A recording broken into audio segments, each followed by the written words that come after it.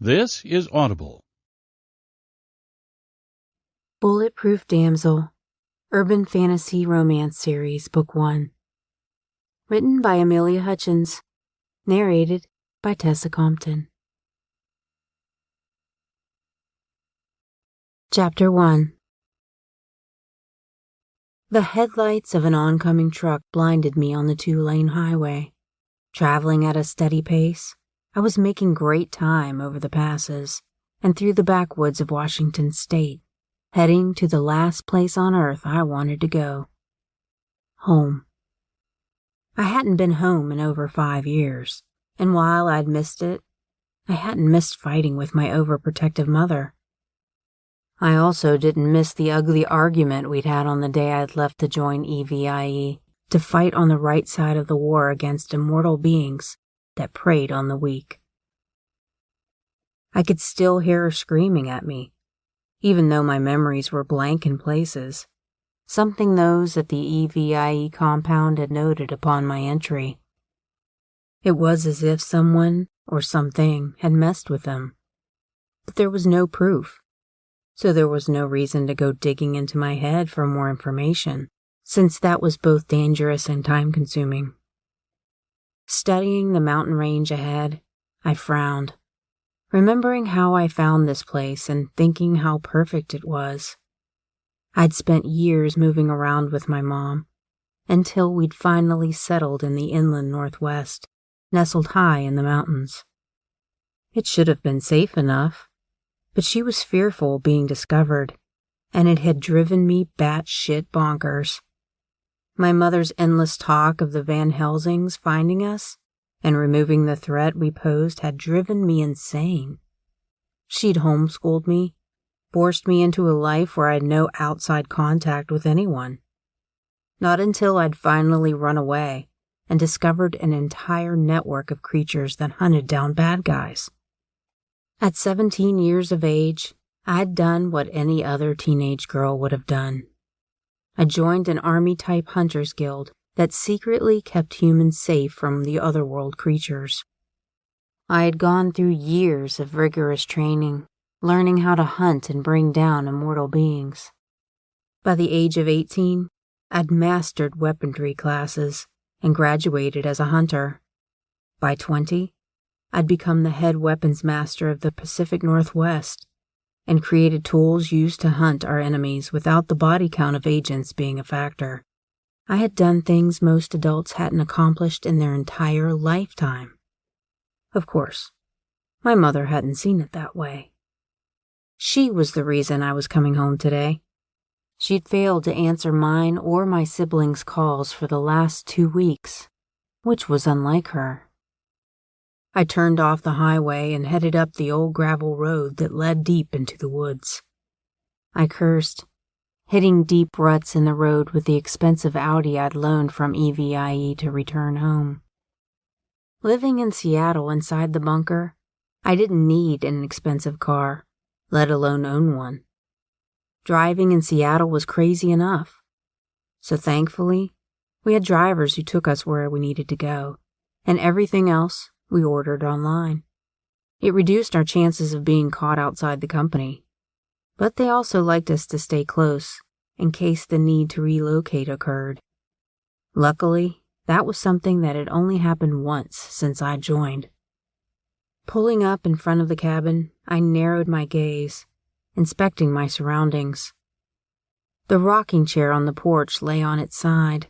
The windows had shattered, apparently from the inside, since the light from the headlights revealed glass outside. Swallowing, I frowned, chewing my bottom lip as I reached for the glove box to pull out the handgun stashed inside.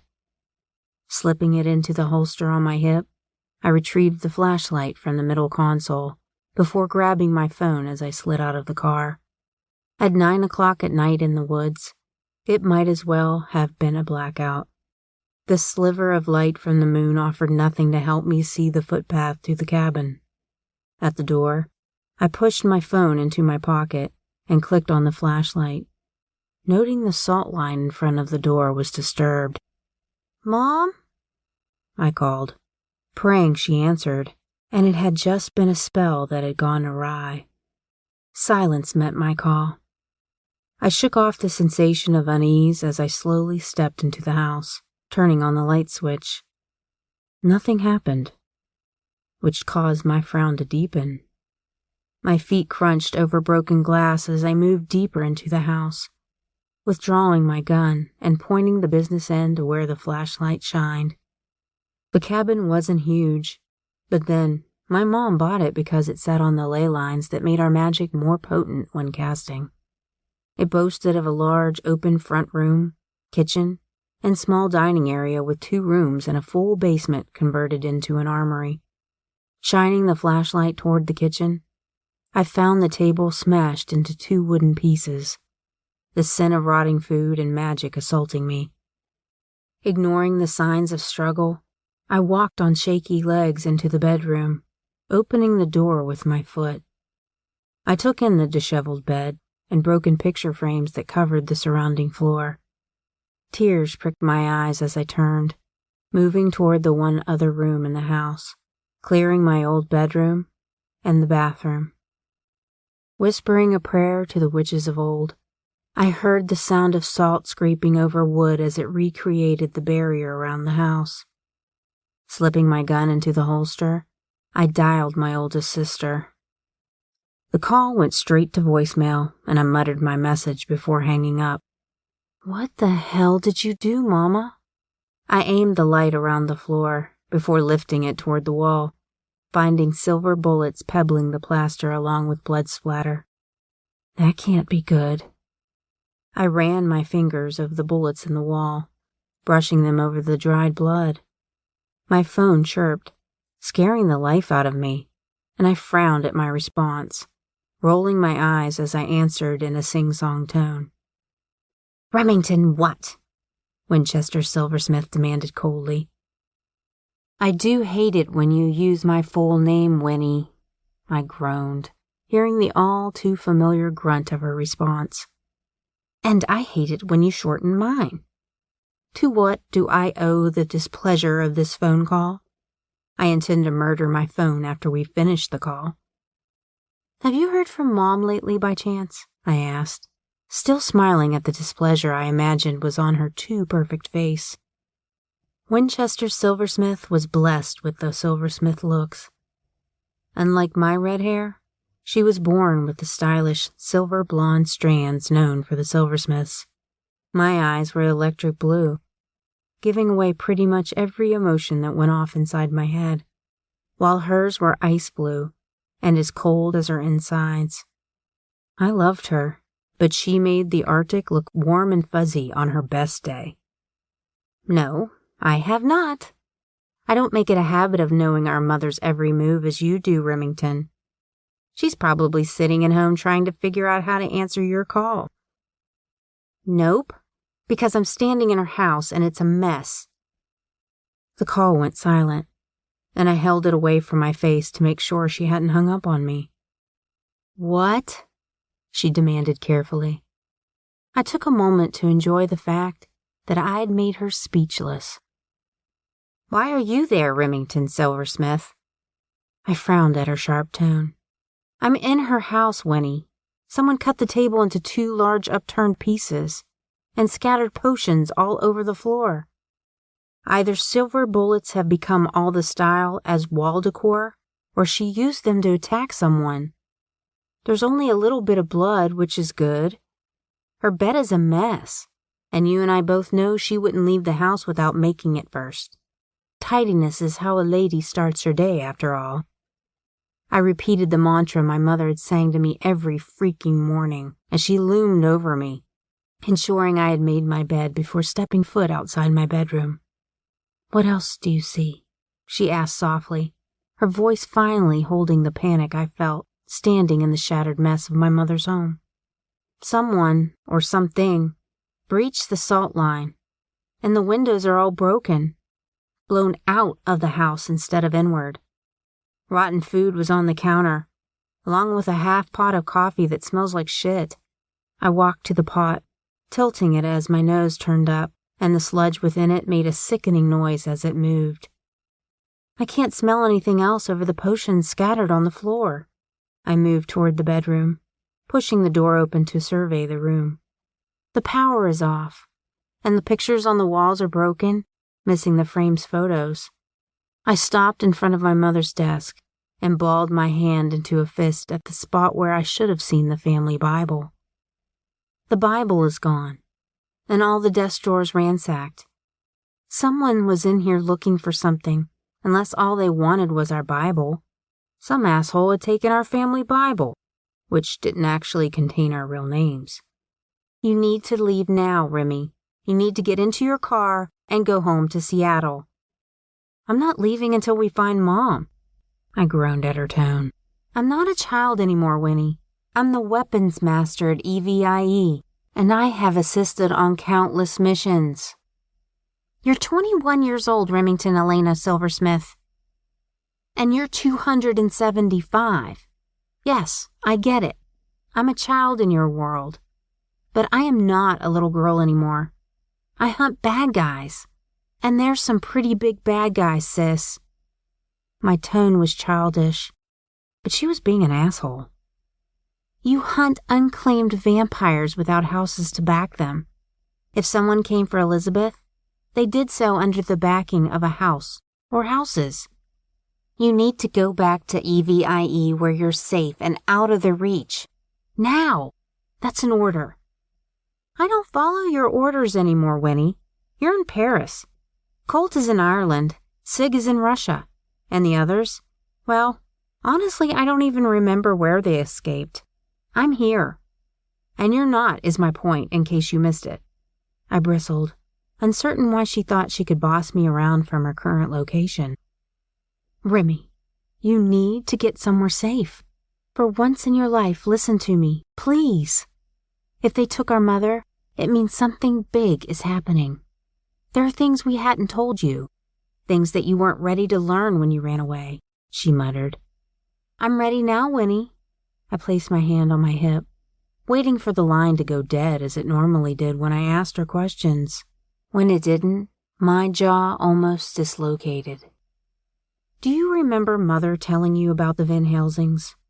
She asked guardedly, her voice lowering, as if she feared they'd appear like Bloody Mary if she said it too loudly. At my affirmative reply, she continued, They promised to eradicate all silversmiths, which is why we don't stay together. We keep ahead of them, or we did until you ran away.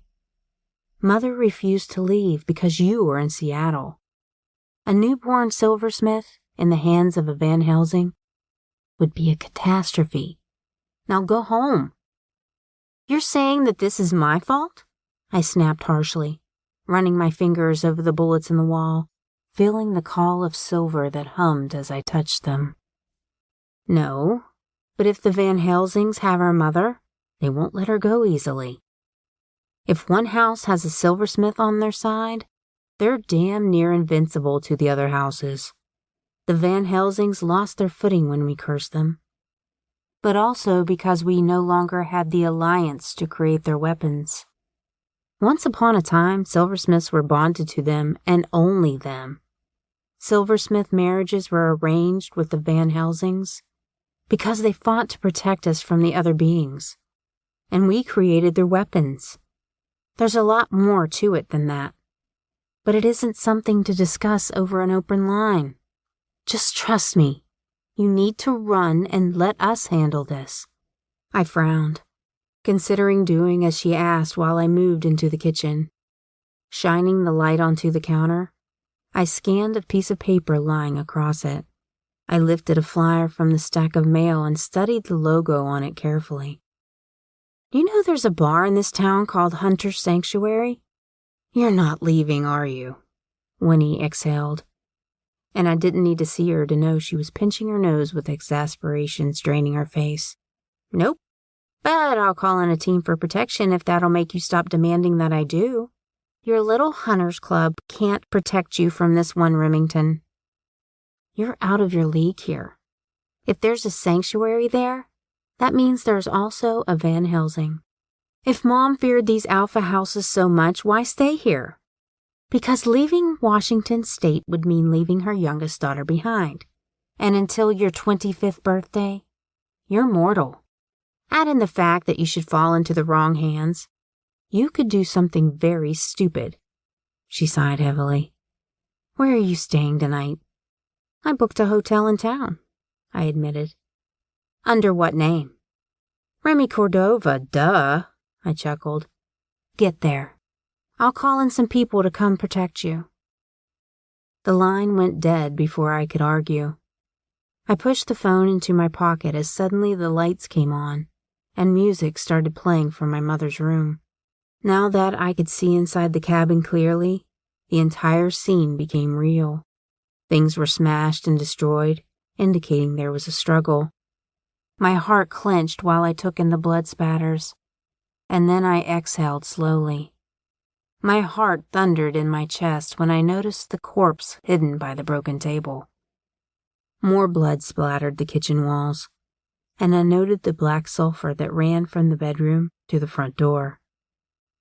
Silently, I moved toward the corpse, using my foot to open his bottom lip to reveal fangs. Vampire corpse. Black sulfur. Broken salt line. Missing mother. Vampires, demons, and witches. Oh my. Chapter 2.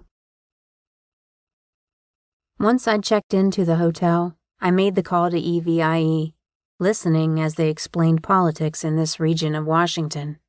Help wasn't coming, which figured since they played by a rule of conduct and the local police hadn't invited them. No bodies were piling up, and one missing witch didn't scream foul play on a supernatural level. Not even the vampire corpse had gotten their attention. My phone rang, and I slid my finger over the screen, listening. You do know I can hear your creepy breathing over the phone, right, Remy? Nick snorted, chuckling as if she'd amused herself. Not a good time, Nix, I admitted, thumbing through the phone book for the club's address. Considering that you called the elders before calling me, I should be offended. However, as your official best friend, I'm going to let it slide this once. I'm currently getting on a plane and coming to you. You're welcome. The boarding announcement for Spokane echoed through the phone, and my lips jerked into a smile. No, that's mine. It does not go below. What if I need to get off while on the plane? I just can't grab a male and take him to the bathroom with me. That isn't sanitary, she whined to the man, arguing that she needed to check her bags. Nix was a nymph. She fed on men, and she enjoyed it to no ends. Her snappy comments and flippant attitude had made me laugh and feel accepted the moment I'd met her snarky ass. Ma'am, your bag will not fit in the overhead compartment. We will need to check it, the flight attendant was arguing.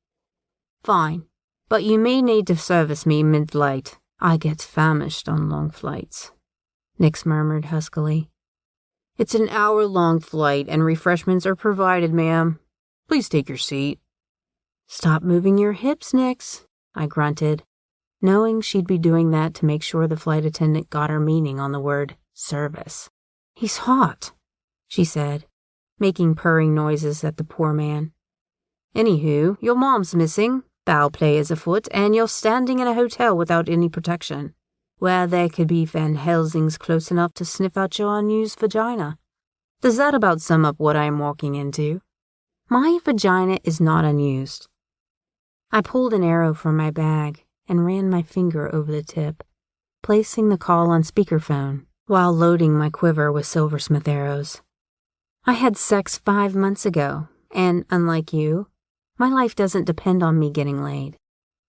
Scientists have proven that orgasms reduce stress and are actually good for you. The line went silent for a moment before she spoke again. I'm sorry about your mom, Remy, she said softly, causing my heart to clench and my stomach to churn. Thanks, but let's not bury her just yet. I carefully pushed the arrow into the quiver, then grimaced as it made a soft noise while joining the other. What are you doing? She countered, and I scrunched my face up. Tell me you're not going hunting without backup. Remington Silversmith, don't you even think about it. I'm just going to take a peek at the bar, I snorted. There's a sanctuary here, which means there's a Van Helsing. I'd rather find him before he finds me. You and I both know that it's better I learn my enemy rather than give him the time to learn me. There's also the fact that it's been 290 years since the bloodlines went to war. How long can a feud last? Besides, maybe if I find him, he can tell me what my family has kept from me. Lord knows your version of the truth wasn't accurate. I'm pretty sure your version was more porn than fact, and well, I don't think they started fighting over pussy. My version wasn't wrong. It started because the Van Helsings and Silversmiths were born to mate. And trust me, you don't want to find him before he finds you. Not without backup, Remy. The Van Helsings are cursed incubi, and therein lies the huge difference between them and normal incubi. You were literally 2 peas in a gunslinging pod once upon a time. You are the silver to their bullets, the wings to their planes. If he senses you near him, he will either hump the hell out of you or try to murder you. It's been almost 300 years, Nix. How long can a curse stay that prominent? Besides, he could have my mother. What if the curse is in play and he's humping my mother? Then go, mama, go. Not you, though. I need you. It's my mother, Nix. I am not close to my brothers and sisters, but my mom? She knows me, and she gets me. She's my person. I thought I was your person. You are my person, but so is she. She spent 13 hours bringing me into the world. Can you say the same? I slipped my quiver over my back and grabbed the crossbow from the bed. Do you want to be in my vagina? She asked curiously.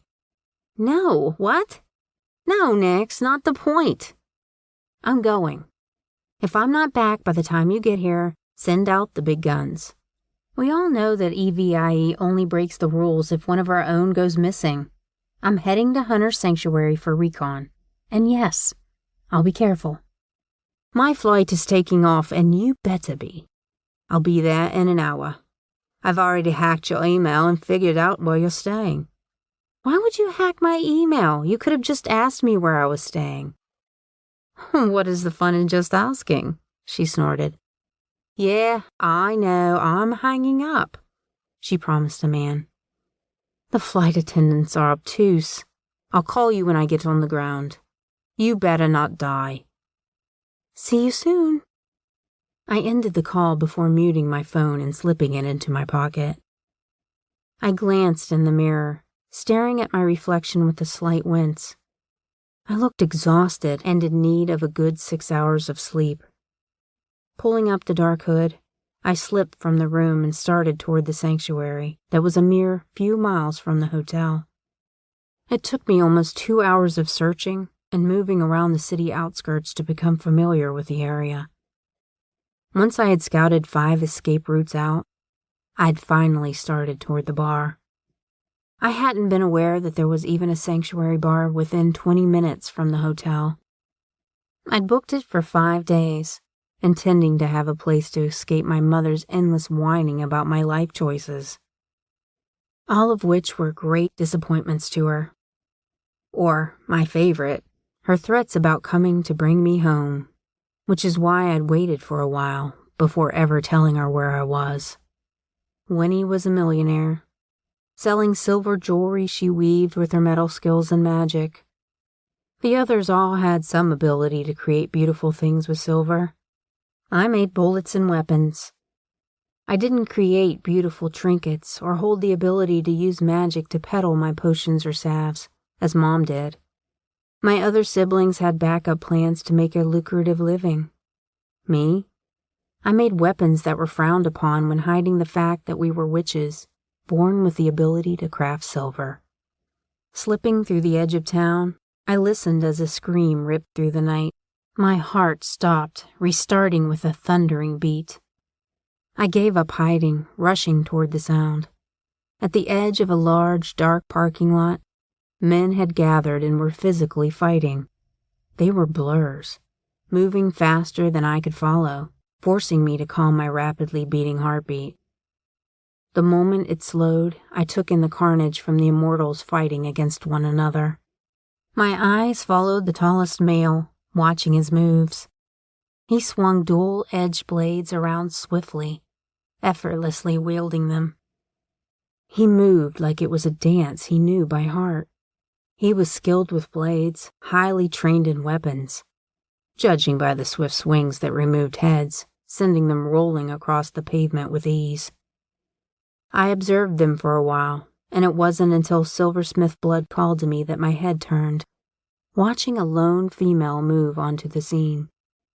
I swallowed down the urge to go to her. It was a struggle to ignore the heady siren's call of blood beckoning me toward where she stood. She pushed her hood away from her head, and I paused. Cocking my head to the side, I gazed at her with no recognition of who she was, other than we shared magical blood ties. It wasn't my mother as I had hoped. The woman's hand lifted, and I watched her beckoning Silver to her, smiling coldly as she pulled more power into her missiles. Silently, I nocked a single arrow before aiming it at her. Vampires lay bleeding or dying on the ground as a cold-looking male appeared beside her, grinning at the other men's worried expressions. Smoothing his hand down the woman's back, I noted the glimmer of the ring he wore, recognizing the Van Helsing insignia. Realizing that a silversmith witch was helping a Van Helsing, I pushed off my hood and redirected my aim. Exhaling, I released the arrow the moment she let loose her bullets for a direct kill shot.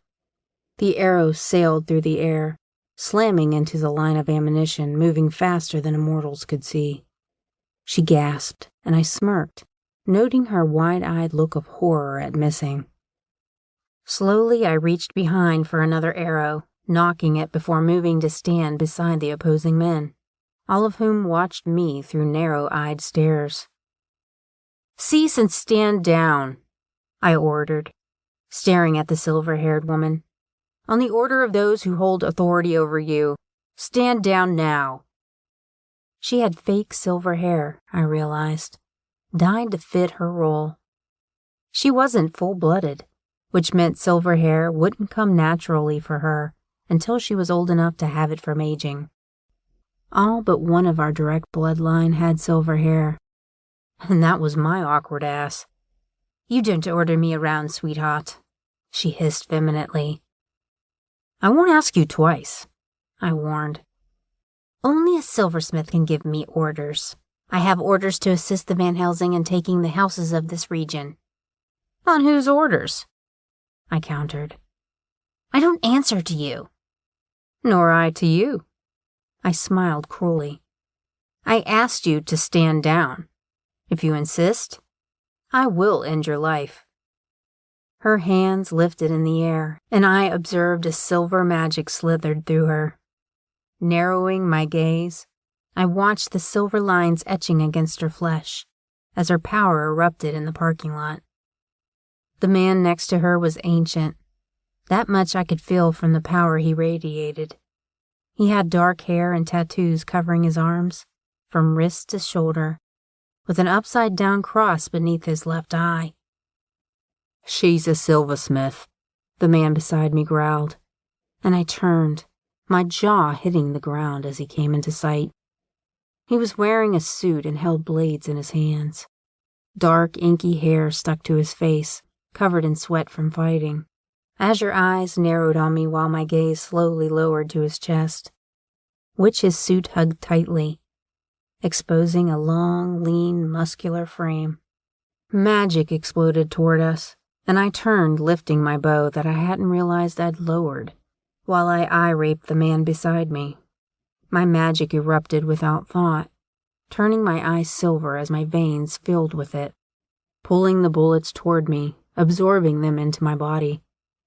The woman's mouth opened and closed, realizing her mistake too late. My fingers released the string, watching as the arrow shot through her open mouth, shattering her silver until it looked like glass raining down on the ground as she crumbled. "What the fuck is happening?" someone asked, and I turned toward the Van Helsing that stood across from us, smiling as my silver magic reflected in his eyes. "Pretty," he said huskily. Did a silversmith just kill another silversmith? How are there two in the same town when a week ago we couldn't even find one? The voice asked again. I ignored the men behind me, watching the Van Helsing as he calculated his chance of reaching me before I could react. I lifted my hands and he stepped back, feeling the undead closing in around him. The silent monsters hidden within the shadows preparing to attack finally lunged, and I slipped away from the men next to me, offering them a coy smile. I stepped into the opening of the parking lot to fight. Not that I needed much room, but my silver was faster than normal silversmith's silver. I called the silver bullets that the fallen woman had wielded, using them to create a moving shield around me, smiling cruelly while they pelted into the undead that lunged toward me, unable to see the movement of the bullets with the speed in which they moved. I stared at the Van Helsing, who watched me, lowering his head with a sinfully wicked smirk on his lips as he continued backing away, turning to vanish into the woods. He'd left his undead warriors to die, and that pissed me off, since he'd brought them here to fight on his behalf, abandoning them to my bullets. Exhaustion hit me without warning, and the bullets dropped to the ground, clinking on the pavement. I yelped out in surprise as a vampire lunged, and my hands lifted. I caught him by the shoulders and held his snapping fangs away from me until something sliced through his neck, severing his head from his shoulders. Turning, I found the men standing in the same place as before, as a sing-song voice entered my mind. Chapter 3. So, just going to look around, Nick snorted, wiping her blade on a vampire's clothes, which had turned into a pile of ashes. Did you find him? She continued, staring up at me, narrowing her eyes. Her dark head turned, and she moved her attention to the men in front of us. Warning bells were playing in my head as I took in the tallest male. Sinfully blue eyes smiled, as if he sensed how weak I was in my current state. He took a step closer, and my heart thundered against my chest. We need to go, I whispered, turning to run away only to trip over my own feet, landing on my face on the concrete. That is an actual blood-ass silversmith, he chuckled. Nix gripped my arms, pulling me up as we started forward. You were supposed to be the rescue squad, I groaned, hating that the curse had come on so fast. We tripped at the beginning of the woods and male laughter sounded behind us. At least we weren't being chased by the Van Helsing. It was a small blessing, but I'd take it as a win. Nix pulled me back up to my feet and we continued through the woods. But it was futile, considering my curse was pretty much a giant fuck you from the Van Helsings. Every time a silversmith wielded their power against anyone, it backfired and made us weak and extremely accident-prone for hours afterward. I slipped on the top of a hill, catching a branch as I went over an edge. Someone plucked Nix from the air before she could fall over the ledge with me. I peered up at the male holding my wrist, noting his bedroom eyes smiling down at me like he'd just captured a rare prize. My eyes left his to look down at the jagged rocks below as he pulled me up, bringing my body flush against his, then pinching my chin, angling my face toward him, studying me. Silversmith, it seems your curse was activated, he murmured, turning my face from one side to the other as he examined me. You don't look like a silversmith. His fingers ran through my hair, pulling a strand against his nose as I frowned. You planning to eat me? I questioned pointedly while he sniffed me. Mommy wants some. Shit. I'll take them all on right now, Nix murmured dreamily, causing my head to turn in her direction. I groaned at the look of utter devotion stamped on her face. You were supposed to be the rescue squad, bitch, I grunted, and the male smiled down at me as another took my weapons. Hey, I came right from the airport. I was all for playing Captain Save-A-Ho. I told you to stay away from the Van Helsing, but no. Badass Remy has to go check shit out and find him first. I hope you've learned everything about him, down to his penis size. Why would I want to know that?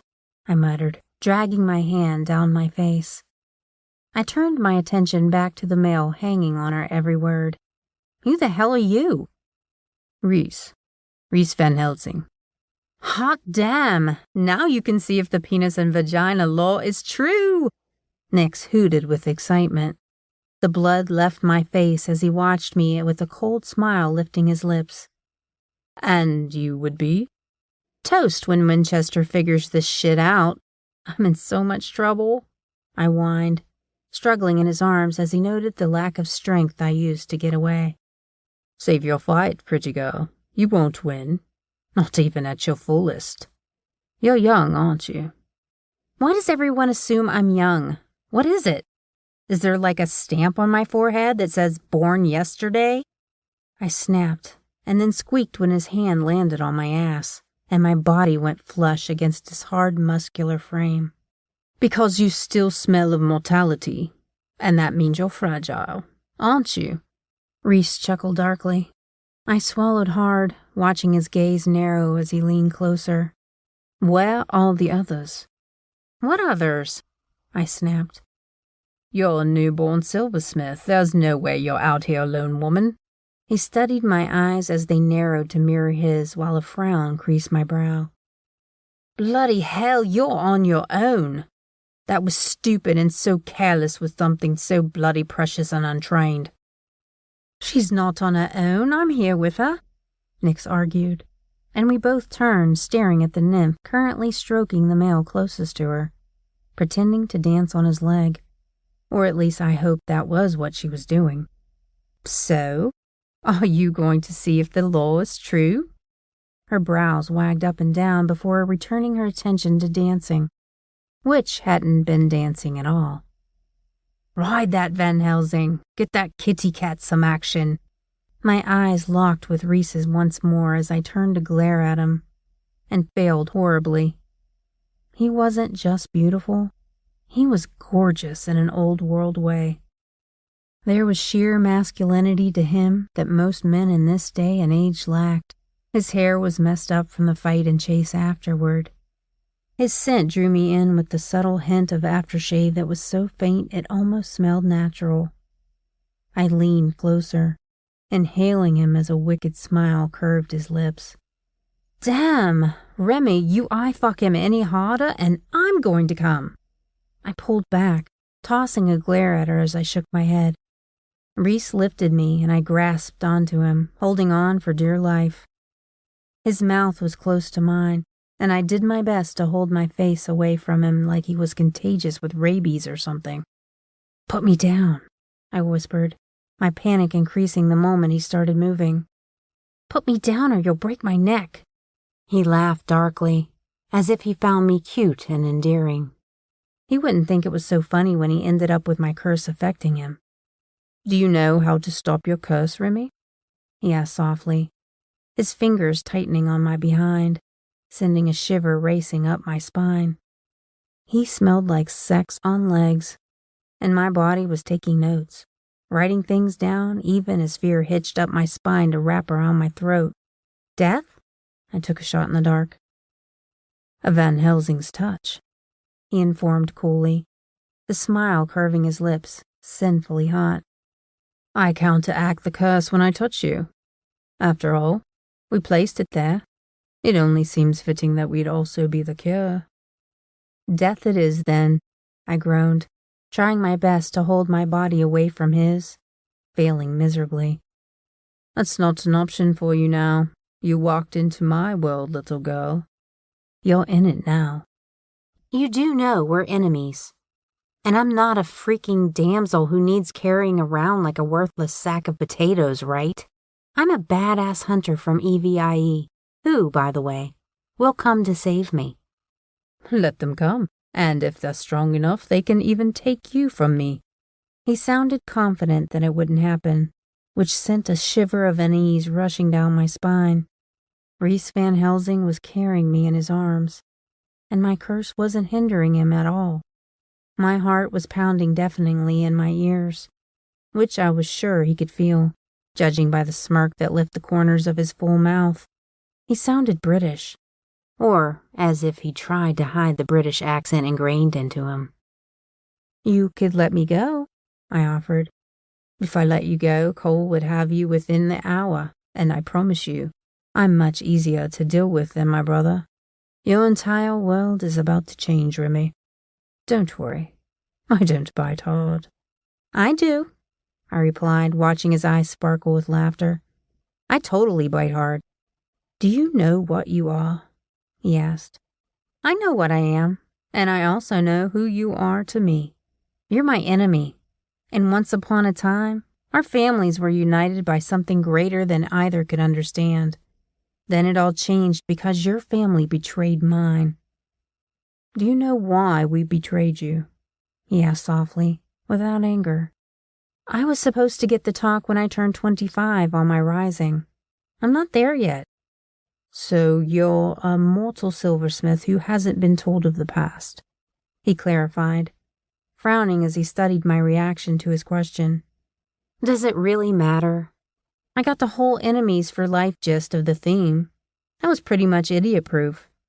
There's also the curse, hence the fact that I could barely walk after using my powers. Which is your fault.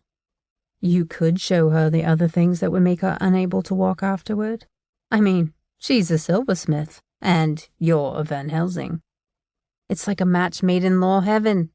Oh, and if you can, please elaborate on the porn part of your family histories in vivid detail for the rest of us.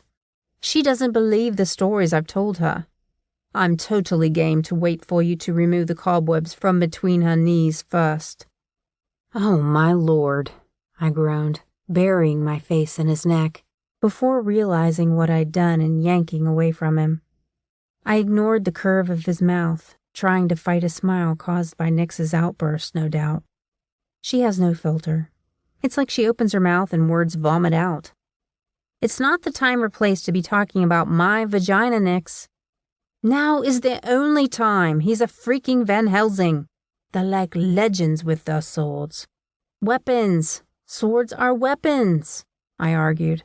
"So are penises when wielded correctly, which you would know if you ever let an actual man near that thing, woman."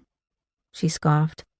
"You two are literally cursed to fuck each other, so just let that shit happen." "She's wrong, right? Tell her she's wrong," I muttered, watching dark eyes shift to hold mine. "Tell her she's wrong because—" Reese's mouth lowered, stilling the air in my lungs as my words hung poised. His mouth brushed against my cheek as he inhaled deeply. "Are you fucking sniffing me?" "You don't smell like magic. Why is that?"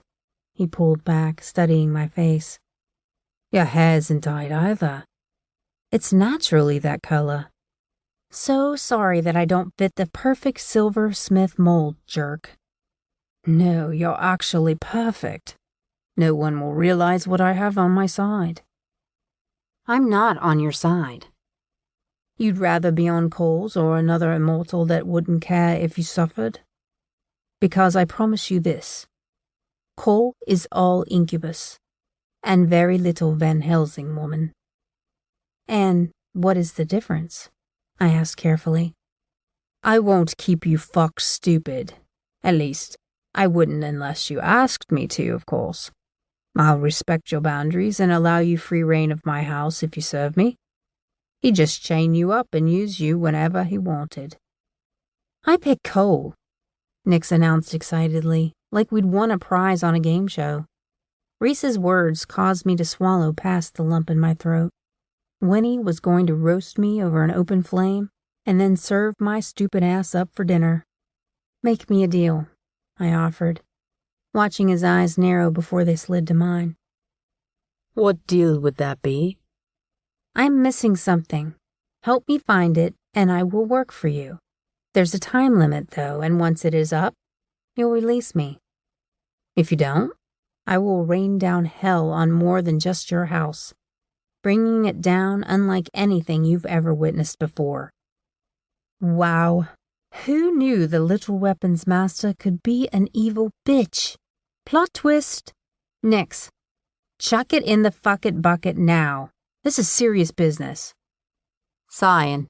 Clear the back room, Reese said, ignoring us both. Have some Irish whiskey brought in. After you've finished that, clear out the bar. Cole will be watching for a weakness now, but he'll be cautious about attacking us since he didn't see her go down with the curse. Let's get our little silversmith to the house as soon as possible.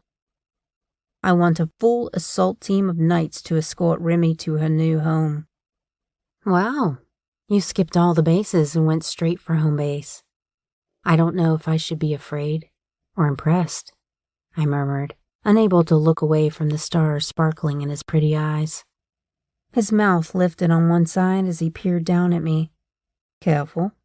That curse is an actual thing, and if you keep looking at me like that, you'll ruin my reputation as a gentleman. Wouldn't want that, I muttered. Chapter 4. The room they gave us was lavish in decor.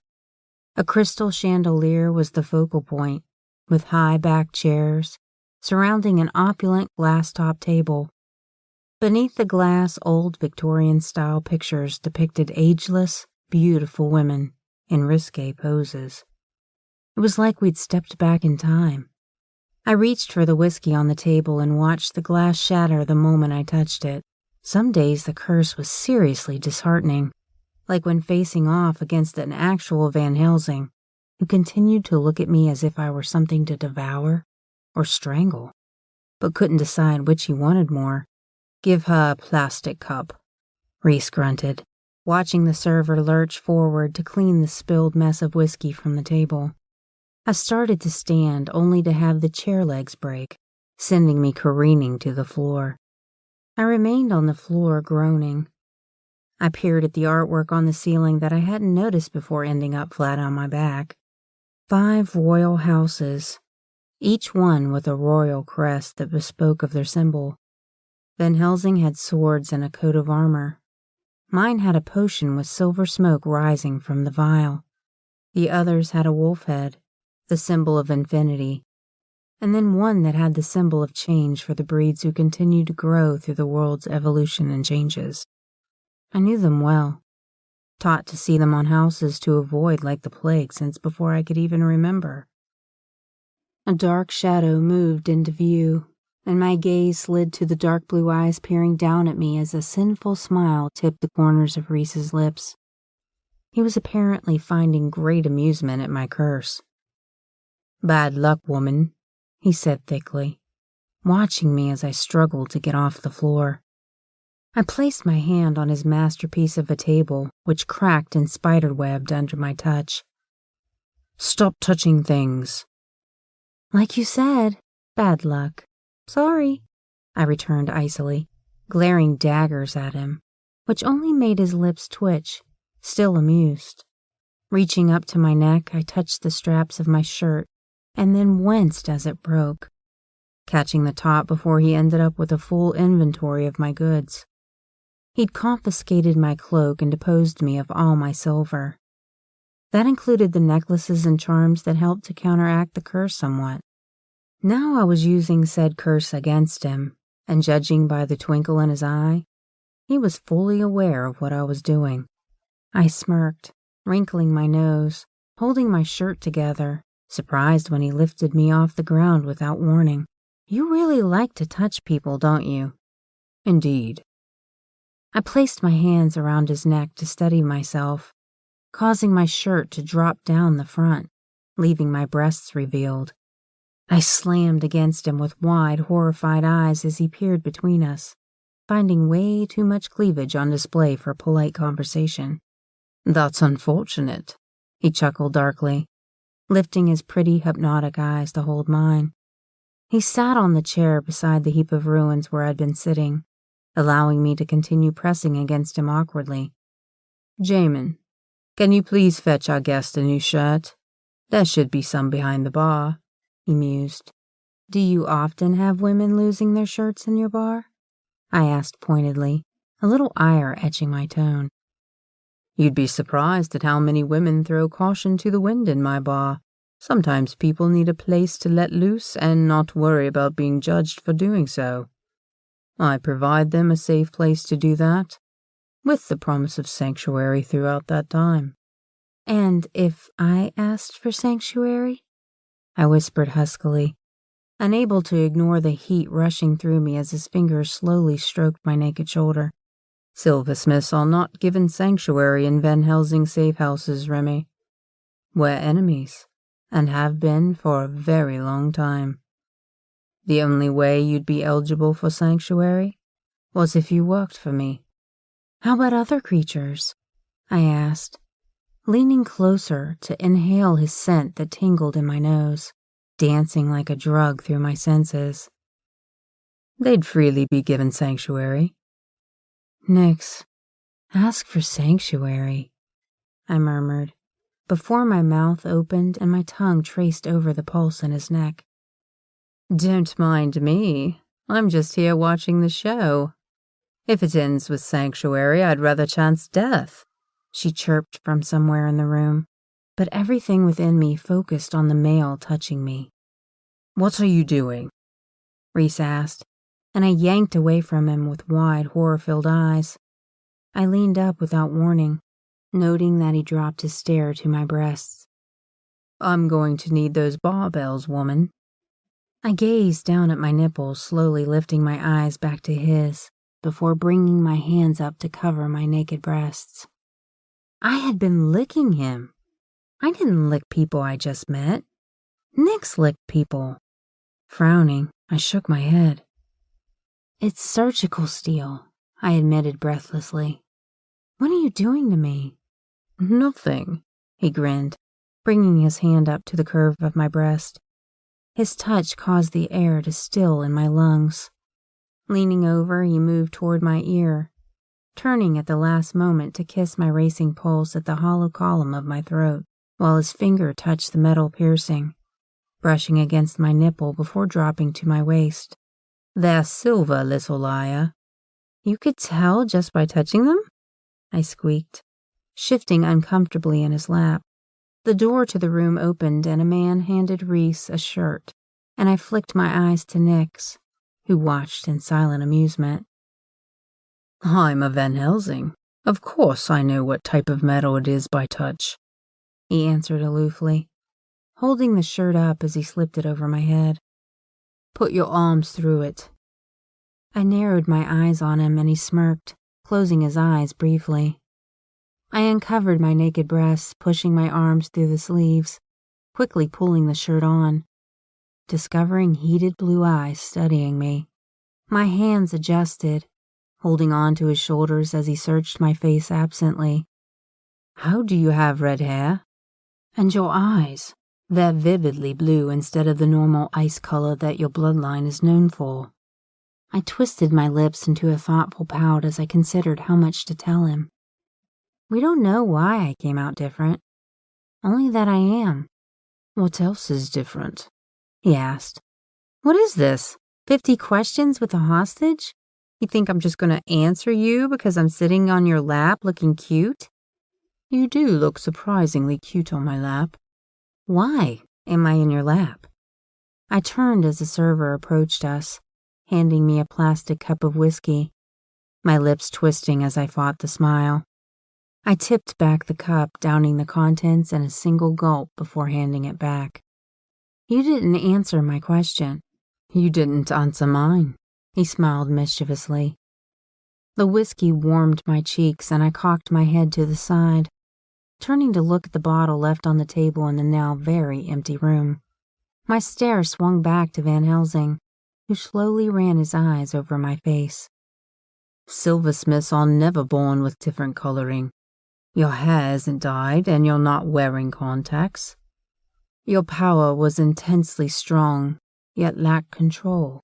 The only time you smelled of magic was when you used it, and for a few moments afterward.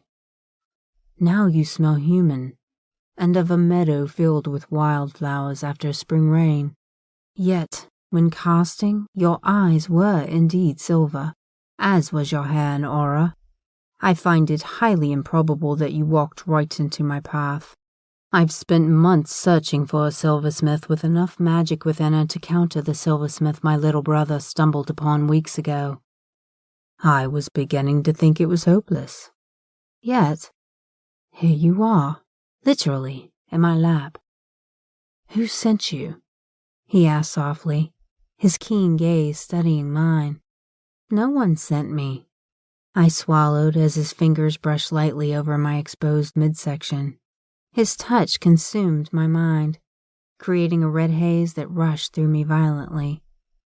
A lazy smile played over his mouth before his tongue snaked out, licking his bottom lip, pulling my eyes to it.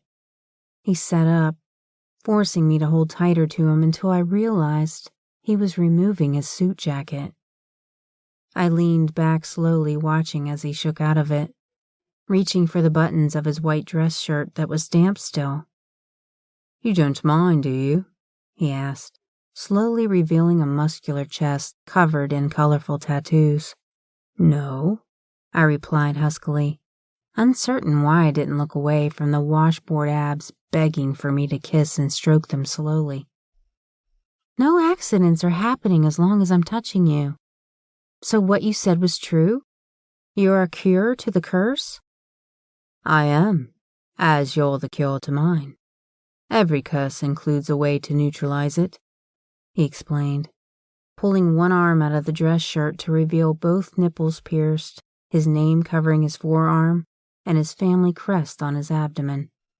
He adjusted in his chair, smiling as he watched me feasting on his ink from beneath my lashes. I pretended that I was anywhere other than his lap. Reese moved again, and the motion forced me forward, causing my hands to rest on his chest. My fingers brushed against his piercings, and I shivered against the call of silversmith silver that he wore brazenly. Heat banked in his pretty stare as he hissed under my touch. What are you doing to me? I asked, knowing something was happening. Getting answers, he admitted, moving his hands around my narrow waist, pulling me closer. I'm an incubus demon, after all. You should know that, silversmith, since your family is the one who cursed me to be this monster. I don't know much about that yet, I admitted, turning to look at the whiskey which would calm the raging inferno within me. If you plan to interrogate me, you should pour me another drink, Van Helsing. Chapter 5. He didn't get up to pour more whiskey, choosing to wrap his arms around me as he did the task instead. It was the most awkward and most uncomfortable thing in my entire life, to pretend that I wasn't affected by his half-naked body, while literally holding on to it so that I didn't end up on my ass on the floor again. How long are you affected by the curse? Reese asked casually. Shouldn't you know that answer? The more powerful the silversmith witch, the more powerful the curse. So what you're really asking me, Van Helsing, is how powerful am I? I watched his lips twitch before he stopped them by biting his bottom lip, which was sexy. Very powerful is the answer to the question you are asking.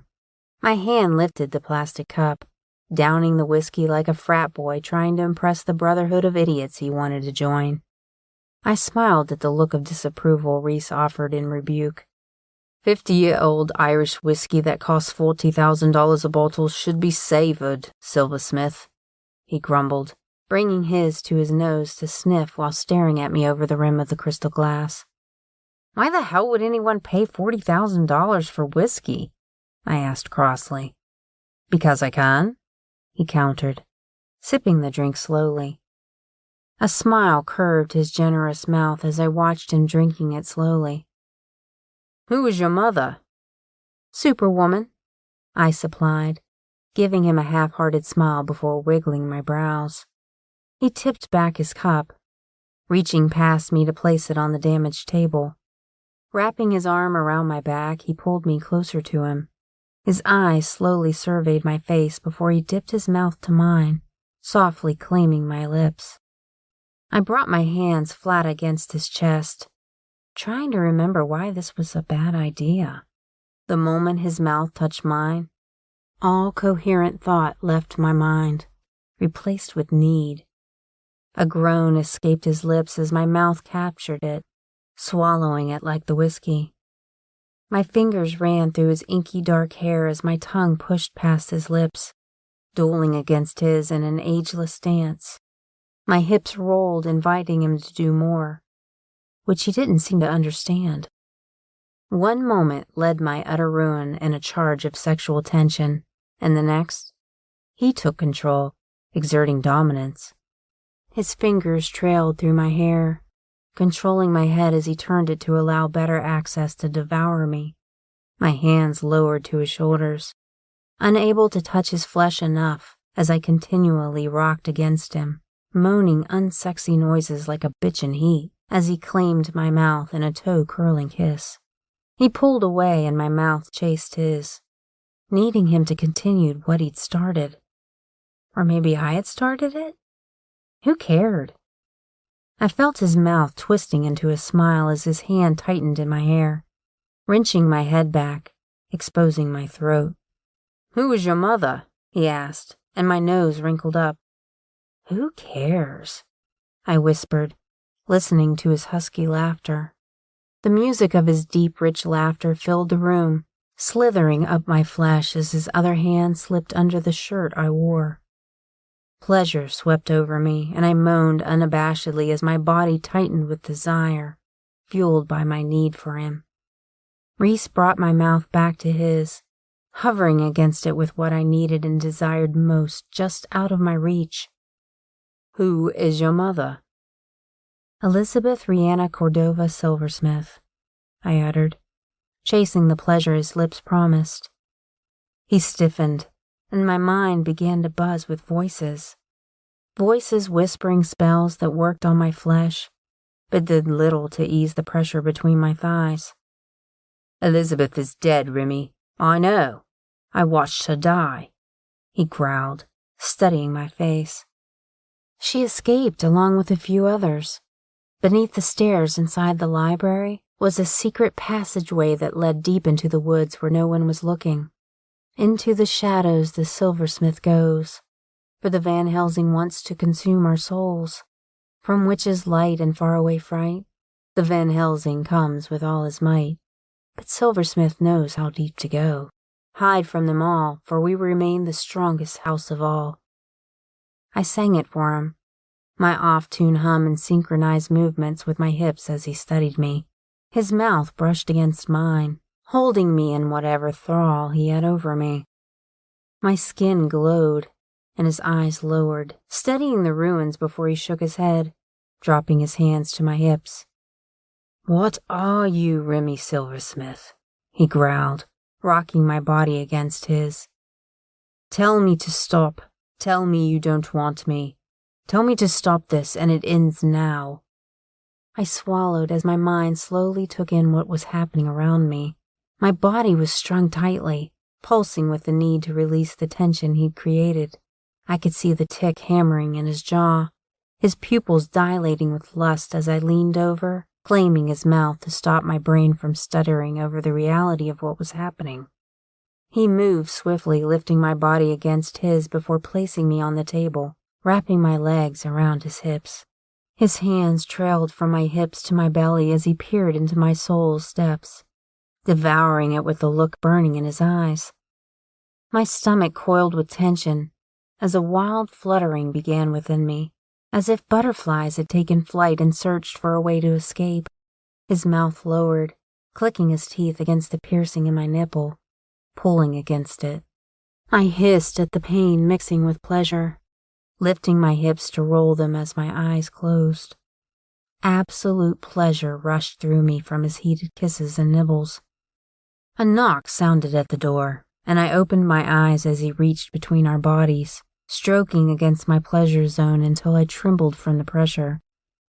His fingers pinched my clit through my pants as sinfully dark blue eyes slid up to hold mine. I exploded as his other hand lifted, covering my mouth, and he groaned like he was in pain during my sudden release. "Van Helsing, Cole just walked into the bar," someone shouted from the other side of the door.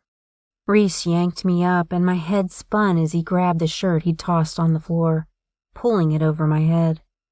He picked up one hand, pushing it through the sleeve before doing the same to my other. His hand lifted, pushing his fingers through his hair as he smiled victoriously at me. "Don't cuss at me too much, love. That bloody bastard will see it as foreplay." "What the hell just happened?" I asked through swollen lips. "That curse your friend mentioned? It's not real, but the one about our lines being connected most certainly is. If you stay with me, I'll tell you more about it. If Elizabeth is your mother, you shouldn't be trying to find her. She will find you. That woman is relentless when she puts her mind to it." The door opened and the tattooed male from earlier in the night entered, his heady stare falling on me as he invited himself inside. His lips curled into a dark smile, while he slid his attention down my body to where Reese held my hips. "Sanctuary, brother," Cole smirked. "Unless, of course, you intend to break the Van Helsing law by denying me entrance?" Cole asked. His eyes sparkled while he studied the way I watched him. "Granted," Reese growled as a tick slowly pulsed in his cheek.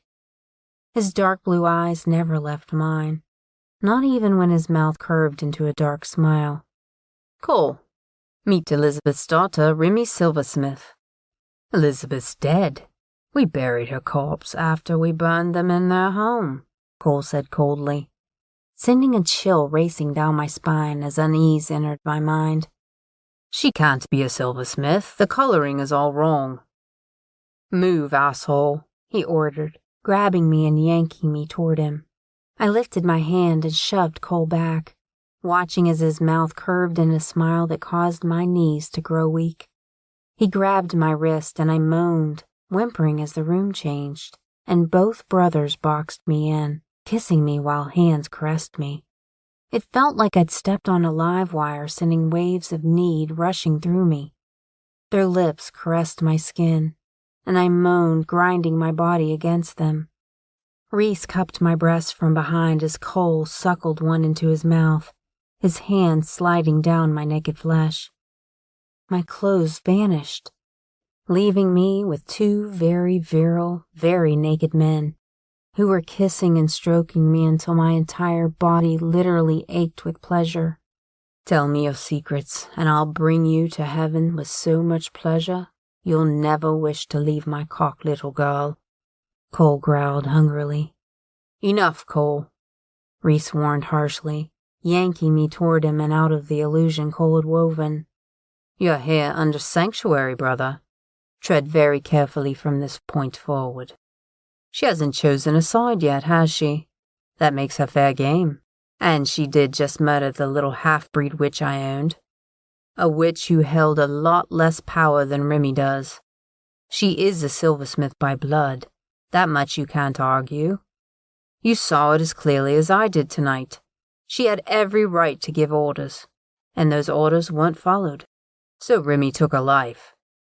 If she were a fucking alpha, brother, then that would be true," Cole snorted, stepping closer, lifting his hand to cradle my cheek. He studied my face carefully through narrowing eyes, running his thumb over my full bottom lip. "She's a little too wild for your uptight ass to handle anyway. She's got a dark side, and I want to play with it. Care to join me, brother? Remy remains here until she decides which side she wants. She is an alpha, and you know it. Regardless of house status, that stands. Your half-breed should have listened to her, and she wouldn't be dead right now." I was getting whiplash from their conversation, yet I hadn't looked away from Cole, who was smiling. He screamed king of wickedness, right down to the tattoos that sat on his face. His power wasn't muted. It continued to pulse like a steady beat through the room, even though it wasn't directed at me since he let me go. "You like what you see, pretty one?" "Undecided," I admitted. Who the hell looked like sex incarnate while rocking face tattoos? They weren't supposed to be sexy, but on Cole, they were. His head canted to the side, and the smile that played on his mouth promised pleasure. Shit. Everything about both men screamed sex god in pretty packages. Nix would be in heaven. You need help deciding? Cole asked, slowly stepping closer until I was between the brothers. His hands lifted to my shoulders while Reese continued to hold my waist. You remember the last silversmith we took together, Reese? Cole continued, lowering his lips to my throat while slowly nipping against the racing pulse. I'm not interested in sharing anything with you, Cole. I don't think she's interested in being shared either. Are you, love? Reese asked, his nose slowly rubbing against my ear as their body's heat pushed against mine. My heart pounded relentlessly against my chest. Cole leaned closer, brushing his lips against mine as he smiled. His hands on my hips held me tightly, brushing thumbs over my flesh to reassure me, while Cole cleaned my mouth softly, slowly seducing my senses. I moaned as images flashed through my mind. Cole had me seated on his lap while Reese sat between my legs, devouring me. Cole held my thighs open, allowing Reese to stroke his tongue hungrily through my apex's arousal. I watched with a hooded gaze as Cole's fingers began running in a circular pattern against my clit. Reese's fingers entered my body, filling me until I was bucking against them, coming undone around their sensual assault. I shivered violently, pushing the images away as I tried to determine reality from fantasy. Freaking incubus demons? Even worse, brother incubus demons. Enough, I moaned as my head dropped back against Reese's chest. Cole stepped back, smiling, but the look in his eyes floored me, like he hadn't been unaffected by that vision either. She's a dirty girl with a sinfully delicious imagination. She was imaging you eating her naked pussy. And it is very naked indeed, brother. You're in over your head with this one, Reese. When she becomes too much to handle, send her my way, and I'll turn her naughty little thoughts into a reality she'd enjoy. You finished yet, asshole? Reese growled, and yet he didn't release me. Nah, I'm just getting started, Cole laughed darkly, letting his eyes drop to where Reese continued running his fingers over my hips. I'll see you soon, sunshine. My name is Remington, not Sunshine. Remington. What a beautiful name for a little silversmith, he chuckled, leaning closer to inhale my scent. Fuck me, you're a newborn. No wonder my asshole brother's trying to claim you. I'm guessing Eliza didn't get to the part where we're the bad guys, did she? Since you're not immortal, I'm going to guess that you know nothing of our world or history. Fuck me if we didn't hit pay dirt with you. You didn't hit shit. I may be young, but I'm not stupid. I'm aware I'm in the hands of my bloodline's mortal enemies. I'm very aware of who and what you are. I'm also aware that I'm on neither of your sides. So stop with your demon mind tricks, or I'll make your blood boil with mine. I do promise to enjoy the pretty screams you'll give me. Now get your fucking hands off of me, both of you. You sure you want me to do that? Reese chuckled against the side of my neck, kissing it softly. I'm not sure how much more this room can take of your curse. You broke a 200-year-old table that was an heirloom. Who is to blame for that? I countered crossly. Touché. But if I release you from my touch, you'll either face plant on the floor or land on Cole, which he is hoping happens. If he's touching you without me grounding you, I can't get you out of his thrall. Decide. It's your choice what happens to you. Come on, pretty girl, come play in my world. I promise you'll like it there. Cole smirked, crossing his arms over his chest, watching me carefully as frustration played out on my face. I'm much more fun than Reese's stuffy, prim and proper ass is. I didn't trust either of them, not one iota. However, I really didn't trust a man who could sacrifice his men just to make a point. Cole planned to murder his brother. If I hadn't intervened, he very well might have accomplished it. I think I'll stay with Reese for now, Cole. It was a pleasure to meet you, though. And should I need a gorgeous evil villain, you'll be my first choice. Who says I'm the evil one, Sunshine? Cole asked, lifting a brow as Reese snorted behind me. Oh, don't let his suit and ties fool you. He's as evil as they come. He just hides it much better than I do. Enjoy your evening. Do try to pull that stick out of my brother's ass, yeah? He's a bloody fucking thorn in my side. It was my pleasure meeting you, Remington. Such beauty and grace have long been forgotten in this day and age. Though, maybe pick your clothes better and stop letting this wanker dress you. I can send something more appropriate for you to wear if you like. If not, I took it upon myself to pick up your belongings from your hotel. They're being held at the bar since weapons are frowned upon here, especially silversmith weapons. You have an eye for fine detail, and I must say, I'm impressed by your craftsmanship to your personal weapons. I did, however, take one as my price for delivering your things. Good night, my lady, he said, bowing at the waist before his eyes lifted, a cold smile playing on his lips as he stared over my shoulder. I'll be back soon. Promise. He left the room and I spun around, lifting my hand to slap Reese before he could deflect it. Do not ever use your magic on me again, or I'll return the favor tenfold. And I only know the nasty spells of my bloodline. If I kiss you, it will be because I want to kiss you. If I tell you things, it will be because I want you to know them. Use your demon mojo on me, and I will get evil on you, and you know it. So don't push me. You have things I want to learn about my history, but more than that, you know my mother, which means you may know who took her or who would want to take her. If you help me, I will help you. That is my offer. Take it or leave it, Van Helsing. I only used my influence when I kissed you, and only a sliver of it. I can't make you want me. You're a silversmith. You're immune to that part of what I am because you cursed me. You're my cure for the incubus magic within me.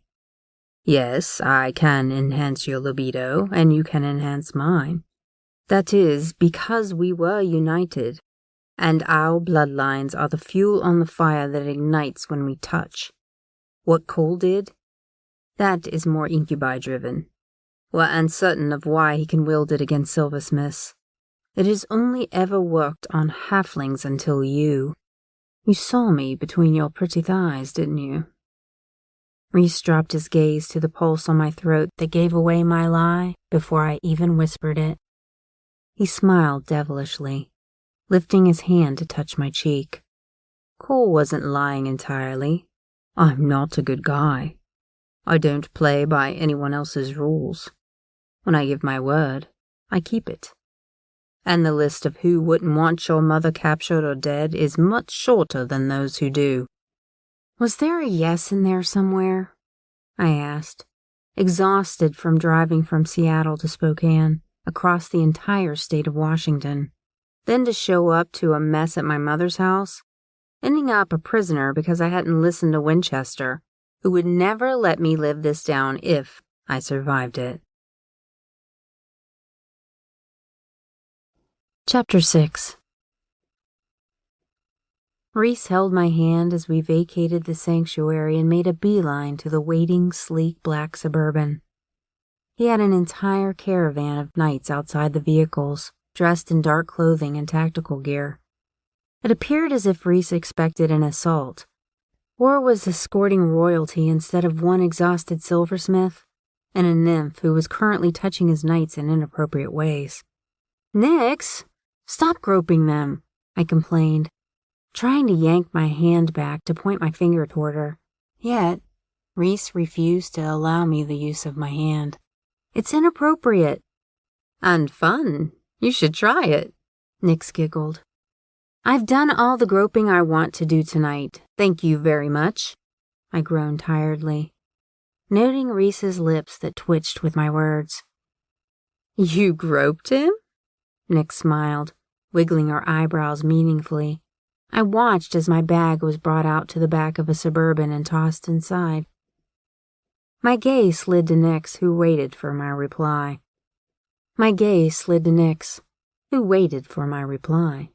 My teeth worried my lip while I decided what to tell her.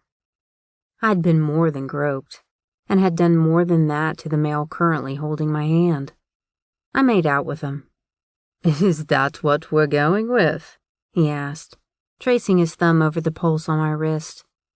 I'm pretty sure you got a little more than that tonight, Silversmith. Indeed, it is. That's all the information anyone needs to know about what happened in that room tonight. My eyes dared him to argue it, his sparkling with amusement before dragging his tongue over his very writable lips. I need more details than that. Did you make her pretty kitty purr? It needs to purr. She's growing cobwebs, and it's such a waste. And considering who Remy is and what she is, she needs to use those pelvic muscles. Did the curse happen? Were you inexplicably drawn to one another with the need to bend that ass over and spread those? And that's enough from you, I squeaked abruptly, pausing at the sound of Reese's rumbling dark laughter. Leveling him with a chilling glare just made him smile wickedly, and his damn thumb found my pulse on my wrist again, stroking it slowly. The curse is true, and yes, it has ignited between us, Nix. Unfortunately, we were disturbed and our liaison was interrupted. Considering how much magic Remy wielded earlier tonight, I'm sure we'll have time tonight to pursue the end of what we started. Nope, I chirped. My heart stopped at his words, starting up again with a thundering beat pounding in my ears. That cursed thumb paused, pushing against my pulse, and I swallowed as his body got closer to mine. That is not happening. In you go, woman, he announced. I tried to pull my wrist away from his grip, but he prevailed, holding on to it. I climbed into the back seat of one of the cars and Reese followed, pressing his thigh against mine and finally releasing my hand. I rubbed the skin where he'd held it, feeling the loss of the heat the moment he let go. Nix crawled in over the top of us, chuckling as we cursed at our unexpected entrance. She climbed over the seat, even though the second row was accessible through the seat's center. It wasn't bad enough that I was sharing a seat with a Van Helsing. I also had to deal with my very horny, very inappropriate best friend speaking over my shoulder. So, are you going to fuck him, Remy? She chirped happily. I coughed, covering my mouth with my hand to smother the groan that her words drew from within me. That's inappropriate, and no, I have no intention of sleeping with him. You'll be sharing my bed unless, of course, your run of bad luck is over, he stated, turning his face toward mine, which was entirely too close. Normally, it takes at least a few hours, I admitted, pursing my lips before scrunching up my face. That doesn't mean I'm sleeping with you. It means I might be sleeping beside you. There's a big difference between the two. Remy likes her neck kissed and her arms held above her head. She's totally into being dominated, but hasn't met a man who is alpha enough to accommodate her freakishly kinky needs. I like to be manhandled, you know, in case you were wondering, Nix offered from the back seat. I closed my eyes, dropping my head back against the seat, praying for the strength not to throttle my best friend. The hint of a blush burned my ears and cheeks as I felt Reese's heated stare studying me. Swallowing loudly, I opened my eyes to glare at him. What else does Remy like, Nix? He asked, watching me through a hooded stare that caused my already rapid heartbeat to hitch to a dangerous rate. She likes men who take control and challenge her mind. Pretty boring on the latter part, if you ask me, she announced, inhaling to say more. Remy has a dark side, one she keeps hidden from the world. But I know because I'm her person. She reads romance novels by the truckful, devouring them in one sitting. Candlelight makes her into a hopeless romantic, and she loves music. I've caught her dancing around in her panties more than a few times." I turned, leveling her with a look of betrayal. She would probably let me tell more about what she likes, but she knows I have no filter. Remington's never had anyone go down on her, so there's that too. I'm also unable to keep secrets. I brought my hands up to cover my flaming face. A redhead blushing wasn't pretty. Not when my hair and face matched, or so my mother had often reminded me. I wanted the seat to open up and swallow me. "You've never had your pussy eaten?" Reese asked huskily. His hand moved to grip my thigh, causing my hand to cover his. My angry glare locked with his hooded stare. His touch made everything within me tighten and pulse with a brutal need that eviscerated me. "It wasn't an invitation," I snapped crossly. "There are a lot of things I have yet to do in my life. That doesn't mean I intend to do them tonight, or with you. If I wanted you to eat my pussy, I'd ask you to lick my pussy. I have not asked you to eat my pussy, therefore, you should not assume there is an invitation." The driver sputtered, coughing on the drink of water he'd just taken as his eyes met mine in the rearview mirror. I pulled my eyes from the driver's wide stare to give Reese a withering stare. But his smile caught me off guard and gave me pause. "It wasn't a challenge," I whispered, and then gasped as his hand pushed against my already throbbing core. His nostrils flared and his head cocked to the side, dropping the smile as something more sinister played out in his eyes. "Drive. My newest conquest is tired and in need of her rest," Reese chuckled, releasing my cord to pull a phone from his pocket. "Have the room next to mine set up, and have a nightcap ready, along with something pretty for a female to sleep in." His stare slid to my frame, sliding up and down it before he continued his conversation. "Size 4, and make sure to draw a bath for her, ready for when we get there. Not too hot of water, as she is mortal. Have a light meal prepared for her as well, since she missed her dinner.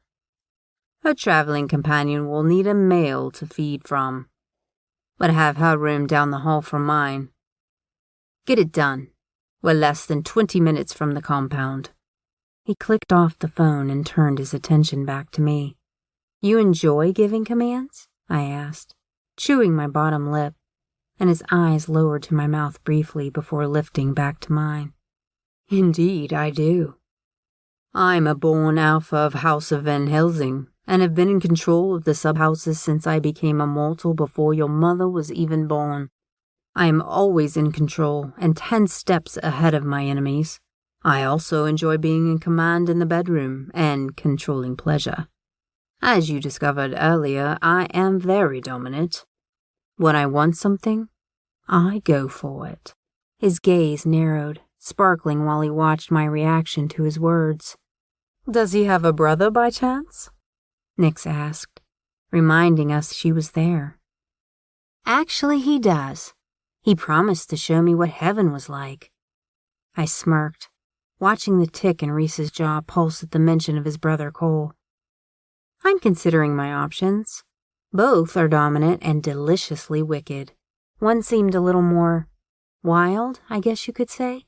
While you're considering your options, know this.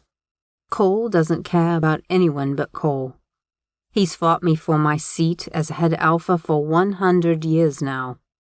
During that time, he's sacrificed thousands of creatures to reach for it. He doesn't even want the seat because he doesn't want the responsibility. He just doesn't like that I have it.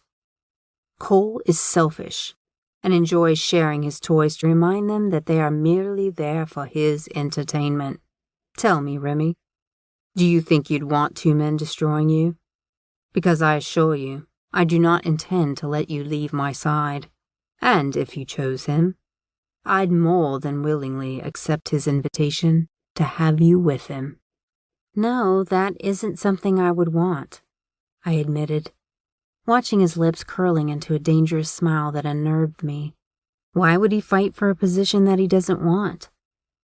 I slowly dropped my gaze to his mouth, remembering the feel of his lips against mine. A blush blossomed in my cheeks and his smile turned wolfish, promising to draw blood. Because we both loved the same woman once, and she chose me over him. She was a game to us at first, and then we both fell in love with her. She's been dead for a very long time, and yet he cannot let it go. She wasn't the first woman we shared, and I doubt she will be the last," he stated meaningfully, watching my frown deepening. "She was a silversmith, wasn't she?" "Indeed. She was your Aunt Rosalind," he admitted, finally looking away from me. "Van Helsings are notorious for fighting over pretty silversmith women. Even my oldest brother pined for one. Then your family betrayed ours and started a war between the lines." "And what did we do to betray you?" I snorted, fighting a frown as his eye slid back to mine. "Your mother's father raped and murdered my mother. Dante Silversmith hung my mother from our castle battlements and left her bones for the carrion birds.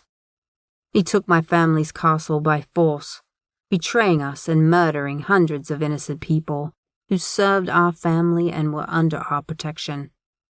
Your grandfather lost my mother to my father and took issue with it since she was not given to a silversmith male.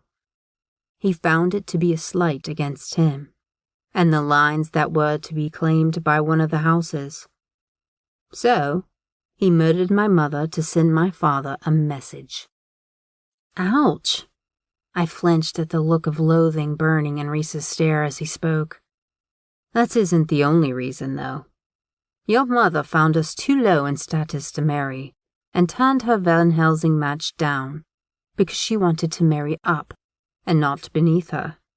Your family was beneath ours, and yet a single fluke of magic created your line. That magic gave it the ability to control and create weapons that brought down immortal alphas easily. And so we became the strongest house of alphas, and the world bowed at our feet," I injected, and Reese bristled with anger while he shook his head. "We rose and chose those in which we wanted to unite. That contract became endangered when your mother, one of the few Van Helsing women, married a demon prince forbidden to her. Though he was mundane and not dark enough, we fixed that with a curse. You broke the contract first, and in doing so, your mother broke Dante's heart and struck at his pride. Dante was a cold prick who enjoyed inflicting pain on women. He was sadistic and raped his bride in front of their entire wedding party while staring at my mother. The issue with it was, he was too strong to fight against. And yet you killed him," I swallowed, watching the malice burning in his depths as he recalled the past. "We did, little silversmith. We tied his limbs to war horses, and then we sent them in 4 directions. Afterward, we set fire to the house of Silversmith and watched them burn. Dante felt the pain because he was immortal. When the smoke cleared, we poured him a solid tomb of iron, forcing him to die repeatedly until the end of eternity in iron, since silver is too soft to reach him." "That's horrible." "Rosalind, who would have been your aunt, enjoyed the power her beauty and line brought her. She used us to gain footing into our world and turned against every lover she took between her thighs. She used Cole and me to lure our mother to your father, and in return, I set her on fire and watched the whole burn. Since that day, we have lured your people in one by one, allowing them to think we love them before we destroy them. You see, we don't allow your kind to reach immortality anymore. Not unless you do so with a vow to be owned by another alpha house. So, if you choose to be free of us, you die, Remington Silversmith. You're either mine or Cole's, but you don't get to walk away without a vow of ownership. Silversmiths become power-hungry creatures, and then they unleash hell upon those stupid enough to fall in love with him. I'm no longer calling your family's legend a fairy tale. It's more horror than romance, Remy. No wonder you've hidden for your entire life, Nix admitted. Oh, but she's no longer hidden, Reese chuckled coldly, lifting his hand to push the hair away from my face. And she already has 2 Van Helsings vying for her attention. She may not look like a silversmith, but she is, right down to a silver soul. I'm not something you can own, I snapped, pushing Reese's hand away while studying the intensity burning in his stare. I'm a person, and this isn't medieval England where you can own someone. You're mortal, and very young and naive if you think the year matters. You walked into my world, and I intend to own you one way or another. If I were you, I'd choose the way that allows you pleasure instead of pain. Unless you're willing to let me give you both, he whispered while leaning over, running his nose against my jaw. There's also the fact that silversmiths and Van Helsings are cursed to be together, no matter if they wish otherwise. I want you already, and you want me. How long do you think we can hold out against a curse our bloodlines willingly took within them to create a stronger line? There has never been a Van Helsing and silversmith coupling that created life together, Reese. No, there has not, he agreed. But there was something cold and wicked in his eyes as he watched me. You have no idea how fucked you are, little one. I swallowed hard before closing my eyes against the fact that I knew just how screwed I was at the moment. If Winchester and the others figured out that Reese held me captive, they'd bring down the rafters on the house of Van Helsing, and then they would hang me outside of it as a warning to others. Chapter 7. House Van Helsing was a large mansion that stood behind high security gates. It seemed to go on forever, with small houses spread out through the valley in which it was nestled. The house itself was larger than the building EVIE had over the underground bunker, and considering the power I felt moving beneath my feet, I was willing to bet Reese had an underground network of tunnels beneath his house as well. My things were taken through a side door, while we proceeded through the front of the mansion. I took in the sheer beauty of the entranceway, lined in ancient paintings of what I assumed were other homes over their lifetimes. One was of a beautiful palace that had bubbling fountains covering a colorful courtyard. Cole called, demanding access to the guest wing. Any idea why he'd want to move home now? A tall male asked, moving down the staircase that opened onto the upper level in the middle of the entranceway. Silverish blue eyes landed on me with curiosity. I thought we agreed not to bring whores home anymore. She isn't a whore. She's also the reason Cole wants to move home, Reese stated in an exhausted tone. Aeson Van Helsing, meet Remington Silversmith. Fuck off, Aeson chuckled, slowly coming down the stairs to stand in front of me. If she's a silversmith, I'm the head alpha. No, you're not, and yes, she is. I'll prove it, Reese stated, releasing my hand he'd held. Swallowing hard, I stared around, wondering what would go horribly wrong, and then leaped back. The crystal chandelier above us crashed toward the floor, mere inches from where I jumped to keep it from crushing me. Glass shattered across the pristine tile, crunching beneath my feet the moment I moved. I lost my footing, sliding to the floor, and Nix caught me seconds before Reese reached over, grabbed my hand, yanking me toward him. Well, I'll be damned, Aeson said, pushing his tattooed fingers through his thick hair. How did you manage that one? She intervened against Cole and his watered-down silversmith witch. I guess you could say she saved me, and now her curse is activated for the next few hours. And now Cole wants to come home. Bloody brilliant, Aeson snorted, and then peered down at Nix, touching his chest, examining him like she had a doctorate in male anatomy, considering how many men she'd known and taken to bed. That was probably accurate. A female, no older than 20, swept into the room with a beaming smile on her cherry red lips. The room you requested is ready, and the bath for your lady, Van Helsing. Food and a nightcap were left in the suite, too. If you need me for anything, just ring. Thank you, Corinne. That will be all, though.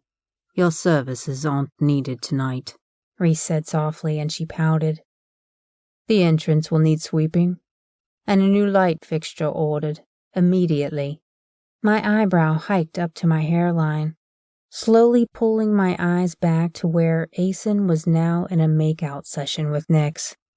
He grunted as he picked her up, starting up the stairs, leaving me standing with Reese alone. Traitor. They look entertained. Shall we retire?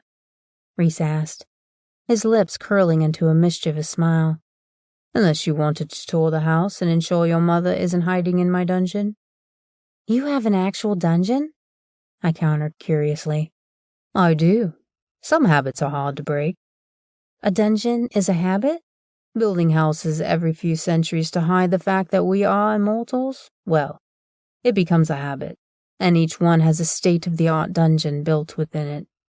I don't know if that's sad or cool, I admitted. Indeed, he replied. Which I was learning was his canned response when he didn't want to talk about something or needed to end a discussion. Come, we will withdraw to your room for the night. Butterflies chose that exact moment to flurry in my belly. I swallowed past the sudden dryness of my mouth, letting Reese lead me to the stairs where he paused, turning to look at me as he hesitated, his dark head tilted to the side as his lips curled into a devastating smile. Do you prefer to be carried like your friend? I can walk, but thanks, I answered lamely, inwardly grimacing at my reply. Reese shook his head, narrowing his eyes as he peered up the staircase where loud moaning was now coming. You may see more of my brother than you wish. I'm good with naked guys. I blinked. I replayed what I had just said before snorting as his eyebrows shot to his hairline. That came out really wrong. Why was I an idiot around him? I was usually cold and in control. Instead, I'd made out with Reese and got my first orgasm in an entire year from the one creature my mother expressively had forbidden I encounter. It was as if his eyes met mine, and all coherent thoughts stopped. Then my body took over. Indeed, Silversmith. His free hand rubbed the back of his neck as we started moving up the staircase again. How many brothers do you have? I asked, trying to save face from inserting my foot into my mouth. How many siblings do you have? He countered, turning to look over his shoulder at me with a knowing smile. Touché, I muttered. How often do you have to move? Let's stick with impersonal questions, preferably ones that don't give away our secrets, shall we? How do you feed? I asked, shrugging. I feed from sex, Remy. Are you offering to feed me? You'd be delicious. No, I would not. I rushed out the words, shaking my head as a smile curved his mouth. You asked something. I'm all out of ideas. How old are you? 21, I replied, knowing he'd already asked me this. How many men have you fucked, Remy? I swallowed, biting my lip while I decided if I should answer him or not. I hated awkward silence, and the moaning within the hallway was making the walk to his room strange enough. 3, but one pretty much never got it in before he'd made a mess all over my dress, so I normally don't count him. Indeed, poor child. He laughed soundlessly. He was 26 and not a child, I ground out with irritation. Are you defending him? He asked, and my gaze zeroed in on the way his shoulders shook. Not at all, I argued before snorting. I was just pointing out he wasn't a child, which should have indicated a better adventure into womanhood. The second one was okay, but he wasn't anything to write home about either. The third, well, he had some kinks that were a little too strange for me. so we parted ways after the first time together. How many times have you had sex? Twice, I answered, turning towards the screaming that interrupted behind us. But Reese grabbed me, pulling me forward before I could see the couple going at it hard at the end of the hallway. You don't want to see them feeding each other. Trust me. Did you say twice? Need me to write it down for you? I don't make it a habit of screwing random people.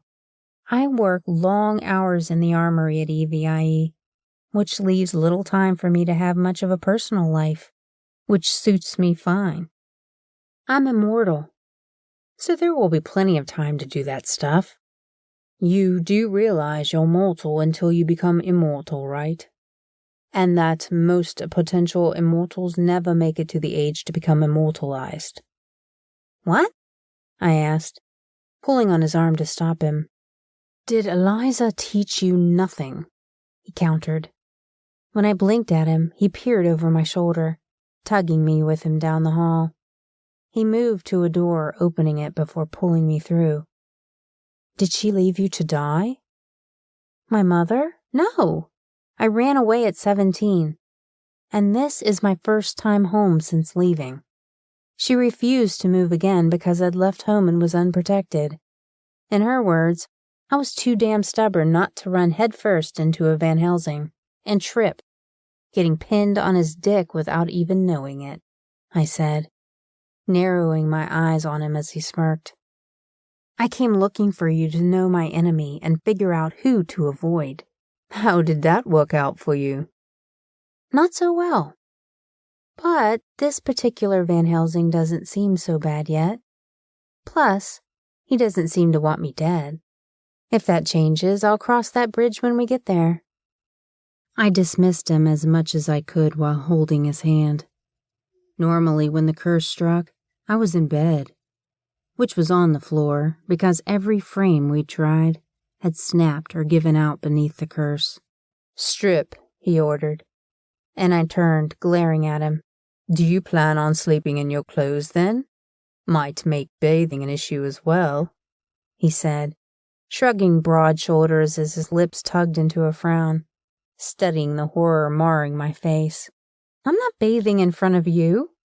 I'm about to climb into a bathtub. Unless you plan on standing there holding my hand while I wash myself, you're joining me. I promise to be a gentleman and not fuck you, Remy. I have a routine. And normally I would shower before bed. Considering the day you just had, and your soft nature, I figured a bubble bath with a nightcap would be warranted before you curled into bed beside me. We can discuss whatever you'd like in it, or finish what we started at the bar. But that is your choice to make. You're expecting me to strip naked and bathe with you? Just like that? I stammered, staring at him as he smirked, lifting my hand to his waist as he released it. In stunned silence, I watched his fingers slowly unbuttoning his shirt to reveal rippling waves of muscles that covered his chest. Tattoos and muscle with pierced nipples were exposed to my greedy stare as he shook his thick arms out of his shirt. Standing before me in nothing but his slacks, I swallowed a groan. Every time the man moved, his muscles tensed and bunched with a slight movement, while I stood silently drinking in the sight of him. I'd seen men naked before, a lot of men, not in a sexual manner, but wounded soldiers treated from wounds obtained while on hunts. None of them had shit on Reese Van Helsing. He appeared to be sculpted by the gods, created to make a girl go stupid from mere sight. His coiled muscles contracted and moved as his hands lowered to the button on his slacks, using his thumbs to unfasten them before letting them drop to his feet. My mouth opened and went dry as his thick cock fell free, bouncing forth before my wide eyes. You keep staring at it, little girl, and it's going to notice you, he whispered against my ear, causing me to back up away from him into the dresser. The dresser slammed forward, sending my body hard against his chest. We landed in a heap of limbs on the bed. I felt something twitch against my cheek and I lifted, staring down at his cock that I'd been laying on. His throaty laughter sounded from beneath me, and I groaned in horror, wiping the wetness from my face. "Oh, God, you got pre-cum on my face," I whined, much to his amusement as he laughed, watching up at me. I tried to push away from him and stand, groaning as the giant bed shattered the moment I was off, smashing my foot. "Ouch!" He laughed harder. Sitting up, he grabbed my hand. "It's not funny." I wiped his wetness from my cheek, glaring at him. "You're disgusting." "You landed with your face against my cock. It is funny." Pounding started at the door, and he stood, kicking off his boots and socks as I held on to him, allowing him to step the rest of the way out of his pants. The knocking continued, and he acted as if it didn't bother him that someone was pounding on the door while he peered around his disheveled room. Reese moved toward the door, and I stammered, "What are you doing?" "Telling my men that you didn't attack me before they stormed the room to investigate," he stated, arching a brow with a silent question. I released my hand on his hip as he watched me. The ceiling above me started to crack, and he shook his head, reaching for my hand. His fingers wrapped around my wrist, yanking me forward. "You are destroying my house, Silversmith." "You cursed me, so deal with it." I started to cross my arms over my chest, but it was futile with Reese holding my arm. Abandoning the action, I frowned as he walked us toward the door, pulling me with him. Reese cracked it open far enough that it revealed 7 heavily armed men outside of it. "Everything is fine, gentlemen. Just rough sex happening in here," Reese declared, causing me to sputter in horror at his announcement. Closing the door, he turned and yanked my body against his, brushing his hand against my cheek. "Now strip, woman." Chapter 8. Reese walked me toward an open doorway, and once we were inside the room, I gasped in its elegance. His bathtub was large and sunken, with rose petals floating over the top of the water.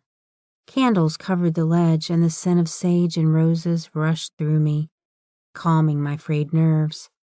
"You used witch's herbs and a soothing mixture in the water, didn't you?" I accused softly, noting that I was relaxing entirely too much to be naked around him. "Yes," he replied. "You're young, and your body is still something you think should be hidden. I thought it wise to help ease some of your modesty before climbing into the tub with me." "That was actually thoughtful," I said, deflating. "Can you turn around?" "You think that's going to make it where I cannot see you?" He peered around the room full of mirrors. Exhaling, he smiled tightly, giving me his back, still holding my wrist. "Place your foot against mine, Remy." I gave him my back, staring at the large bare foot with the heel toward mine. Brushing my foot against his, I swallowed down the thought of the intimacy of seeing his bare foot. For some unknown reason, I'd always found it intimate to see a man's feet without shoes, as if it somehow held a broader meaning, which, of course, it didn't. His hand released my wrist, and I lifted the borrowed shirt over my head, slowly unbuttoning my pants while leaving the skimpy panties on as some line of defense against him. Silently, I turned toward Reese, sucking my lip between my teeth as his eyes lowered to my naked breasts that my arms slightly hid. "You're not naked, little Silversmith," he murmured. "I'm not getting naked with you near me. This will have to do." I frowned, lifting my eyes to the heated blue depths that smiled, even though his mouth remained in a tight white line. Without warning, he lifted me and stepped into the tub. "Put your feet into the water, Remy. Make sure it isn't too hot," he said thickly, as my body slid down his. Reese held me steady as if my weight didn't bother him at all. The water was hot, but not scorching or uncomfortable. I stepped away from him, but his hand remained on mine until I was sitting comfortably in the tub. My eyes closed against the enticing scene of his delicious body on full display, which didn't seem to bother him at all. Reese's foot brushed against mine, pressing flesh to flesh, as he sat in the tub resembling a large, shallow hot tub, rather than an actual bathtub. I sat opposite his large body that spread out in the tub, staring at me, waiting expectantly. "What?" I asked after another moment of silence sent my nerves rising. "You're very beautiful," he stated softly, slowly sitting up as he moved closer. "What are you doing?" I demanded, but he grabbed me, pulling me forward and turning me until my back was against his chest. "I'm washing your hair since you can't do that and cover your pretty titties. So, I figure for the sake of your modesty, which I am trying to respect, it's the least I could do." "Oh, okay." I was the most awkward person alive, apparently. I stopped my lips from moving. Feeling his body against mine was intoxicating, but being around him naked was worrisome.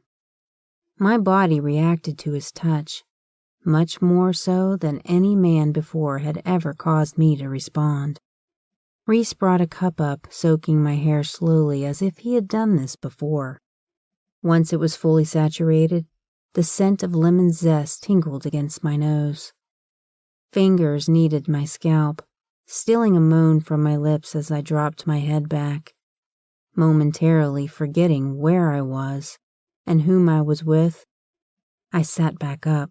I didn't recall my mother detailing anything about scandalized bathing or hair washing in her tirade of Van Helsing men. "My mother hates you guys," I said into the silence of the room. "It's warranted." He shocked me by agreeing to it without argument. "Our families are very much at war, Remington Silversmith. I won't sugarcoat it for you as others would do to win you to their side.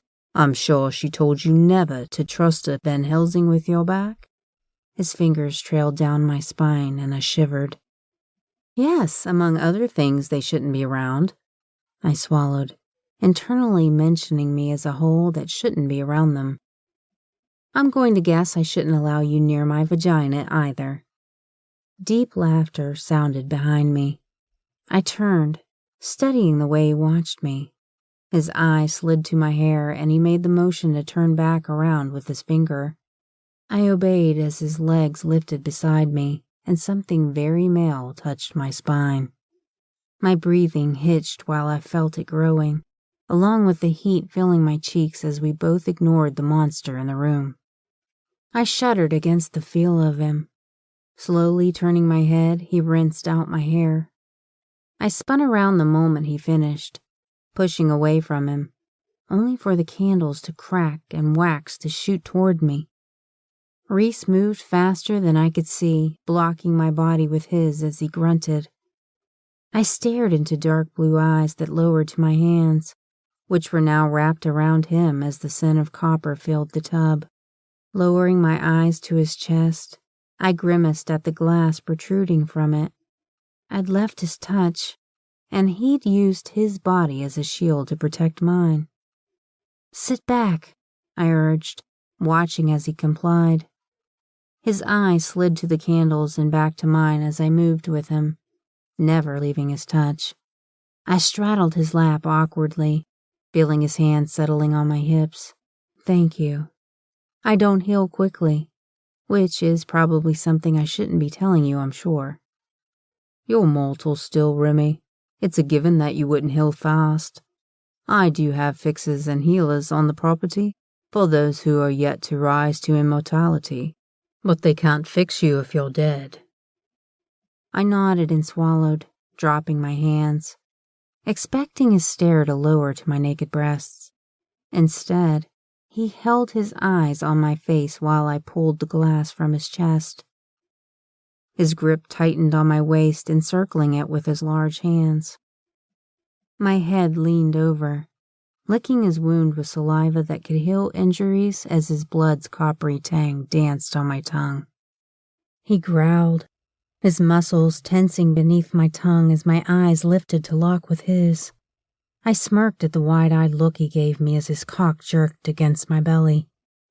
My tongue slid over the smooth cut the glass had left, kissing it softly when it had fully healed.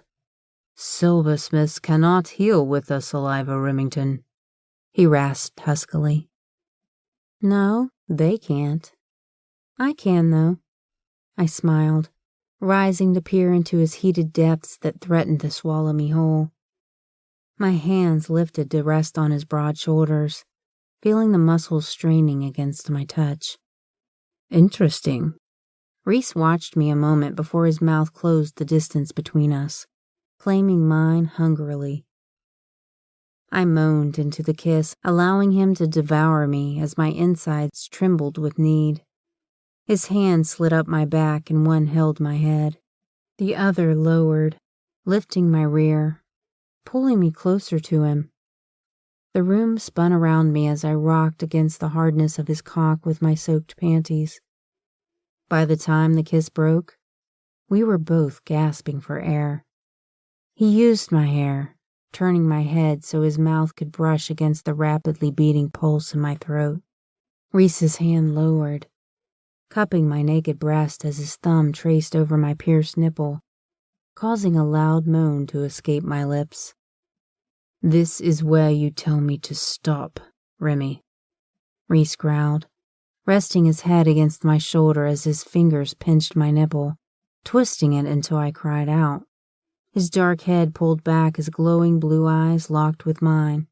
Because in a moment my demon will come out, and he won't care that you're basically an untouched woman who has never been claimed by something like him. Oh, I whispered huskily, shocked by the sound of my voice. Remy, he warned, noting the war I fought within my mind. Stop. I swallowed past the yes that perched on my tongue. Denial at what I had actually said, instead of what I really wanted, sat like a rock on my tongue. Reese rose without warning and abruptly released my body, exiting the tub, which shattered into large glass pieces as water gushed all over the floor. Don't move, he warned, grabbing me up in his arms, staring down at the mess covering the floor.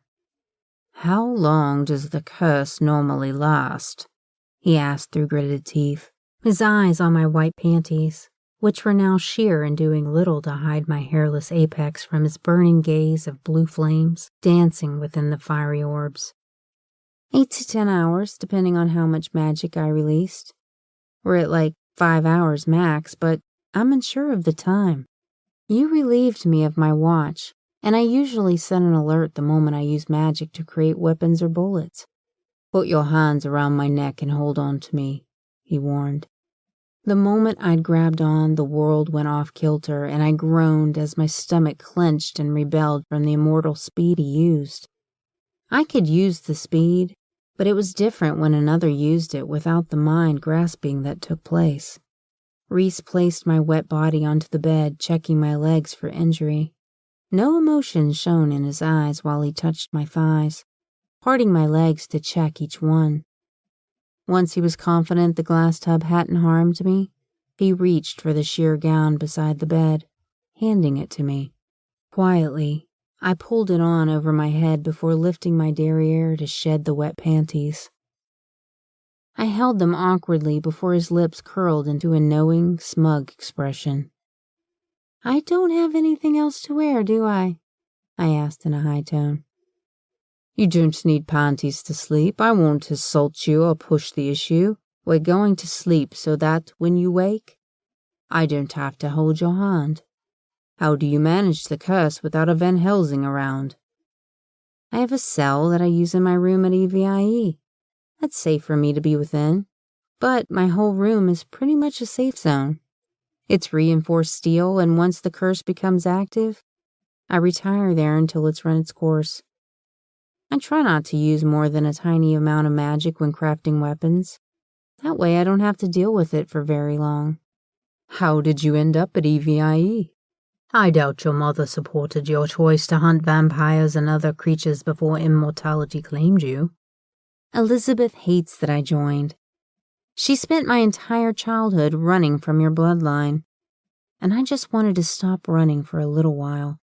Every story and every lesson was about how to prevent detection, until I couldn't take it anymore. I left at 17, and I remained hidden until Winchester found me and made me call my mother, who had gone mad during my disappearance. I guess it was rather selfish to run from the one person who had stuck around to make sure I survived to adulthood. I was a child running from a parent who was a little more than smothering, I guess. "Who was Winchester?" he asked, reaching for the whiskey beside the bed. He sat beside me, pouring us both glasses. "She's no one," I swallowed, knowing she'd used me to test out her newest arsenal if I discussed her with a Van Helsing. "Judging by her name, I'm guessing another of Eliza's daughters." "How do you know it's a girl?" I demanded. "You said she was no one, meaning female. I guess in this day and age it could be otherwise. I'm guessing you never entered a public school or got to see much of the outside world. Knowing Eliza, you would have been raised off-grid, kept out of the eye of the world.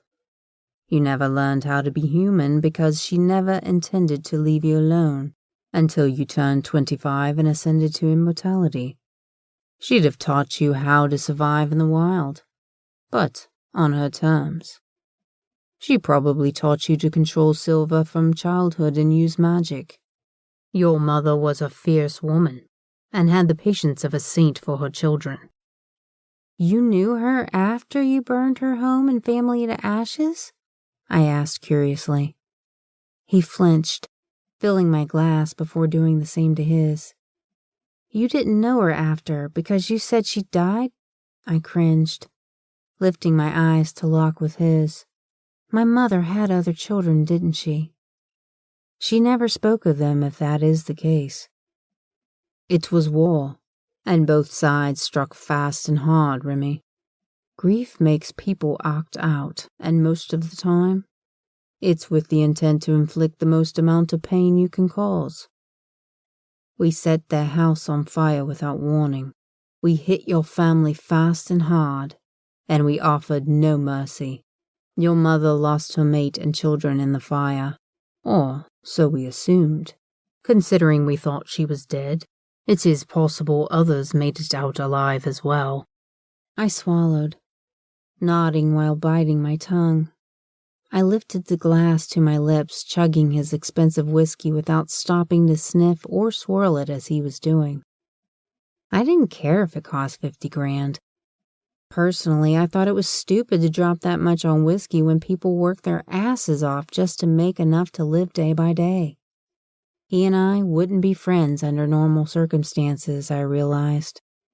I had spent hours one day watching people stand in line at a check cashing place. They were exhausted from long hours of working tirelessly. Yet there they were, standing in line for a payday loan, just to be able to afford things for their families. I'd added money to accounts of strangers, paying off layaways for school or Christmas with the checks that were wasting away in my account from EVIE, since I needed very little to maintain my lifestyle. It was something I could do to give back, and, well, the animal shelters only accepted so many donations before they started to think I was obsessed with them, as most were run by men around Seattle. "This is where you start to hate me, and it gets tediously awkward," Reese sighed. "I don't hate you," I admitted, lifting my eyes to his, which were narrowed on me as if he didn't like my answer. What happened was because both sides made mistakes. I wasn't there, so I can't say who was wrong. But I know our bloodline has a lot of hotheads, because I am one of them. Do I think you're faultless? No, because there are always two sides in every war throughout history. And on each side, there are always two varying beliefs on who is right and who is wrong. For someone so young, Remy, you think beyond your tender years. Your leg is bruising, he stated, not looking away from me. I looked at my thigh and scrunched up my nose. Perk of being mortal and fair-skinned. I bruise easily. A perk of being me. I don't feel it. Not much anyway. You could kiss it, though. Make it better for me? I laughed only to get it stuck in my throat as I gazed up, finding him smirking devilishly. That was a joke. That isn't where I want to kiss you, Remy. Where do you want to kiss me? His lips turned up at the corners and heat filled his pretty eyes. I want to push you down on this broken bed, spread your legs apart, and devour your pussy until you come for me. You want to kiss my pussy? I asked in a high-pitched tone as my nipples hardened and my body heated. His smile turned blinding and his head tilted slightly to the side, staring at my erect nipples through the white nightgown that hid very little. Butterflies exploded in my belly as he leaned closer, brushing his mouth against the shell of my ear. No, I want to fucking devour your pussy until you drip down my chin because you come so fucking hard that you're soaked with arousal. Would you like that, Remy? He asked, and in the same breath he asked, Care for another drink, love? Yes, I mumbled. Yes to me devouring your pussy, or yes to a drink? Or both? Drink me. My eyes rounded in horror as what I'd said echoed in my ears. Pussy my whiskey. Oh my God, shut up, Remy.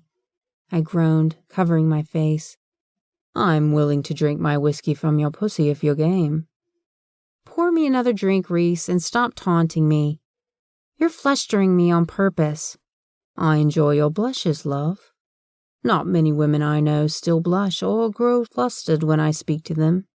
Let me enjoy it. Do you often ask women to drink from their vaginas? I asked, feeling as though he had dunked my head in a bucket of ice, forgetting to add the water first. Actually, no, he said huskily. That's a new one for me. Surprisingly, considering my age and the fact that your bloodline cursed me to fuck to feed. Hungry? I'm starving. Make that drink a double, I whispered, while swallowing down my embarrassment mixed with desire.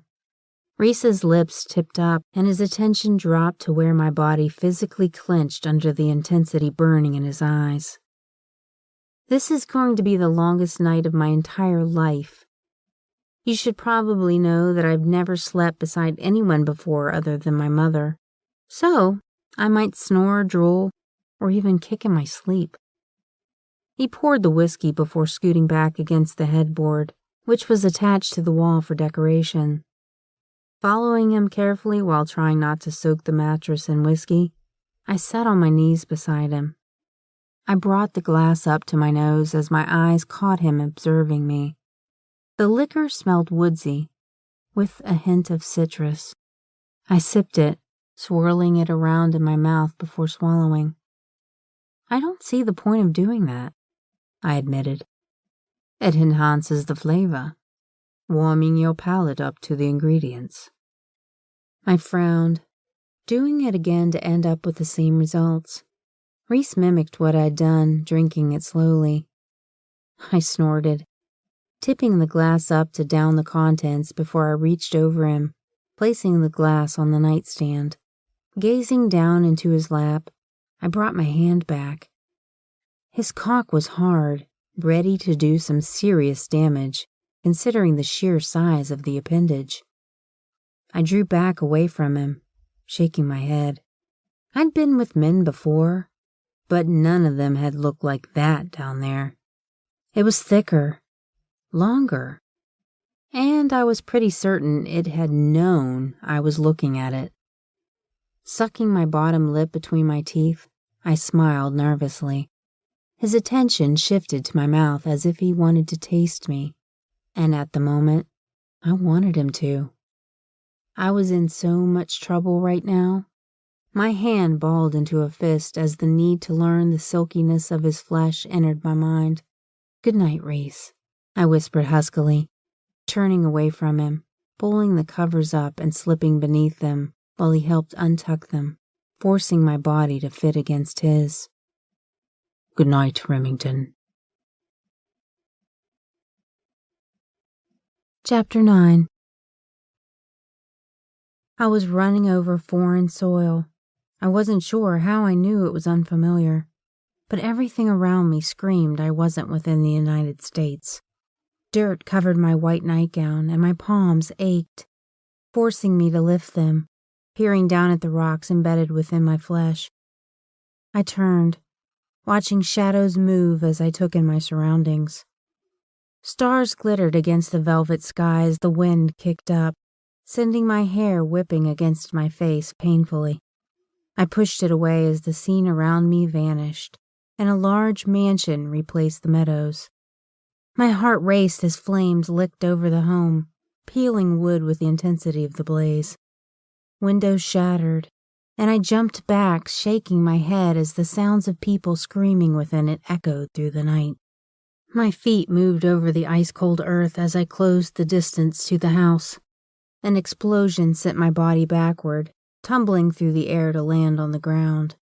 Sitting up, I stared at the face of a woman who peered out of the house, her silver blonde hair glowing against the fiery backdrop of the inferno now raging through the home. Turning, I recognized Reese and Cole, who watched the woman with regret marring their expressions.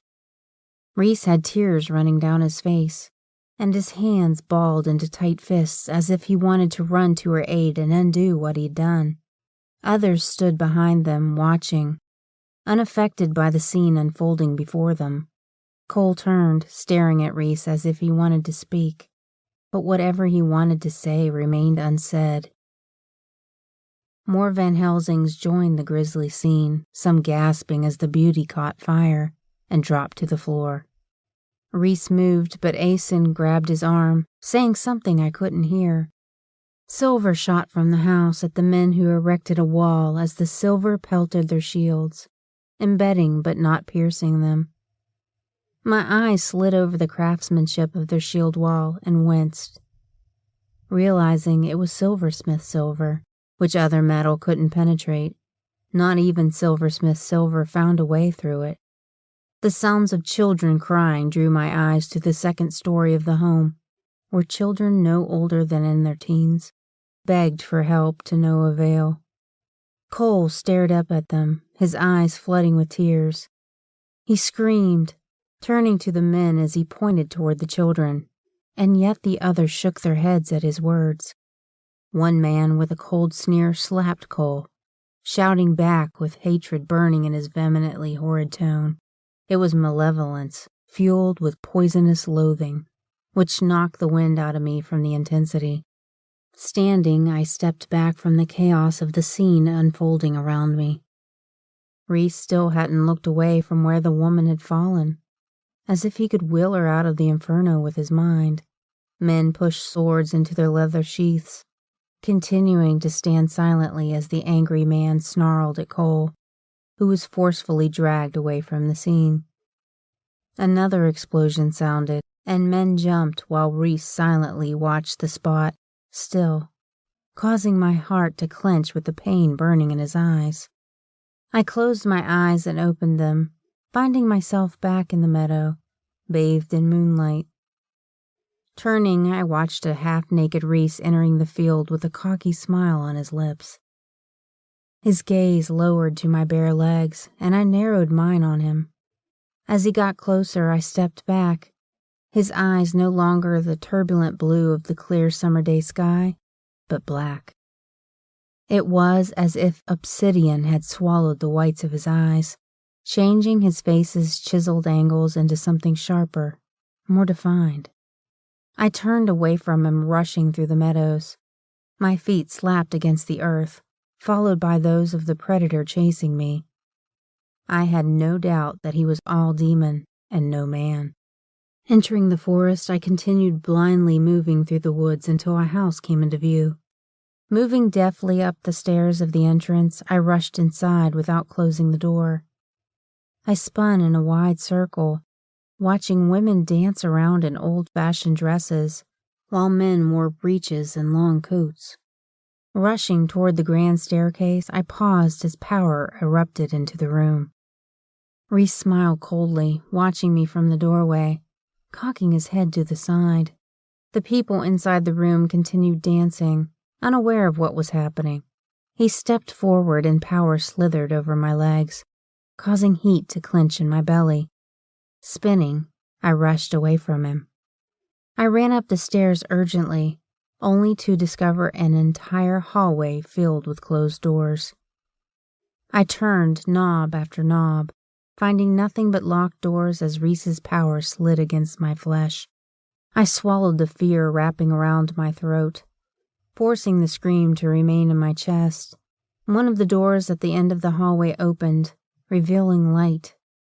I ran blindly toward it, turning to close it, but hands grabbed mine, shoving me into the room. Reese followed me in, closing the door and locking it without speaking. "What do you want?" I whispered as my chest rose and fell with fear. He turned, staring at me through his endless obsidian depths. I continued walking backward until my ass hit something hard.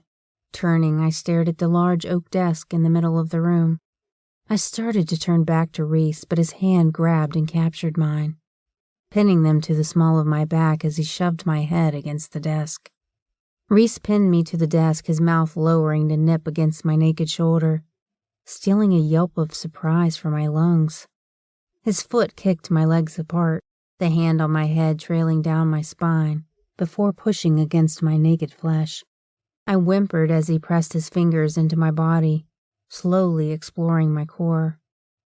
Moaning loudly, I trembled from the absolute pleasure and heat his touch delivered.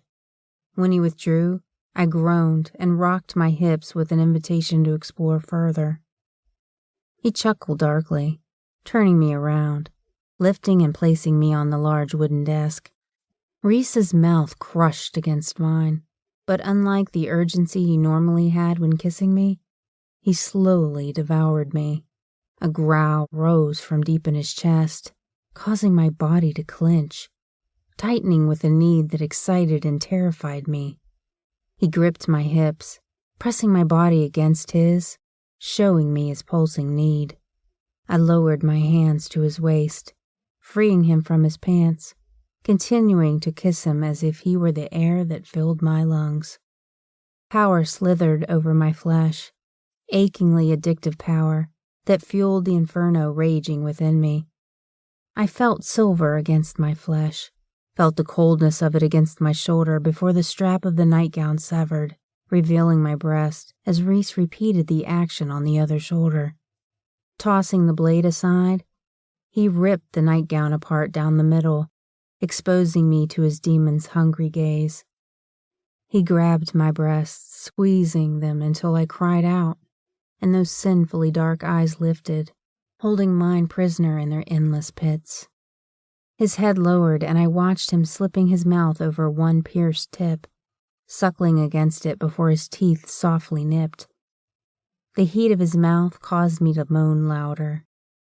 He laughed, increasing his delicious assault against the raised peak.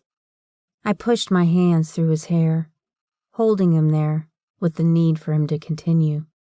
He reached up, silently removing my hands, pushing me down against the desk and lifting my legs while he smiled coldly. Reese didn't speak, didn't look away from me. He lowered his mouth to my core, inhaling my scent, and I fidgeted with shyness. His tongue snaked out, slowly sliding through my arousal. I moaned unabashedly, dropping my knees apart, giving him unobstructed access to my most delicate place. Reese grabbed my calves, lifting them against my shoulders, spreading them apart as he sucked on my clit, and I raised my hips as a cry escaped my lungs. He continued lapping greedily against my sex, growling against it, which only caused my body to tighten more. The sounds of pleasure escaping us had the orgasm building within me at a dangerous speed. I felt something slithering over me as the sensation of dark magic skipped over my flesh. The room was filled with the scent of cologne and aftershave. Cedar, woodsy, and primal male scent tingled in my nose, dancing tantalizingly against it. Something pinched my nipples and slid against my skin, as if Reese was touching me everywhere all at once. My spine arched for him, while the orgasm danced just out of reach, teasing me as Reese continued licking and sucking my core hungrily. His head lifted, and I stared into sightless eyes that threatened to consume my soul. Reese leaned closer, kissing me hungrily. His fingers entered my pussy, stretching my body while his thumb rubbed small, perfectly erotic circles over my clit, until pain noises in my throat emerged as I whimpered his name. I kissed Reese with a crazed need, sucking his tongue while he groaned. All at once I exploded, crying out his name while light burst behind my eyes and ringing started in my ears. He growled and his kiss turned frenzied. He continued forcing me to come until it changed from pleasure to pain. I felt something soft against my opening and wiggled against the velvety flesh that promised more pleasure, but it never pushed into my body. I pried my eyes open, staring into the endless zeniths of his stare, watching the blue warring with the black in his eyes until he broke the kiss, peering down as he pushed against my sweat-covered body. His hand lowered to his throbbing need, continuing to rub it against the wetness of my arousal-covered core. He pushed the thick head into my body and I trembled, rocking my hips to accommodate him. Lifting his blue eyes to mine, he watched me move my head as my body screamed with the uncomfortable fit of his girth.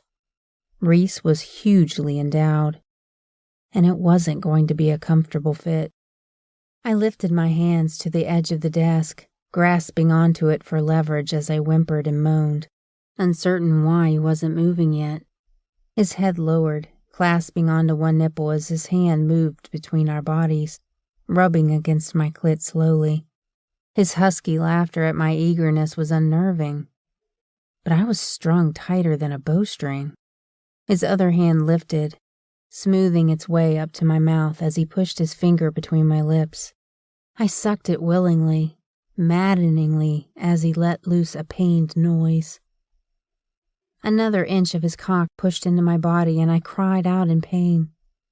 He withdrew his finger from my mouth as his head lifted.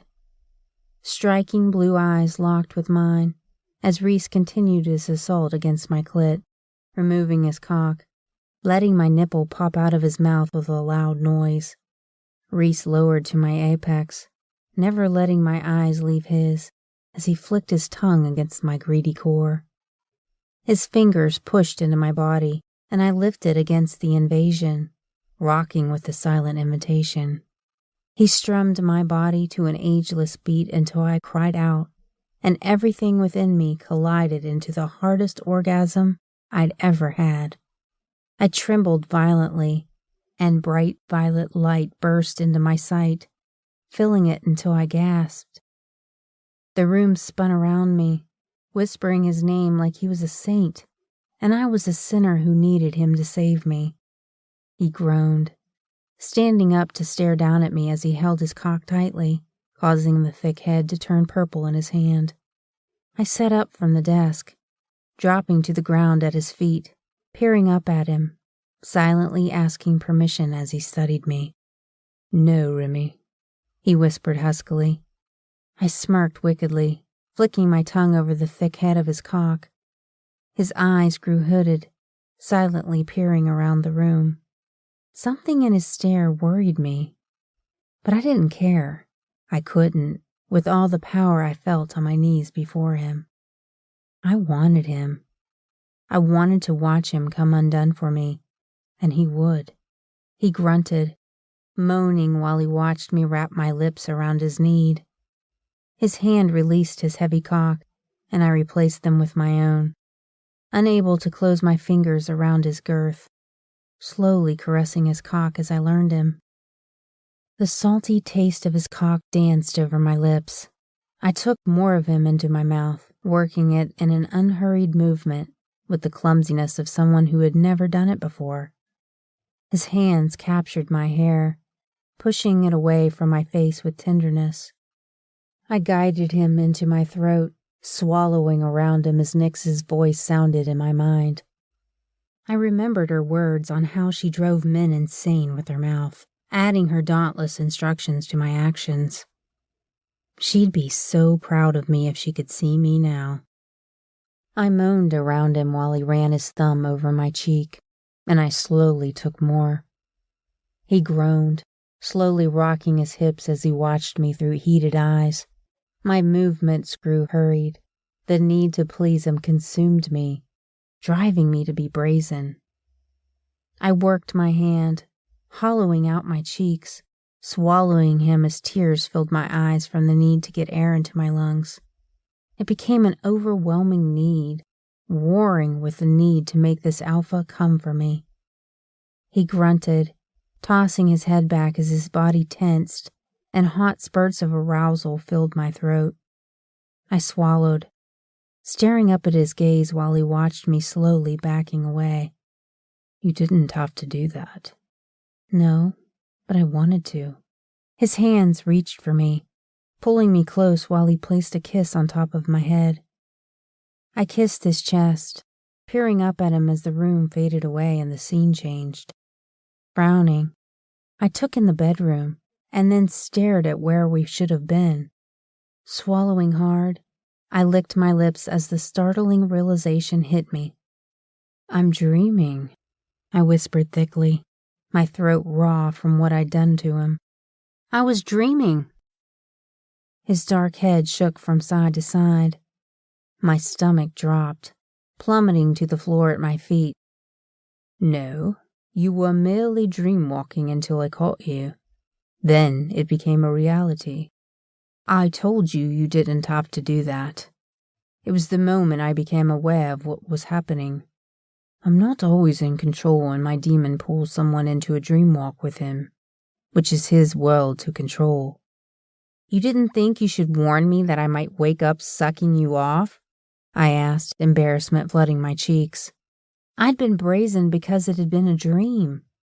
I'd sucked his dick. My heart thundered in my chest as he swallowed hard. The tick in his jaw hammered wildly while he watched the horror unfolding on my face. His emotions slammed shut, and he smiled coldly. Get the fuck into bed, Silversmith. I'm exhausted after you drained me. Rather greedily, too, I must add. His smirk was cocky, and I wanted to slap it off his face. Now, or you can deal with whatever befalls you from the curse on your own, woman. Your choice, he stated, moving to the bed as the wall cracked behind me, forcing me to move toward the bed, or deal with bringing his house down around me. I thought I was dreaming, I said, after settling on the bed beside him. You were at first. It was a nice surprise to wake up buried in your throat. Did we do anything else? No, I said quickly, turning away from him. I felt his stare on my back but ignored it as I settled into bed beside him. Remy, he chuckled darkly. If we didn't do more, how come I can taste you on my lips? I grabbed the pillow, covering my face as embarrassment washed through me. How hadn't I noticed it wasn't Reese? I'd seen the eyes, noted the difference within him, but I didn't know he and his demon weren't the same creature. Why, out of everything my mother taught me, wasn't that among the important things? Hands wrapped around my waist, pulling me flush against his muscular body seconds before he ripped the pillow from my grasp and rolled me beneath him. Heated blue eyes stared down into mine, and I glared at him with irritation. I ate your pussy, didn't I? That's why you were on your knees for me. What else did you allow me to do? He asked in a raspy tone that caused my nipples to harden. He studied my face, and there was something worrisome in his expression. It was as if he was jealous of his demon and assumed we'd done more. The really messed up part about the entire ordeal, I was naked, because that had happened too. I could feel every inch of him above me, along with the fact that he was already hard once more. Reese lowered his gaze, taking in my naked breasts as he shook his head. What else happened? Nothing, I whispered huskily. Did I fuck you? No, it didn't go that far. Good, he grunted, rolling off me. only to collect my body against his once more, placing my head against his chest. His heart raced as if he had feared we'd gone all the way. I gazed up to find his long black lashes dusting against his cheeks. His heart calmed and his breathing grew even. I closed my eyes, hating myself for not realizing I was on my knees in this room. Sitting up, I stared around the room, searching for the desk, not finding it. My nightgown lay on the floor with both straps cut, and next to it sat a switchblade with the blade still exposed. I peered down, finding Reese observing me. "What did he show you?" "You and your family murdering mine," I muttered. "And still you allowed him to have you, knowing what we did to your people?" "Obviously, I let my guard down. Lesson learned. I thought it was a dream and nothing more." I looked at the white sheets, finding them covered in dirt, along with my feet from running in it through the meadow. I was there, wasn't I? "Part of you was there, but your soul was here. You can't be harmed in a dream-walking state, not unless I'm there too. I wasn't the one chasing you. I woke up to those pretty lips wrapped around my cock, and your clumsy fucking hand stroking me. I'm guessing you've never done that before either?" I groaned, lying back as his hand lifted, cradling me. "That obvious, huh?" "You are a rarity, love. A dangerous one that others will want to taste if they think you're susceptible to dreamwalking. Very few can come out of a dreamwalk awake. Most are still slumbering, unaware that they fed a monster in the dreams." "So why wasn't I asleep?" I pried. "I don't know. But you also heal with your saliva, which isn't part of what your bloodline can do. Throughout our history, your line hasn't ever been able to breed with another race except your own. Werewolves, vampires, and incubus can heal with saliva. Yet you do. So who the fuck is your daddy, little girl?" "I don't know," I replied honestly. "My dad left when I was little. My mother said he caught her sacrificing a chicken, packed up, and was gone before she could stop him from leaving us." "And you bought that lie?" he asked carefully. "Why wouldn't I?" "Your mother is a powerful witch. Do you honestly think someone would just walk away from her and she'd allow it to happen?" Reese snorted. I adjusted on his chest, lifting to stare at him. "If a man wants to leave you, what else can you do other than let him?" He blinked at me, and his lips tugged down into a tight frown. "You're really young if that is how you think our world works, Remington." "Why do I feel like you're putting me down as being dense when you use my full name?" I countered. "And, as I said, if someone wants to leave you, you let them. You don't force them to stay if that's not where they want to be. What the hell kind of relationship would that end up as in the long run?" "The kind your family expects. Once someone is theirs, that's it," he snorted. "If a man takes another woman while dating a silversmith, they end up murdered by said silversmith and placed in a shallow, unconsecrated grave. The men don't ever leave, not alive anyway. That is your family's legacy. Once you agree to be theirs, it is forever. Until death do you part," he muttered crossly. "None of us have fathers," I pointed out. "You're wrong, Reese. People can change, and it's been a very long time since you've known my mother." "I don't care what you think, little girl. Your mother is just like her sister Roslyn. Even when she had a mate, Elizabeth couldn't keep her legs closed to other males. You're lying to yourself if you think she changed without a mate to hold her sanity together." "You don't know my mother at all if that's what you think." "My mother has never taken a lover throughout my life," I gritted out tightly, anger clenching my jaw. Reese snorted, closing his eyes as if he'd just dismissed me outright. I bristled, turning away from him, and then cried out as part of the ceiling landed between us. Reese reached over, yanking me back toward him as his other hand picked up the drywall, tossing it aside. Do try not to die while I sleep from that meal I just gorged on, Remington. I'd hate to have to bury your corpse before breakfast. Chapter 10. I awoke to someone stroking their hand through my hair. Pushing up from the bed, I took in the disheveled Van Helsing, smiling sleepily at me. Yawning, I sat up, stretching my arms before smiling at him. Right up until I noticed his gaze had dropped to my chest. My hands covered my breasts and I groaned. He sat up, capturing me before I could move away from the bed. Good morning, he murmured, running his nose over the shell of my ear in a sleepy tone. Morning, I replied, touching his chest as I felt his mouth curving into a smile against my throat. This is where you let me go so we can figure out if you can stop touching me, Van Helsing. Is it? He chuckled, running his heated lips over my shoulder, softly kissing my hypersensitive skin. What if I like touching you, Remy? I think it is better that we don't touch each other, I whispered thickly, turning my mouth to his as he lifted. I leaned forward, claiming his mouth, and a moan escaped my lips to be swallowed by his lips as he kissed me hungrily. I think that's probably for the best, he agreed, leaning closer as he leisurely kissed me.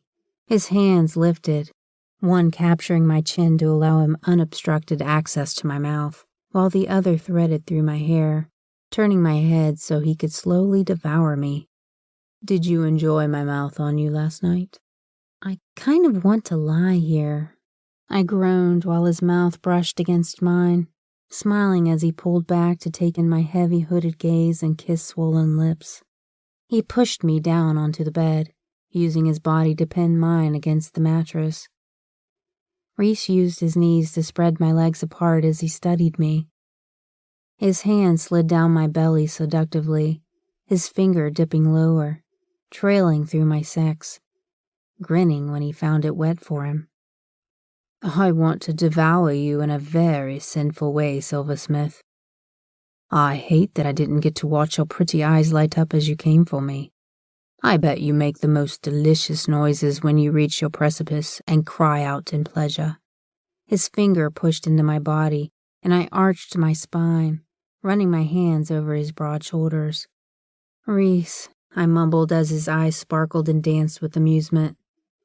A knock sounded at the door, and he turned his dark head in that direction, slowly moving to his knees.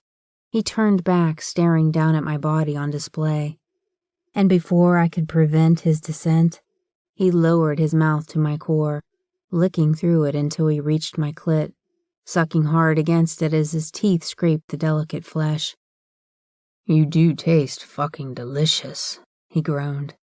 He slowly eased from the bed, watching my hand cover where his mouth had been. You start touching it, and I'll fuck you, little girl.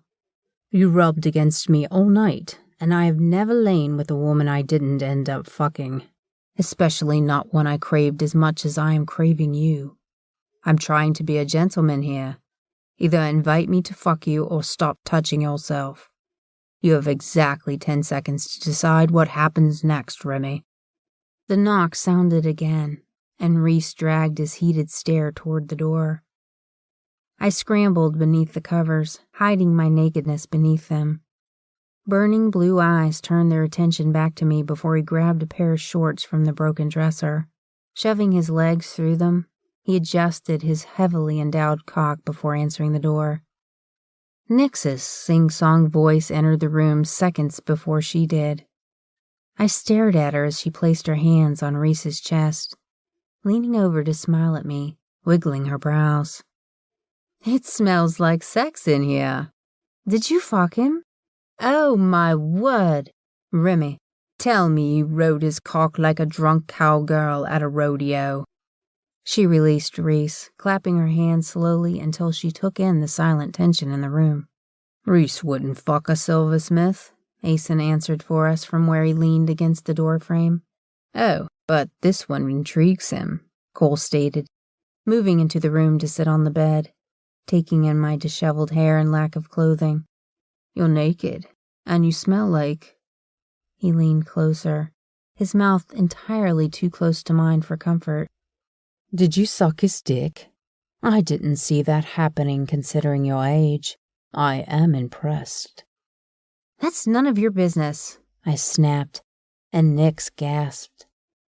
You sucked him off? You finally gave someone a blowjob? Good for you, Remy. I couldn't be more proud if I watched it happening myself. Because that wouldn't have made this more awkward than it already was, right? I groaned, noting the lack of agreement in the room. I need my bag so that I can get dressed. Indeed, Reese grunted, while his eyes slid over the thin sheet covering me. Details, Reese. How did you achieve landing her so quickly? Cole asked as he leaned closer to me, kissing my shoulder. And is she interested in sharing? I am, Nix announced, uncaring that the men ignored her offer. She's rather shy, Reese chuckled. I also told you that I didn't intend to share anything with you. Why are you in my house, Cole? I'm a Van Helsing, and well, this is House of Van Helsing. You need me to draw out those dots for you, brother? Cole asked, slowly running his fingers over my naked arm as he stared at me. Come on, sweetheart. You know you want us both. Hell, Asen would probably join us for a night you'd never forget. All three of us lavishing you with pleasure at the same time, making your body come undone for each of us. I could fuck that ass, while Reese destroyed your pussy, and Asen could bury his cock in your welcoming throat. Come on, little silversmith. Let us fuck you. I promised to finish last, because the good guy always finishes after his queen. No thank you. 1 demon is enough for me, I stated firmly, shivering as Cole continued kissing the curve of my shoulder. Reese can't handle you alone. I would be on my best behavior. I yanked the sheet from the bed, moving into the bathroom, only to pause at the sight of the shattered bathtub. Slowly releasing my breath, I turned toward the room of people with only Reese's sheet offering any resemblance of modesty. Everyone out, Reese growled sharply, noticing my face burning with embarrassment. Is she blushing? Cole asked, rolling from the bed to stand between me and the others, his hand lifted, softly dragging his fingertips against my heated cheek. Beautiful. Cole grabbed me, tightening his arms around me before his mouth brushed against mine. Heat enveloped me, swallowing me whole. The room started to spin in my vision until someone else touched me, jarring me back to reality. I peered down at the sheet now pulled at my feet, grabbing for it while stepping closer toward Reese. Get the fuck off of her, Cole. She isn't interested in your dick.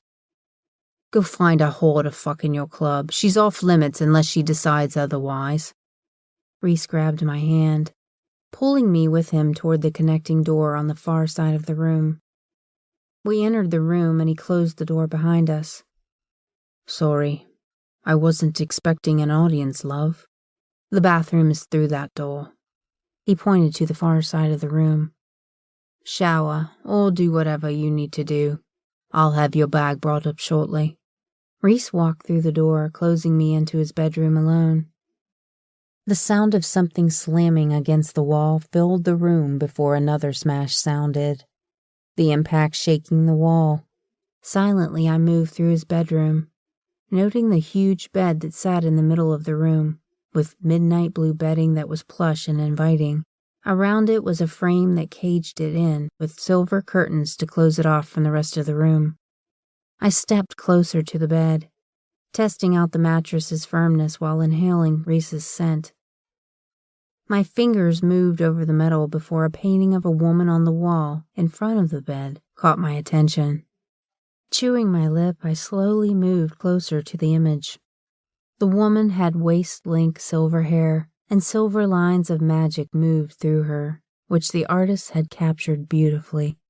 Her face was hidden, and yet I didn't need to see it to know whose image adorned Reese's bedroom wall. The woman was leaning against pillows with her legs bared beneath the exquisite dress she wore. It would have been a risque pose for that era, considering the style of clothing she wore. I felt a pang of regret that another woman from my family had won the honor to hang on Reese's wall. Dismissing the image and the tightening in my throat, I entered the lavish bathroom that screamed luxury. Reaching into the shower stall, I adjusted the water to a comfortable level and pulled the sheet from my body, folding it before setting it on the white marble countertop. A bottle of cologne sat beside the single sink, and I grinned. Moving closer, I picked it up, inhaling the rich, sensual scent of Reese before placing it back on the counter. I found an iPod dock and looked at the wall, noting that it sat on a shelf. Thumbing through the recently played list, I smirked, finding Simple Man by Lynyrd Skynyrd, and pushed play. I stepped into the shower, closing the glass door behind me. Steam billowed from the heated spray. The guitar strumming soothed my soul with the help of the water. I leaned against the stall as water shot from multiple shower heads, massaging my sore body deliciously. My hand lifted, touching my lips, remembering the feel of him against my mouth. My thoughts slid back to the taste of him, and the way he'd looked finding pleasure in my clumsy attempt to give it to him. He'd felt right against me. His hand on my throat should have terrified me, but it hadn't. He was dominant, or his demon was. His touch stroked my body into a raging inferno that burned hot with a need to match it. I was the world's biggest idiot, but I hadn't known about dreamwalking. I hadn't known it was even a remote possibility. And yet, I'd woken on my knees, fully awake from what I had assumed was a dream. It should have terrified me, but I wasn't afraid. I'd felt embarrassed, sure. Who wouldn't have? Most people would be mortified from feeling brazen in their dreams, only to discover that they hadn't dreamed it at all. There was a wealth of embarrassment, but I'd liked making him moan with the knowledge that I was creating the storm within him. It was empowering to make a dominant male weak with need. And he was weakened.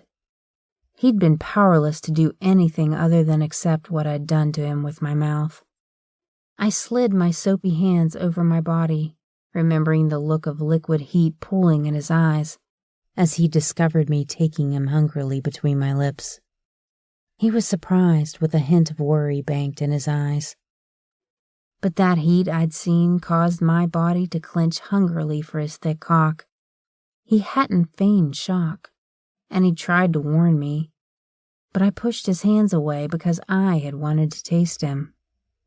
When reality crashed down on my head, it rendered me speechless that I'd done something so brazenly sexual, and was angry at myself for being so naive.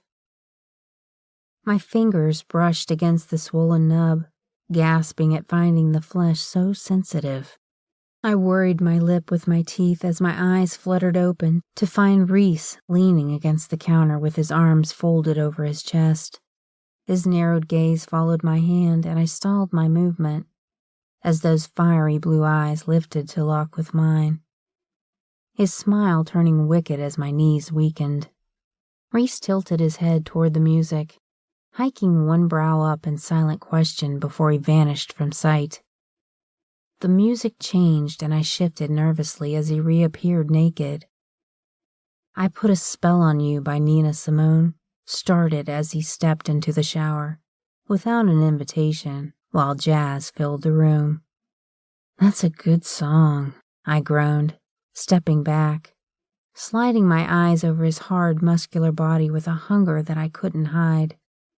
It is, and rather fitting considering what you're thinking about in my shower, he smirked, turning toward the shower head, letting the spray of the water sluice down his immensely powerful body before he turned, smiling as he moved closer to me. What happens now, Reese? I asked, grabbing the soap as I started washing my arms. Between us or from here, he countered, turning, facing the shower to wash his chest. From here, I amended. You're going to show me where your mother lived and why you think something happened to her. No, I am not, I scoffed, staring at the smile curving his generous mouth. I'm not taking you to my mother's house. She'd murder me. His eyes darkened with heat pooling in his gaze as they slowly slid over my naked flesh. I will scan every inch of this place for that cabin with or without you, Remy. I will find the location now that I know it's here. This is my town. And your mother was here the whole time without me knowing. I already had runners searching every alpha house with any news of her whereabouts, he stated, grabbing the soap from my hand. Turn around. Believe it or not, I can wash myself, Reese. I wasn't asking, woman. I like touching you. Unfortunately, you're entirely too delicate to do what I really want to do to you. Not to mention, you still think fucking is something more meaningful than just two people needing release. This is me meeting your sensibilities halfway, trying to give you time to adjust to what is happening between us. And what is it that you think is happening between us? I asked huskily. I swallowed hard as his smile deepened and he turned me around, running his hand that held the soap over my skin. What do you think is happening between us? I think it's mutual attraction and chemistry in play. You think because our parts fit together that it's some kind of flirtation happening here?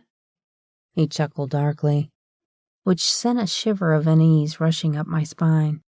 I do, I replied in a whispered breath. His fingers found my shoulders and massaged them, causing a moan to escape my lips. Sometimes it isn't the universe intervening, and it's just mutual attraction. I don't think there's something cataclysmic happening here. You're a man, and I'm a woman. Our parts do fit, as you pointed out. Sometimes it is just as simple as that, Reese. I, of course, didn't buy my explanation. I could feel the intensity of Reese's touch, the pull to throw propriety to the wind, giving in to the overpowering carnal need demanding I mount him like a steed. I wanted to give in to the baser needs coursing through me. I wasn't some bitch in heat, and the universe, or some preordained curse, didn't get to decide who got to dance in my vagina. It was as simple as that. I was the boss of my body, and I wasn't created like Nick's. I needed some sense of something more before I gave in to the needs of my body. Maybe you're right, Remington, he growled against my ear, pressing his large erection against my spine. Maybe 500 years of being cursed to be besotted to any silversmith woman with a working womb has left me jaded. Finish your shower and get dressed. I have other shit to do today, besides trailing through the woods to look for your mother. Reese placed the soap into my hand and vanished from the shower, leaving me shivering without his warmth. I quickly washed my hair and body before climbing out of the shower, finding my pack on the counter. I withdrew my white camisole, knit shirt, and a pair of tight-fitting jeans. Slipping into a pair of panties, I pulled on the jeans and top before stepping closer to the mirror. I peered at my tired reflection, braiding my hair into a tight updo. I added mascara and a light coat of clear lip gloss before dabbing on a tiny amount of perfume behind my ears. Pushing everything back into my bag, I exited the bathroom to find Reese fixing his slacks, lifting his eyes to pin me where I stood. His gaze dipped to my exposed midriff before leaving me cold, as he turned to grab a white long-sleeve shirt. Starting toward the opposite door, he snorted, and I narrowed my stare on the tight smile that was anything but friendly. He looked like sex personified with his dark hair messed up and out of place, as if he'd slid his fingers through it in frustration. He glared at me as his jaw hammered against his cheek angrily. "What?" I asked, and he stared at me without looking away.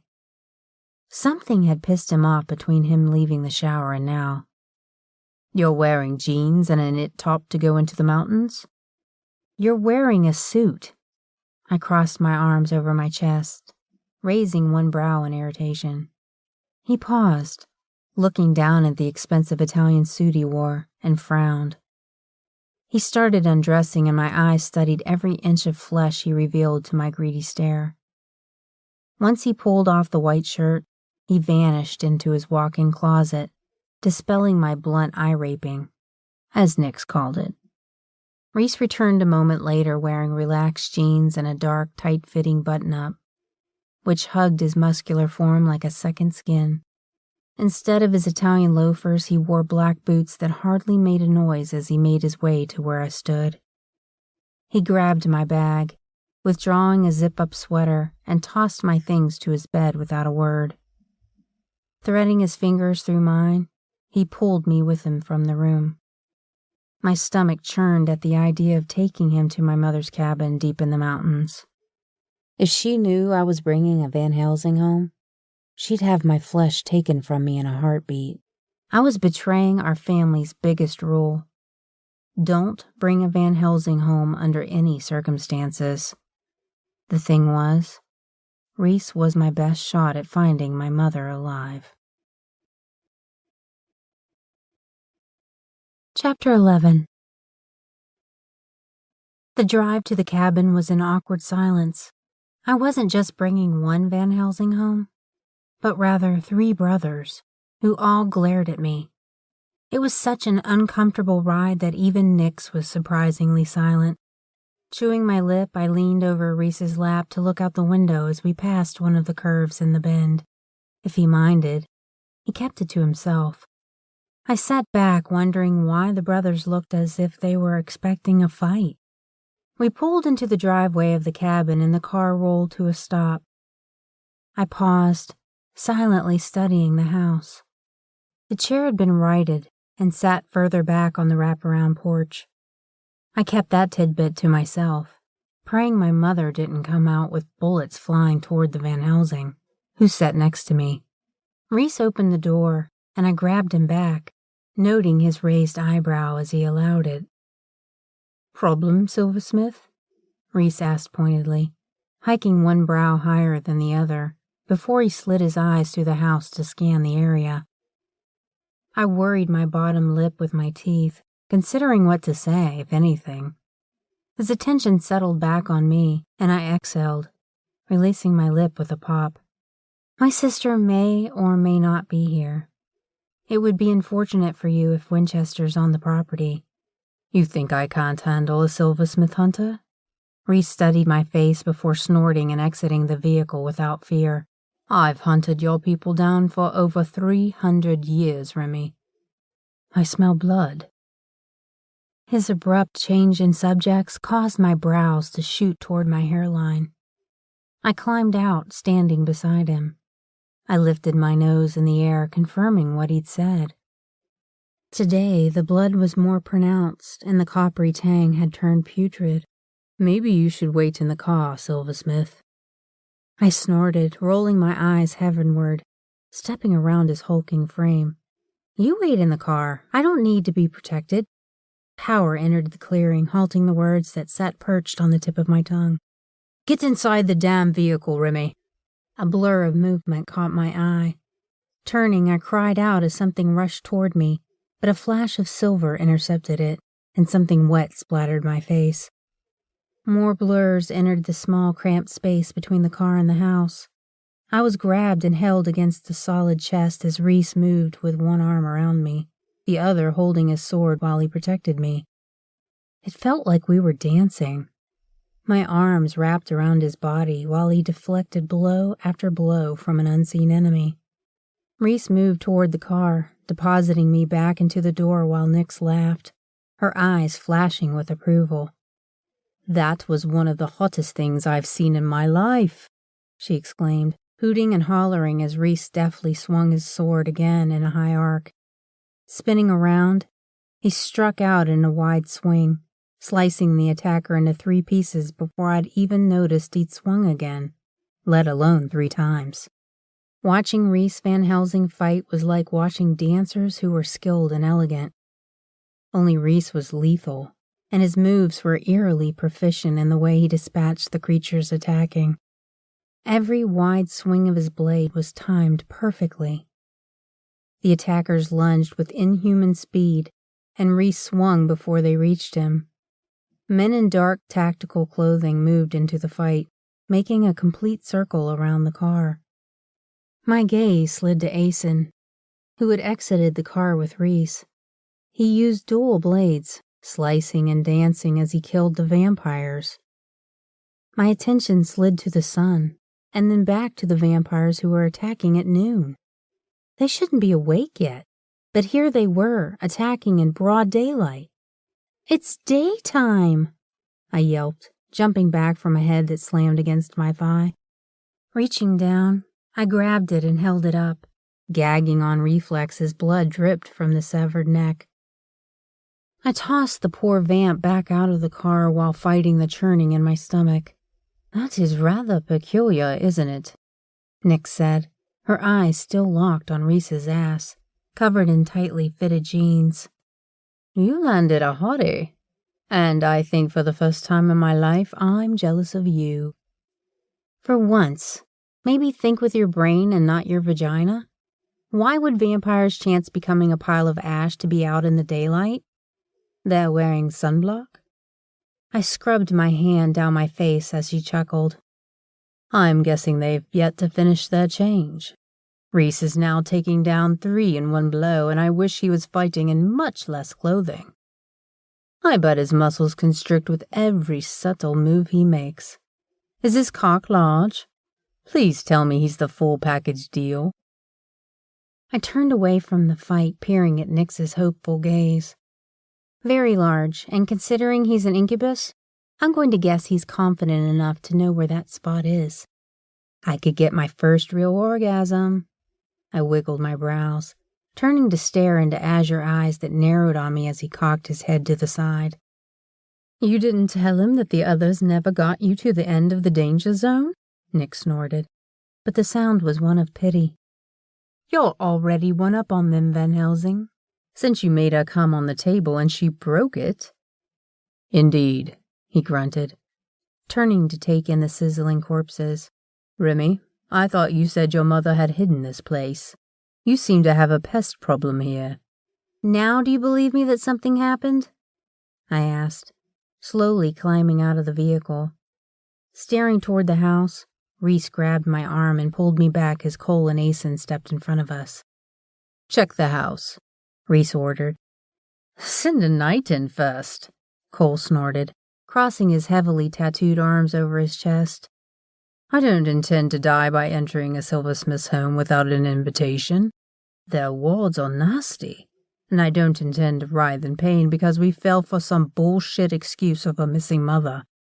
"If you would be so kind as to stop this primitive caveman act and release my elbow, I could drop the wards so you wouldn't need to sacrifice a knight. I assure you, the wards are very active." Reese snorted, but he listened, releasing my elbow with a warning look. My hands lifted and the glowing symbols that surrounded the house became visible. The men stepped back, eyeing the cabin as if it were alive and utterly terrifying. I memorized the wards, closing my eyes, and whispered the spell to disarm them, then smiled coldly. The ward shot outward and I exhaled. The ward shot outward and I exhaled. The Van Helsing men, along with their knights, dropped to their knees, howling in pain. Watching them for a moment, I let the small victory slither over me. I peered down at the brothers, smirking as I grabbed Nix and started toward the house. "Hurry," I urged, turning the moment we were inside and sealing the door closed with another ward. Exhaling, I opened my eyes to find Nix glaring at me. "Excellent plan, Remington, minus the part where we're stuck inside this house with no electricity, no water, and, oh yeah, no food," she grunted, peering around at the disheveled house. "Did I mention I'm on Team Van Helsing right now? Reese is totally into you, and you just dropped them all like hot potatoes, which doesn't bode well for us." "He's my enemy. They're all my enemies. My mother is missing, vampires are daywalking, and the entire plan I had is now worthless. I sucked him off. Do you have any idea how damaging it is to a woman's sensibility to suck someone off in a dream, only to conclude that I did it willingly? Not to mention, my family is probably never going to forgive me for doing something as stupid as that. Ever. Something slammed against the door and I yelped in surprise. I sent magic rushing through the wards and then groaned. I'd yet to perfect magical wards, or learn to hold them, and considering I felt the lack of wards, I had probably accidentally disarmed them. The door shook again and I stepped back, staring at it, looking around the room for the silver, finding the wall empty of the bullets that had peppered it last night. The door opened abruptly. Squealing, I backed up until my butt hit the wall. Reese prowled into the house, entered it with dual blades in his hand while angry eyes locked with mine. The tick in his jaw hammered, and his mouth was an angry white line. "Go outside, Nix," he hissed, barely loud enough for me to hear him. Nix hesitated, but Reese's attention slid to her as his blades hummed with power, as if he was considering removing her head. His rage was so thick that I could taste it in the air. She started to argue, but I cut her off.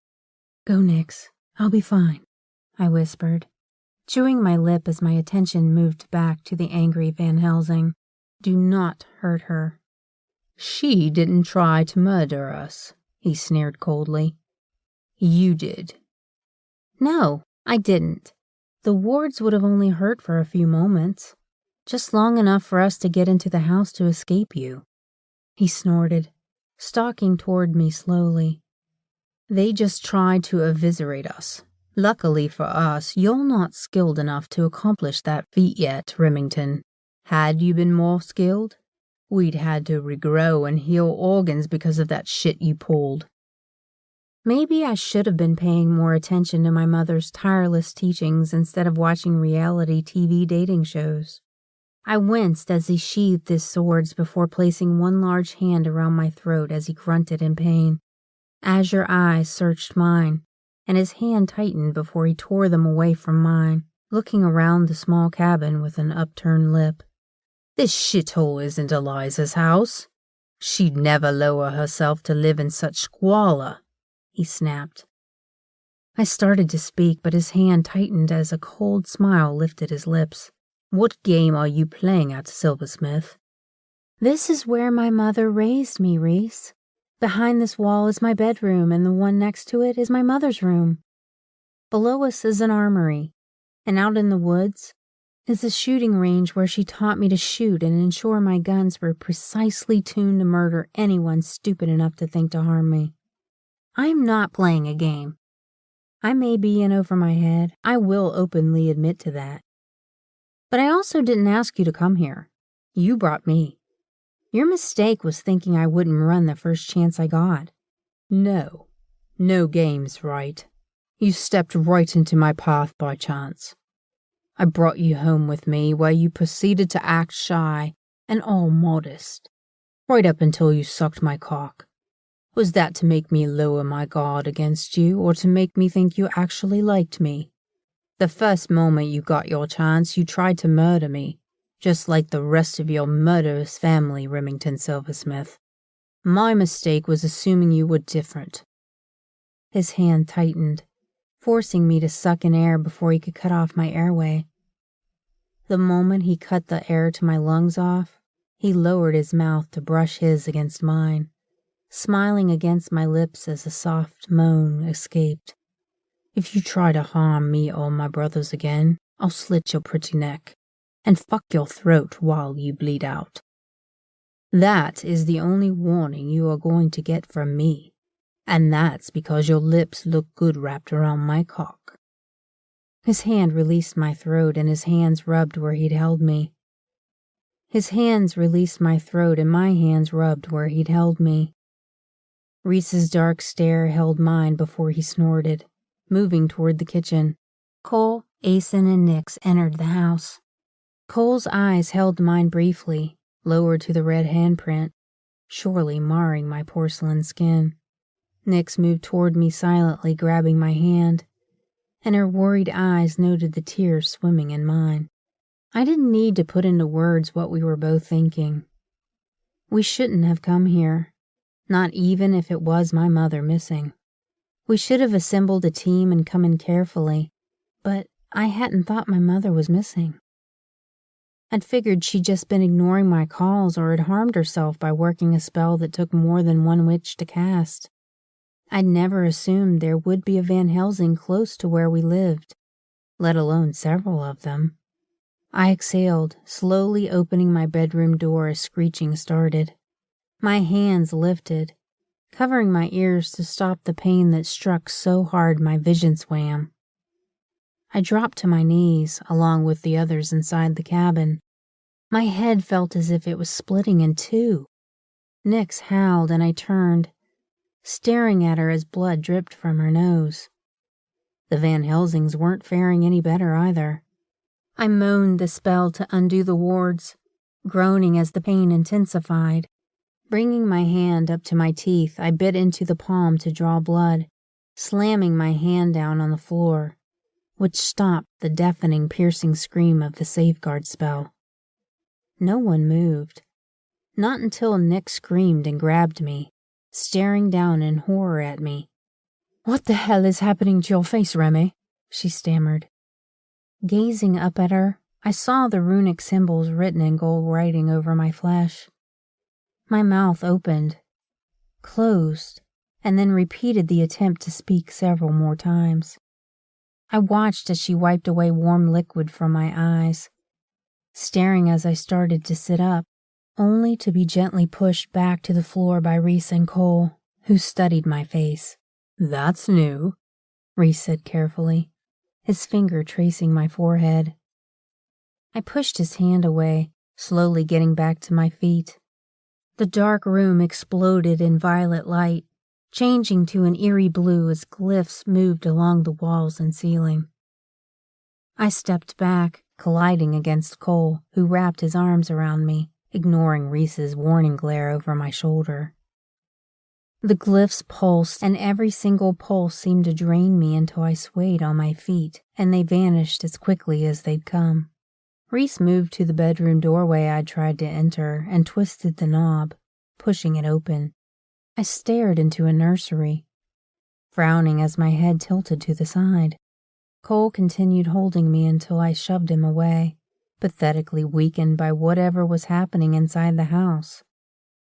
Entering the room, I moved to the crib, lifting the blue blankets before bringing it to my nose. Okay, this wasn't like this when I left. Sure, I hadn't explored the room last night, but how had I missed a crib?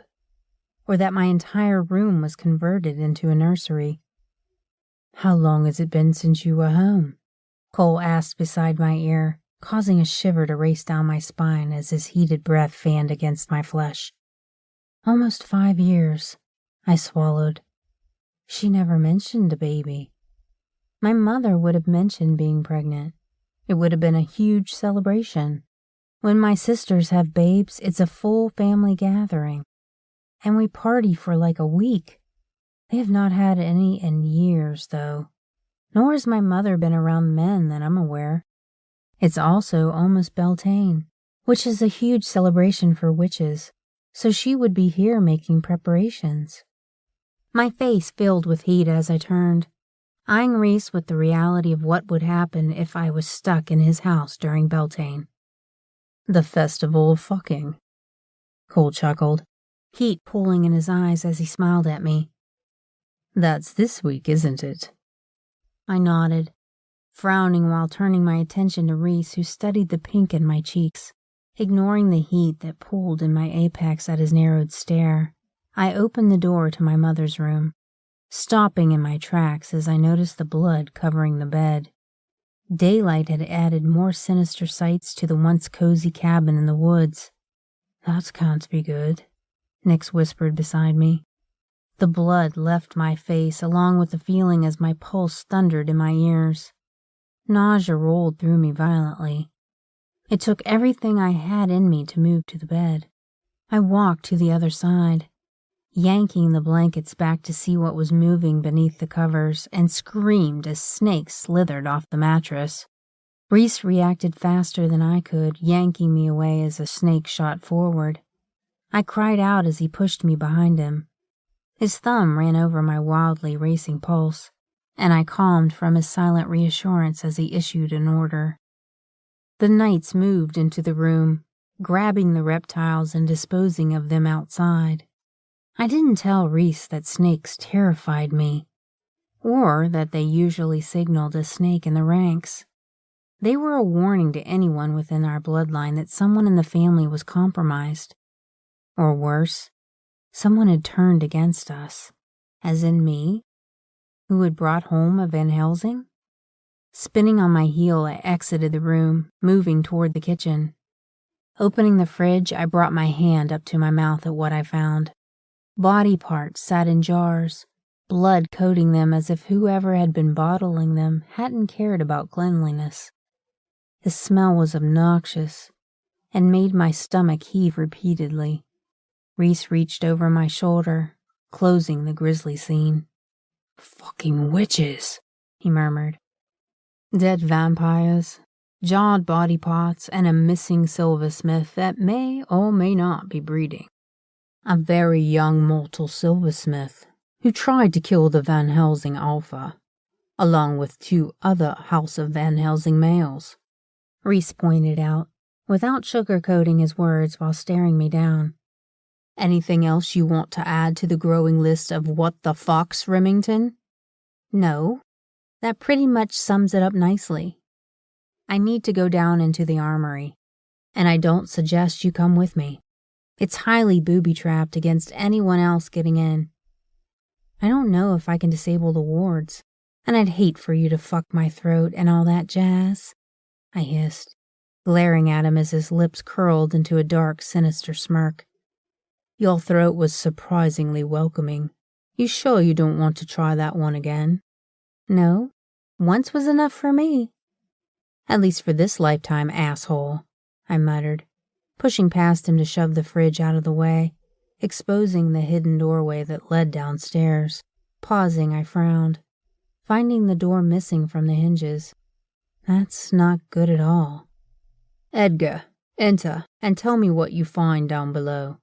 Remy, back the hell up in case something comes up the stairs," Reese ordered, as Cole and Asen stepped in front of me. Reese's hand didn't release me, not until I jerked my hand out of his grasp and refused to look or acknowledge his presence. My fingers lifted to my throat, finding it sore but undamaged. I could feel the heat of his stare, noting that I was touching the injury he'd given me, and yet I refused to meet his pretty eyes. My mind ran wild with scenarios of what was happening, and came up blank. There were snakes in my mother's bed, covered in blood.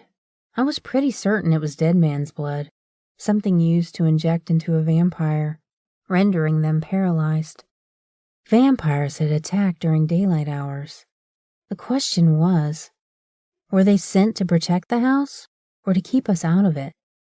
Screaming sounded from below, and then the horrifying scent of burning flesh filled the room. We all remained silent, staring at the empty stairway until something started moving toward us. Reese pushed me further behind him, protectively, as Edgar moved up the stairs, crawling his way to us. By the time he'd finally reached the top of the stairs, his flesh was little more than leather covering his skeleton. Smoke rose from his skin, and my stomach rolled, fighting the bile that entered my mouth. My arm lifted, covering my mouth while my horrified stare remained on the corpse. "What the actual hell?" I whispered, looking down the stairs. Someone stood at the bottom of the staircase, bright glowing red eyes peering through a hood before all hell broke loose. The cabin began to shudder and shake as Reese grabbed me without warning, rushing toward the door as he breached the threshold. The entire house heaved and wood started cracking and splintering. Reese dove toward the open door of the Humvee, slamming the door shut behind us. He barely had time to shove me to the floorboard before the window shattered as wood shot through it, and the car door. It sounded like a bomb was going off outside. All I could do was hold on to Reese, who pressed his forehead against mine, watching me as more shrapnel hit the vehicle. His dark head lifted and he started to speak as something shot through the car door, and he grunted. Blood splattered my flesh and my hand shook as I turned him over. Peering down at his stomach, I cried out, finding a large chunk of wood sticking out from his side. I looked around the car for anything I could use to stop the bleeding, but found nothing. His hand moved to his side, ripping out the wood while I lifted my shirt over my head, holding the knit top to his stomach. Reese groaned as I pushed the fabric into the wound, lifting my eyes to find him observing the tears sliding down my cheeks. "Please don't die," I whispered through the emotion wrapping around me. I leaned against Reese, adding my weight to the wound. His hand slid up my sides, pausing at the sides of my breasts. "I can't die, Remy. I'm a Van Helsing." His eyes watched mine as I slowly nodded, using my arm to wipe away the tears. "You worried about me, little one?" "No, I don't even like you right now," I lied, chewing my lip while releasing the breath I'd been holding as relief washed through me. "Liar," he whispered, cupping his hand against my cheek. I pulled back to look at him. "Look outside and tell me what you see, Remington." I leaned up, peering through the shattered window of the Humvee. The entire cabin had exploded and turned into little more than firewood. Nix was on the ground, grunting beside Cole and Asen. Men had moved around them, preparing what looked like medical stretchers to carry them out on. Something touched my nipple and I yelped, staring down at Reese's lips as he smirked around the puckered flesh that his teeth had captured. I started to lean back, but his hands prevented me from doing so, holding me in place as he opened his mouth and sucked the pebbled flesh between his lips, running his tongue over it leisurely. My eyes rounded to the size of saucers as pleasure danced through me. His tongue flicked my nipple, slowly sliding over the peak. Moaning, I whimpered as my body shuddered with need. I felt his smile against me and pulled away, staring at him before lifting the shirt from the wound, finding it still seeping blood. "You don't have time to be sucking nipples. You're bleeding out like the stuck pig you are," I huffed in an aggravated tone. "I've survived a lot worse than being hit by shrapnel." "Gerald?" he called in a commanding tone. "Yes, sir, Van Helsing," a male voice answered from within the Humvee, causing the blush in my cheek to intensify at not being alone. "Drive us home. The others will meet us there momentarily," Reese stated, rolling me beneath his heavy body, uncaring that he was getting me bloody in the process. "Call ahead and tell them 3 wounded Van Helsings will need feeders available, and 1 female nymph as well. Have the feeders accessible and waiting. My nights will require healing and feeders." "You're going to feed?" I asked through a tightening in my throat that bothered me. "Unless you're offering to feed me, Remy, I have to, so that I can heal. I'm cursed with immortality. But healing isn't something that happens naturally. Not since I was cursed to become a monster by your family." I stared at him for a moment, and then considered what it was he was asking. "Sex, right? That's how you feed to heal?" His azure eyes searched mine, finding the wariness burning within them before he snorted. "Indeed, but don't worry, you aren't on my menu tonight, Silversmith. I doubt you're skilled enough to handle my demon in bed." I bristled before considering my words carefully. I doubt he could handle a real woman anyway. You can feed from some basic feeder bitch, because after the shit you did today, you deserve some basic nameless feeder, asshole. I could handle your demon at his worst. The thing is, I don't want to. I don't want either of you ever again. He smiled cruelly, lifting to press his erection against my belly. His eyes dared me to feed him, but I wasn't stupid enough to allow him that part of me. I may not like that he had to feed from someone else, but I wasn't going to give him the satisfaction of knowing it bothered me either. I turned to stare at the floorboard, dismissing him the best I could manage with him looming over the top of me, watching me closely.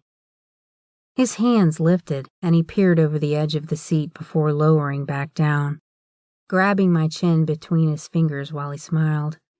Before I could judge his intentions, he claimed my lips in a bone-melting kiss that turned me inside out and left me more confused than I was already. Reese closed his eyes, resting his forehead against mine. The Humvee rolled to a stop and Reese lifted out of the car, turning to issue orders to the people milling about in front of the mansion. I watched him walking toward the house while a knight moved in beside me.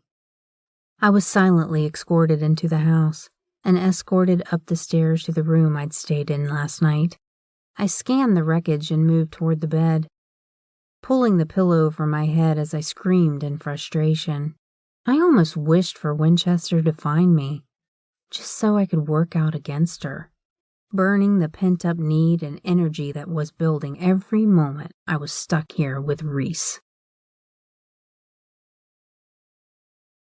Chapter 12. Hours of non-stop, grotesque, and obnoxious screaming came from the room beside mine. Reese's feeder screamed his name so loudly that my head actually ached from her cries, and if I never had to hear his name again, I'd be happy. After the 4th hour of listening to flesh meaning flesh and her screaming she was coming, I abandoned my room. I hated the idea of him feeding from someone else. It also bothered me that I would even care that he was with someone other than me. He was my sworn enemy, and I wasn't here willingly. So why the hell would I care? I didn't, I told myself. I'd said it 1,000,000 times in the last couple of hours. I'd said it the moment he opened that door, staring at me with a look questioning if I'd join him or not. I'd verbally told him to get fucked, and he had. So what if he literally had to fuck to heal? It wasn't my problem. That was what I repeated inside my head like a mantra. "Miss, you can't be in here," a woman called from the doorway of the room, where I stared at the portraits of the men in armor.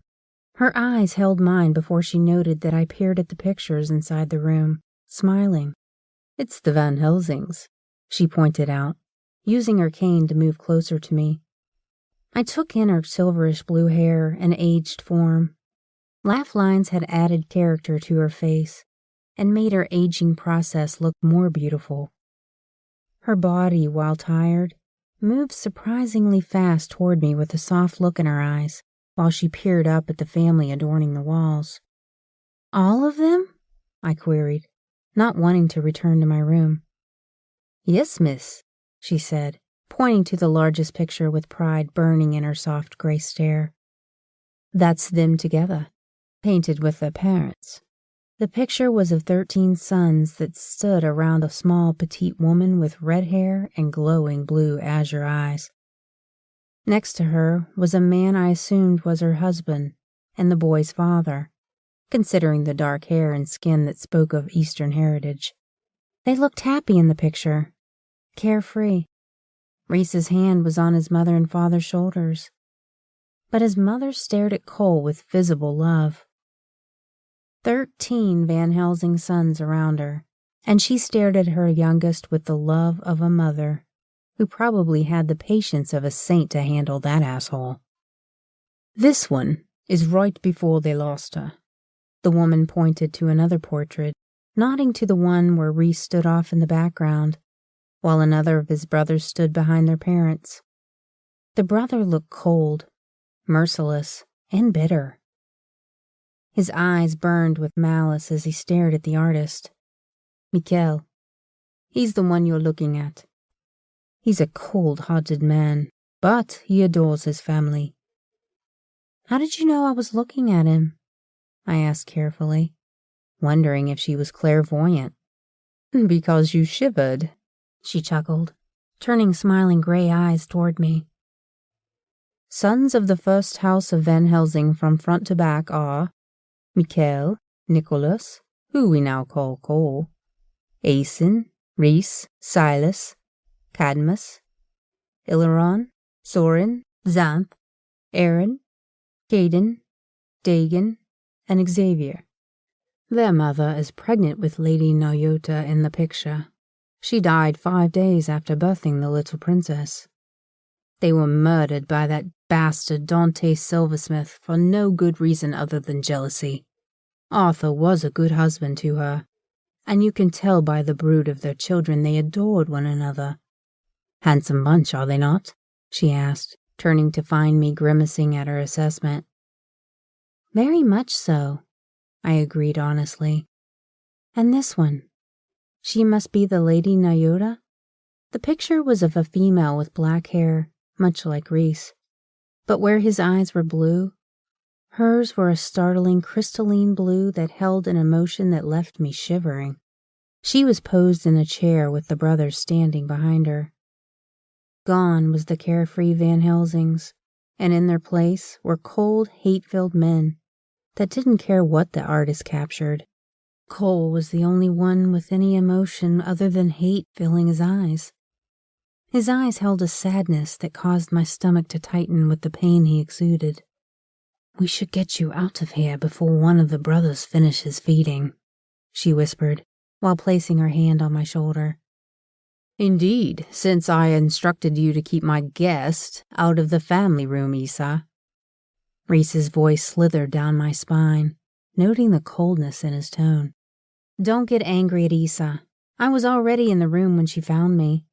I couldn't stomach the vile noises coming from the room next to mine, I stated, turning to glare at him. Ask me if I care, Silversmith, he grunted. And Isa turned, looking at me, coldness burning in her eyes. You're one of those bloody bastard silversmiths that killed our lord and lady? She growled, spitting at my feet before she turned on her heel, leaving the room. She's lovely, I muttered, turning to walk past Rhys, only to find a blonde female stroking his arm silently, staring at me through malice-filled eyes. Problem, Remington? Rhys asked softly, his eyes narrowing on me as I took in his meal with jealousy I couldn't understand and didn't care to examine. She wasn't just pretty. She was beautiful, with a smooth alabaster complexion. She wore a sheer red nightgown, uncaring that it exposed her ample breasts or landing strip between her thighs. Her hair fell in gentle waves to her hips, sexily mussed from hours of endless sex with Rhys. She lowered her hand, stroking over his crotch with ownership burning in her glare. Okay, then, I whispered, moving past him and his feeder. I started toward the bedroom, dismissing them both. His hand shot out, grabbing my wrist as my chest rose and fell with an emotion I didn't understand. Were you looking for something? He asked softly. An escape hatch or the kitchen. I swallowed, yanking my arm away from his grip. In all the excitement of you guys getting back and heading off to eat for hours, I wasn't provided sustenance. Unlike you, I don't eat from my dick. I need actual food. So after hours of listening to Miss Thang here scream your name to the bloody rafters, I decided to go looking for the kitchen to see if I could get something to eat. I didn't realize I wasn't allowed to walk around inside your home. My bad. I'll return to my cell, I growled, stomping off toward the staircase. I entered the room, closing the door behind me, staring up at the newly fixed ceiling. I shed my clothes, heading toward the bathroom to shower. I grabbed my bag off the bed, tossing it onto the counter before moving to the shower to start the water. Seeing the stereo, I messed with the station, finding a soothing song before opening my bag. Pulling out a pair of lounge pants and a soft white camisole top, I placed them onto the counter with plain white panties. My eyes studied my reflection, frowning. I was gaudy compared to the model-looking woman Rhys had healing him tonight. My hair was a mess, untamable on my best day, and naturally curly. It was a mass of red hues, along with blonde highlights oddly scattered throughout the mess of tresses. I had porcelain skin, but tanned easily enough in the summer months. But it wasn't spring in the Pacific Northwest. That meant tanning, or even sun for that matter, was months away. My breasts were perky, but on the smaller side, barely filling a C-cup with the help of hormones. My electric blue eyes were my saving grace, directing the eye away from the freckles that covered my nose and cheeks, adding to the redhead stereotype in which I fit perfectly. Shucking my clothes, I moved into the shower, sliding beneath the blissful heat spray. I washed my hair, lathering it, and repeating the process. Once it was clean from the craptastic day I'd had, I smothered my hair in conditioner. Rinsing it out, my fingers ran down my body and paused over the swollen nipple Reese had sucked on, nipping it with his teeth. He had taken my piercings, the backup silver that never left my body in the event that I needed it. Asshole. I exited out of the shower, drying off before I slipped into my clothes. Quickly braiding my hair into two parted sections, I stared at my pale reflection, rubbing my eyes. Rolling my dirty clothes up, I put them into the second pocket of my backpack and then pulled the knit shirt back out, moving toward the garbage to toss it in before exiting the bathroom. Reese was seated on my bed, shirtless. He lifted his head, letting his eyes slide down my frame before they moved back up slowly. He didn't speak for a moment, swallowing past the heat burning in his gaze. I rolled my eyes, staring anywhere but at him and his magnificent body. "What are you doing in here? Shouldn't you be off feeding or something?" I snapped dismissively, moving to the other side of the bed, setting my bag down before the smell of cinnamon hit my nose. Turning toward the small table, I took in the food covering it. My stomach growled, and I padded on bare feet toward it, pausing to take in the assortment of food. Fresh fruits, stuffed French toast, cinnamon rolls, and an array of meat and cheeses with fancy crackers covered the entire tabletop, with a single bottle of whiskey sat in the middle. I grabbed a cinnamon roll, bringing it to my nose, inhaling the delicious scent of freshly baked bread. It wasn't store-bought. Someone had actually made it from scratch. I bit into it, moaning around the mouthful before closing my eyes at the orgasm happening to my taste buds. Polishing it off without care that I had an audience, I reached over the food, grabbing the whiskey, pouring a glass full, and holding it to my nose before scrunching it up at the aroma. I still failed to see why people did that, or what purpose it had. It would still taste the same whether I sniffed the crap before or after I downed the cup's contents. I took a long drink, turning to gaze at the male watching me through narrowed eyes. "They made the stuff from scratch?" I asked, uncertain how they had accomplished it since I'd been in the shower. The cinnamon rolls were hot, as if they'd just come out of the oven moments ago. "I keep several cooks on staff, and this one was cooking for the staff's children. They enjoy waking up to freshly made biscuits and bread in the morning. Eat another cinnamon roll, woman. You're too skinny. Didn't they feed you at EVIE? "I'm not skin and bones. Just because I don't have curves like your feeder, it doesn't mean I'm skinny. I'm average, which, by the way, works for me. I don't need your damn approval." I seethed, turning back to the ruined meal as a strange sensation settled in the pit of my stomach. "You can go." "Dismissing me?" he asked coldly. "I am exhausted. You tried to strangle me today, and then I got to listen to you have sex for hours while I sat here starving. For the record, Van Helsing, I am mortal, as you should know since you keep throwing in my face. I need sustenance to maintain my mediocre figure, as you so delicately pointed out. I want my piercings back, too. A weekend without silver, and your house seems to be lacking it. Your figure is perfect. If I had tried to strangle you today, you'd be dead. I reacted badly, but I am a bit jaded where your bloodline and mine are concerned. I am sorry for overlooking the fact that you require food in my need to heal from my wounds. You aren't getting your piercings back because I know exactly why you have them, and what they can do. As for the screaming, I was pretending the feeder was you, and I may have lost control a little bit.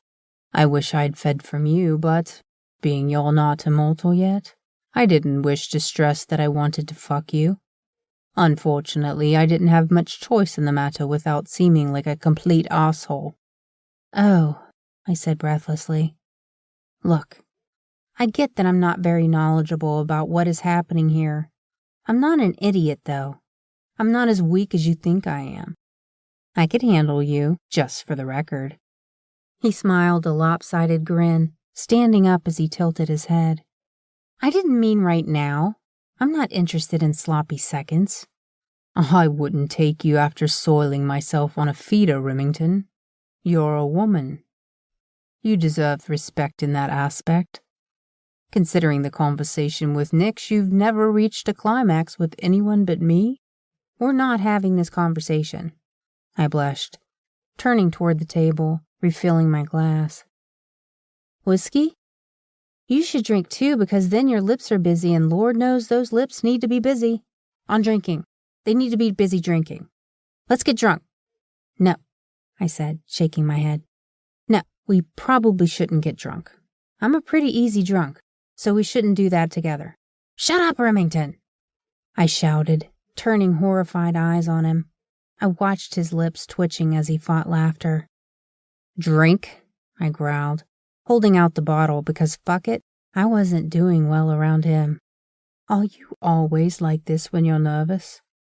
I am not nervous, I lied, turning away from his heated stare, embarrassment filling my cheeks. His hand grabbed my braid, pulling on it.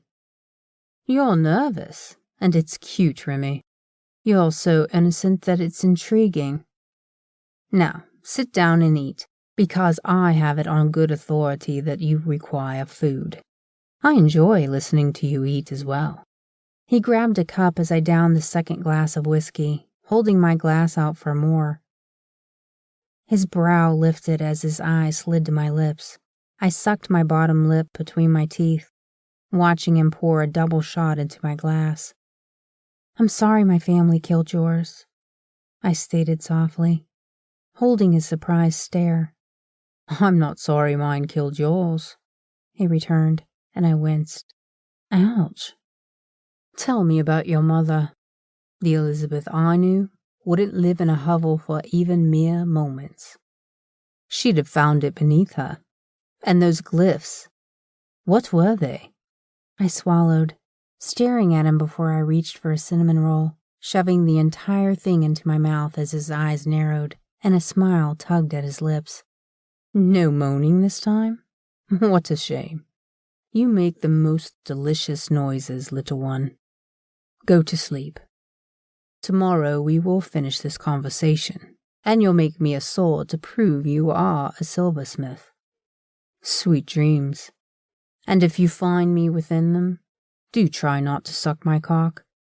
I won't let you finish me off the same way again. Next time I wake up with you sexually participating, I'm going to consider it an invitation to do more. Chapter 13. I stared at the glass room in the enormous basement of the mansion. There was a large assembly of knights moving in and out of what appeared to be some kind of control room. Outside of that room was a long table with chairs around it, and big TVs covering several news outlets. Reese had an entire surveillance room in his basement, where he watched the outside world in high definition. He had an amazing setup, which was something I hadn't expected. I'd known he'd be articulate with his men, but he was eerily efficient.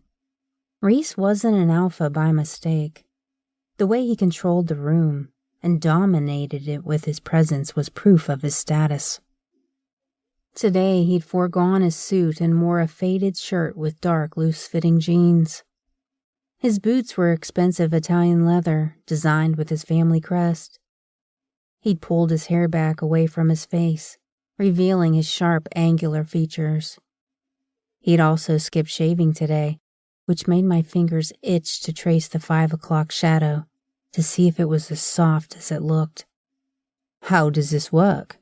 he asked, and I smiled tightly. "I normally create bullets, but you've asked for a sword, which will take magic since silver is a soft metal. I'll need copper, bronze, and silver. The room needs to have extreme temperature settings. It will take several hours at least to make a sword strong enough to wield against bone. It's not a simple process by any means. I'll have to melt the metal, cool it, form it, and then reheat it. At that point, it becomes tricky. I'll use magic to enhance the blade with silversmith silver in the actual design, adding potency to the blade's magic. I'll then repeat the process until the final heating steps. After that, I'll have to cool it slowly to reinforce the metal and ensure it doesn't weaken in the process." "How many hours are we talking?" he asked, canting his head to the side, studying me. "I've made 2 swords in my lifetime. One was a mistake that I'd melted down once I'd finished. The other is still being used today by Nyx. Unlike others in my line, any blade I create becomes infused with magic that adheres to the one who will wield it." "How does that work?" "I'm different from others in our line. When they craft, it is merely silversmith silver that is the end result. However, when I do it, something else is added to the weapon. Nyx's sword molds into what she needs, and occasionally, it's more penis-shaped than an actual blade she wields." His eyes narrowed and a smirk replaced the frown on his mouth. Reese turned my words over in his mind, and I saw his eyes burning with more questions, as if he found me a wealth of information. I now saw why Winchester was always telling me to shut my craw, as she called it. I can't say how long, because that depends on the metal, magic, and the room you provide.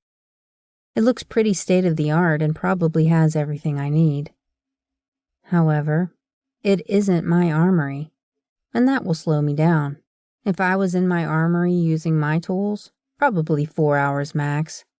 However, I'm not, so I'd double that time.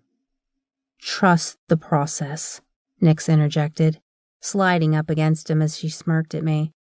"Reporting for duty, hooker. I'll be your captain today.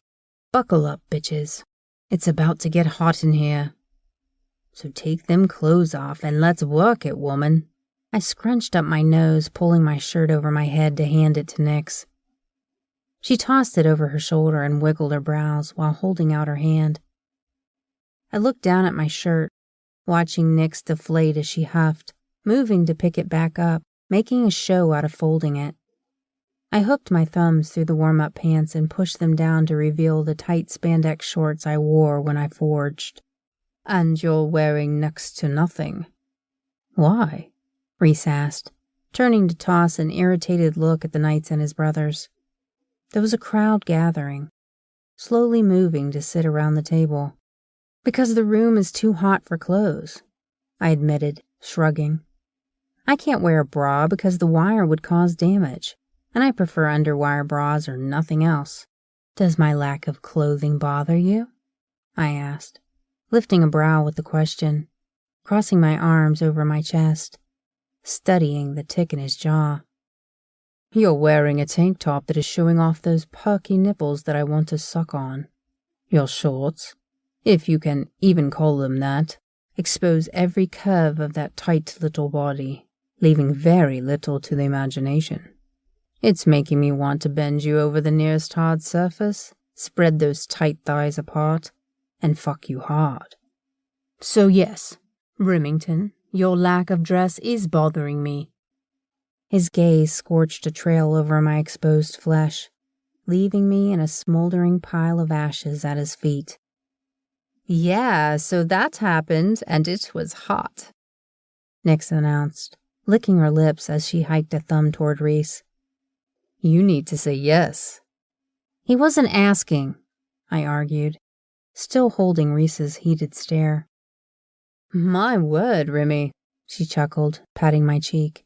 You're so clueless it both hurts and endears you to me immensely. When a man says your lack of clothing makes him want to bend you over, that's an invitation because he wants to do it, telling you about it in explicit detail. If he's saying that, he's literally imagined it in his mind a few times. So, the word you're looking for is, oh, hell yes. That's 3 words. Point in case, I just drew you a map with crayons and you're worried about how many words I used. I have to make a sword, and my brain is trying to focus on that at the moment, I gritted out. I was trying to concentrate on the steps to make Reese a sword that would knock his ego down a few pegs. He is offering you his sword, Nyx argued, staring at me with a pointed look dancing in her eyes. My attention turned, narrowing on Reese, who was watching us argue about his so-called offer.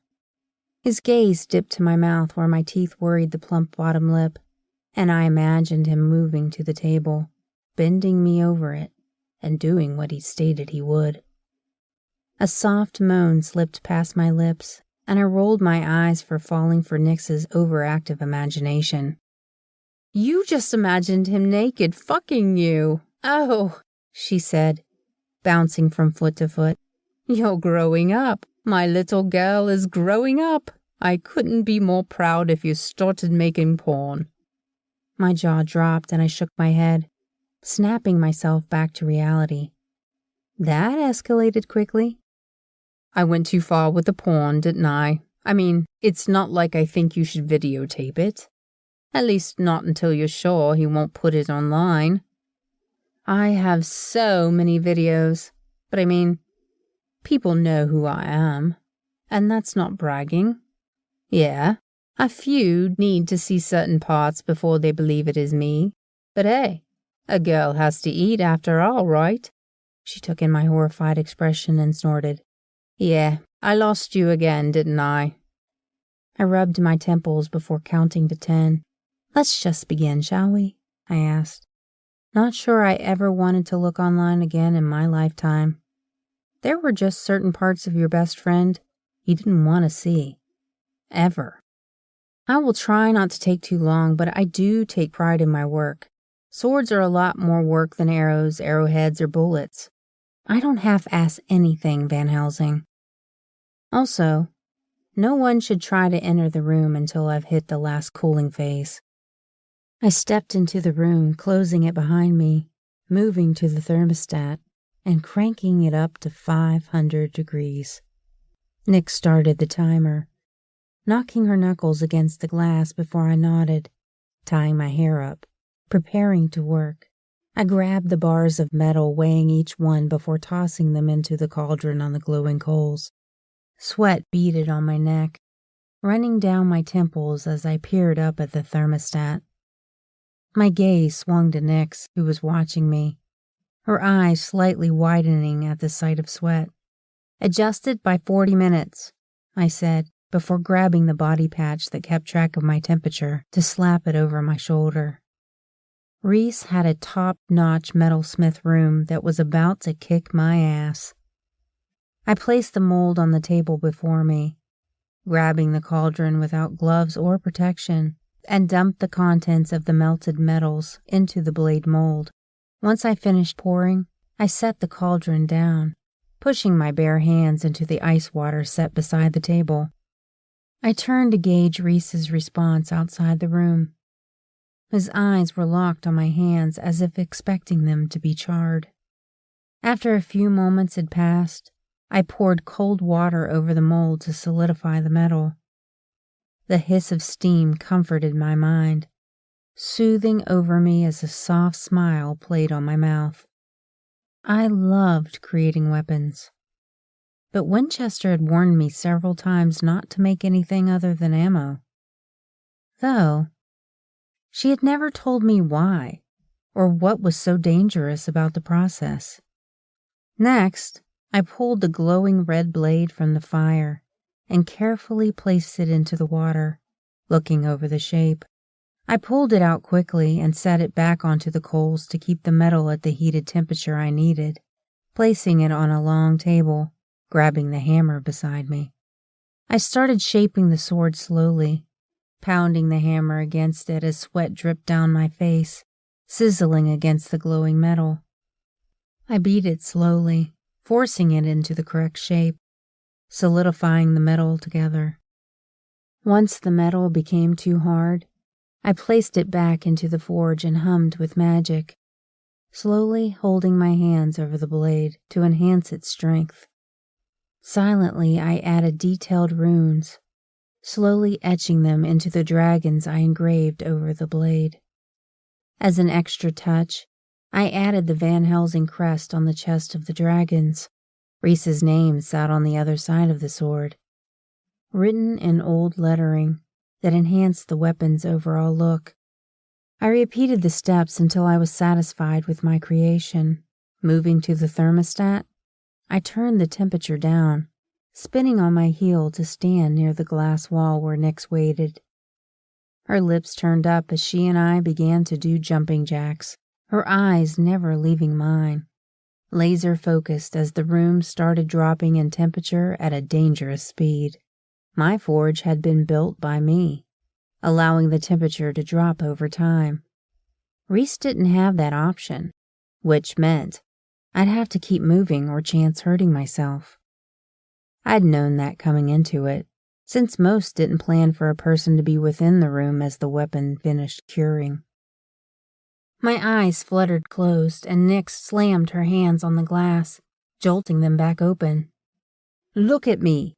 You keep moving, Remington Elena Silversmith. You don't close your eyes, understood?"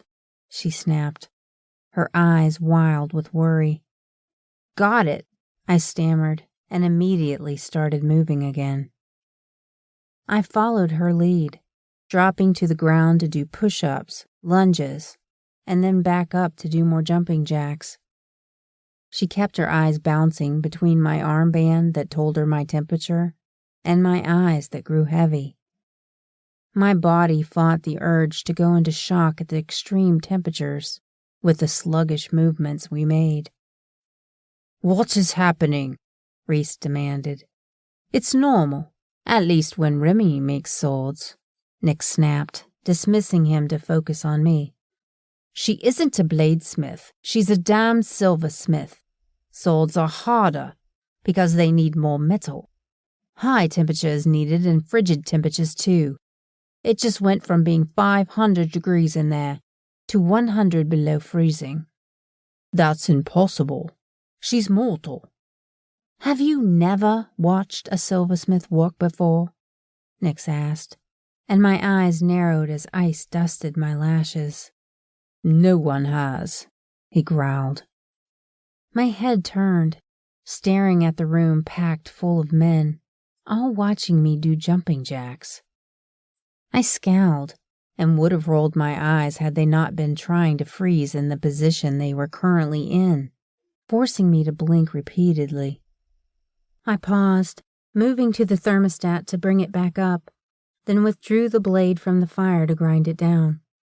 My family was going to crucify me.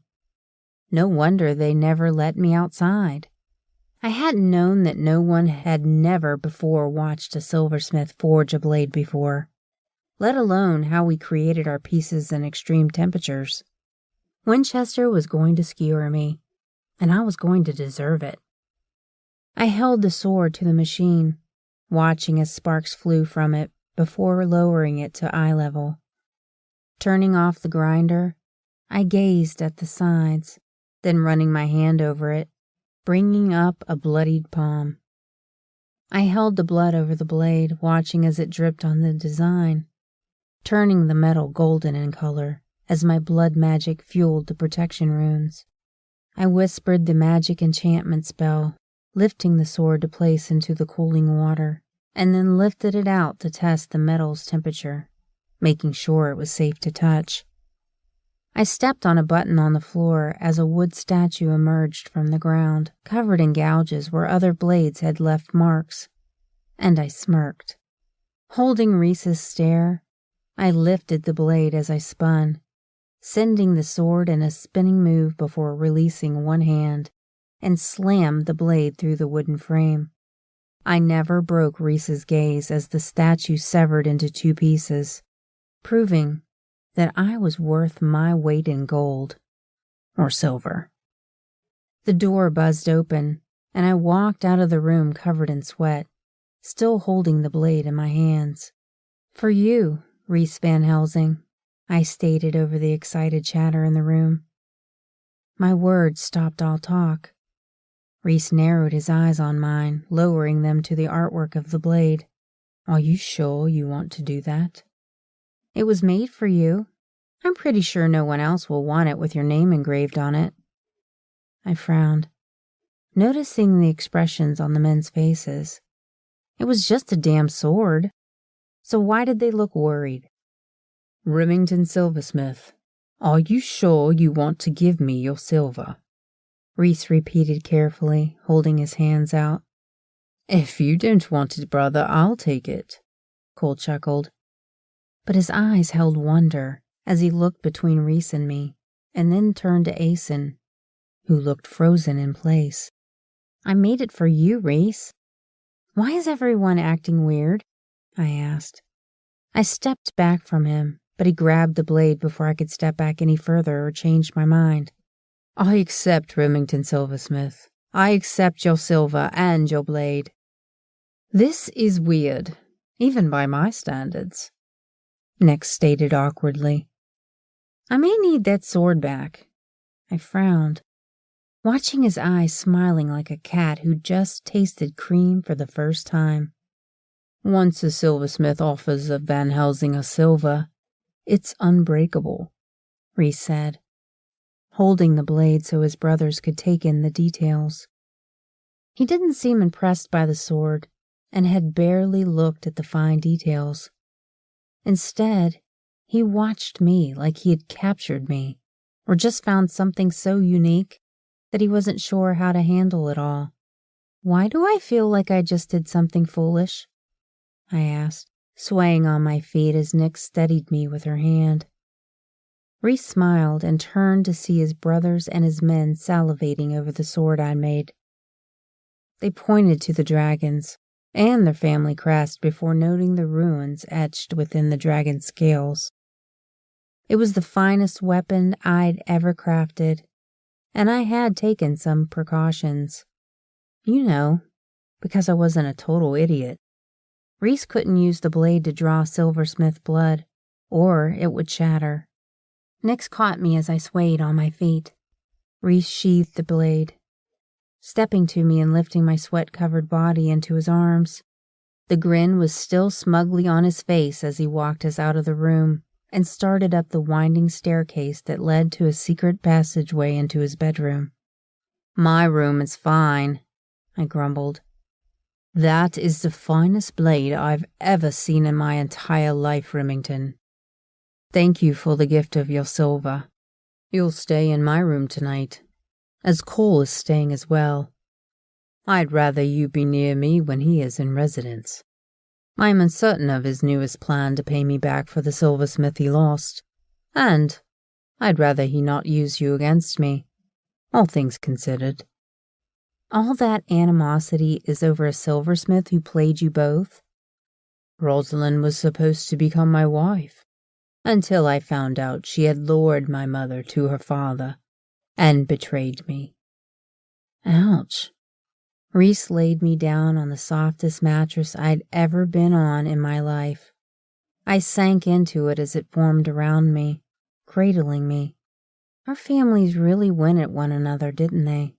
"They did, but none of yours had ever offered their silver to us. Until you, Remy." "Shit, I did do something dumb."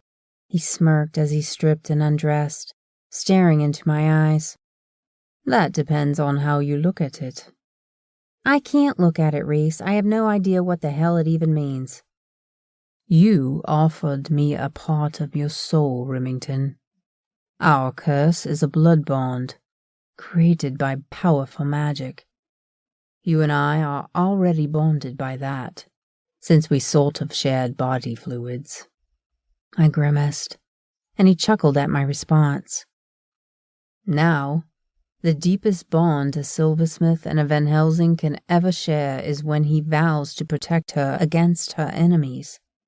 And she gives him her silver. I vow to protect you against your enemies, for they are now mine. You are a part of me, and I am now a part of you, Remington Silversmith. From this day forward, you are my silver, and I am your strength and protection. What did you do? I gasped, fighting to sit up past the spinning in my head as light blinded me. He held my hand, smiling wickedly while watching my panic unfold. Pain filled my chest, as if something within me clicked and settled into place. I shook my head, anxiety rushing through me while blinding pain throbbed in my head. Reese gritted his teeth, holding his chest as if he felt the same pain. Still holding my hand, Reese lowered his mouth, claiming my lips in a pain-filled kiss that sent lightning rods rushing through me as tears slipped from my eyes. It hurts, Reese. Stop it, I pleaded. But he couldn't, and I knew it without him having to tell me. I heard his teeth gritting together, grinding over enamel as he groaned against my mouth. Remy, he whispered, lifting his eyes to study the tears swimming in mine. Breathe, beautiful girl. Stop fighting me. Just let it happen.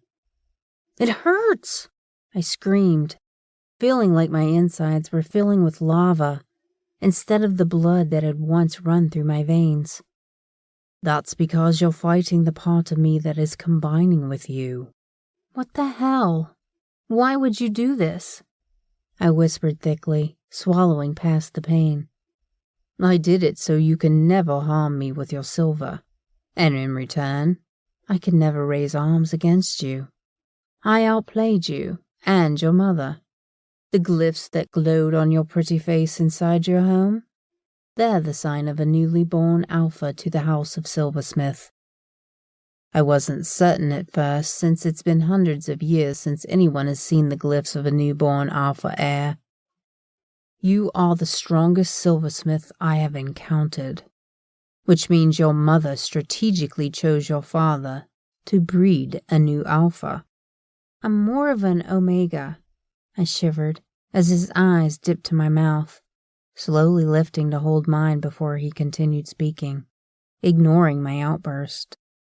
The silversmiths have always had a female alpha. Your house will not rise again because you're now my silver, and I will never allow it. So that happened. I was going to end up helping my sister crucify me at this rate. I should have known there was a reason he wanted a sword. Why would my family ever think waiting to tell me this shit was a good idea? He just outsmarted me, and I thought I was the one being smart. My mother hadn't taught me anything, and our lore, it wasn't in books. The stories were rumors, because we had people who went around erasing any trace that we had ever existed from records. There was no correct history about us in the libraries, only fictional shit that people romanticized. So how was I supposed to know what not to do, or to do, if no one told me? Reese, I think we should break up. It's not you, it's me. I'm a dumbass. I am so stupid. They're going to hang me up, and I'm going to hand them the bat to use me as a human piñata. First, they'd have to get to you. Second, you're mine to protect now, so that scenario isn't happening. Get some sleep. Beltane comes this week, and I can't have my silver worn out before the witches' celebration. I'm throwing a ball that is open to every alpha house and the family members. I can't wait to show you off. I'm going to be sick that day, sorry. Go to sleep, woman. You worked for 14 hours straight on a blade today. You were sexy in that room, dripping sweat as you held burning metals in your pretty bare hands. How did you hold the metal straight from the fire? Better question, Silversmith. How did you live through being in a room that was 590 degrees as a mortal? I swallowed as his eyes narrowed on the pulse beating wildly in my neck. That's what I thought. They didn't die in that fire, did they? It's why they never allowed anyone to see them work. It wasn't to keep the magic a secret. It was to keep other aspects of their nature a secret. Yep, I was a dead woman walking. I hadn't even considered that when I'd felt the urge to make his blade. I had wanted to impress Reese, and by doing so, I'd exposed my family's secrets. I'd watched that fire burning, and while the children had more than likely perished, their parents had snuck out through the secret panel in the library and lived. And I'd known it. That hadn't clicked, though. Not until just now, as he had asked the questions on the edge of my brain. The ones I'd shoved into a box to look at later, once I was free. I hated aha moments, but worse, I now understood why no one had ever told me the important things. I was an open book, a source of information without even realizing I was spewing it until I'd fucked up so badly that I couldn't take it back. Don't beat yourself up too bad, Remy. I've had a couple of lifetimes to learn how to get the things I want without torturing my prey. You're young. Give it time. And you'll learn how to keep those secrets better. Chapter 14. The next morning, women came to my room to take measurements, fitting me for a dress. This situation was made more uncomfortable by Reese sitting in the room, pretending to work while the women measured me in my panties and tank top. I'd bathed for over an hour to alleviate the aches and pains from standing in front of the forge the day before. I hadn't even realized I'd been in that room for 14 hours straight until Reese had told me. The forge was my safe haven, the place I escaped to when things weighed down on me. I wasn't shocked to learn I'd been within it for hours without realizing exactly how long. I was surprised to hear people speaking about the sword I'd given to Reese today. They acted like I'd gotten down on one knee and proposed, which, I guessed, was what I had involuntarily done in the way our world worked. It was insane, archaic type of shit for sure. Stand up straight, Mom, someone whispered. I bristled, standing up to square my shoulders, while Reese's eyes lifted from the laptop in front of him, locking with mine. His mouth tipped up at the corners, watching me fidget beneath his intense stare. I felt like I was on display.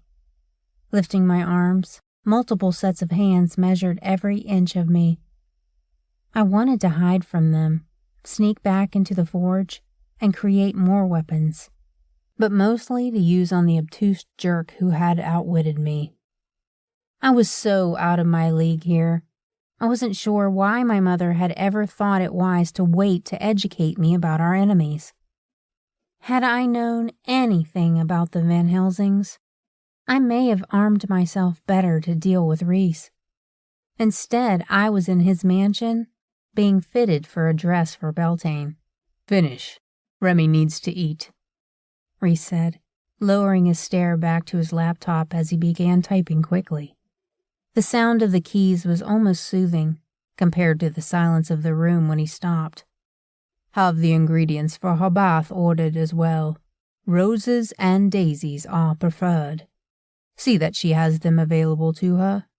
I want her dress to be silver, but to keep to tradition, have ribbons that match her pretty eyes added to the corset, along with the necklace I had made for her. I also want what lies beneath her dress to match as well. Make sure there's a pouch sewn into her dress. It needs to contain rosebuds, primrose, mint, and the rowan's tree bark within the pouch. Come, Remington. Let's get you something to eat and drink before we head to the sanctuary to meet with the other alphas who wish to verify your existence. I don't wish to be displayed like something you own. You don't own me, Reese, I stated, crossing my arms to glare at him while he slowly moved toward me. Everyone out, he ordered. I watched the women scuttling out of the room. I swallowed as Reese settled in front of me, smiling with heat pooling in his eyes. Before I could guess his move, he reached up and ripped the shirt from my body. Stepping back, he watched as I lifted my hands to cover my breasts. My breathing grew labored beneath the smoldering intensity of his stare. You're beautiful, woman.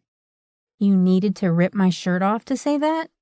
I asked, lifting a brow. He vanished from sight, and I stood there silently, looking around the room. I started to move away from the spot I was in, but hands grabbed me from behind. One snaked up around my throat, while the other settled on my belly, slowly moving down to push beneath my panties. I whimpered as his fingertips pushed through my sex, feeling the pull of his magic as he walked me toward the couch he'd been sitting on. Reese pushed me down, staring at my body, lowering himself between my thighs.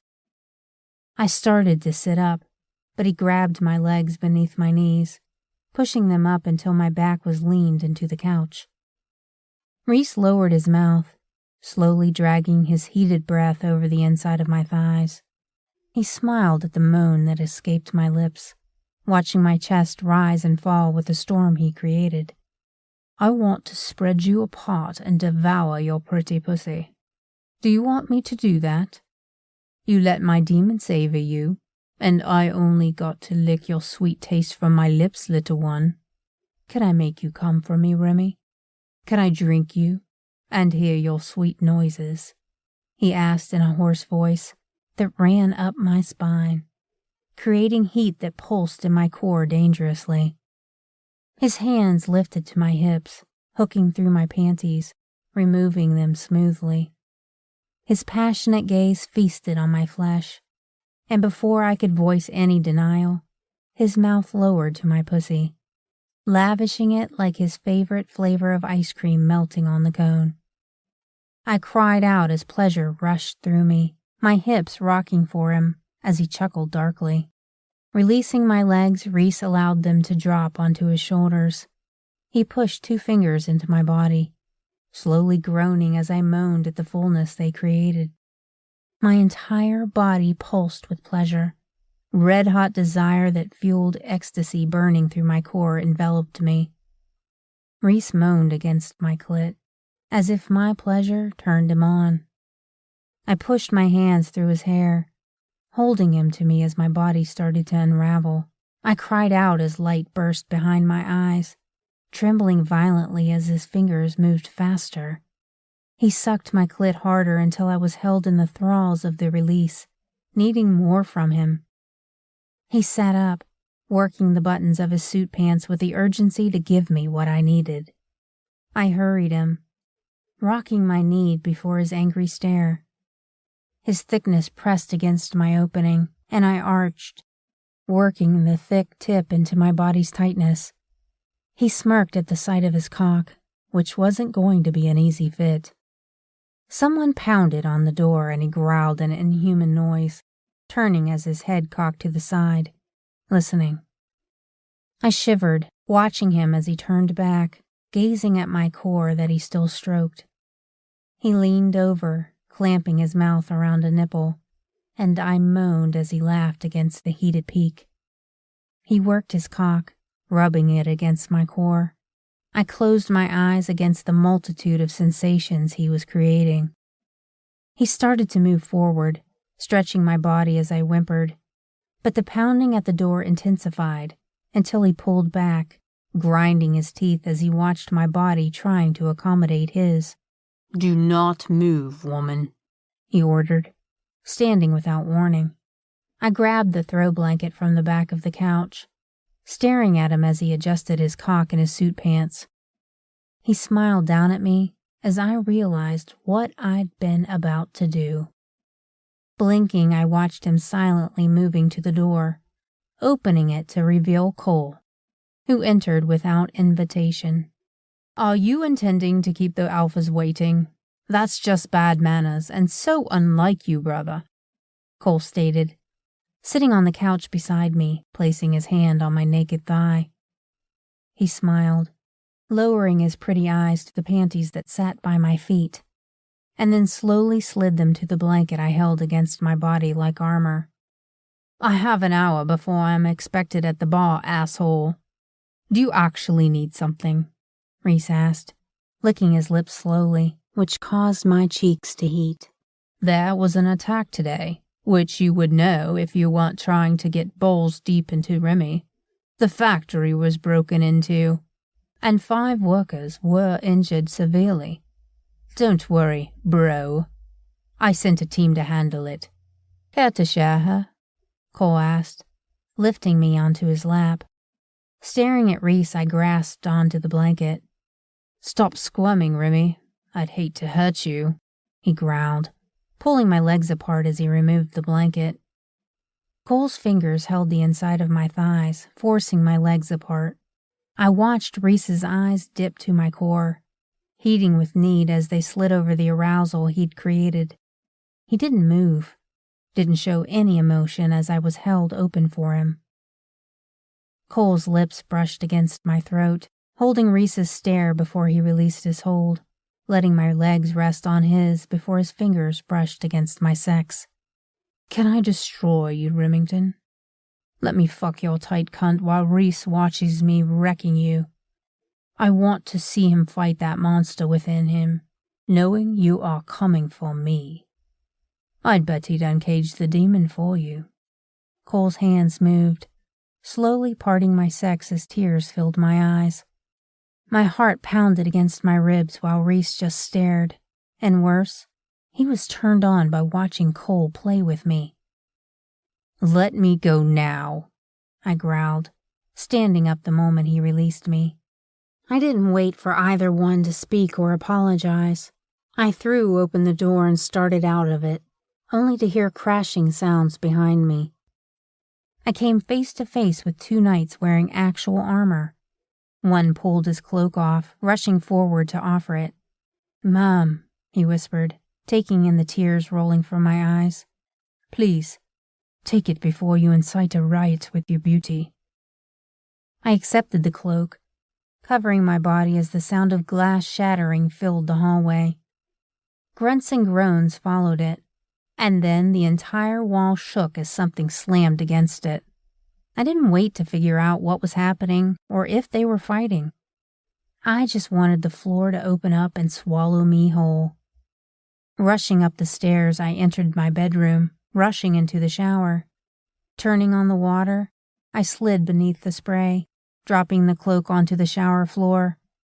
Angry tears burned my eyes as I reached for the soap, washing my body until it was red and sore. I fought to remove both men's touches. The door opened and I spun around, staring at Reese, who peered down at the soaked cloak in the shower. His eyes held worry, and yet he didn't look apologetic. He looked pissed off at me. "I can't stop him from touching you. You can, though. If I do it, he'll only want to hurt you more to get to me." "Get out," I whispered, turning around to dismiss him.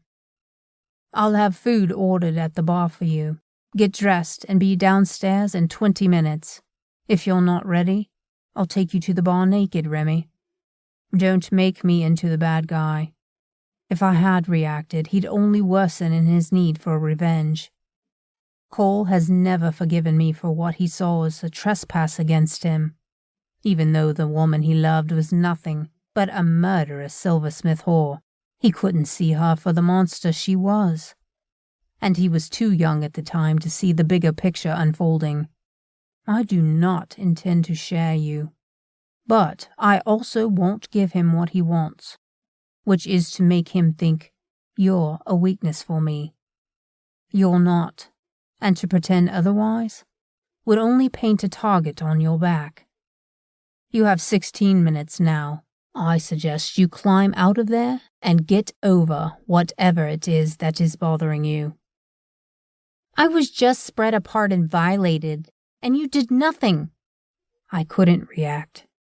I don't belong here, I groaned, exiting the shower to grab a towel, shouldering past him. I walked to my backpack, pulling out a skirt and blouse. I dressed quickly, feeling his burning stare on my spine. I ran a brush through my hair, slipping a band around it, creating a messy bun, then slid my feet into sandals. Ready, asshole. I left him standing in the room as I walked down the stairs to where Cole stood with a smug smile on his lips. He watched me approaching him silently, opening his mouth to speak, but my hand cracked across his cheek, forcing his head to snap to the side with a comforting noise. Slowly, his eyes settled back on me with heat burning within them. Don't you ever fucking do that to me again, I hissed. Cole looked at Reese before he turned back toward me, smiling as if he found me intriguing. If I want to fuck you, I'll let you know. Otherwise, don't touch me, Cole Van Helsing. I'm not yours or Reese's fucking plaything. Don't use me to get revenge for something that happened before I was even born. That isn't fair to me, and I sure as shit have never wronged you. Don't wrong me. I took in the pain that entered his eyes and watched it vanish before I could investigate it further. His cocky grin slipped back into place and he stepped closer, running his finger over my cheek. Careful, Silversmith, Cole said huskily, as if hurting him had turned him on. I consider that foreplay, and after smelling your arousal, I'm officially fucking interested in you. You smell fucking addictive, and I like addictive things. Especially when they come in such a pretty package, he chuckled. Pulling me against him, he lowered his forehead to rest against mine. I'm going to have you one way or another, sunshine. Do hurry up and let Reese down gently, yeah? Go to hell, I whispered, pushing Cole away from me, even though he didn't budge. Enough. We'll be late, Reese said from beside me. I followed the knights out of the front door, listening as Reese grabbed Cole's arm. Take the hint, asshole. She isn't interested. After your little fucking stunt, we'll have to pick another brother to seduce her, so that we can finish this. Stop working against me and start working with me if you want revenge against the Silversmiths. I didn't hear what else was said as I crawled into the limo, finding Nyx waiting for me. She smiled, holding out strawberries and a flute of champagne. It's the good stuff. Taste it, she smiled, dropping it in the bucket as she took in the anger burning in my eyes. We have to get out of here, Nyx, I whispered, barely loud enough that it was audible to my own ears. Fucking try it, Silversmith, Asen chuckled, peering around Nyx, where she sat on his lap gulping down champagne. You gave Reese your silver. He owns you now. Welcome to the world of immortals, where every good deed gets you fucked harder than the last one. His nose lifted, and his pierced eyebrow brushed against his hairline. You already get fucked hard, sweetheart? He asked, narrowing his eyes on Cole, who climbed into the car sporting a black eye, his lip freshly cut open. Reese sat beside me, peering over at Asen, who grimaced at the black eye Reese now wore too. Bloody hell, he growled. Choose a cock, sweetheart, and ride it already. I can't endure another pussy war like the last one. I choose neither, I snorted as the door shut and we started down the driveway. Chapter 15. The bar was empty, other than the few men who sat around a large table set in the center of what I assumed was the dance floor, considering the lights around the area. Reese walked me to a chair, pulling it out as he waited for me to sit, pushing me closer to the table before sitting beside me at the head of it. Men, and I use that term loosely, turned to take in my features. Their stares burned my flesh with the intensity of the way they studied me. Only a few females had joined, and they looked me over with ridicule and boredom, as if I belonged on the bottom of their stiletto heels instead of at the table with them. Ladies and gentlemen, welcome to House Van Helsing's sanctuary. Reese placed a card on the table, and one by one, the creatures around it reached for it to sign. They passed the card around, silently handing it back to Reese with everyone's signature. Really, Van Helsing? What game are you playing? This child is not a silversmith. Her coloring is all wrong, and she is rather mundane. I've seen prettier creatures in the back of a whorehouse. I turned, studying the cold persona of the woman that spoke. Violet eyes narrowed on me as she smiled, tilting her head. You couldn't even pass her off to newborns as a silversmith. I agree. She lacks, well, everything that would mark her house, another woman stated, her eyes smiling as they took in the frown playing on my face. If you wanted me here to fuck me, Reese, I assure you, you didn't need the others. I rather enjoy your cock enough to come willingly, a woman stated, heels clicking over the floor as she reached the table. Placing her blood-red nails on his shoulder, she leaned over, kissing his cheek. I've missed you while I've been away, love. Sit down, Eloisa. I didn't call you here to fuck, Reese stated, his eyes turning to lock with mine. I assure you, Remington is indeed a silversmith, and full-blooded at that. That's impossible, darling. She doesn't even have the telltale markings of a silversmith. Her hair, well, gaudy, is naturally red. Her eyes are also not hidden beneath contacts. Which maybe, silversmith, not a chance in Hades' whorehouse. And I should know. I visited it often enough over the centuries. Eloisa grabbed my face, turning my cheek, and I yanked back, glaring up at her as she narrowed her eyes. She looks like Rosalind. Oh, at least her eyes do, she said breathlessly, gripping my chin until it ached. Indeed she does, Reese agreed. She is her niece after all. That's impossible, and you know it. We helped you murder the silversmiths, Van Helsing. All of us jeopardized everything to help you find justice for your mother and your brother's wives and children. There are no full-blooded silversmiths left alive. My stomach clenched as Cole snorted, and Asen joined him, turning cold eyes on me. Asen lifted his hands and folded them on the table, staring at me as he spoke. I'm aware of what you all sacrificed and placed on the line after silversmiths murdered my mother and hunted down my children like animals, butchering my wife and leaving her womb outside her body with my dead unborn son rotting inside. This girl is a full-blooded silversmith, and that's a fucking problem for everyone. She's mortal. That means there's a full-blooded mother who birthed her into this world running around out there somewhere, Asen hissed, holding my gaze. Reese placed the blade I'd made onto the table and everyone stood, looking at the craftsmanship.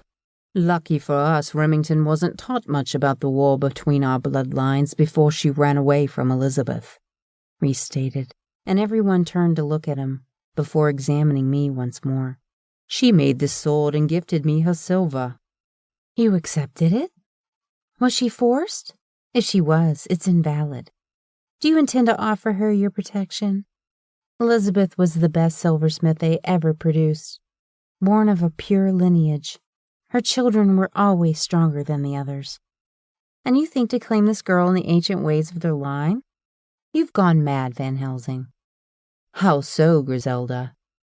I claim the strongest silversmiths I have ever encountered. By claiming Remington, I've ensured that she can never raise her silver against me or my house. Look at her work and tell me that it isn't better than anything Elizabeth or Rosalind ever created in their lifetime. But even better than that, I was shown exactly how a silversmith creates the silver. In fact, my brothers and my knights also watched her crafting the blade before you." "And what did you learn?" Griselda asked, her eyes lowering to hold mine. "That the silversmiths probably sacrificed their staff and their own children to escape the fire, which I assure you they could have lived through easily." Remington worked for 14 hours in a room where the heat was 500 degrees. And yet the room burned hotter due to the forge where she worked. It reached 590 degrees, and her body temperature during that time reached a full 700 degrees. Everyone slid their gaze from the blade to me, and I glared at Reese, who continued. I watched the way every immortal in the room hung on his every word. He was respected by more than just the women who had eye-raped him harder than I had. And that was saying something. Things have started to go awry for houses out of nowhere, and nothing has added up. Not until this little silversmith walked into a fight between Cole and me, murdering a half-blooded silversmith, shattering her into slivers of silver. Newborn vampires are being created without a sire. We all know a witch can make daywalkers that appear to be vampires, and the wolves have been attacked during the new moon, where they're at their weakest points. We thought it to be hunters, because the bullets weren't fully silver, just laced, but enough so to still kill them. Half-breeds have been turning up dissected, yet still alive with no memory of who took them, or how they were wounded. Only a few creatures can erase memories so deeply that others cannot pull them from their mind. Reese tapped the blade, smirking.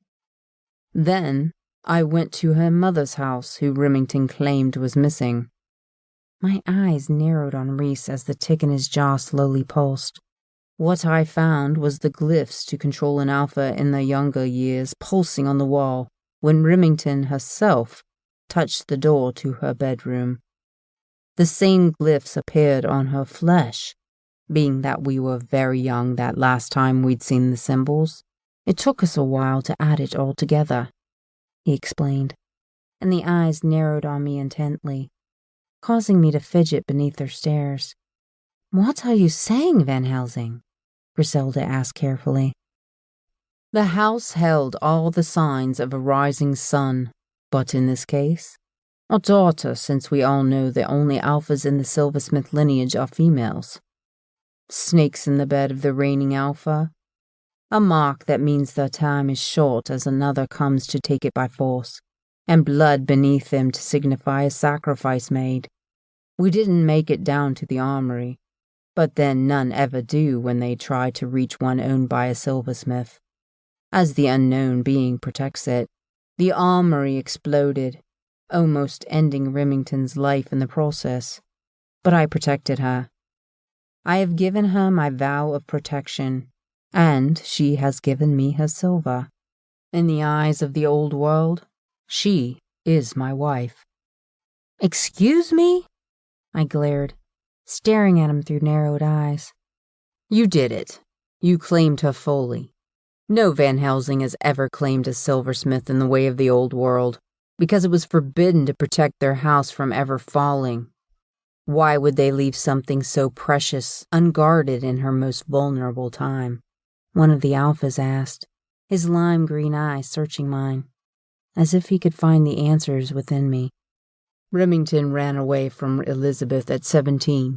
She joined EVIE, and I think Elizabeth thought she was safely hidden within that organization. Had Remy remained in their hold, none of us would have looked for her there. She was their weapons master. She used metals along with her silver, which none of us would have noted. Unless a solid silver weapon was wielded against us, we'd have had to survive to realize what silver had been used. Remington's silver is powerful, and I'm willing to guess that few have survived it, or lived to tell anyone they'd felt the silversmith's silver again. "I'm not your wife, asshole," I interjected, watching as the tick in his jaw started, but he continued ignoring me. Is the bar open? I asked, watching his azure eyes turn toward me for the first time in the last several minutes. Remington, I'd advise you to hold your tongue. I'd advise you to hold your fucking breath. But I don't think you'd die from suffocation, which would make the entire point moot. Now, is the bar open? Because I'm reserving the right to get rip-roaring drunk tonight. And hopefully by doing so, I'll forget what you and your brother did to me. Obviously, you don't need me for your little party. I was just here so you could stroke your male ego at what you found unguarded. I'll go get drunk, and you'll get your back patted on what a good job for catching a little silversmith and using her naivete to fuck her over. You're not moving from your chair. If you'd like to drink, I can order you something. Do you understand me? Reese asked, narrowing his eyes as I smirked. Yes, Daddy, I understand. I smiled darkly, leaning back while I surveyed the others, who watched us with curiosity. Now, where were we? At the part where I was hiding an EVIE where I signed a 10-year contract that is only breakable through death, I stated pointedly, noting he didn't seem to fear them coming. That means they're coming. My family will also come to get me. They're never going to allow you to keep me. I apparently have a super big mouth and give away shit that I wasn't even aware was a secret. I also tried to be nice and make you a badass blade, which now you assume makes you my husband. Which, by the way, that's some medieval bullshit mentality. I mean, I thought hand fasting was outdated, but blade trading? Whew, that one outdates the books, I guess. I've read hundreds of books, and none include the bitch giving him the blade, but lots of them had the rhetorical cock, aka sword, entering her vagina, and bam! I slapped the table, causing the immortals to jump in their seats, which was a little soothing to my bruised ego. Bitch is married to Sir Dix-a-Lot. But hey, you want my sword? I'll peg you so fucking hard you'll feel me fucking your throat, Van Helsing. I'm down to be dirty with you. Are you finished yet? No, not even close. I did mention my super big mouth, right? I asked, watching his eyes sparkling with anger. I'm not here willingly, Reese. You expect me to sit beside you like a good little bitch. Well, that's just unrealistic expectations on your part. I didn't murder your people. I sure as hell wasn't around when our families went to war. I wasn't a part of your twisted as shit backstory, and I don't want to be either. I'm just a girl who likes to make pretty weapons that kill nasty monsters. Is that too much to ask? Actually, it is, sweetling. You are responsible for the deaths of my creations. A scathing voice slithered down my spine. I turned, watching a blonde move toward me with pale-skinned men beside her. Vampire. Laura, I'm surprised you would lower yourself to come tonight, darling, Cole muttered, glaring at the vampire. And miss finding the little bitch that is helping EVIE hunt down my children? As if. Nicholas, you, of all people, know how attached I am to my children, she sneered, her fangs extending as he smirked, licking his lips as the queen evil bitch gave him a lusty stare. Her cold ice blue eyes slid to me, and she slowly moved closer. You're the weapons master for the Seattle branch, are you not? I am, I said carefully, showing no fear as I faked it until I made it, which was out of this encounter alive, or so I hoped. They do scream so beautifully when the silver shreds their non-beating hearts. If you want your children to live, all they have to do is follow the rules agreed upon by you and EVIE. If you can't manage to control your own child, Laura, how the fuck do you manage an entire branch of your house? You're what, 20? 21 at most? You're an infant in this world, and I could end you before you blink, little bitch. It would be a fatal flaw to underestimate me right now, Laura. You see, I am very young, but I am highly trained in the call of silver, I stated, standing to come nose to nose with her as my finger lifted, trailing down her cheek. I felt Reese rising behind me, standing ready to protect me, unaware that I wouldn't need it. At the moment, I can sense the Benoit balls shoved up that pussy of yours that you're clenching so hard to hold in. There's also a hint of silver sitting in your ass. I'm willing to bet it has enough within it that when I call, it will come. You won't, because, well, I'm not trying to get you off here, after all.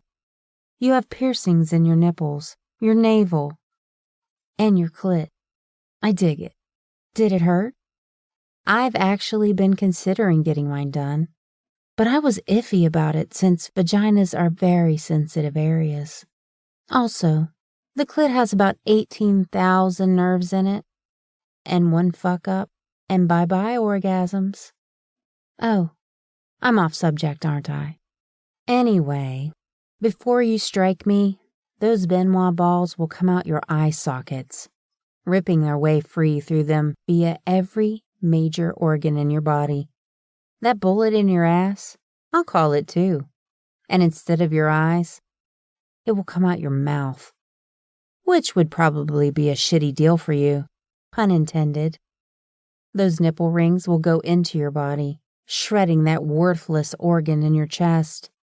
And while it doesn't beat, it is needed to run everyone else's blood through your ice-filled veins. That clit ring, well, I'll just let it rip that vital part of your anatomy apart, because I'm a total bitch like that. I'll be a darling and leave your navel alone, since, by then, you'll already be dead enough for me to grab that sword and take that pretty head of yours off your neck. So, I mean, you could try. But in the time I've wagged my tongue, I've called your silver, and I'm willing to watch it work for me because, honestly, I want to see how big those balls are that you're clenching so hard, trying to hold on to. I crossed my arms, watching the anger burning in her eyes as I gave a little yank on the silver, and she shivered. I can't believe you'd be so stupid to get a text message sent to you about a silversmith and run right over with all that silver, just begging me to play with it inside your body, Laura. Considering I have been hunting you down with my silver for the last 5 years, after you murdered a 10-year-old child because you wanted her fucking ice cream, that's rather sloppy. I will fucking destroy you. No, you won't. She lunged, and I ignited with power, watching as she dropped to her knees, the silver rushing through her as it ripped her apart. My eyes swirled as my veins glowed, filling with power. My hair floated, igniting as the power surged through me. I grabbed the blade, swinging it in a wide arc as the other vampires moved forward, following their maker to their grave as their heads bounced across the floor. I smiled coldly, bending with the blade in my hand to wipe it clean on Laura's gaudy dress. I placed the sword back on the table and sat down with a bored expression as Reese slid his hand to my thigh silently. I didn't know Laura would come intending to harm her, Reese. You have to believe me, Eloisa said through trembling lips, slowly moving to stand beside him as she slipped into his lap. Her arms wrapped around Reese's neck, and she tried to kiss him, but Cole pulled Eloisa over to him, his eyes slowly noting Reese's hand on my thigh. I relaxed, grateful that I wouldn't be exposing my weakness to a room full of immortal alphas who would seek to use it against me. Now, Eloisa, why the fuck would we believe you? Haven't you murdered the last 19 women that Reese showed interest in seeing for more than just feeding? Cole asked, chuckling coldly as he stared at me. His smile turned dark as Eloisa gagged. My eyes lowered to her chest, where Cole's hand protruded through the center, holding her heart out in front of her on display. Hear me very clearly, everyone. Remington Silversmith is under Van Helsing protection, and an attempt on her life is an attempt on ours. You all know who wins in this fight if we go to war. Remington may have promised Reese her silver, but her heart, Cole stated, popping Eloise's like a mushy, oozing balloon of slime, isn't claimed yet. And at the end of the day, I couldn't give two fucks about who owns her silver, as long as I get her heart. His eyes held mine, forcing me to stare at the blood dripping from his hand. Reese snorted, gripping my thigh tightly. He turned, studying me before his eyes dipped to the corpse beside us, who unfortunately wasn't dead yet. Not unless I picked up that sword and removed Laura's head, or Reese did it. That would start a war, though, and we both knew it. I was willing to do it, considering how evil the cold-hearted bitch was. Killing children was a hard limit for me, and anyone who enjoyed their deaths deserved to die. As Remington Silversmith has given me her silver, I stand beside my brother's claim. Other than him claiming her heart, as I have claimed her for myself for now, Reese stated, watching me carefully to see if I would argue with him. If anyone has an issue with that, I will hear it now, and challenge them and the house to honor my promise of protection. As you all know, a Van Helsing can only give one woman his protection in a lifetime, and I chose Remington Silversmith. I am duty-bound to protect my silver, and I mean to keep that promise. Did that mean he'd married me too? I was so confused about how this shit worked. If you're serious about her being the strongest silversmith you've ever met, then Lord have mercy on you, Reese Van Helsing, because I don't think she intends to, Griselda said, smiling as she took in the disgruntled look on my face. However, my house will stand with yours, as we have since the beginning. I do, however, think I will remain close by, in the event that something larger is brewing and you need me at your side. And yours, Silversmith, you may not have the correct coloring, but you hold the fire of a forge within you, which Laura's unfortunate ire exposed. Thank you, Griselda, Reese acknowledged, bowing his head. One by one, the houses gave Reese a vow to honor the bond between us, whatever that meant. I hadn't quite figured that part out yet. Nix's eyes held mine from where she sat on top of the bar, tapping her finger on the glass she held. There was worry in her eyes, and it sent a tightening to the pit of my stomach as she looked away. If I were a better friend, I'd send Nix away from this mess I had ended up in. But I was certain after I'd just harmed the Alpha's vampire second-in-command, he would be seeking revenge against me in any shape or form he could get it. Chapter 16. I sat at the bar, gulping down my third margarita, as Nix danced seductively to a heady beat. Asen watched her with heat banked in his eyes, while Reese argued with someone over the phone at the bar's far end. Cole sat beside me, our legs touching to maintain contact, to counter the effects of my curse. He studied me as if he stared long enough, I'd cave and fall into his lap. Every few minutes Reese would go silent and turn to stare at Cole with a murderous expression. I just wished the alcohol would work quickly, and I could forget the sight of the Benoit balls coming out of Laura's eye sockets. No matter how hard I lied to myself, I hated inflicting pain on people, even murderous monsters such as Laura. I much preferred to remain in the armory with the forge, creating weapons to wage the silent war against them. It might make me seem weak to these beings, but at least I didn't suffer nightmares for days afterward. You keep looking like that, and I'm going to assume you need me to kiss those dark emotions away, sunshine, Cole said smoothly, pulling my attention toward where he sat. His long fingers ran over the dew that dripped down the side of the glass from the condensation of ice and alcohol. The smile on his face twisted in my peripheral vision as he noted where my attention had gone. His finger slid through the wetness, moving toward his mouth where his tongue flicked it erotically. "Penny for your thoughts?" he asked, turning to face me as his eyes slid down my outfit. "I do miss women wearing dresses instead of pants. So much easier to lift them and taste their pretty petals. I bet you make the most delicious sounds when being devoured, sunshine." "Does that work on women?" I asked carefully, somehow managing to keep my body from reacting to his seduction. Cole grabbed my hand before I could pull back, and the room faded away from us. I was seated on the couch from earlier in the day, my legs spread over his thighs, but Reese wasn't there. Instead, Cole held me, slowly rubbing his thumb in a clumsy circle over my clit. His mouth kissed my shoulder as he groaned hungrily. "You are so wet for Reese. Where's my cream, kitty? I want to lavish your pussy until you drip from my tongue. This pussy clenches for me, doesn't it?" Cole asked huskily, pushing his fingertip against my opening. "Can I play with you too?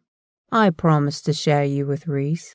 You're a greedy little bitch, and you'd enjoy all of us fucking you. I can sense your desires, your needs, Remington. You're a hungry girl who needs feeding. And Reese alone couldn't sate you, not without unleashing his demon. And he's too afraid that he won't be able to shove that gluttonous bastard back into the box once it comes out. I enjoy letting mine play, and he wants to fill this pretty flower full until you're stretched around me, screaming my name as you come. Can I make you come, naughty girl?" "Stop this," I uttered huskily, closing my eyes and pushing away from Cole as the sound of glass shattering filled the bar. My hands released the shards of glass and I stared at the blood coating my fingers. "Fucking idiot," Reese snapped, grabbing my hands as he peered down at the damage. "Give me a clean towel, Payne." The bartender handed him a fresh white towel, which Reese placed on the counter and set my hands on it. His fingers slowly ran over the sliced flesh, finding and pulling out the shards in silence. I winced as Reese extracted the glass and then watched in trepidation as he nodded to the bartender, who smirked, sidling up to me as he leaned over the bar and licked my wounded flesh. The flash of his elongated fangs had me fighting Reese's hold on my wrist as the vampire healed the cuts to my fingers with his saliva. "Stay the fuck out of her head unless she invites you in, brother," Reese warned Cole, his fingers slowly tracing over my wrist. "She did invite me in, Reese. If she hadn't been interested in me, I couldn't access her mind. Now could I?" Cole taunted, the tick in his jaw matching Reese's as I sat between them. "I'm starting to feel like a bone you dogs are fighting over," I grumbled, lifting the new apple margarita to my lips and downing it in a single drink. I regretted it instantly as the brain freeze hit. I rubbed my forehead, turning to Reese as his phone chimed again and his eyes lifted over my shoulder to hold Cole's.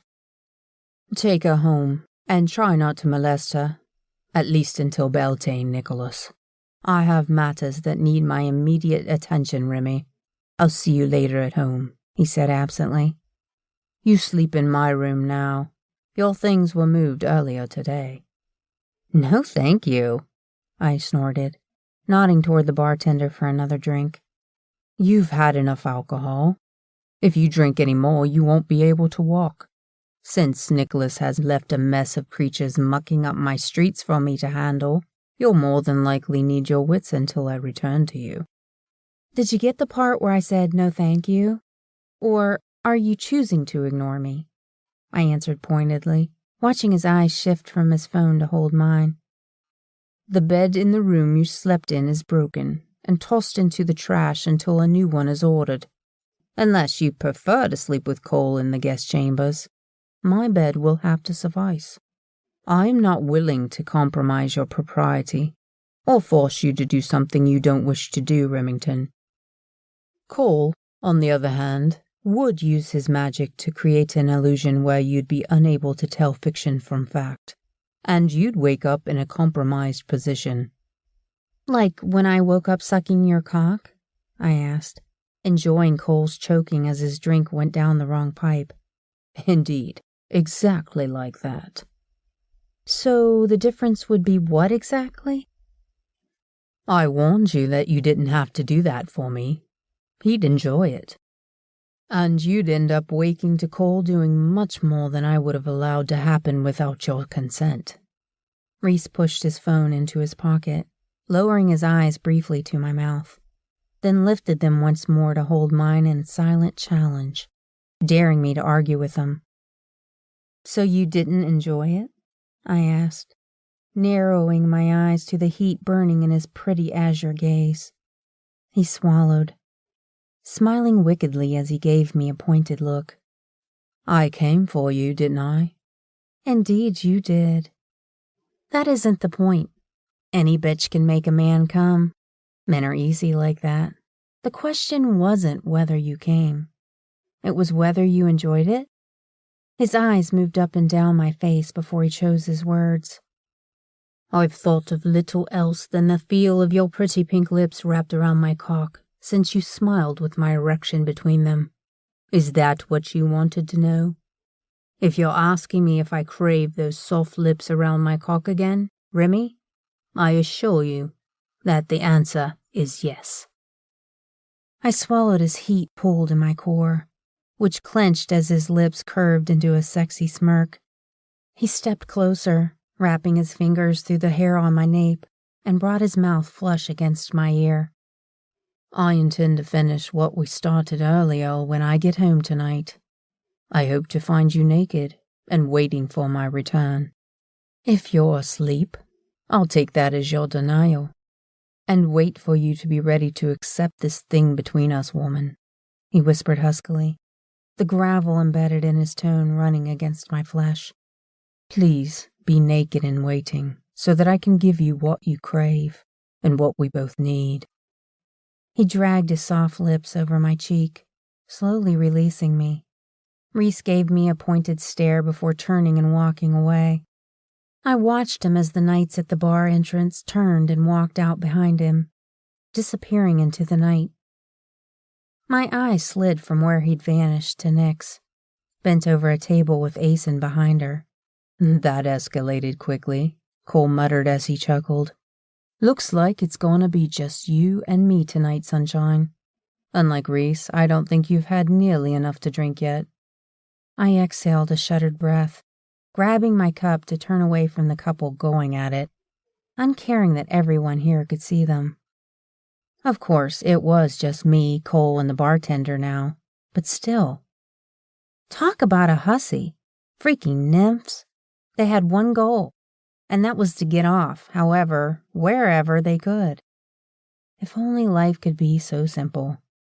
I was almost jealous of her, considering the current need and state of my body. I had been messed with more in the last few days than in my entire life put together. Once Asen comes, we'll head to the house, Cole muttered. The groaning and unsexy noises grew louder. Finish your drink. She's about to use her power to drain his balls. Cole pulled out his phone, smiling at whatever flashed across the screen, before he pushed it back into his pocket. He pulled out a fat cigar, cutting off the end before he lit it.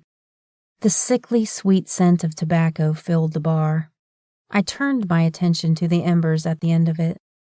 Exhaling, he puffed a cloud of smoke into the air, forcing my eyes to his lips as he licked them slowly. My eyes moved to his reflection in the mirror behind the bar, watching galaxies move in his eyes as he grinned. Or we can find a room here, and you can show me how those pouty lips of yours look around my cock, Remington. I lifted my drink, downing it as I felt the alcohol catching up to me. Cole smiled before taking another puff of the thick cigar. Chicken. I bet you shocked the shit out of Reese when he woke up with your pretty lips wrapped around him. Reese seems whole, Remington, but he isn't. He doesn't allow anyone to get past the shields he erected over his heart after what Rosalind did to us. She fucked us harder than anyone else ever had. The moment he fucks you, his interest will wane, and you'll be another broken-hearted female he'll add to his long list. Of all of us that Rosalind toyed with, she fucked Reese the hardest. He was the loyal knight who jumped when she called, doing whatever she asked without question. Reese loved her. He thought she wanted to marry him and make a life and give him children. But not you? I asked softly, watching the darkness pooling in his gaze. I knew she was a monster. I was okay with that. I was okay with her fucking my brothers, and her obsession to conquer the entire Van Helsing male population with her loose cunt. Reese, though, he loved that evil bitch, even though I don't think he realized it until after she died. When she helped her father murder our mother, Reese was the one she used to lure Mother to them. And then she made it known to the world that our mom died because Reese Van Helsing was weak and unable to deny her anything. I hated him for it, but not because of Rosalind. Cole swallowed, lifting his drink before he took another drag from the cigar. Our mother was gentle and everything beautiful. Reese thinks I hate him because he was her knight. But I never wanted to be a knight. I wanted to be a monster. And in that respect, I got my wish. I hated him because he couldn't see who that evil whore was, not even after I proved it by fucking her in front of him and bringing women and men for her to use while she made him watch without joining. Don't get me wrong, sunshine. We're all fucked up, and we enjoy what we've become. Reese took it as a punishment and has refused to allow his other half out to play. He was always the better man, the knight who needed to save the world. Rosalind just exploited it, and him, until he faced the truth. Reese will fuck you, and when he's finished, he'll walk away, because he's Reese Van Helsing, and to punish himself, he won't let anyone love him again. I, on the other hand, will be waiting to catch you after you fall, Silversmith. I'm always the second choice, and I've learned to live with it. You should never be anyone's second choice, Cole. Nobody should ever settle for second place. Because you are someone's first choice. You just have to find her. I studied the way his eyes tightened, and he shook his head. Just don't fall in love with him. He isn't interested in more than a one-night stand. I don't want to see you fall and end up hurt, little one.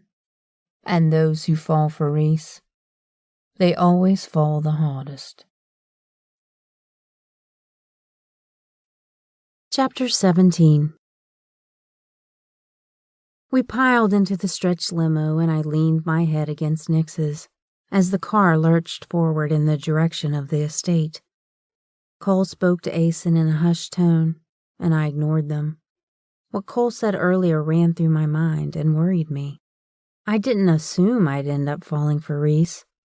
But then, people didn't ever plan to do anything so stupid. If I were being honest, I wouldn't admit to wanting him if asked. The thing was, I only wanted him for a one-night stand, and if Cole had been trying to sway me from that course, he hadn't. My eyes closed as the car moved down the highway toward a housing development still in the midst of being built. I'd actually considered buying one of the condos for when I came to visit my mother, but quickly squashed the idea when I saw the hefty price tag that came with the yearly maintenance fees. A light caught my eye as a whistling noise filled the night. I sat up, watching as it sailed toward us. My eyes rounded and my mouth opened to scream out a warning, but it was too late. The car was struck and began flipping nonstop until it finally came to a rest, upside down. My ears rang as screaming sounded. The muffled voices reached my brain as I watched Cole and Asen riding their large frames in the car. Cole withdrew his phone, punching in a code before shoving it back into his pocket. Hands grabbed me and pulled me out of the bent, twisted metal. The scent of fire singed my nose, and I gasped as everything went silent. Asen sat a dazed Nix beside me, reaching into the car, ripping the seats apart as he produced blades. "Remington, are you all right?" Cole asked, steadying my face between his large hands. "Answer me, woman! Damn it!" he snapped. Peering down at his glowing pocket, Cole withdrew the phone, staring up at Asen, who watched the direction from where the missile had come. "She's alive, asshole. Hurt, but alive. Yeah, I fucking know it isn't good. Send a fucking team and get us the fuck out of here now." Cole hung up the phone and touched the side of my head, causing me to wince. Shouting started from nearby, and Cole growled, leaning into the burning car, withdrawing a pair of wicked-looking blades. What the hell? We'd been sitting on an arsenal of weapons without knowing it. "Do not move. Do you understand me?" Cole warned, his eye sliding to the side of my head, where I could feel a throb and wetness. "Bloody hell, that looks bad." "They're not going anywhere, but we're about to be fucking surrounded, Nicholas." "Let's release some steam, brother," Asen chuckled. The sound of the wickedness in his tone sent a shiver racing up my spine.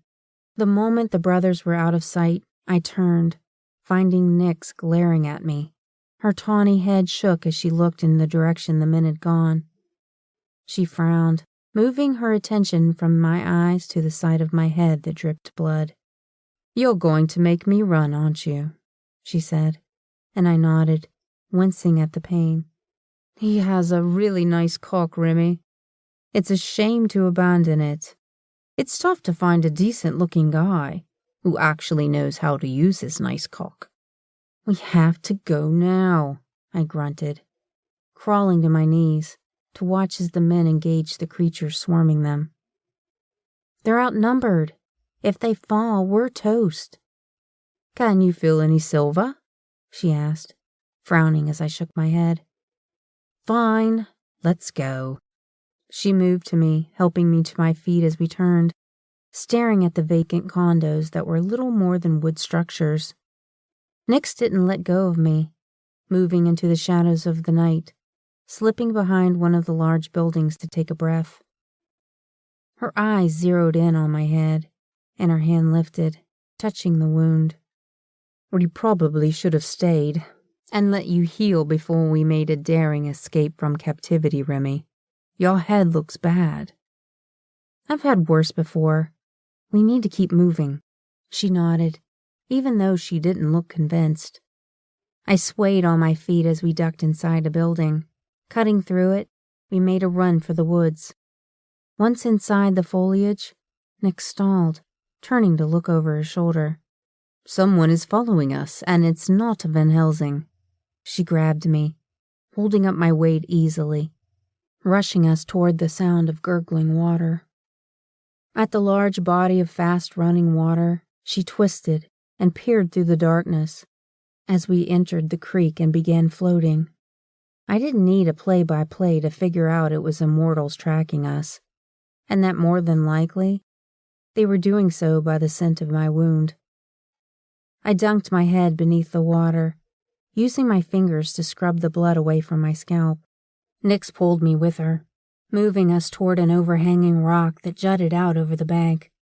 We slipped beneath it, and I lowered the wounded side of my head into the water to keep the scent moving with the flow of the rushing creek, away from our location. Thankfully, we were in Washington, where creeks were the size of rivers in most other states. "I can smell them. One is definitely bleeding." "No shit, idiot." The others won't be able to keep the Van Helsings busy for long. They're fodder for their blades. We need to find the little bitch now and get the fuck out of here before their alpha shows up. He knows we set the traps to lure him away by now, and I don't plan on dying over some bitch that may or may not be worth her weight in silver. This way, the other grunted. You saw him looking at her. He's fucked her. Or he intends to. You know she won't allow the little bitch to live long. I say we take her to the cabin and have some fun with her before we hand her over. Are you fucking stupid? You don't think she'll notice we fucked her? She's an alpha. She'd know. And I don't intend to die over some worthless pussy, when the women she gives us to hurt will suffice and fulfill those itches you want to scratch. Nix's hand tightened on mine, her inhuman senses much stronger than mine. She pushed me down the moment I had sucked in air, cutting off whatever they were saying. I watched feet entering the water close to where we hid. Nix's body blocked mine, but when the feet turned in our direction, they moved back and appeared to be struggling to stay upright. The body slid beneath the water, stirring up unsettled algae from the creek's bottom, marring the ability to see anything. More feet moved through the water, pausing to turn in our direction before turning back the opposite direction. My heart echoed in my ears and my lungs began to burn from holding my breath. I lifted from the water, silently inhaling before slowly dropping back beneath the surface, watching the feet pause before moving toward us again. We didn't move, not even when they were inches away. Wet jeans brushed against my shoulder before the male exited from the other side of the creek bank. I pushed from the water silently, ensuring I didn't disturb it, sucking air into my starving lungs. My teeth threatened to give us away from the ice-cold water sinking into my bones. My fingers and legs were going numb, but we didn't dare leave the water. Instead, we let our survival training kick in, huddling together, waiting within the chilled creek for time to pass. Eventually, we became numb to the cold, and it no longer bothered us as hypothermia became a real fear. When dawn started to rise, Nix dragged me to the far side of the bank, pulling me out of the water. I shivered, staring up at her as she dropped to her knees, crying out as she landed. "I'm a fucking prune," she groaned. "My vagina probably looks like a 90-year-old vag right now." We have to find somewhere to hide and change out of these wet clothes. I smell men, which means there's more than likely a cabin somewhere close to the creek. They smell like fish, so I'm guessing they're here on a fishing trip instead of hunting. Come on, let's move. You do know I could be riding some good dick right now. Instead, I have a wrinkly pussy. And we're in the middle of nowhere, USA, in the woods. It won't be wrinkly as soon as it dries, hooker. Slut, I saw you. I humping Reese, more than a few times. I know you want to ride him. I can smell you when you're turned on, woman. Remember, nymph here. I know all about sex. I'm like a sex addict, with a master's degree in human needs. You even look at a man with lust, my high beams go hard, and my instinct is to get to your prey before you reach that goal. So, I know things before you even know that you're considering slipping down that cock. You, Remy, want that Van Helsing dick with a fever burning through you. Can we move before I end up with an actual fever? Mortal, remember? I muttered, hating that her words spoke true, hitting home so hard that I couldn't argue with them. I wouldn't lie to her, not to Nix. She was my person when I needed to vent, or when my emotions conflicted with my priorities. Tell me I'm wrong, Remington. Tell me you don't want Reese, she continued, holding my arm, starting us in the direction of where she'd smelled men. You know the truth, so why ask? You know me better than anyone else. The thing is, he is my enemy. Not to mention, I don't trust him. every time I start to let my guard down.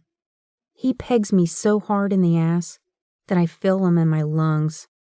He called every alpha to his bar and announced to them all that I existed. He's just placed a huge target on my bloodline, and my mother is still missing. I had enough shit to worry about before I met Rhys Van Helsing, and now he's just another thing that I have to deal with. Male voices sounded from somewhere in front of us, and Nyx fixed her wet hair, smiling as we entered what looked like some semblance of a yard. 2 men turned, staring at us as we made our way closer to where they watched us. "Are you guys okay?" one asked, slowly stepping closer. "Great, wrinkly vaginas and all," Nyx snorted. "Can one of you be a sweetheart and suck the other off for a few?" she asked sweetly. My eyes dropped to their skinny jeans, her biggest pet peeve. One of the men wearing loafers with matching jeans and a tight tank top blushed and grinned to himself, turning away from his friend as he considered Nyx's suggestion. "We're not together. Not like that," the other snorted, although the thought didn't seem to put him off as he puffed out his chest, magnifying the embroidered trout on his very non-salmon-colored pink shirt. "Oh well, you can stand guard then and make sure no one gets past you into the cabin until morning." She smirked as their eyes studied her with lust. "I'm going inside," I muttered, moving into the house to peel off the wet clothing. In the bathroom, I turned my head, staring at the large gash above my ear. I fumbled around the bathroom until I found a first aid kit and used gauze to clean the wound with rubbing alcohol. Once I'd tended to it and several smaller abrasions, I entered the cabin's main room and pulled a shirt out of the dresser, slipping it over my head. I searched for sweats, finding some in the last drawer, pulling them on and tying the waist as tight as it would go. Lying in bed, I stared at the ceiling. The sound of moaning men filtered in from outside, and I sighed. When Nyx entered the cabin, I frowned, peering between her and the window where the moaning continued. "It is wrinkly. Oh my God, it looks so wrong." "Nyx, stop playing with your grandma vag and get into bed."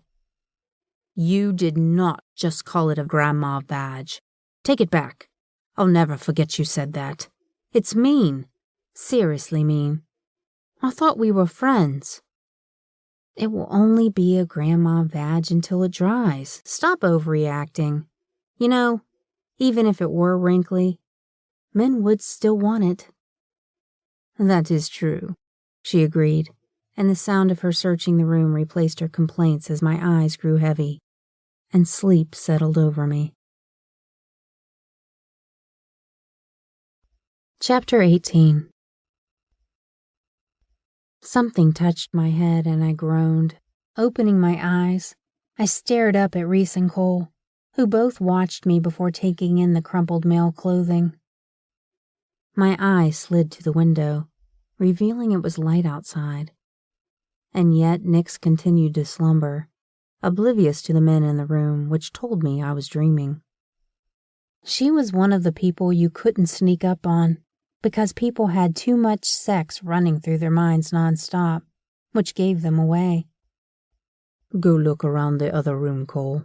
Find an address," Rhys ordered softly, his hand still examining the wound.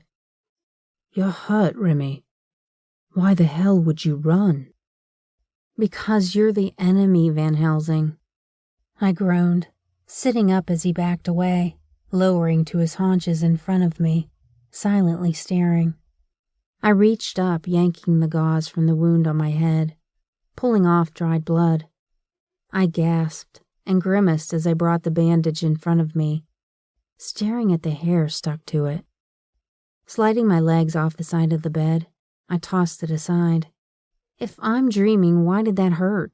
I asked, and his smile turned darker, which caused my body to tighten.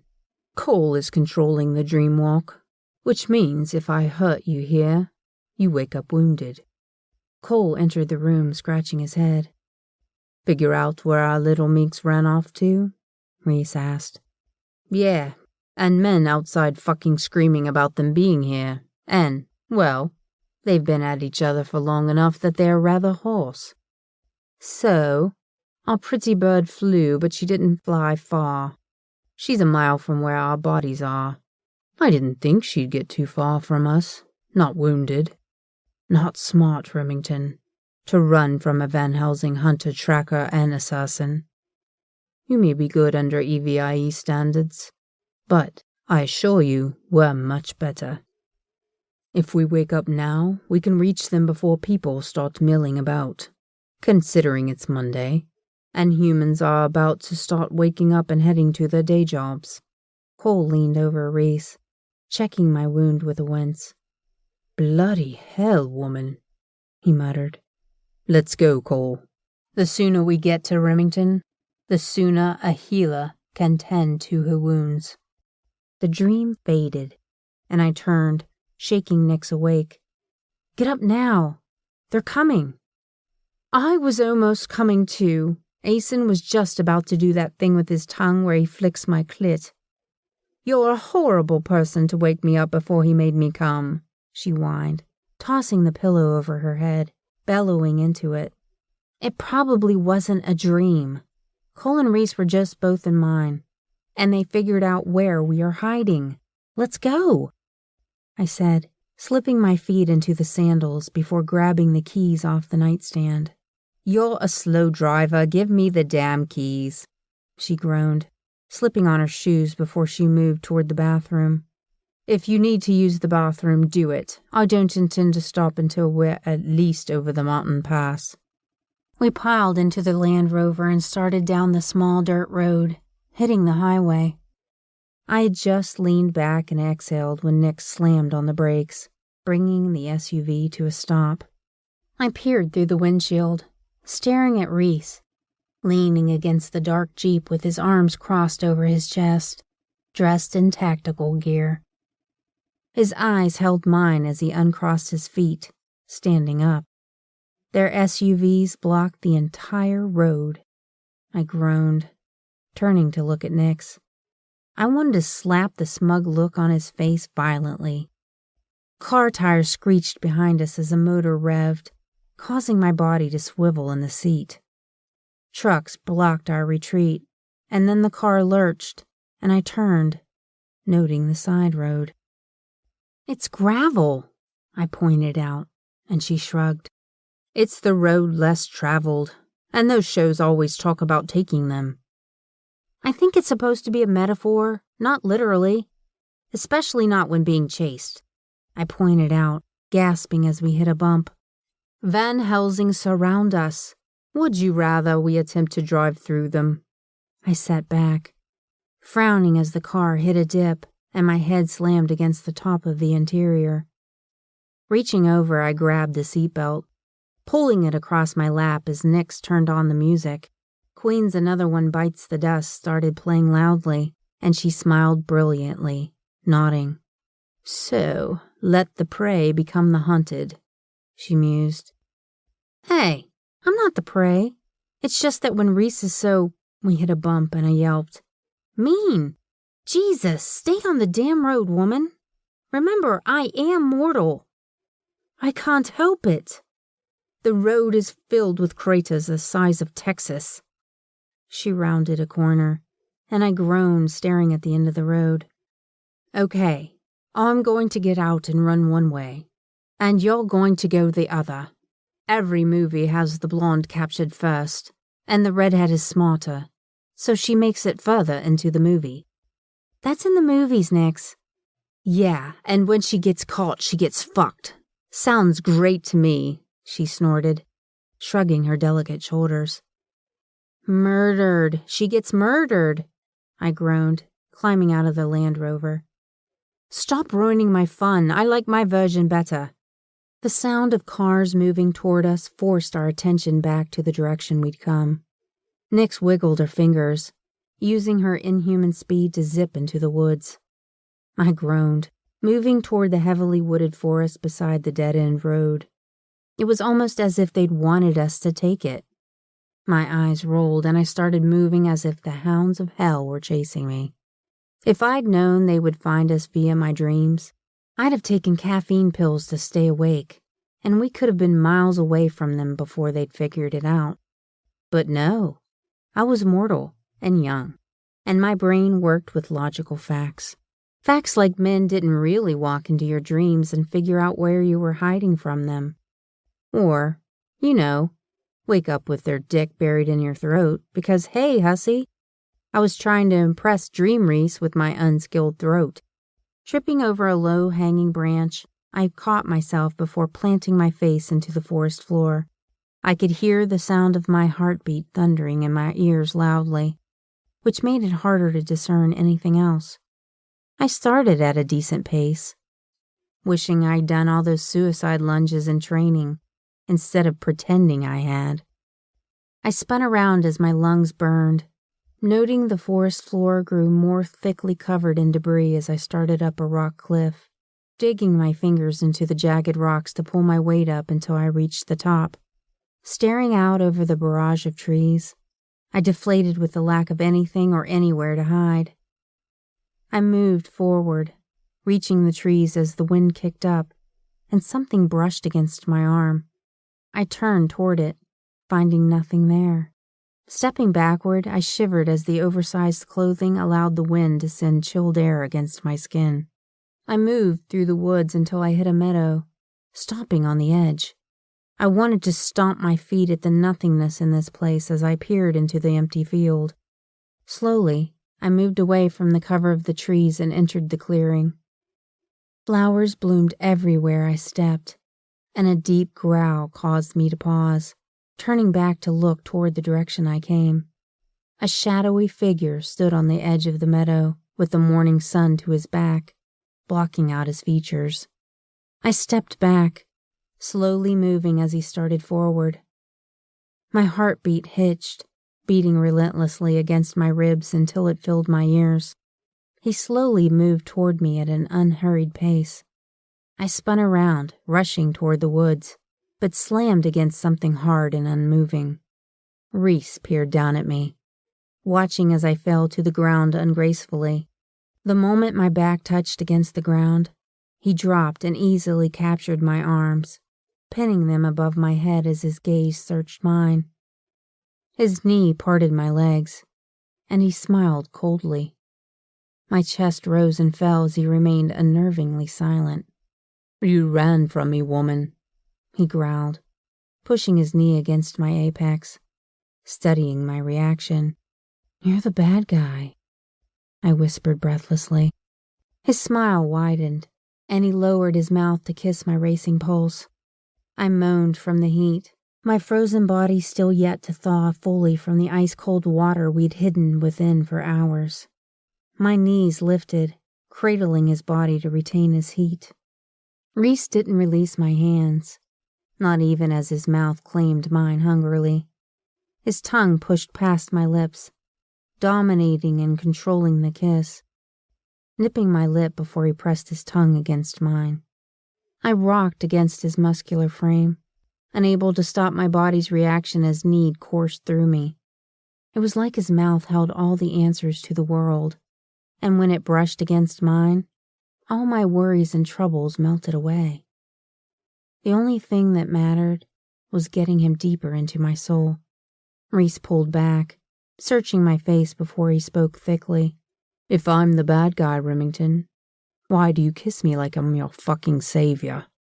I didn't say it made any damn sense. I was just pointing out facts, I replied softly, peering into eyes that studied mine.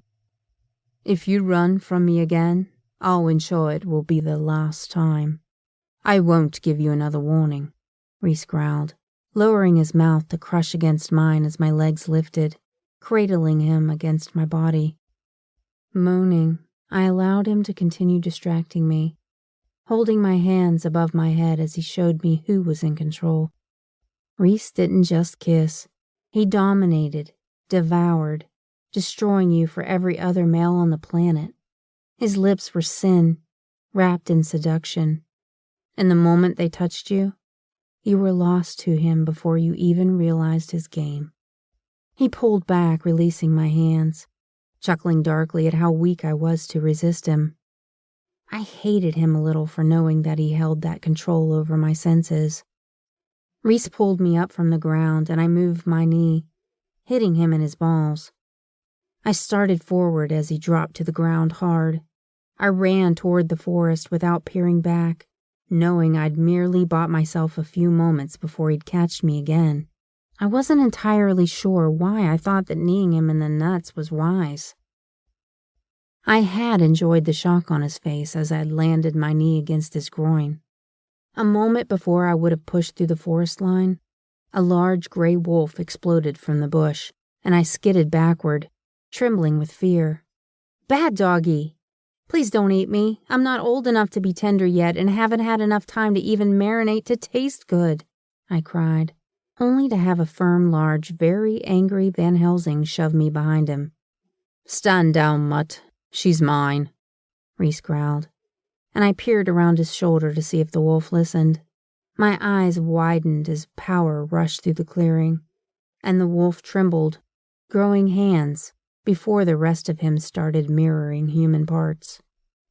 He lifted from the ground, baring teeth that had yet to finish turning blunt, and Reese snorted. My attention lowered to the enormous appendage between his legs, and my mouth dropped open. "Holy dick," I whispered in amazement as Reese turned his head, glowering at me with annoyance. "What? It's huge and very hard to miss." "Stop looking at the mutt's cock, Remington," he hissed, moving his attention back to the man who had just shifted into a human. "Why's your bitch on my land, Helsing? My pack is hunting tonight to feed, and this isn't the time to be having some honeypot out in my fucking woods. Not to mention, judging by the scent of her trailing from the road, she's fucking mortal. Conrad McGregor, meet Remington Silversmith. If you'd had answered the fucking summons, you'd know who she was. She's also under my protection. Make sure the other mutts and savages get that memo, because I won't give it again." I slowly lifted my gaze from the man's very thick, large appendage to meet his heated stare. He had sharp features and he didn't look friendly in the least bit. Dark hair was disheveled, which looked pretty damn hot on him. His arms were covered in black and gray tattoos, while his chest held scars and a full moon over his heart. My stare dipped down again and his cock jerked, forcing my gaze to lift to the wolfish grin marring his sensual mouth. "Silversmith, and under your protection? Are you planning to fuck her then, Van Helsing?" "That isn't your problem, is it? She's untouchable unless I say otherwise, McGregor. You have yet to respond to my invitation to Beltane. I suggest you respond to it soon. The heads of the houses will all be in attendance." Reese stepped in front of me when Conrad continued staring at me, as if he wanted to say something else. "Funny, last time I remembered my pack wasn't worth your fucking time. Now all of a sudden a silversmith shows up and you want us at your party?" he asked, lifting a brow in challenge. "I was being generous asking for your attendance, asshole. It wasn't a request. Vampires have turned up in daylight, and they're unresponsive to the normal shit that should be killing them. That's a problem. And with Laura currently recovering from wounds inflicted during a conflict with my little honeypot, as you referred to her, all heads of houses have been called here for Beltane." "You took down the evil bitch?" Conrad asked, moving around Reese, inspecting my borrowed clothing and disheveled appearance. "Did she do that to your head?" he questioned, stepping closer to sniff me. "If she's yours, Reese, why the fuck does she smell of other men? Losing your touch at seducing women in your old age? The caravan she was in was attacked last night. I am currently retrieving her from her own stupidity." Conrad whistled, lowering his mouth to lick over the cut on my head, as Reese snorted, holding me still as the wolf tended to my wound. It was awkward and disgusting, but the moment he'd started licking my head, the dull throb had relieved. When Conrad finished, he stepped back, uncaring that he was naked in front of us. More wolves escaped the woods. Mid-shift, a human, his bones cracking and reforming, sounded in the meadow. A woman silently made her way to where I stood, lifting a dainty nose in the air before glaring at me. Her hand moved toward the alpha with a territorial look as she began stroking his hard erection in front of us. His head fell back and rolled on his shoulders before his eyes turned to hold mine. I swallowed, uncomfortable with the blatant, erotic scene unfolding. She dropped to her knees, intending to do more, but he growled, and she bared her teeth at him, growling back. Other women slinked out of the woods, joining her to caress him, and he smiled at the blush filling my cheeks. She's young, Van Helsing. Very young, Reese agreed, pulling me against him as one of the women moved toward me. She's mine, Caroline. Remington is off limits. She's beautiful and smells unsatisfied. I can help her, Caroline offered, her hands moving to her large breasts. She isn't interested in being an omega to your pack, Reese snorted, and lifted his eyes to the last female who entered the clearing, moving directly toward Reese with purpose. She lifted on tiptoes when she reached him, kissing Reese with wild abandonment, causing my brows to rise and a growl to build in my throat. Reese didn't kiss her back, but he didn't stop her either. Abigail, he grunted, as she tried to push her hand into his pants. I've missed you coming to find me when I'm in heat, Hunter, she purred, turning her stare to me as it dripped with indifference. I want to fuck. I'm busy, Reese said, pulling me against him. See that you come to Beltane. And bring your bitches. I'm sure everyone will eagerly welcome them, McGregor. You know I don't like sharing my bitches. You can't fuck them all on Beltane, asshole. Let's go, Remington, Reese stated, grabbing my wrist painfully, which told me he was a little hot over me kneeing him. If you ever do that again, I'll pull your pants down and spank your ass until I'm content you've learned your lesson. Or maybe I'll leave you to the wolves. I'm not a child, I muttered. Honestly, you should have seen it coming, and I can handle wolves on my own. I don't need saving. I could have talked it down or done something. You would have ended up pinned to the ground, fucked into submission, and then eaten for trespassing on their land. Those bitches would have picked their teeth clean with your bones, he growled. When I snorted, he turned, moving in a direction as if he had changed his mind. No, I cried out, pulling his arm as he stopped, turning angry azure eyes on me. I don't even know if I like doggy style. What the fuck? Did Nix just really come out of my mouth? I had to stop listening to her talk when it was about sex. His lips twitched as his eyes narrowed on me. You'll figure that one out soon enough. I've imagined your pretty thighs parted, and me holding you apart as I fuck you from behind. You'll come for me like a bitch in heat when I fuck you like that. You imagine me being fucked? By you? I stammered as he walked me backward until my back touched against a tree. Indeed, love. I have dreamed of little else since meeting you. I'd show you, but you seem to have left my balls in my stomach and killed my erection. Now fucking walk, because the others are starting to assume I've beaten you into submission and are giving us privacy so that I can fuck you. Oh. I frowned, turning on my heel to stare into the woods. My sense of direction in the forest isn't great. I groaned. He smiled, threading his fingers through mine as he directed me out of the meadow, where the cars waited. I didn't make it very far, did I? I muttered. No, but it was cute that you thought you could outrun me.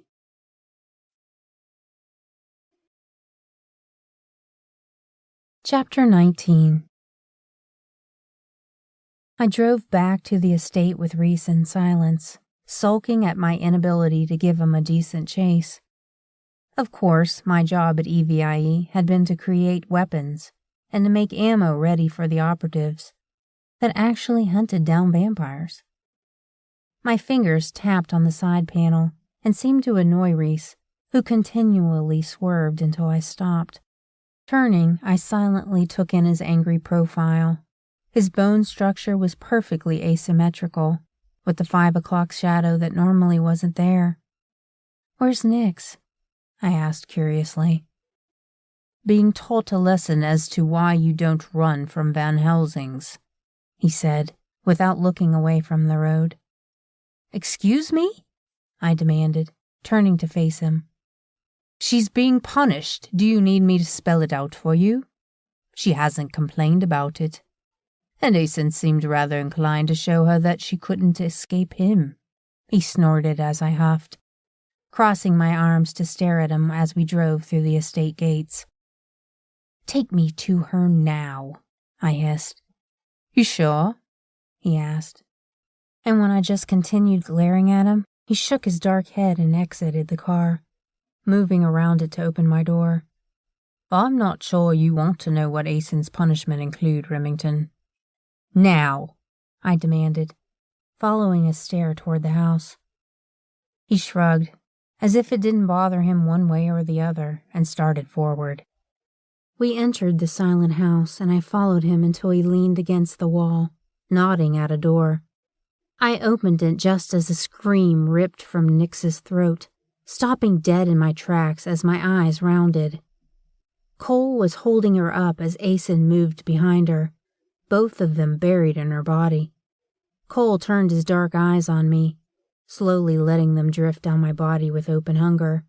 Cole's body rippled with power as he spread her body further, showing me his thick cock in the process. My teeth worried my lip and my heated stare slid up the heavily tattooed muscular build of his body.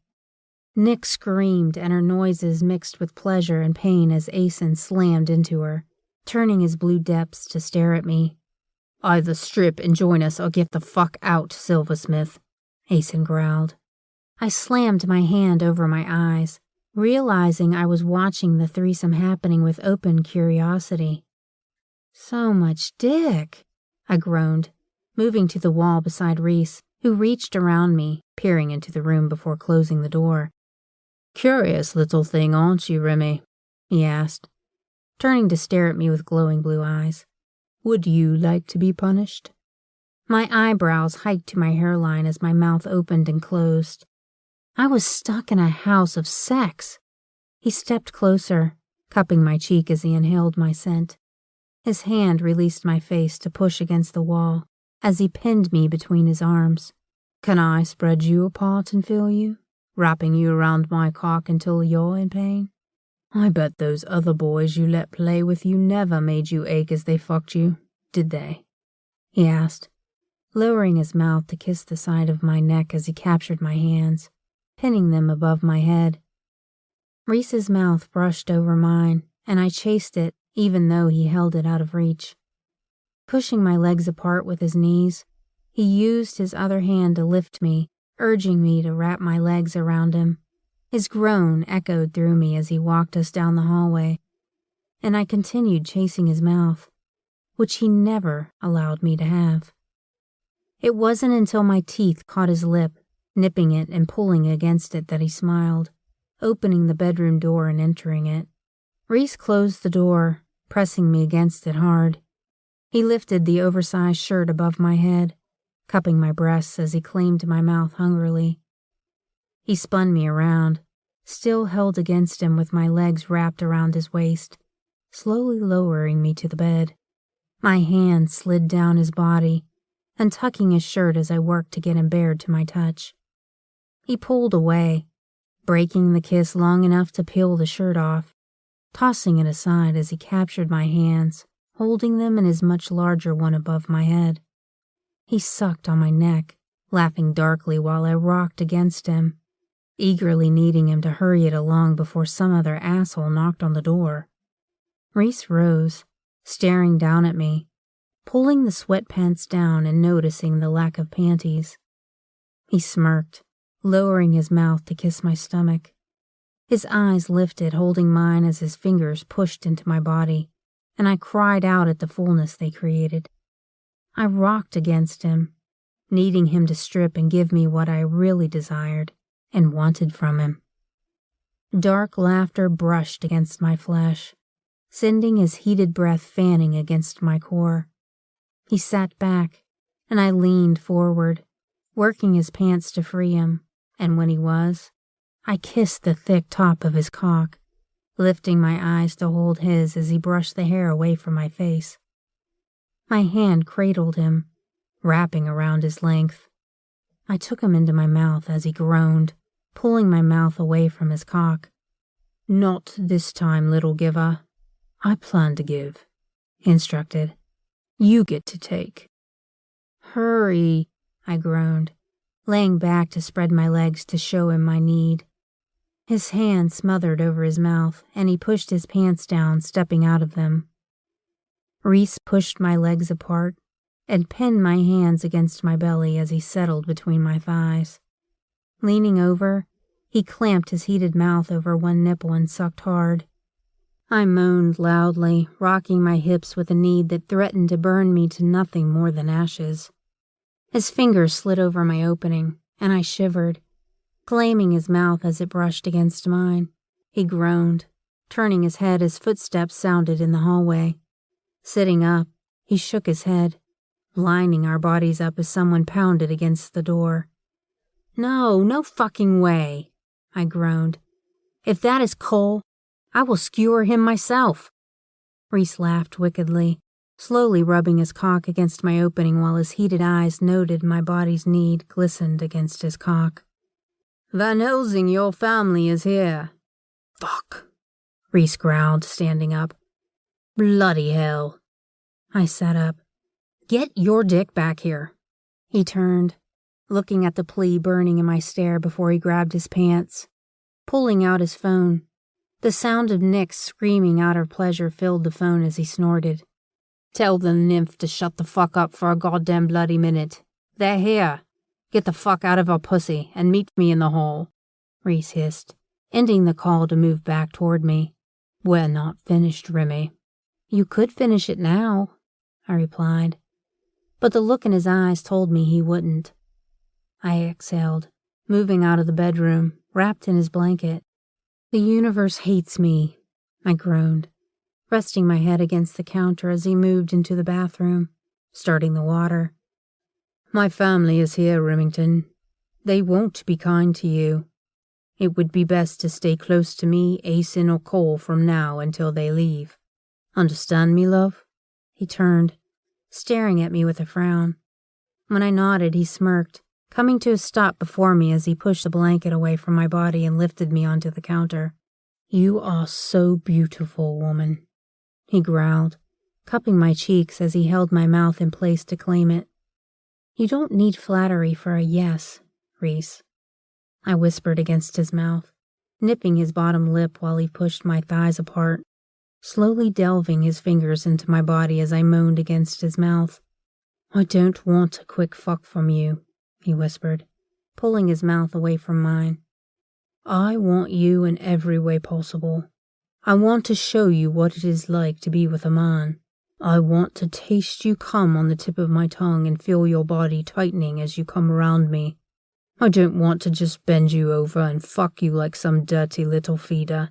I want you to know what it is like to be with me." As I watched those pretty blue eyes grow wide with wonder as you come undone for me, and me alone. 5 minutes isn't long enough to make you feel owned or wanted. I want that for you, and while I could easily spread you apart and fuck you hard enough that we both come in moments, you would feel used, and that isn't something I ever want you to feel from me. "I hate you right now," I groaned, leaning my head against his shoulder as the bedroom door opened, and Cole moved into the bathroom doorway, watching as Reese and I both turned to stare at him. Reese added a finger and I gasped, burying my face in his shoulder. "Pretty, so bloody pretty," Cole muttered before he vanished, and Reese lowered my feet to the floor, turning me around with one hand while slamming the door closed with the other. His knees parted my legs, and before I guessed what he intended to do, His body leaned against mine. The counter bit into my hips as his finger found my core. Pushing into my body, his other held my hair, pulling it back to his mouth as he sucked against the pulse hammering in my neck. Reese's fingers curled, dancing over the spot that hit every nerve ending perfectly. My eyes held his in the mirror. He stroked the fire, slowly moving his fingers inside my body until everything began to unravel within me. I whimpered, opening my mouth as a cry escaped and the world spun around me. He didn't stop, didn't slow his thrusts, sending me toppling over the edge again. Reese kept dangling there until I was slamming my body against his fingers, crying his name as everything became too much to bear, and my body grew hypersensitive. "You're going to love being mounted from behind, pretty girl," he groaned, lowering his mouth to my shoulder, kissing his way down my body. He kissed along my spine and over the rounded portion of my ass, dipping lower to kiss against my opening. He licked once through my arousal with a loud moan before he stood, turning me around and kissing me hard, forcing me to taste my pleasure on his lips. "Shower, and the knights will escort you to me when you're ready. Tonight we eat dinner with my family. It should be interesting for them to meet the silversmith that gifted me with her silver." "Is it possible to just forget that happened?" I asked, holding a stare as he smiled. "Not a fucking chance. I'm the only Van Helsing ever to receive such a gift from your line, Remington. There's no way I'm not screaming that to the entire world." "Damn, cocky much?" Cole snapped from outside the door. "Are you done making her come half-assed? Let me in and I'll finish her off for you, brother." "Fuck off, Cole. She's my girl," Reese growled, kissing me hard before he moved me toward the shower, slapping my behind and enjoying the yelp that escaped my lips. "I might like you running from me. You're a hot little thing afterward, Remy." "Great," I muttered, stepping into the shower. "And Cole? I don't accept sloppy seconds, man whore." "I can get into that shower with you, woman. Just say the words and I'm all yours, sunshine." "I'll see you downstairs," Reese said to me, moving to the door before exiting. "Get the fuck out of my room, assholes. I said to meet me in the hallway." "Just seeing that you tap that ass soon, brother," Asen grunted and then snorted. "Do it, Reese, or someone else will. And they won't care what she thinks. And they won't care what she thinks. Hell, she's almost succumbed to Cole on a few occasions. You know the rules. Finish it before you lose the only leverage you have against them." "Not here, asshole," Reese growled. I swallowed against the door, frowning as I listened to the brothers. When the room went silent, I slipped back into the shower, resting my head against the stall. I had to stop kissing Reese, because I lost my ever-loving mind and did stupid shit when I did. Chapter 20. I sat on the bed staring at Nix, who frowned, studying me quietly. I told her what I'd heard, and she'd come up blank on what it could have meant. Something was happening, and neither of us had any idea what it could be. It left us unsettled, but the fact she was walking funny added some amusement to the evening. "Are you okay?" I asked, watching her move around as I winced for her. "Van Helsings don't play around, Remington. I mean, I'm good at orgies. This wasn't an orgy. Normally I'm the one feeding. They fed, and damn did they feed. I came so many damn times that I was begging for mercy. Me, a freaking nymph," she groaned. "I don't beg for mercy, ever." "Until now," I pointed out, finding her bruised ego a little humorous. "You watched, pervert," she smirked. "I don't think their Beltane and ours are on the same level. Fair warning." "Why do you say that?" I asked, remembering Reese asking the alpha wolf to bring his bitches. How demeaning was that? Oh, I don't know. The fact that Asen and Cole mentioned sharing me with the crowd that hadn't known the pleasures of a nymph brought to the bedroom. Plus, they're bringing in a bunch of feeders since it's the one night Reese can't fully control his monster. Everyone loses their shit on Beltane, and it turns into one big orgy. I have a feeling this one is going to be lit. He's bringing in feeders? I asked, needing her to clarify. I don't know, but it sounds like he may need them. He is the alpha to the incubi and the Van Helsings. He's the only alpha who has a combined house, of which I know you're aware, since technically it's your family's fault.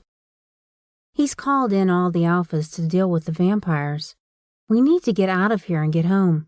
About that, Remy, she said, sitting beside me, patting my hand.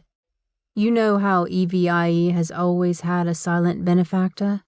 One who actually runs the Seattle division, even though he never comes to check on things? Nix asked, and my stomach did a somersault. Yes, it's Reese. He's the head of Seattle's EVIE, and we can't go back. If we leave, we can't go there anymore.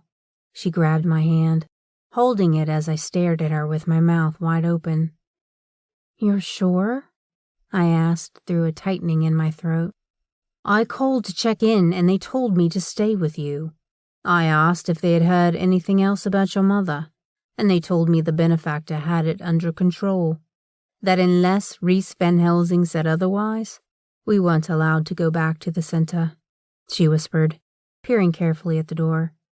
On Reese Van Helsing's command, we are officially jobless and homeless. I have money saved up, though, and we can find a house to rent. We're going to be okay, Remy. You and me. We always make it through things together. This is just one more thing we'll have to survive. My armory, I moaned, rubbing my hand down my face. Reese's armory is 10 times better than yours. Asen said he was already moving people to allow you full access to it. It isn't like you can't make guns anymore, or ammo. You'll just have to make them for him. So that he can use them against other alphas and play God, Nix. If I make his weapons and they're all created of silversmith silver, he could rule the entire alpha community. He'd be their judge, jury, and executioner, and I'd be handing it to him. The thing is, Remington, he already is. You're just handing him the silver to reinforce his hold on them. Reese Van Helsing is the one creature no one is willing to challenge. He is lethal and sinister when he dishes out his punishments. You've already been working for him without either of you knowing it, so it's not like it will be any different. It's different because my mother is still missing, and Reese is sneaky. He's using my stupidity against me, and I don't know what I can or can't say because he took my phone. He cut off all my outside communication. No one within my bloodline knows he has me, and no one is coming to save us, Nix. You're not a damsel who needs saving, Remy. You're fucking bulletproof, and you literally can have the world at your feet. If you and Reese end up together, you will be the it couple in the immortal world. You're already a Silva, whatever the hell that means. That one has me stumped, and nothing anywhere says shit about it, or what it means. I know it isn't good for you, not where your family will be concerned. I'm aware of that. I'm afraid that the snakes in the bed were from me, a warning to others that I'd become a traitor. It can actually mean a few things, but considering where I am and who has me, I'm almost certain it was Winchester, sending up smoke signals to anyone coming here. I moved from the bed, peering into the bathroom at the dress I wore in the full-length mirror, remembering the feel of Reese against me, as he'd watch me unraveling for him. How was it he touched me and I disappeared? All the survival training I could use to flee him fades to black, and I became so lost within him. Unless he was using his incubus magic against me and I was succumbing to it? I pulled my hair up into a ponytail and walked out of the bathroom, finding Cole sitting beside Nyx, running his hand over her thigh. His eyes slipped over the black dress I wore, resting on the wraparound heels. Exhaling, I slowly moved toward him, wondering if he'd tell me what I wanted to know. "What does it mean to offer a Van Helsing your silver?" I whispered, tilting my head as he frowned, studying me. "It means you are Reese's, and everything you fear it means, Remy. It's like offering him your soul, and once accepted, it cannot be undone. You sold your soul to the devil, and I let you do it. Can't say I blame him or you for choosing him. Reese is honorable to a point, so don't push him. He's never given his protection, nor have I added mine to back his. You're special." "Because I'm untrained and don't know what I should hide from you and your brothers?" I pointed out, rubbing my arms as he stood, moving closer to me. "No, because you're innocent," he whispered softly. "You know we're monsters, and you don't care that we are. You know we murdered your family, and yet you say it is in the past. You don't condemn us for what happened yet, and you're right. Maybe you being naive helps that. Remy, you had yet to choose a side, but by giving Reese your silver, you chose ours. An accident led by being naive, but it is done.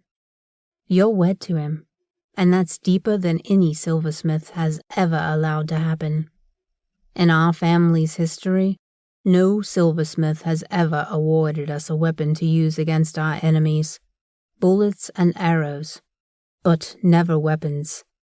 Weapons give us power, even the power to take down other silversmiths." I swallowed, shaking my head. "Not my silver. It is cursed." "What?" he asked carefully. "My silver cannot be used against silversmiths. I will never allow it. Reese's sword, while lethal, isn't lethal against my bloodline. I may be naive and foolish and led by an overactive libido where he's concerned, but I will always protect my family, even from myself."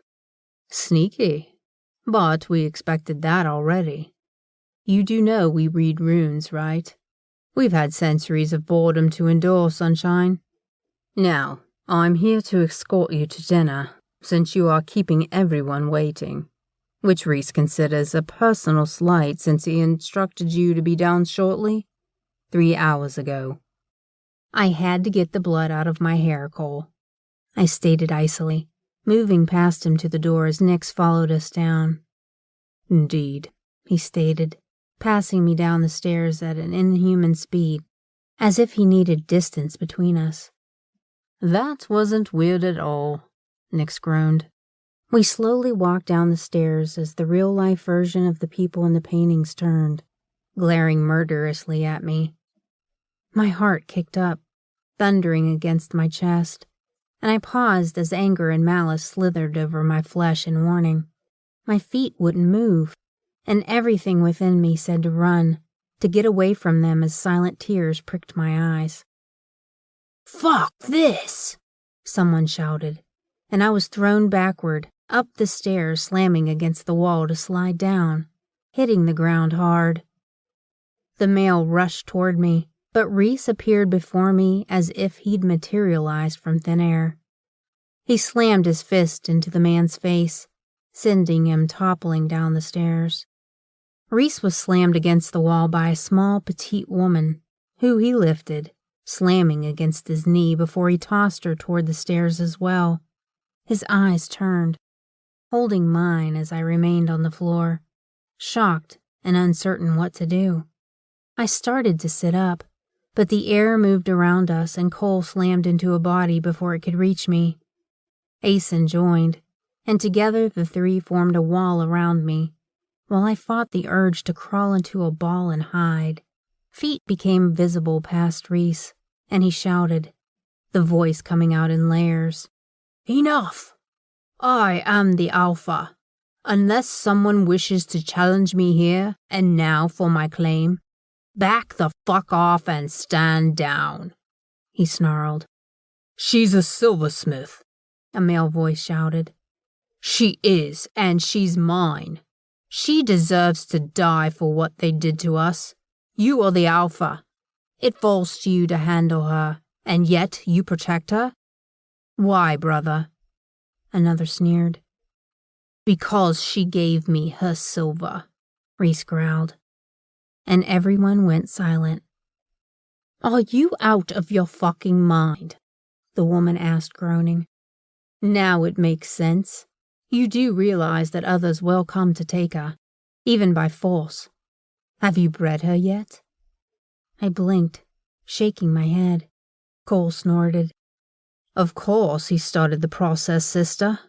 Luckily they're not breeding yet, or we'd be having a much more damaging conversation, due to your willingness to throw her around, now wouldn't we? See that you don't do it again, as she is mortal. A mortal silversmith walks into your lap, hands you her silver, and you question nothing about it? A woman demanded icily. Did she ride your cock first before sucking your brains out through its tip? Or did you see her name and believe her words? There are no mortal silversmiths, because we left none alive to breed the little bitch. And yet she carries the curse and controls silver. She stands inside a forge and touches the silver with her pretty delicate fingers, Nyota. In a room that had a temperature of 590 degrees.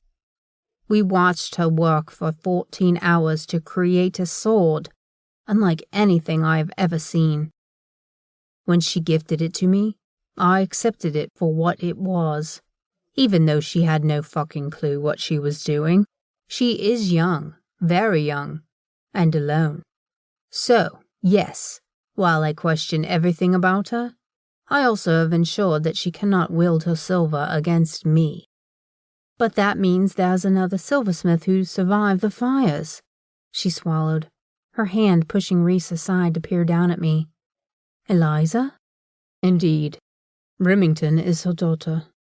The coloring is wrong. Is it dyed? A man asked. I remained on the floor staring at Reese's feet as they talked about me like I was some rare creature he'd found in a pet store. Natural. A rare occurrence, maybe, or designed to hide in plain sight. I don't know yet. Remington took down Laura like she was child's play, and you and I both know she isn't. She is powerful and very deadly, and she's mine now, Reese stated, and I lifted my eyes, glaring at him. I was so not sleeping with him tonight. Can we eat now? It's been a long time since we've had everyone here, Nyota whined, and Reese bent down as if to help me up. I forewent his offered hand, getting to my feet as pain moved up my spine. I reached behind my arm, feeling stickiness as I dropped my hand, kneeling to remove the broken heels while everyone watched. Remy, Reese groaned, touching my shoulder. Get the fuck off of me, I snapped, glaring at him. I could manage to get my shoes off, believe it or not, Van Helsing. I did manage to live without you for 21 years. And I could have made it to my ascending without you too. I removed the heels, stepping through the crowd of Van Helsings to walk down the stairs, feeling his angry glare on my spine as I ignored him. And to think, I had almost had sex with him. I was nothing more than leverage, to wield against his enemies and sit his ass upon some legendary throne of immortals. I was an idiot to come here. In hindsight, I'd had good intentions, but my execution left a lot to be desired. I had just turned 21 the week before coming home, and with how things were going, I would be lucky if it weren't my last. Chapter 21. I pushed the food around my plate as the Van Helsings studied me like I was some freak they couldn't stop gawking over. I kept glancing toward Nick's to make sure I hadn't grown another head. but she was the only one not looking at me. Reese snorted, and I slid my stare toward him for a moment before dismissing him. Do you know what burning human flesh smells like? One of the brothers asked, and I lifted my eyes, finding the question directed at me. Intimately, yes, I replied, setting down my fork to reach for the whiskey, downing it as the server raced to refill the glass. Why? Would you like to set me on fire? It might not end as you'd hope. I'm willing to allow you to try if you'd like. It matters little to me which option you choose. You think I wouldn't set you on fire? He countered, studying my face. That isn't what I said, I stated dismissively. Picking up my fork, I continued pushing around the food that was now little more than mush. They'd served plates of steaming hot food that, at any other time, I'd have devoured. I didn't enjoy being the focus of the table, or that they were all exuding vibes that stated how badly they wanted me dead. It was causing my stomach to turn, and an uneasy feeling was rolling through me. I'd also been drinking on an empty stomach, which made me tired and bitchy. Let's go outside and try it, shall we? He offered, and I stood, only for Reese to grab my arm, pulling me back into my chair. Let's not set her on fire, okay? He grunted, never pulling his eyes from me. She's passingly pretty. However, she lacks the silver coloring of the silversmiths. That made them beautiful, another brother stated, but which one I didn't know because I'd given up caring or paying attention to names. Remington. What a boyish name. Maybe they've named her such because of her rust coloring, he continued. I don't know. I find it fitting for a mythical gunsmith to name her daughters after those with less ability than she has, Nyota said, and almost complimented my mother. You haven't touched your food, Reese pointed out, and I turned to look at him blankly. Between being thrown against a wall and having your family try to murder me repeatedly, I seem to have lost my appetite. One of your brothers wants to set me on fire. Another thinks I'm passingly pretty and have a horrid name. The others are wondering how to fuck me before you get to me and breed my womb because you all think it holds some kind of mythical tether to my silver talent. You're parading me around like I'm some fucking trophy, and you think I'd still have an appetite? Why? I asked pointedly, glaring at him. Oh, let's not forget that I almost let you into my vagina tonight, too. Not that it'll be happening now. I'd rather fuck the sword I made you than let you touch me again tonight. So, there's that. Cole choked on his liquor as the others watched Reese to see what he would do. My fingers tapped the table, something I knew bothered him. I waited for Reese to do something, anything other than stare at me with his pretty, stupid eyes. Eat, he demanded coldly. I reached for my whiskey, downing it as the server moved closer. Reese shook his head at the server, who veered away from the glass he'd been about to refill. He pushed my plate closer, and I shoved it away. He continued until I lifted it, tossing it over my head to smirk as it shattered against the wall. You're acting childish, Remington, he pointed out. And you're a dick who enjoys treating me like some fucking petty trapped, I muttered. Go to the bedroom, Remington, he growled, and I stood without warning, pushing the chair out before he could. For all his faults, he was well-mannered. I felt his eyes following me as I silently made my way up the stairs. I didn't understand why they forced me to endure their company, when it was clear they wanted me owned or dead. I entered the bedroom I'd first been in, staring at the new bed, replacing the one I'd broken. Glaring, I peered up at the ceiling and the walls they'd repaired in the last few hours. Climbing onto the bed, I shed the dress, wincing at the wound on my shoulder, and sat up. I walked into Reese's bedroom, grabbing the curling iron out of my bag. Slipping into the bathroom in my room to plug it in, I tapped my fingers on the counter. leaning against it while I waited for it to heat up. After a few minutes, I turned to look at the wound on my shoulder in the mirror, holding the curling iron against the cut flesh until it sizzled. I turned, staring at Reese, who watched me silently through narrowing eyes. Ignoring him, I pulled the iron away from my shoulder, peering into the mirror at the healed flesh. Reaching over the sink, I unplugged the iron and placed it where it wouldn't melt or burn anything. Grabbing my toothbrush, I applied the paste and set to scrubbing his taste out of my mouth while he watched. His stare slid over my naked frame, slowly lifting back up to my shoulder with curiosity. "Heat heals you," he pointed out, and I rolled my eyes at his brilliant deduction. "You're fireproof, aren't you?" he asked, and when I didn't answer him, he slipped in behind me, watching me in the mirror. "That's what you meant when you said he could try, but it wouldn't end up as he wanted, isn't it?" I said around my toothbrush. Bending over, I spit out the toothpaste before grabbing the mouthwash.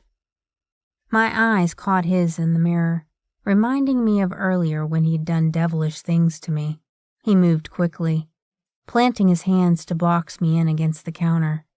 I continued staring at him as those memories flashed in my mind. "Stop it." "Stop what, Remy? Stop touching you? Stop learning you?" He studied me, his smile curving his mouth, while his eyes sparkled with dark amusement burning within them. "You're going to need to elaborate on what you want me to stop doing." "Stop using your magic on me, Reese Van Helsing." "I can't make you want me. If that is what you think I am doing, you're mistaken.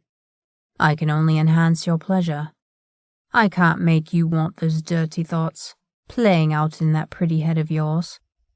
"That's all you," he uttered huskily. "Do you have bleach?" I asked softly, turning to run my hands up his chest slowly, watching the smile deepening on his lips, wrapping his arms around my waist. He pressed his erection against my stomach, proving I wasn't the only one remembering earlier. "Now, why would you need bleach?" he asked, lowering his mouth against mine. "To erase every image of you from my head." I smirked against his mouth, patting his chest. "Good night, Reese," I snorted, ducking out from beneath his arms.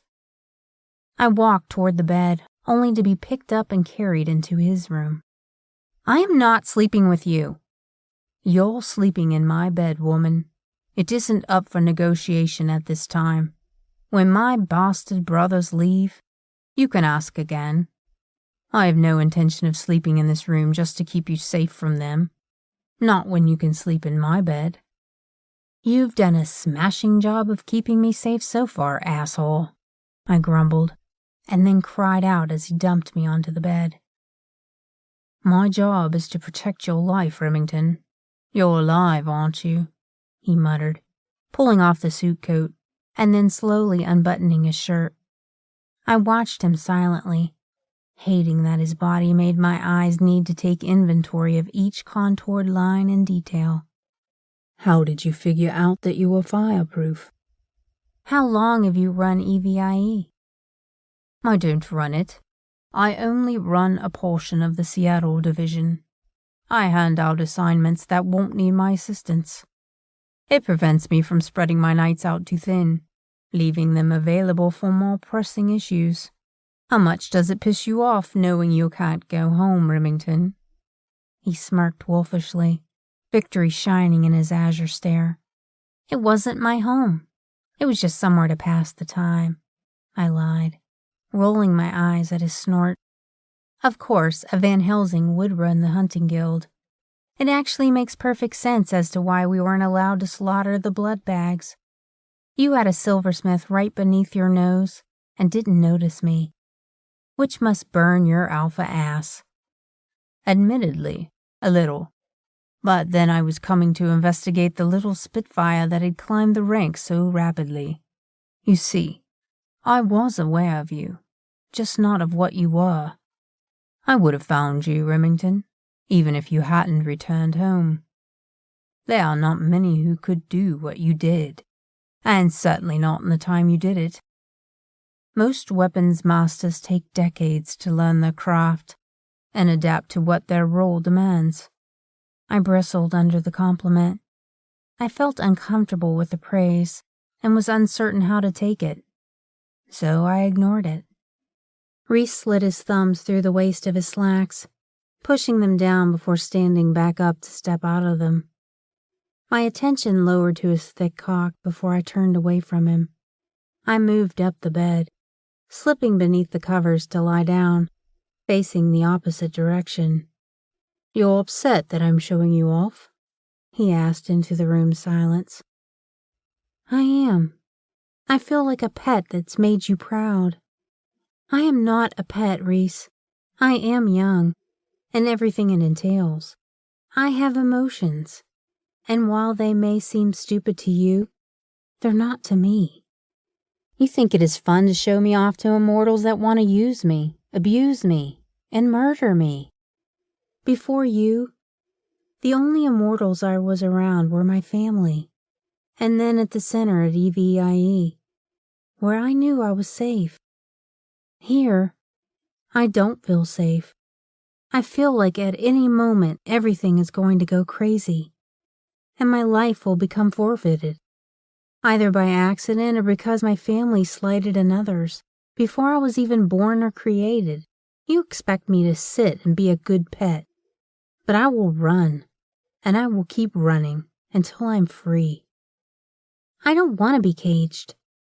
I agreed to work with you, and the first chance you got, you made it permanent because I am naive.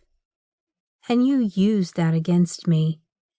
Cole held me open for you to look at and play with because I'm easy to manipulate, and because every time you get close to me, all my inhibitions leave me.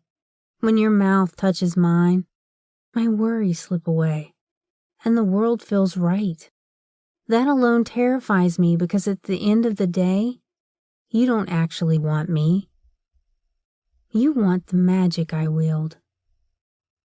The sound of clothing rustled in the room, and I silently fought the tears that threatened to fall. My throat tightened while I waited for his reply. The door opened and closed, and I sat up, staring at the empty room. I frowned, pulling my legs up against my chest to drop my head to my knees. I just poured my heart out to Reese, and he got bored and left. I was marking this one up as one of the biggest mistakes of my life, right next to running in to save him, and waking up on my knees with him between my lips. Chapter 22. Days went by where Nix and I spent hours in the armory, charged to rearrange it, much to the horror of one night. He would sigh, frown dramatically, or snort when I moved something. My babysitter, Asen, would watch every single move I made. Either Cole or Asen supervised me since the night I'd bared my soul to Reese, only to have him slip out of the room like it hadn't mattered to him. For the last 3 days, other than sleeping beside him, I hadn't seen much of Reese. "You cannot possibly think this is right. There's a system in place. How will we find anything in a hurry?" the knight groaned.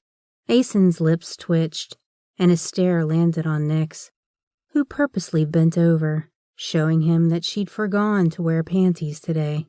"I want to speak to the Alpha about this before she destroys everything." "You have copper bullets mixed in with silver ones. If you were to shoot a wolf with copper, you'd end up with a dead knight, assuming he'd made a kill shot, when in reality, all he'd managed to do is piss off that werewolf.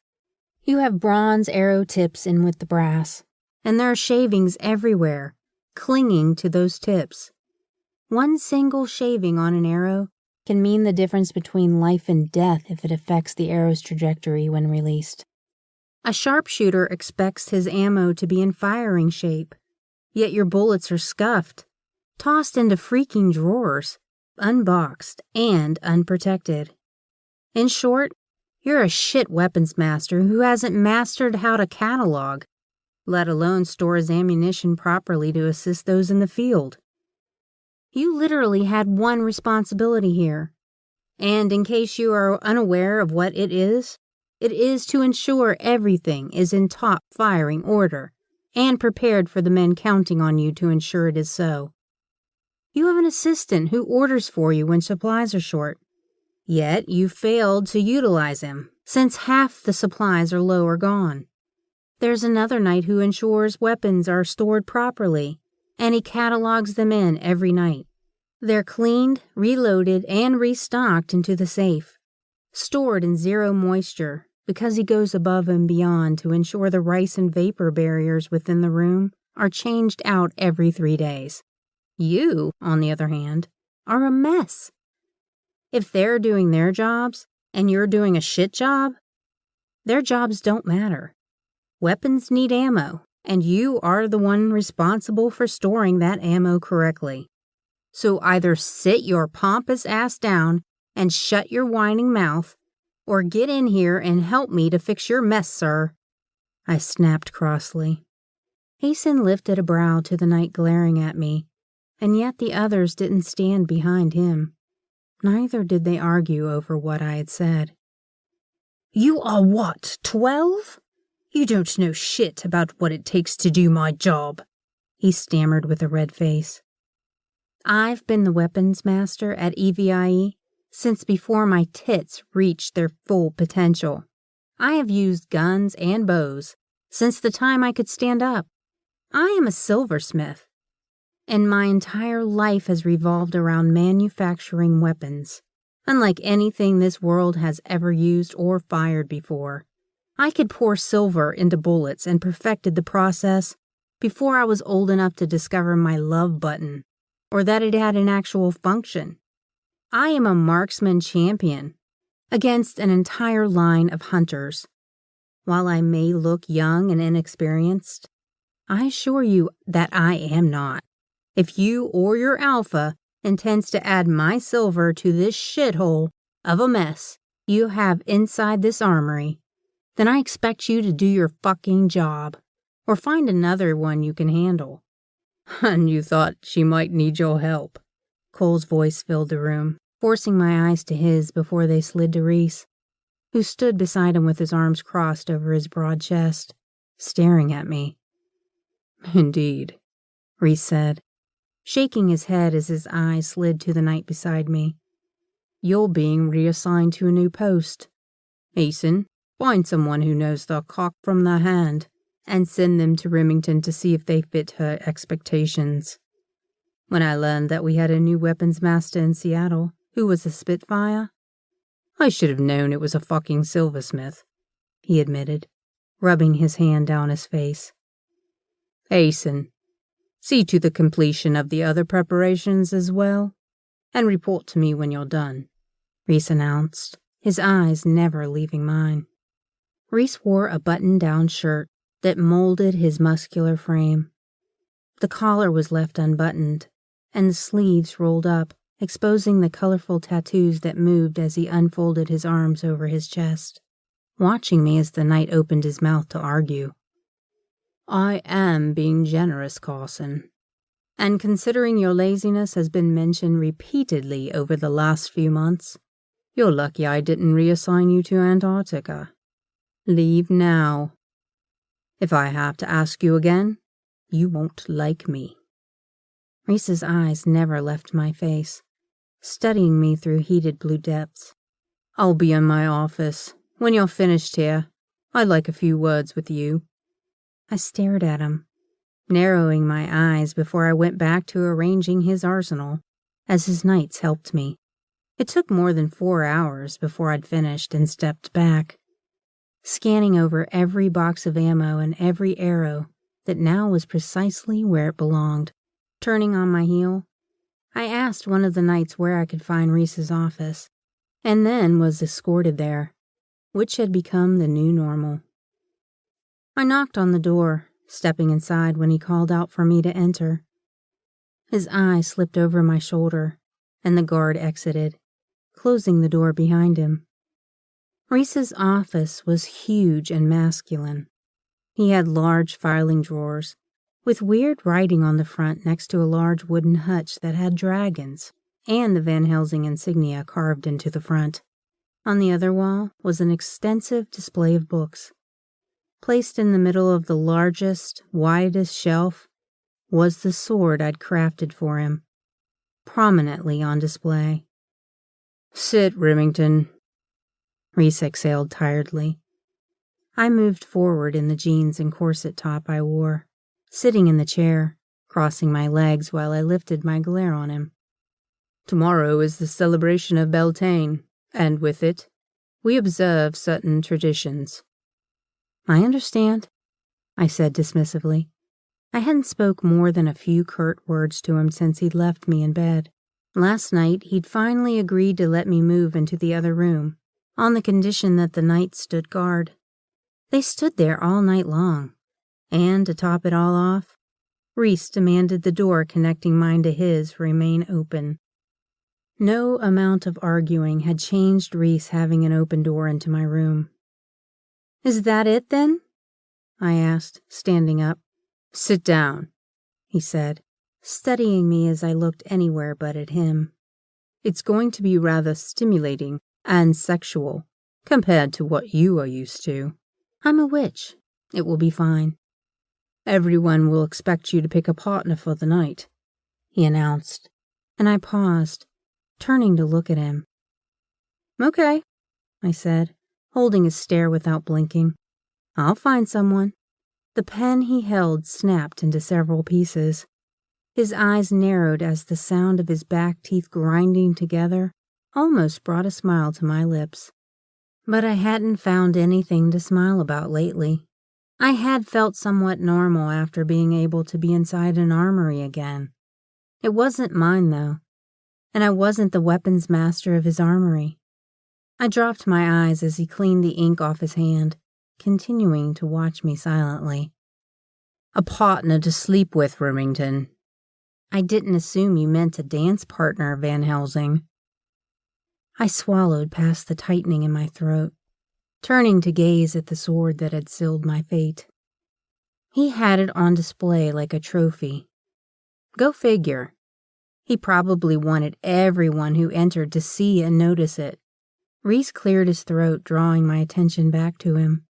I studied his face, noting the tight corners of his mouth and eyes as he decided on what to say. "It's not a trophy. It's a display of honor, Remy. Before I placed your blade there, my father's prized sword occupied that space. It too was a work of craftsmanship and held a special place in my heart. I replaced it with yours to remind me that changes are happening, and we're evolving.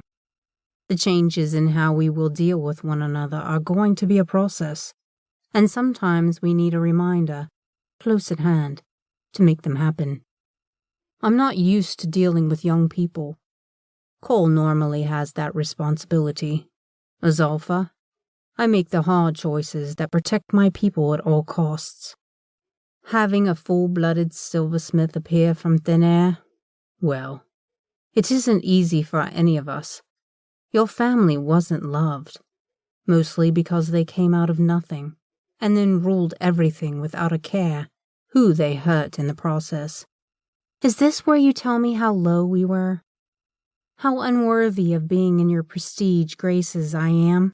I asked, hoping to skip over the holier-than-thou speech. No, this is a tale from rags to riches, and how power corrupted what was once a decent family of strong women. Your family enjoyed coming into power, but that wasn't enough for some. Some wanted to sit on the throne and to control every alpha house. That is how the silversmiths started to become hated by every alpha. The code is simple. Take care of those who count on you and remain in the shadows. Rosalind wanted more power, and so she simply took it. And I helped her accomplish that goal, blinded by her beauty. When I was with her, everything seemed right. All my troubles faded away, and I could be me, the knight who swooped in to protect her and keep her safe. It wasn't enough for her, nor was I. She reached for entire houses, which forced me to step back. I began to see her lust-filled stares at anyone she wanted, because no one was ever enough, he said, swallowing hard against the words. When Rosalind asked to speak to my mother, I was blind to what she truly wanted. I allowed it to happen, Remington. I walked my sweet mother into that viper's house, where Rosalind handed her off to her father to rape and murder with silversmith silver.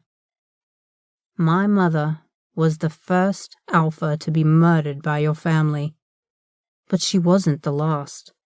I spent my time serving Rosalind, pretending to be a knight, which made my family hate me more than they hated her.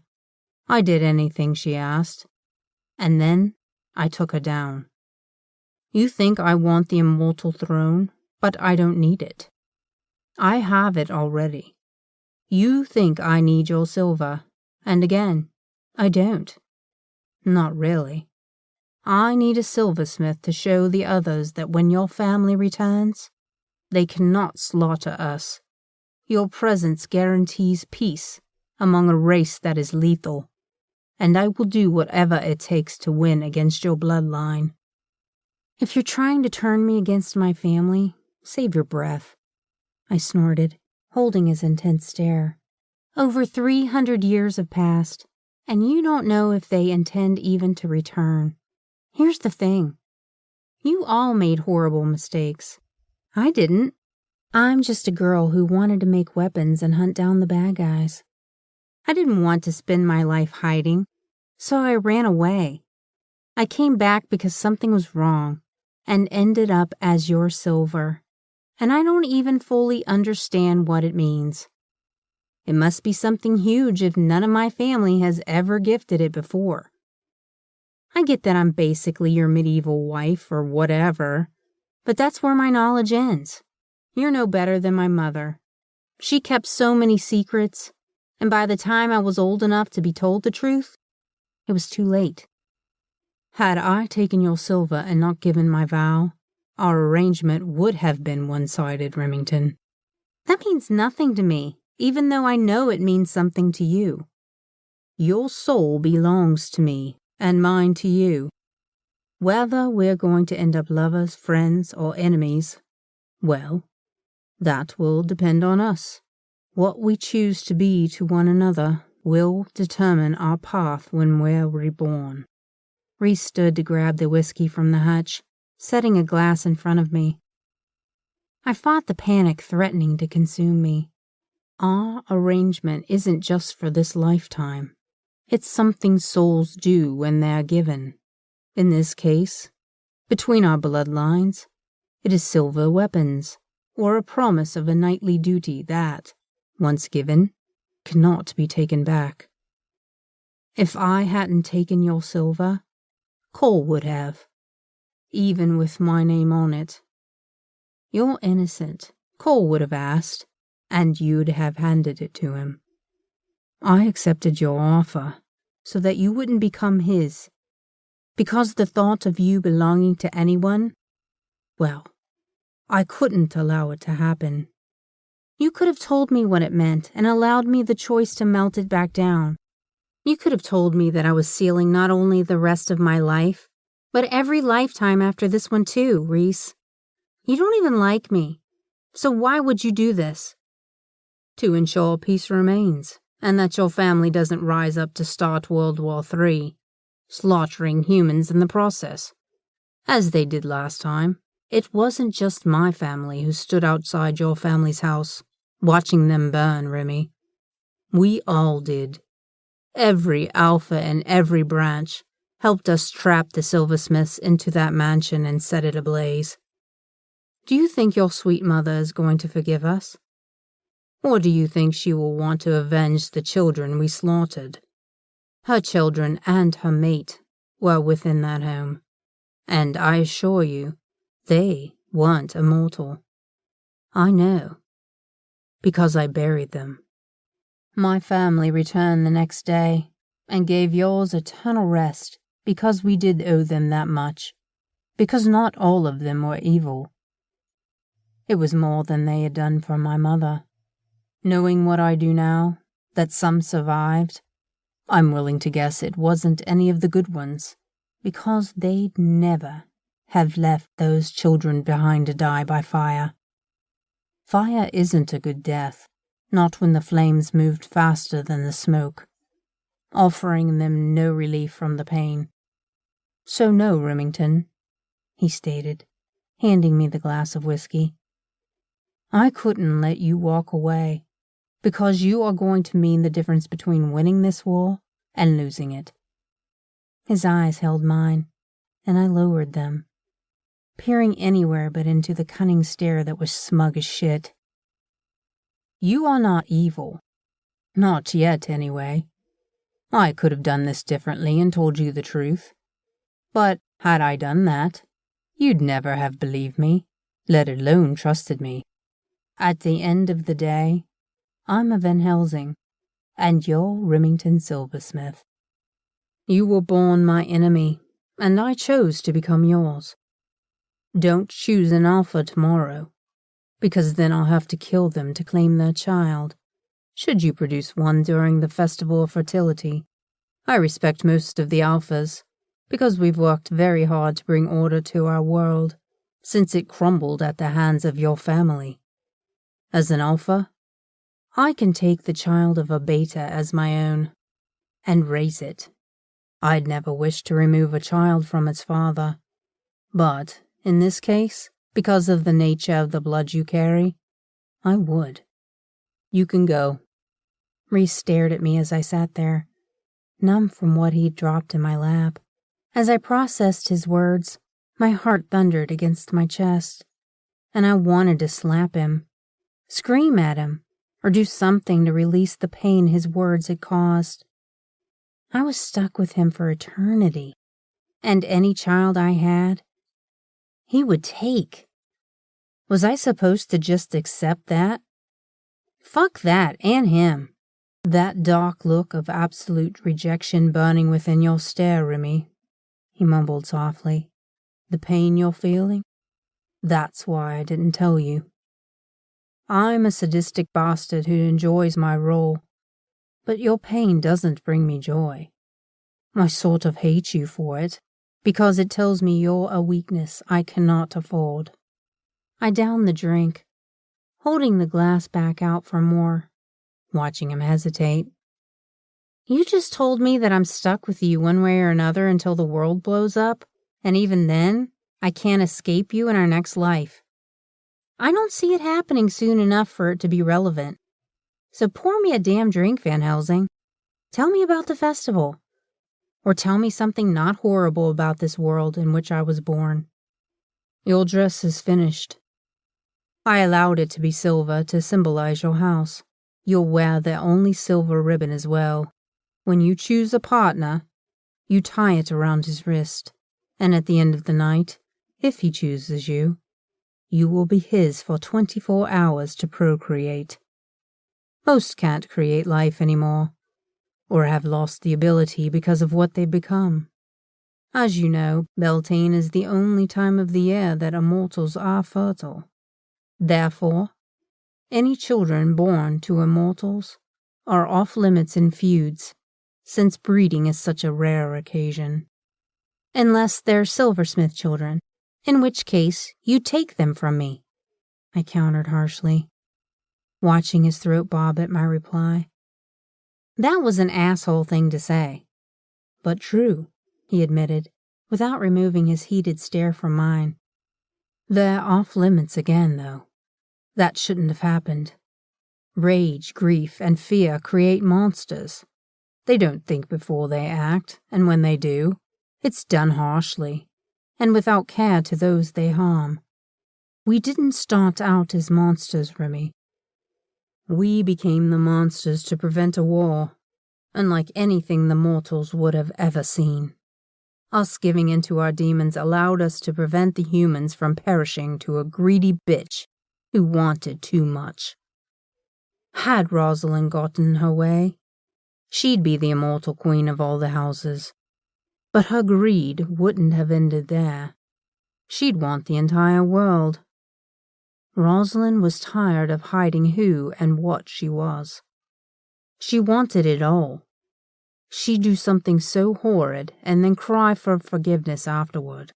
And everyone always forgave her. Almost everyone, I whispered, sipping the cup. Someone needed to stop her, I admitted, sipping the whiskey while lifting my eyes to hold a stare. Evil is evil, and sometimes it is blood. Rosalind sounds like a psychotic, murderous bitch. I'll pick a beta, because if I have a child, no one is taking it from me, Reese. Not even you. As I said, I take pride in the things I create. And if I create life, I will assure it is perfect, and I will raise my children myself, because that's important to me. I figured you'd want your child, Remington. You're the kind of woman that men look for as a mate. You're smart, beautiful, and there's a loyalty within you that not many people can even begin to understand. I went through your files from EVIE last night. You entered under an alias, Remy Cordova, and earned the entire division's highest marksmanship scores. You marked higher than pure-born witches in magic skills, and yet you chose to make weapons. You could have done anything you wanted within EVIE, and gone straight to the highest ranking level of hunter, but you chose not to do so. Why? Because your bloodline cursed mine, and that limits me. I'd have put others in danger, and that wasn't something I could allow. Sometimes we have to accept our faults, see our limitations, and understand what they mean for others and ourselves. I know mine, and I know what they mean for others. I can't expect others to save me all the time. So, I stayed where I could help EVIE the most. I am a good shot, powerfully blessed with magic, and I can hunt down my enemies. The thing is, to do so, I'd have had to lie about being cursed. And I am many things, Reese, but a liar isn't one of them. Sleep well, Van Helsing, I whispered, setting my glass on the table and leaving him to ponder my words. Chapter 23. I stared into the mirror, amazed and blown away by what the women working for Reese had been able to do with my appearance. The dress he had commissioned for me was a work of art. Silver beadwork covered the corset, with a flowering bell skirt, creating layers of fine silk that flowed to the floor beautifully. The only jewelry I wore was a simple silver necklace containing an infinity symbol dangling from a thin chain. It was delicate, simple, and beautiful. Reese had dropped the necklace off earlier, and I wasn't sure if it was for my protection or a gift. I was thankful to feel some resemblance of defense tonight. My hair was curled and placed into an updo with a few strands left down to frame my face. Makeup was applied, but only to enhance my eyes and lips with light color, since tonight wasn't about transforming into something we weren't. It was about freeing yourself from the constraint of the modern world. Beltane was all about new life. It was the celebration of a man and a woman coming together to create life. It was also the celebration announcing summer to the world. They lit fires to fill the world with new light, while heating it with renewed warmth. I look like a goddess. Nyx bounced from foot to foot in her red dress that had a deep V-line neck, exposing the curves of her ample breasts. I cannot wait for them to undress us, because I'm literally wearing nothing but panties beneath this dress. I swallowed, lifting my narrowing eyes to glare at her, shock filtering through my expression. Excuse me? Oh, he didn't tell you, did he? She winced overdramatically, even though her smile was firmly still in place. What didn't he tell me? I asked, assuming she was referring to Reese. When she cocked her head to the side, slowly frowning, her mouth puckered into a tight line, and I groaned. "Spill it, Nix." Halfway through the night, they bear the maidens to the men. They strip us down to our undies before parading us through the courtyard. They do it so men who haven't chosen a consort for the night can make their final choice on who to take into the forest until dawn. Do they actually go into the forest? I questioned, turning as a knock sounded at the door to my room. Well, no. Everyone has a room to sleep in, of course. Some will choose to go into the forest, as is tradition, but pine cones in the vagina is a hard limit for some of us. Pine needles hurt in certain places, and they poke your ass as well. She dabbed her finger against her ruby red lips, fixing her lipstick before moving to the door, peering out into the hallway. Your jailers are ready to escort us down, Nix called over her shoulder, and I exhaled a soft sigh. I had knights escorting me everywhere since Reese had started allowing me to move freely throughout his home. I was unable to escape them, even during mealtime. It was unnerving, but it made me feel safer while his family was here. Moving to the door, I paused. Nix grabbed me, turning me to face her as if she had something important to say. You're wearing something sexy beneath the dress, right? Like something that will knock Reese's dick right up to punch him in the nose? It wasn't that big of a dick, Nix. Swallowing, I listened as the knights choked or smothered their laughter with coughs. Besides, he isn't interested in me. He told me to choose a beta for tonight. That way, if I created a child tonight, he could take it. He isn't choosing me tonight. He named you the May Queen, and himself the Forest King. He basically wrote his name on your vagina, woman. Coughing exploded outside of the room, and I stepped into the hall as my knight, Luis, smothered a laugh as he reached behind us to close the door. You look beautiful tonight, my lady, Luis said, bowing his head, which made me smile at the chivalry he was displaying. Thank you, I replied, moving further down the hall. The knights surrounded us as other guests filtered from their rooms and into the hallway, making their way to the courtyard. Reese wants you, Remy. It's as simple and complicated as that. The issue is, he's the alpha. He doesn't want me like that anymore. If he did, he'd have finished one of the times he started. But he'd rather answer the door or whatever and leave me needlessly hanging. He's alpha, Remy. It's his job to be available to people who need him. He must continue being the alpha because his brothers are all cold bastards and would let a war begin. Reese wants to stop it from happening. I understand what he is doing, even if he did go about it horribly wrong. As your best friend, I know you understand it too. You've seen what creatures like us do to humans. And if we go to war, they will suffer needlessly. It doesn't make it easier for me that I was thrown into this shit hazardously. I have no choice in anything I do, and Reese uses my age against me to trap me into positions that I shouldn't be. We paused as we entered the courtyard, silently taking in the multitude of people talking and drinking already. I swallowed down the urge to tuck tail and go back to my room and hide. The knights closed in behind, preventing my retreat and anyone else from moving onto the stairs as I began to descend. The steward announced my name, and the entire assembly went silent. I exhaled a shaky breath, taking in the eyes that examined me. I moved my feet carefully down the stairs and locked eyes with Reese, who stared at me as if I was the only woman in the room. I focused on getting to him without falling and breaking my neck. How uncomfortable is it to know that everyone here wants to murder you? Nix asked, and I almost missed a step, turning my wide eyes toward her. It wasn't until you mentioned it, I groaned, turning to look at Reese, who was now glaring at Nix. Let's try not to say it too loudly. I'm sure some people in the back didn't hear you. Well, I mean, not everyone wants you dead. I don't.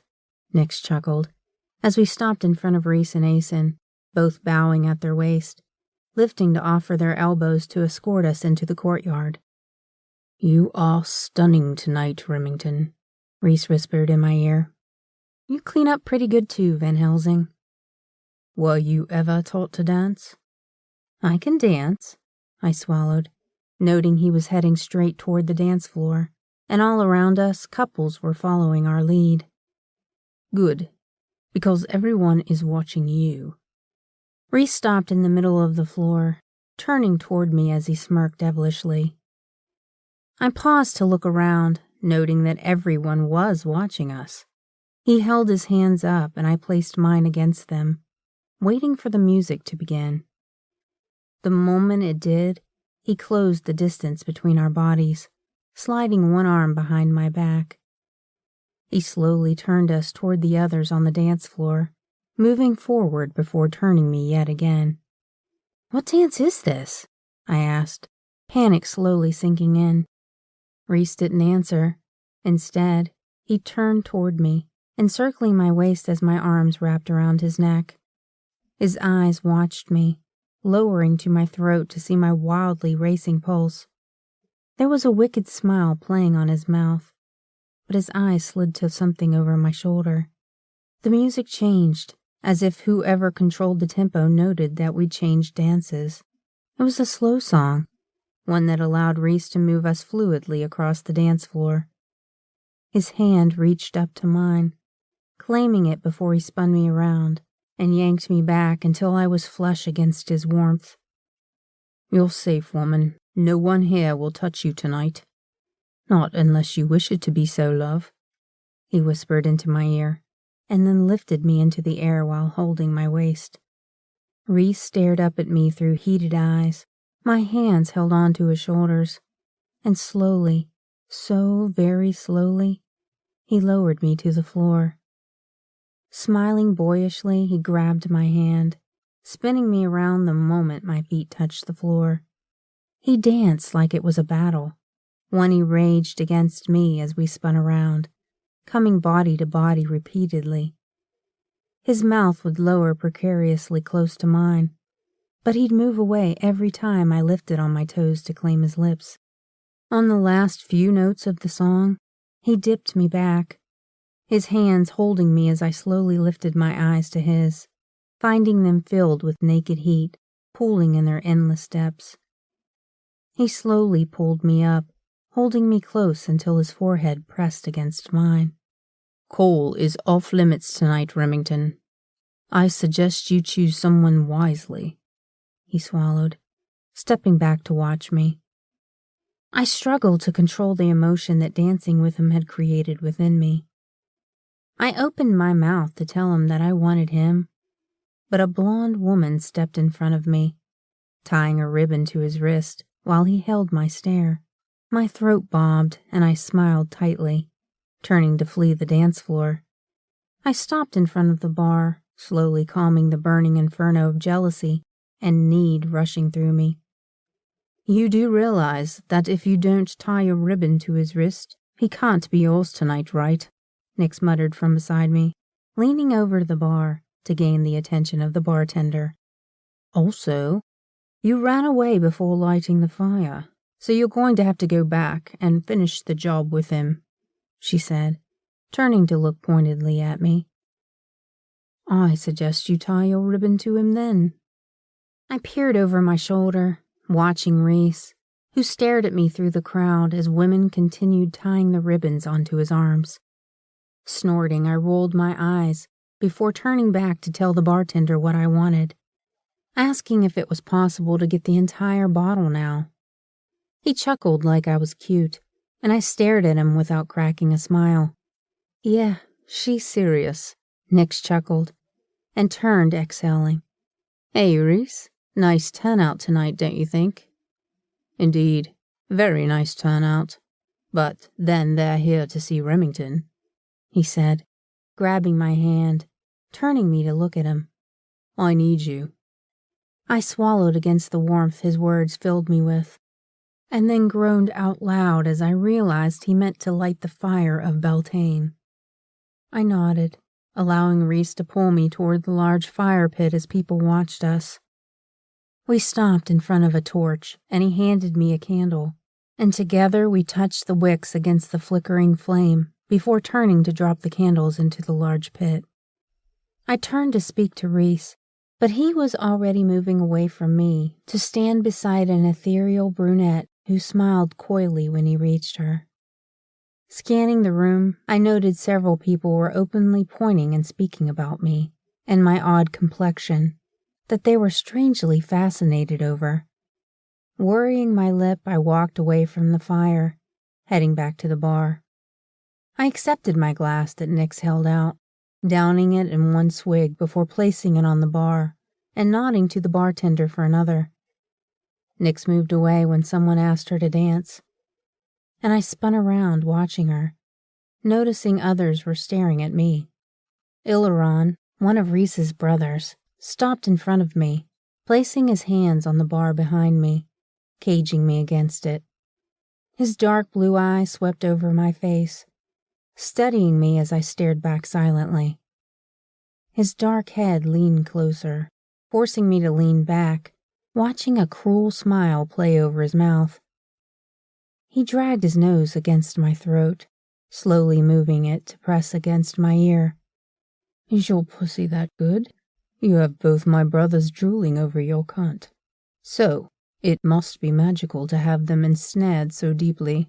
I wonder if you'd let me fuck you too, so that I can make an educated opinion about it as well. Can I fuck you too, Silversmith Hall?" he asked, as I shook, closing my eyes. His hand slid to my side and closed around my breast until I yelped in pain. "I have not fucked either of them, so no. You may not fuck me either, Van Helsing. You can, however, get the fuck off of me. I'm not a whore, nor do I intend to be shared among brothers for yours or their enjoyment. Excuse me," I said, and yet he didn't budge from where he pressed me against the bar. People had stopped what they'd been doing to watch us together. My heart thundered against my chest, and panic was sinking in while his knee lifted, pressing against my apex as he nipped my ear, growling against it. "Ileron, have you not figured out how to tell when a lady isn't interested in your cock, brother?" Cole asked, sliding in beside me. The moment Ileron started to back up, Cole pulled me in front of him, wrapping his arms around, resting his chin on my shoulder, daring his brother to argue with him for me. "She's already fucking both of you.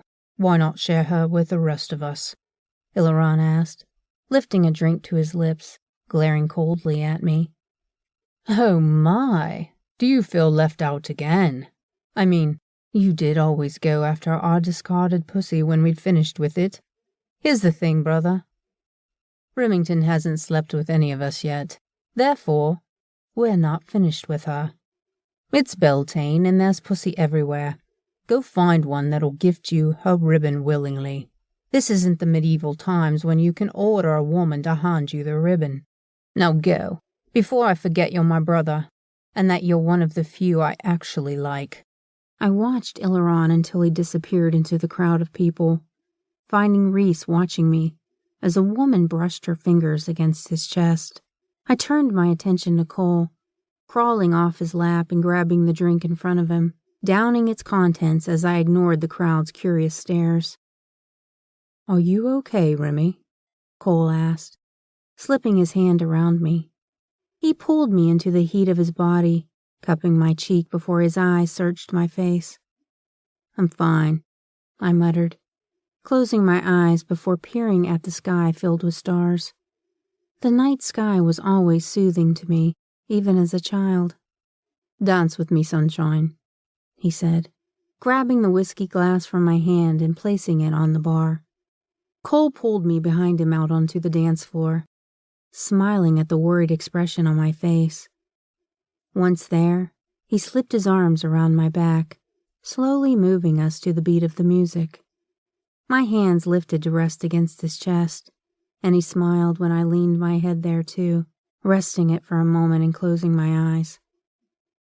You're the most beautiful woman here tonight, and yet you look the most miserable, Remington. Tonight is a celebration of life. Stop caring what everyone else is thinking or doing. Just be you, and you'll be perfect, he whispered against my hair, inhaling deeply. I opened my eyes, looking over Cole's shoulder, locking eyes with Reese, who glared at me from the opposite side of the room. The tick in his jaw hammered against his cheek, and his arms crossed over his muscular chest, displaying a multitude of ribbons on each wrist. He wasn't happy that I was dancing with Cole, but he left me on my own tonight. So far, the only people who had approached me were his brothers. I looked away from Reese, staring up at Cole, who also watched Reese. I parted my lips to speak, and he lowered his mouth, claiming mine in a sinfully wicked kiss that stunned me speechless. Cole didn't simply kiss. He fucked you with his tongue, leaving you dazed and struck stupid as you tried to figure out what the hell had just happened. I moaned against his lips, sliding my hands up his back, feeling his muscles tensing beneath my touch. Tilting my head for better access, Cole slid his hand to the back of my neck, deepening the kiss while barring any retreat. He devoured me until I was trembling against his lips while he deepened the kiss further. Something brushed against my back, and then arms wrapped around me, pulling me back from Cole's mouth as a soft cry of regret escaped my throat. I was pulled from the dance floor while Cole remained on it, canting his head to the side, watching Reese yank me toward the shadows. Reese slammed me against the wall and slapped his hands against it on either side of my head. He caged me in as I peered up into his angry azure gaze. My hand lifted, touching my swollen lips from Cole's dominating kiss. "What are you doing, Remington?" he demanded icily, glaring as I continued touching my lips. He grabbed my hands, pushing them above my head, leaning closer.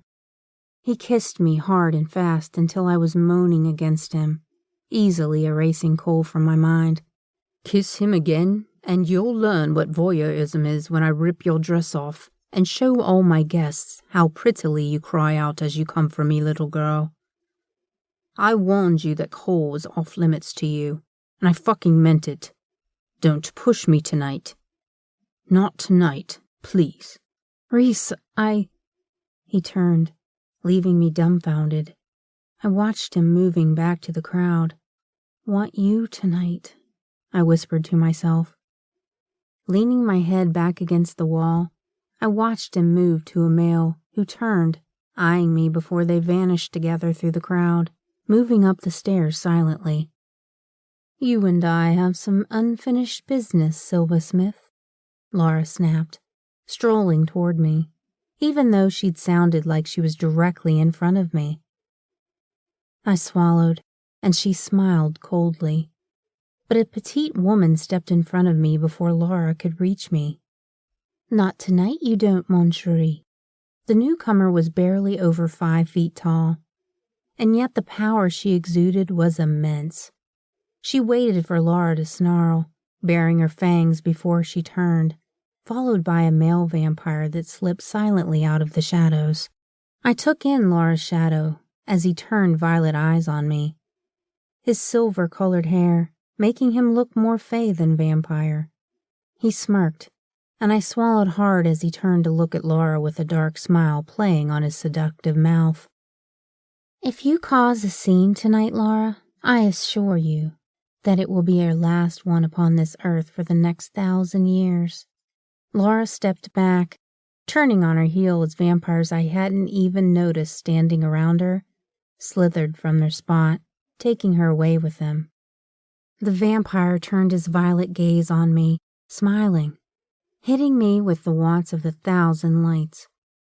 The tiny female turned, lifting her hand to my temple, sending pain rippling through my head as she whispered softly, "You'll feel no pain, my pretty girl. You're safe. And you feel nothing, she cooed reassuringly.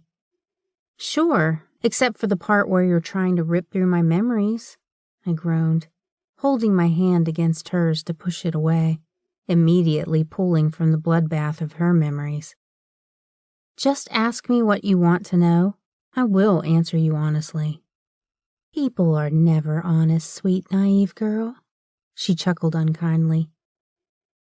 People are assholes. Your mother, who is she? The male asked. Who are you? I countered. I can try again, she offered, staring at me. Ian MacLeod, king of the vampires. Elizabeth Silversmith. Impossible, as she's dead. No, she is not. She's very much alive. Or at least she was when I last spoke to her. She escaped through a library within the mansion and lived. Do you intend to start a war? Ian asked, canting his head to the side, moving to stand in front of me, blocking me from the other partygoers. I leaned over, staring toward my protection detail. I caught sight of the knights behind him, and the vampire turned, smiling as if their presence amused him. I do not intend to start a war. I simply want to live without having to hide. I've never wronged anyone. Okay, I stated, holding up my finger.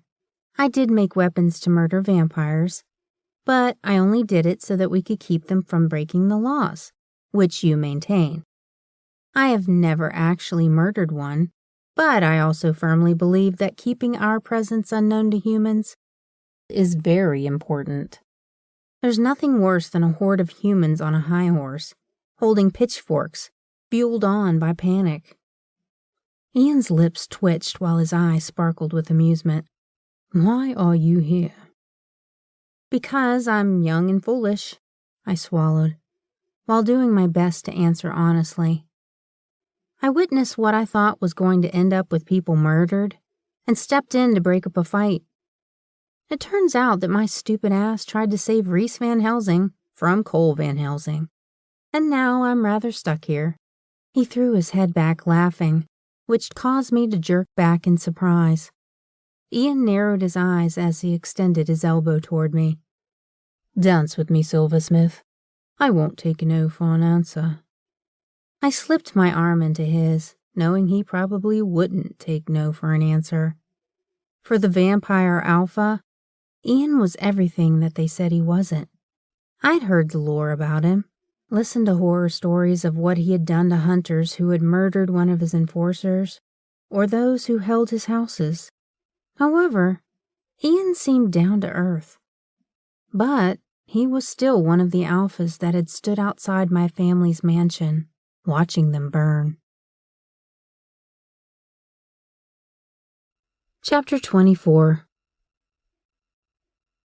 Ian moved me gracefully around the floor as he talked about the changes in the world and what he enjoyed about them. He was a wealth of information and never tired of speaking. When the fifth dance ended, he paused as someone caught his attention. I followed his stare to where Reese waited on the edge of the dance floor, watching me with the vampire alpha. Ian leaned down, kissing my cheek, before reaching into his pocket and tying his ribbon on my wrist. You're a pleasure, Remington Silversmith.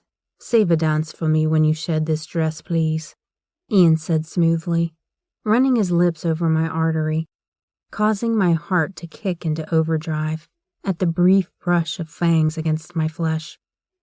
I promise not to bite you unless you beg me to do so.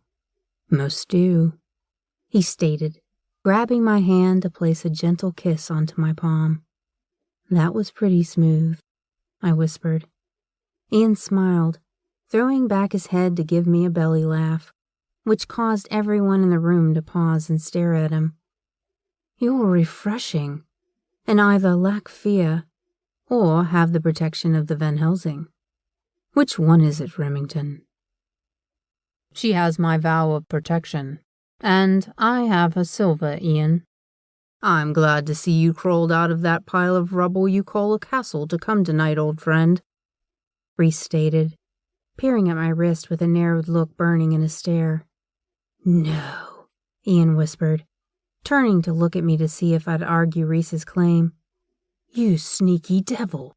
How did you manage that?" "Surprisingly, it was rather easy. Remington is rather naive in her young age." Reese lifted his eyes from my wrist to hold my stare with anger burning in his.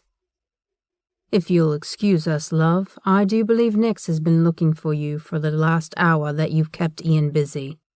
"Actually," a deep voice said from behind me, "I'd like this dance if Ian has finished monopolizing the May Queen. I didn't get a chance to introduce myself formally." Reese ground his back teeth together before he turned, staring at Conrad. "Indeed.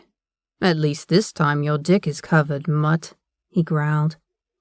"If I remember correctly, she liked looking at my cock, old friend." My cheeks heated, and Ian smiled, lifting his hand to brush his fingers over my cheek. "She blushes beautifully." "What the hell is up with you guys and blushing?" I asked without realizing I'd asked aloud. "When you're as old as we are, nothing amuses us. Finding a pretty maiden on the cusp of her immortality that still has some sense of morals is something we don't often see," Ian answered, dropping his fingers. "How is it she doesn't have the normal silver hair and ice blue eyes of a silversmith?" "That's the mystery of the hour, isn't it, Remington?" Reese asked, watching as Conrad lifted my arm, securing his ribbon onto my wrist while Reese glared at us. "Shall we, Ian? Excuse us, Conrad. Silversmith." Reese nodded to Conrad before leveling me with a chilling look of warning. I watched Reese turn away from me, moving toward the stairs again. Conrad waved a hand in front of my face, studying me when I turned my attention to him. "He'll never allow himself to love you.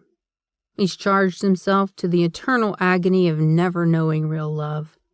Reese is a glutton for punishment. When Reese hands out a punishment, he doesn't go back on it ever.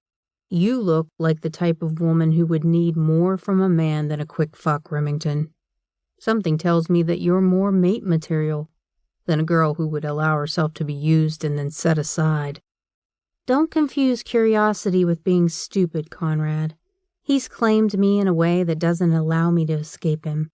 Even in death, I won't be free of him. Reese is willing to take advantage of me, so why shouldn't I figure out a way to repay him tenfold?" I asked, lifting a brow.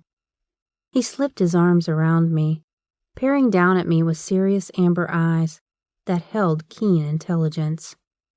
"Don't do that," he warned softly. "I've met only a few men I wouldn't cross in my lifetime, and Reese Van Helsing is one of them. Don't make him your enemy, Silversmith. Right now, you have the advantage because you confuse his duty with his need. The moment you cross that line from friend to enemy, you won't ever come back from it." "I don't intend to use or harm him or screw him over as he'd done to me. I just want him to know that I am not a weak female," I grunted, turning as someone slipped in behind me, their hands smoothing over my dress to cup my breasts. "So pretty," one of the female shifters whispered. "We're claiming Alpha?"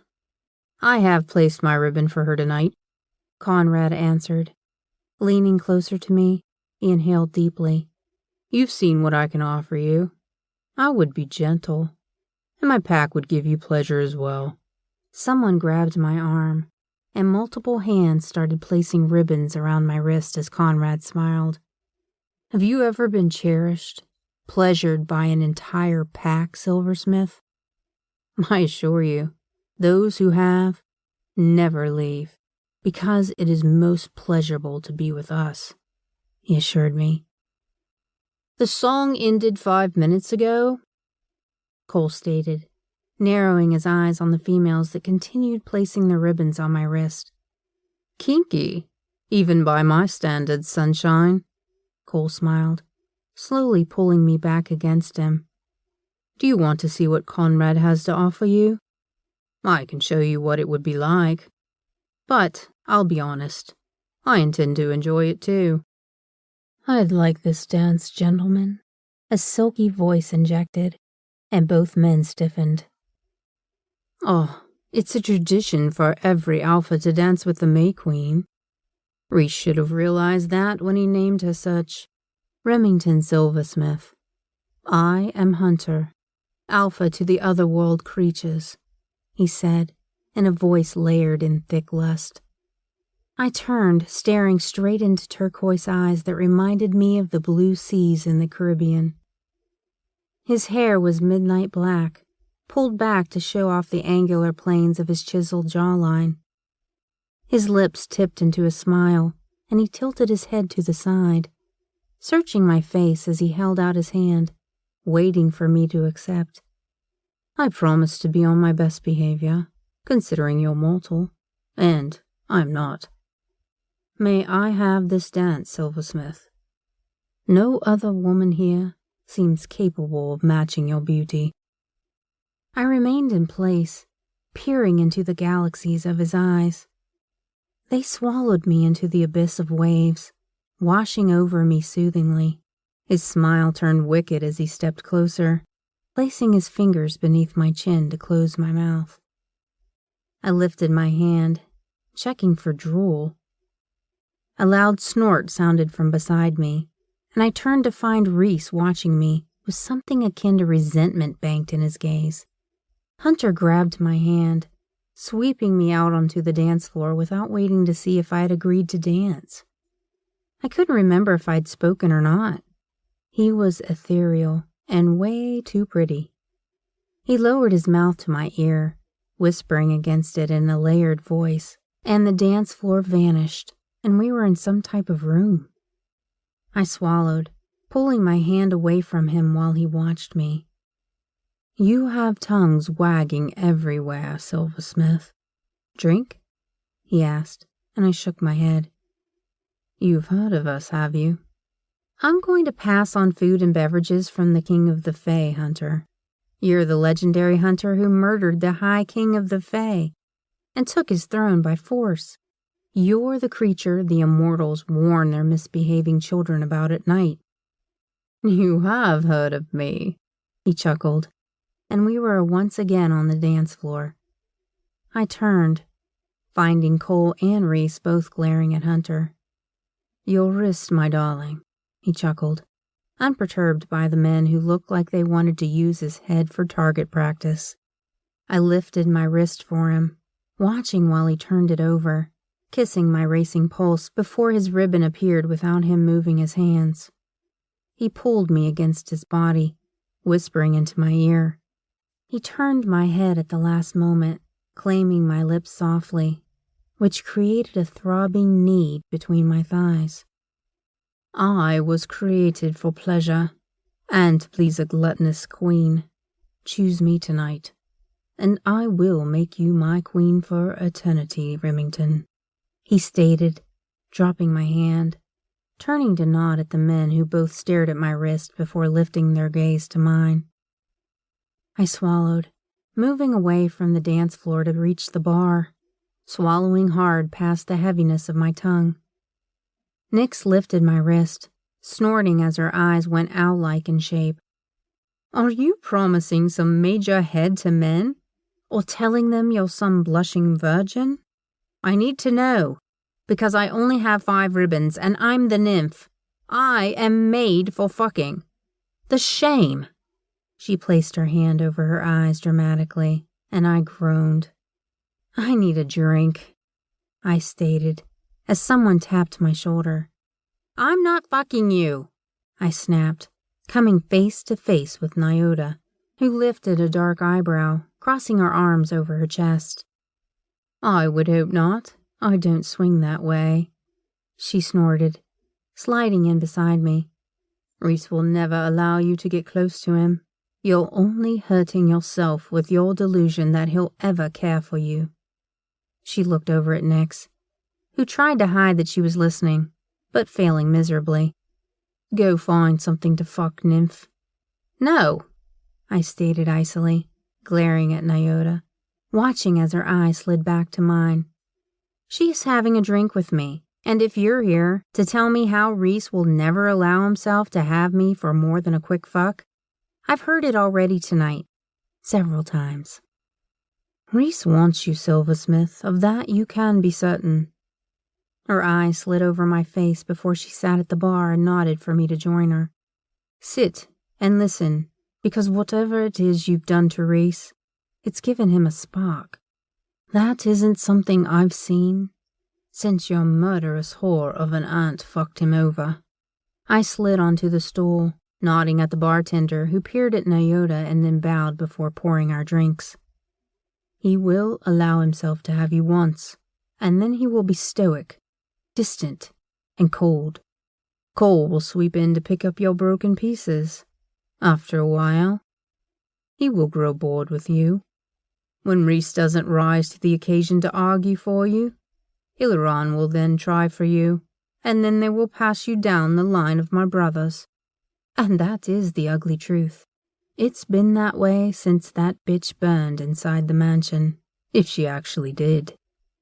Cole only wants you because he's made it his mission to force Reese to forgive himself. Hilaron, well, he's an asshole. The rest, well, they just like to be sure that they've tasted whatever flavor Reese tasted first. I want my family healed. Of that you can be certain too. You're not the one that can do that, Silversmith. You're the enemy. So fuck Reese, let him get you out of his system, and then fuck off. If you don't, know this. I am the one person Reese will never hurt. I can murder you, and he'd forgive me. Maybe not right away, but he's always forgiven me of my crimes.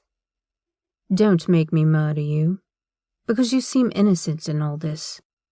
But then so did Rosalind, until she revealed her true colors. Reese is trying to stop a war with you, but you're going to be the one who starts it. If you fuck Cole tonight, you can end this before it begins. You're intervening where you're not warranted, Cole growled, his tone sending a shiver up my spine. Reese might forgive you, little sister, but I don't. Now fuck off and leave her alone. Remington, it's time for the real party to start. Finish your drink. You're going to need it. I started to place my hand into his, but a giant hand gripped mine. It yanked me from the chair violently, pulling me forward. Cole swore beneath his breath, and the entire assembly seemed to go silent around us. Dance. You dance. Me, please, the giant said. I lifted my eyes to his, barely schooling my response in time. He had a scar that ran across his face from one ear to the other, giving his face a caved-in appearance. My pulse kicked up while Cole stepped back, and Nyota swore beneath her breath. The surrounding silence was deafening, and I fought to control my response to the giant's sheer size. You, dance me, he stammered, his words hitching. I will dance with you, I stated, smiling softly. He smiled, and the entire room released a breath. His head tilted as he watched me, but there was an innocence to him that dispelled the fear I'd felt. He easily stood over 7 feet tall, with dark cropped hair that hung to his shoulders. He smiled again, leaning closer to me to whisper, which came out in a scream that tickled my ear. I, Thurston. I am Remy. I grinned, watching as he nodded joyously. He pulled me in behind him, forcing me to step quickly so as not to be dragged behind him. Thurston stopped on the wooden dance floor, and others scooted away from him. He nodded vigorously to a woman who stared at me with a warning in her eyes. I didn't have time to wonder about it as American Author's best day of my life started, and the giant began jumping up and down. I smiled wide, shaking my head at his dance moves. I started dancing with him, and he paused, cocking his head to the side. He laughed and mirrored my movements, which was like a carefree idiot that wasn't watched by an entire assembly of immortals who wouldn't forget it anytime soon. I threw my hands in the air, and Thurston followed my lead, shaking and twisting. I danced with him until the end of the song. The moment the song ended, he grabbed me by the waist, lifting me over his shoulder as he patted my ass. My eyes widened as Reese chuckled, chasing after us until the woman stepped into Thurston's path. Reese slowed the moment Thurston paused, his demeanor changing. I fuck her. My eyes grew large until they mirrored saucers, and Reese shook his head at Thurston. She's mortal, Thurston. You'd kill her. She's delicate like a flower. Okay, that was taking it a little far. I wasn't that delicate. I want her. She's pretty. Laughs from deep. I go deep. In pussy. I frowned, peering over my shoulder at Reese, who snickered. He better save my ass. Thurston's hand patted my ass, and I jerked as he slammed his beefy hand against my rump a third time. The woman reached up, slipping her ribbon over his wrist. He turned, staring at her with interest. Remy is very beautiful and very delicate, Reese stated, his voice calm and without the panic I felt. Carla wants you tonight. Isn't she pretty? You won't break her.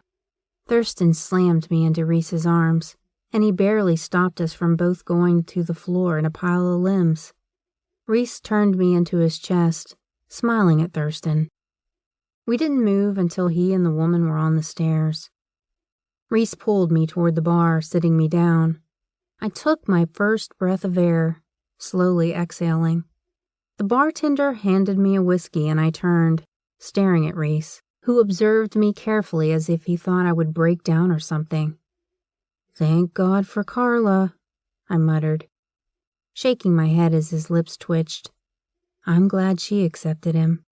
She's the first love of his life, he announced. I felt the other men settling around us, asking if I was okay. That's sweet. Before he was wounded? Indeed, he agreed. Well, glad she wanted to have him tonight. Saved me from having to turn him down for sex, I stated, taking a pull of whiskey. She's his mother, Reese stated, and I spewed whiskey all over the bar, choking. My eyes turned to his and I opened my mouth and closed it. She's going to have sex with him? She's his mother, I gasped, as the bartender laughed, handing me a towel to wipe my face off while the men around me laughed. No, his father will be waiting in the hallway to inject him with a tonic that will allow them to lead Thurston to his room. He was wounded in battle before he was immortal, and they became sterile soon after Thurston was born. We all made a pact, allowing them to keep their child, and not put him down as was done in those days. We agreed that no one would treat him as anything less than a giant deserving of respect. I swallowed as tears pricked my eyes. That is sweet. So were you for not turning a scarred man down. You knew he was dangerous and damaged. And yet you made his year, Remy. He will never forget the beautiful May Queen who danced with him and laughed like you didn't have a care in the world. No one else would have done that. Well, then they suck. Or maybe they realized Thurston was going to caveman a bitch and carry her off to fuck her hard. I chuckled, drinking as Reese watched me with a smile on his lips. I reached for my ribbon, and a knight approached him, whispering in his ear as his eyes slid to mine, narrowing. Excuse me, he stated, strolling away with the guard while I picked at my ribbon. Come on, let's get you out of that dress, Cole whispered, pressing against my ear. Stop hesitating, sunshine. You're the May Queen and no one can get fucked until you choose a partner. You know that you'll choose Reese. It's a given. I turned to face Cole, staring into his pretty blue eyes as he grabbed my wrist. My eyes found Reese standing across the room watching us. But, in case you're not certain, a Van Helsing has to claim you as well. Can't have all the alphas holding a claim and none of us, right? He smirked boyishly, his teeth worrying his bottom lip. When he'd finished tying on his ribbon, he held out his elbow, and I slipped my hand around it, holding him tightly. The undressing was precisely that. We were stripped down to our panties and paraded around the room with me leading all the women. Reese stared openly, slipping his gaze down to the tiny panties that luckily covered my ass, which I was sure was his doing. Once we'd finished walking in a circle around the dance floor, we moved from it, and I swallowed, walking to him as he smirked, turning his head to peer up at the stairs before moving toward them. Closing my eyes, I nodded to the women who held my dress, slipping back into it before heading to the stairs as everyone watched me. My heart sat in my throat, and yet it was probably for the best that he hadn't allowed me to tie my ribbon to him.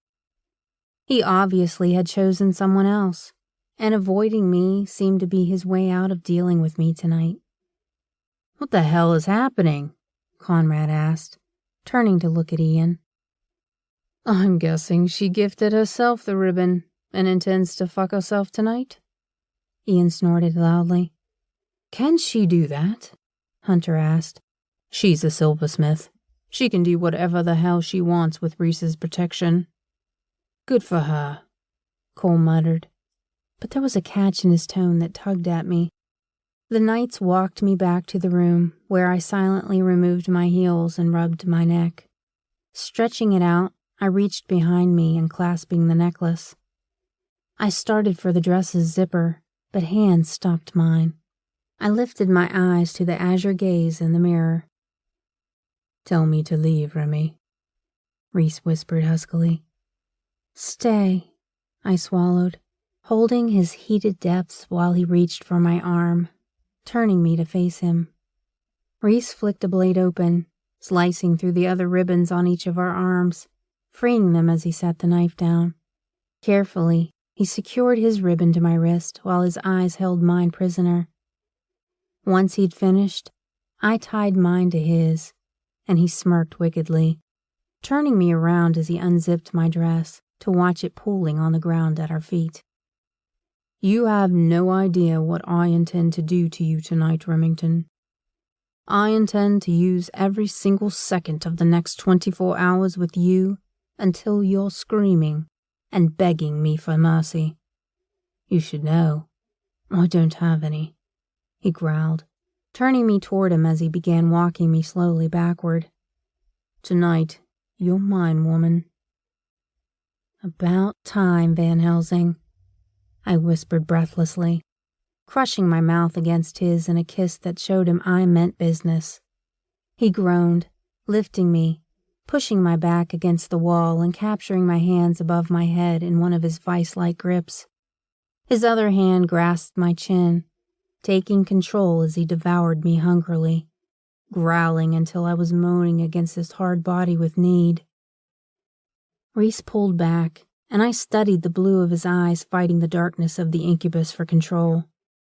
It mattered little which side of him won tonight, as long as it ended with me getting relief from the need pulsing through me.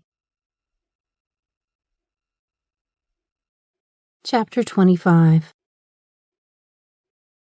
Reese didn't just kiss me. He slowly seduced me, holding me helplessly pinned against the wall with his body. His tongue caressed mine, deliberately moving in and out of my mouth. It was as if he was showing me exactly what he intended to do to my body tonight. My stomach tightened with need, my core clenching greedily to be filled by him. Moans escaped my mouth, only to be swallowed and captured by his hungry kiss. He pulled away from my mouth, kissing my neck as his fingers threaded through my hair, forcefully turning me around until my forehead pressed against the wall.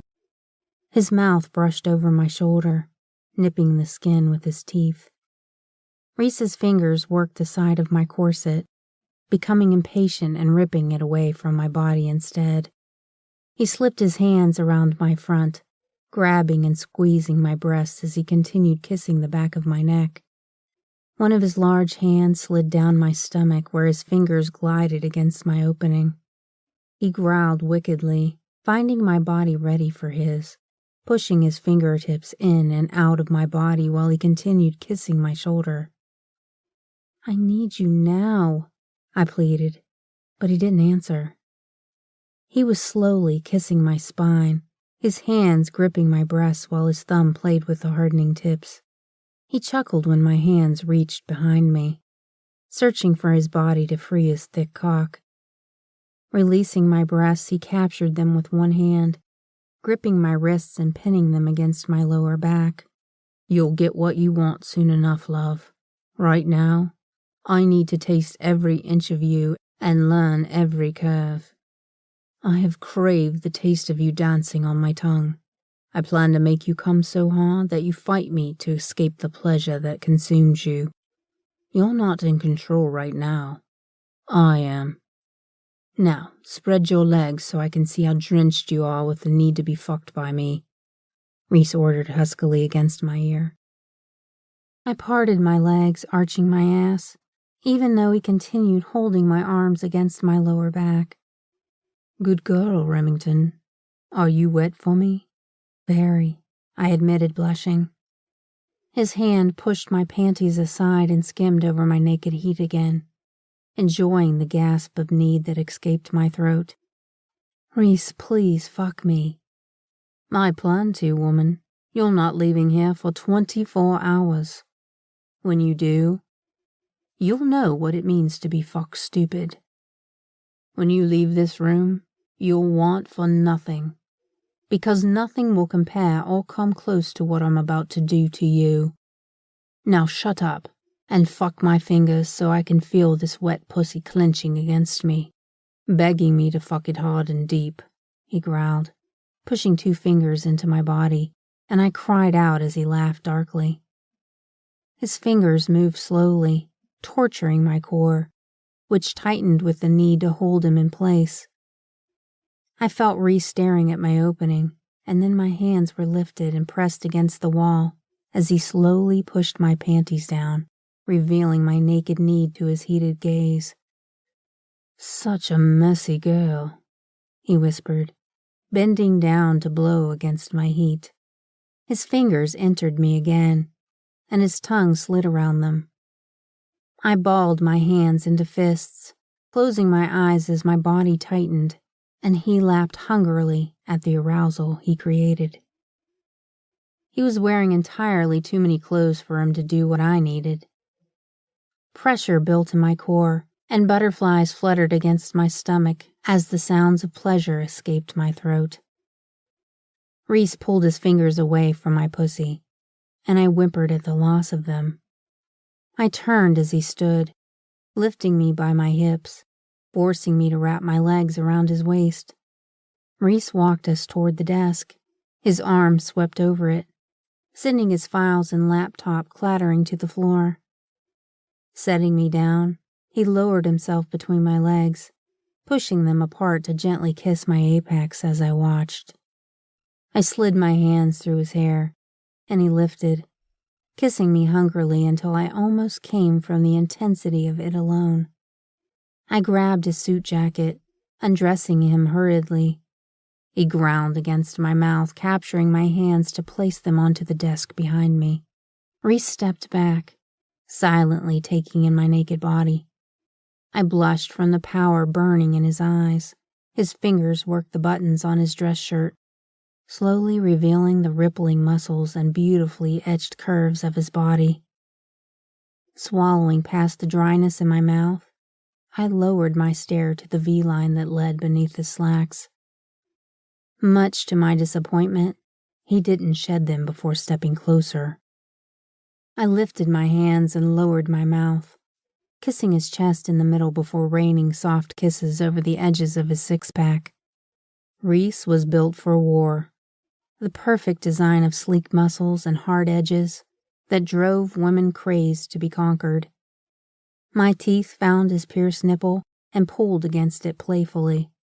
His hand slipped through my hair, removing the pins as it fell freely down my back.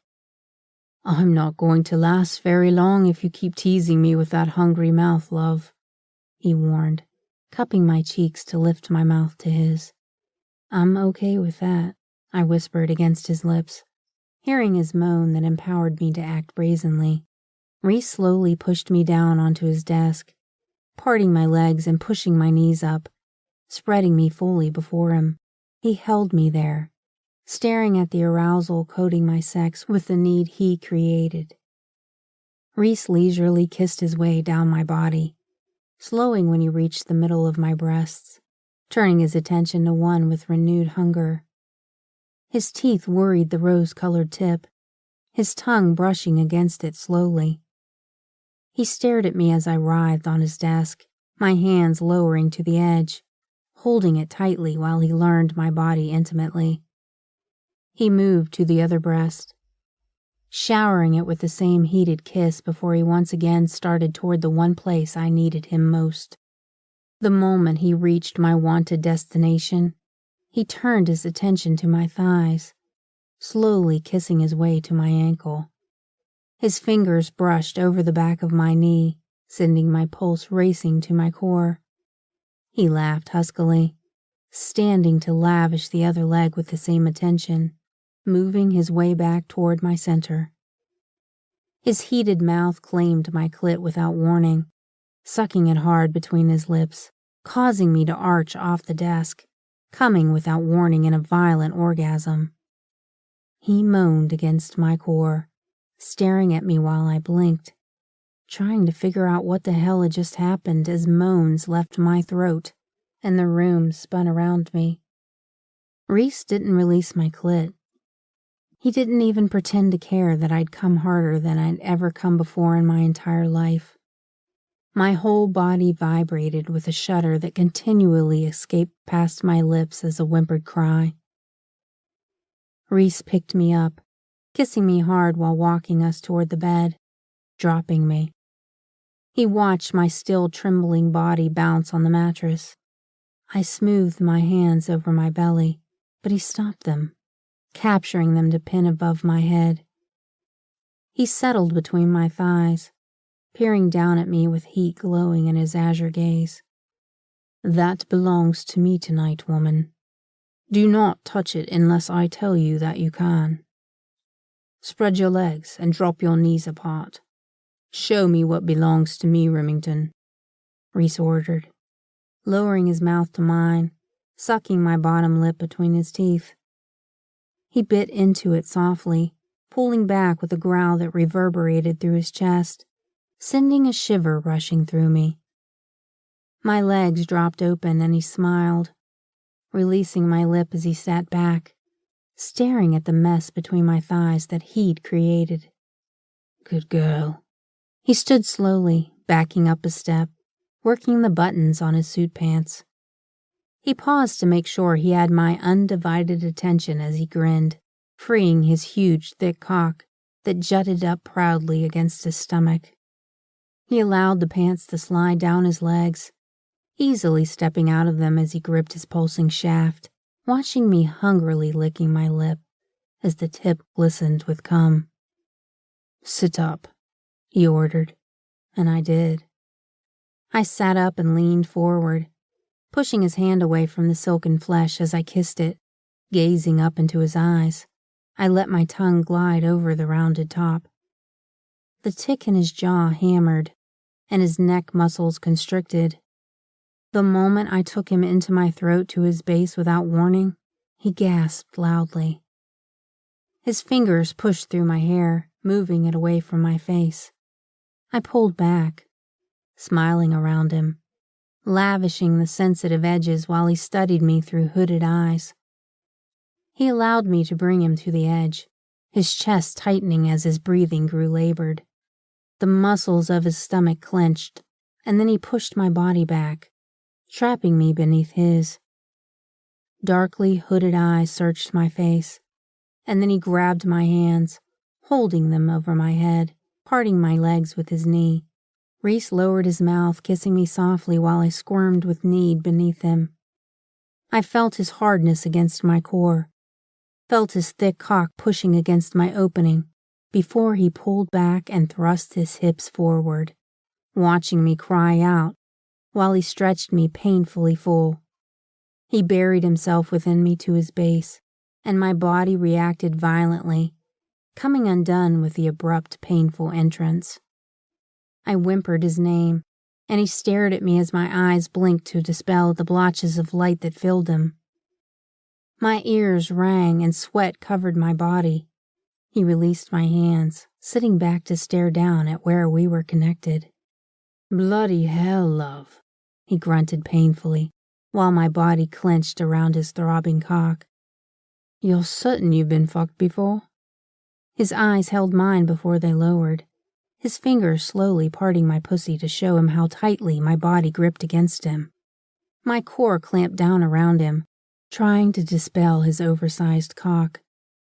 I ache, I moaned, the burning stretch he created making my body pulse with the need for him to move. He was largely endowed, filling every inch of me full with his throbbing cock. You're so gorgeous. His eyes lifted, watching me trembling through the storm that refused to abate. His lips tugged up in the corners, watching yet another orgasm explode through me the moment his fingers grazed over my clit. You're so tight around me, sucking me off while you come for me. Reese slowly moved within me and I cried out his name. My hands wound through the blankets, twisting in them as he rocked against my apex. He groaned loudly while my body gripped him tightly, milking him while he slowly danced me back to the edge. The moment before I would have danced over the edge again, he stopped, lifting my body against his. He rose to sit back on his knees, kissing me breathless, moving us until I was straddling as he lay back on the bed, peering up at me through burning eyes that searched my face. Ride me, woman. I want to watch your pretty eyes glow with wonder while I am buried within your tight cunt. You're so fucking responsive to my touch, he murmured, smiling at me with mischief dancing in his pretty gaze. Reese reached up, squeezing my breasts before dragging his heated stare down my body ravenously. He placed his hands on my hips, directing me to move slowly. He watched everything. The motion of my body, the speed I moved my hips in. When I started to unravel, he held me in place, denying me. I moaned, rocking my body with the need to come again. He smirked, leaning up to suck one nipple into his mouth, moving his tongue in a circle around the hard pink tip.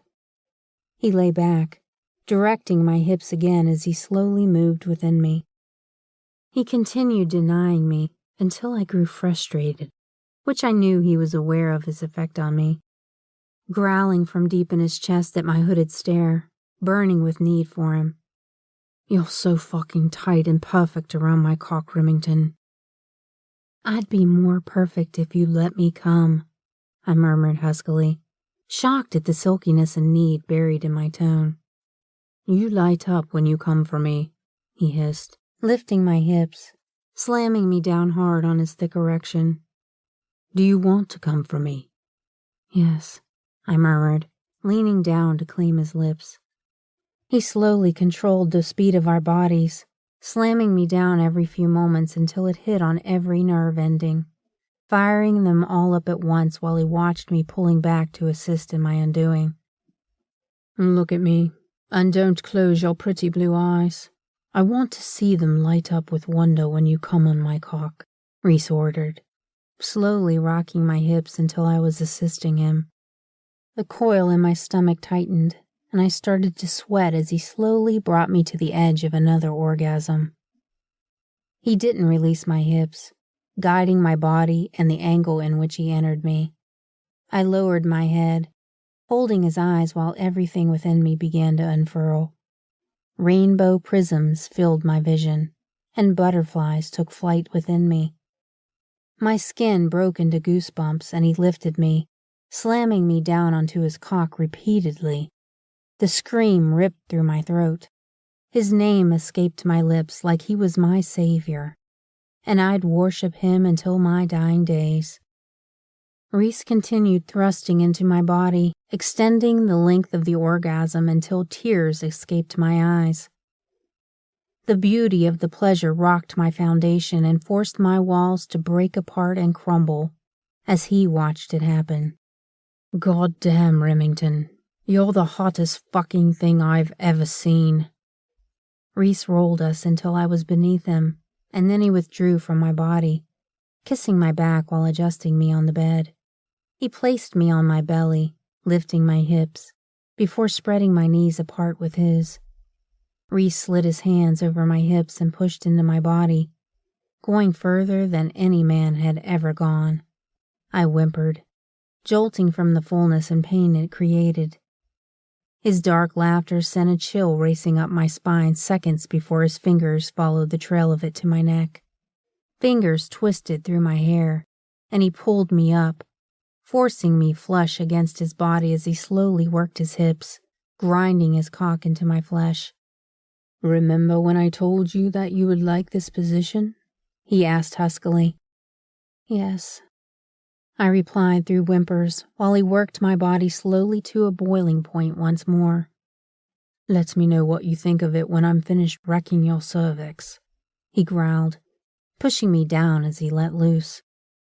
His fingers bit into my hips while he moved behind me, chuckling when I exploded around him. I cried his name while he slammed against my hips. I grabbed the blankets, biting them to muffle my screams while he took me to the cliff, forcing me to dance upon it as the sounds of our bodies slapping against one another filled the bedroom. Reese tensed behind me, and I felt his cock jerking within me. Then he leaned over, kissing my spine, moaning as he released into my clenching need. Remington, he growled while I bucked against him, gluttonously needing more. I don't like it, Reese, I whispered, smiling into the blanket. Reese tensed behind me, his hands still holding my hips. I love it, and I need more. I need all of you. I hope that wasn't everything you've got to give me. I'm a greedy bitch. So I need you to destroy me more, I moaned, rocking my ass against him, feeling his smile curving against my shoulder. I'm so glad you said that, because we've got 23 hours left, love. Round 2 starts now. His hand slapped against my ass, and my head fell back screaming his name while I impaled myself hard on his thick, pulsing cock. You're a naughty little bitch. You're about to get wrecked, and I promise to leave you a sated, whimpering mess. Reese hadn't been lying. He used every moment of the time we had together, stopping only to feed me or supply whiskey to keep us hydrated. He'd even poured it over my pussy, lapping against it hungrily, while he cracked jokes about me offering it to him the night we'd met. In the morning, I woke cradled in his arms with my head against his heart. Instead of feeling sore or preventing him from another round, I let him have me outside of the time allotment and slumbered more, only to repeat it until my body cried out with the need to rest. Even then, we didn't stop touching one another. It was as if some invisible tether was tied securely around us. Chapter 26. I awoke to someone playing with my hair, and my lips curled into a sleepy smile. Lifting my head, I peered into sleepy azure eyes before Reese pounced on me. He pushed me down onto the bed, running his nose over my cheek. I moaned as he spread my legs apart, entering me hard and fast. It forced a soft cry to escape at the delicious soreness he'd created, lifting my mouth to his, which he pulled back, grabbing my hands to hold me down. Opening my mouth, I gasped, shattering as he sent me over the edge quickly. He joined me as his body thrust a few more times before it stiffened, and he smiled, pressing his forehead against mine. You were made for me, weren't you, Remington? He asked huskily. His eyes widened, and he slowly pulled out of my body, rolling from the bed to grab a pair of sweats from the floor. I sat up, pulling the wrinkled sheet up against my body, smiling at him. He sat on the couch studying me. I could feel him closing down as if he had not meant to say what he had. Swallowing, I stood and plastered a fake smile on my face. "Thanks for last night and this morning, Reese," I whispered awkwardly. I started backing up while his stare followed me as if he weren't sure what was happening. "See you later," I waved clumsily, never having done the walk of shame before, even though our rooms were connected. "What are you doing, love?" I hiked my thumb over my shoulder in the direction of the door. "I'm going to go, because I've never had to deal with the whole morning after, and you're looking at me like you're about to let me down. I get that you do this whole punish yourself shit, but this was just a man and woman fucking, so don't beat yourself up over it. It was fun, right?" I said awkwardly, chewing my lip as he tilted his head, narrowing his eyes to angry slits. "Come here," he growled, sitting back in the chair. I slowly moved toward him, apprehension fueling my nerves. When I reached him, he pulled me down to him, forcing me to straddle his legs, causing the sheet to drop away from my body. He held my waist, watching me chewing my bottom lip nervously. "It was fun? You think what we did was fun?" He laughed soundlessly. Lifting his fingers through my hair, he twisted my head, pulling my mouth down close to his. His lips brushed against mine, and he lifted his hips to show me he was ready for more. "You don't get to dismiss me, Remington," he warned.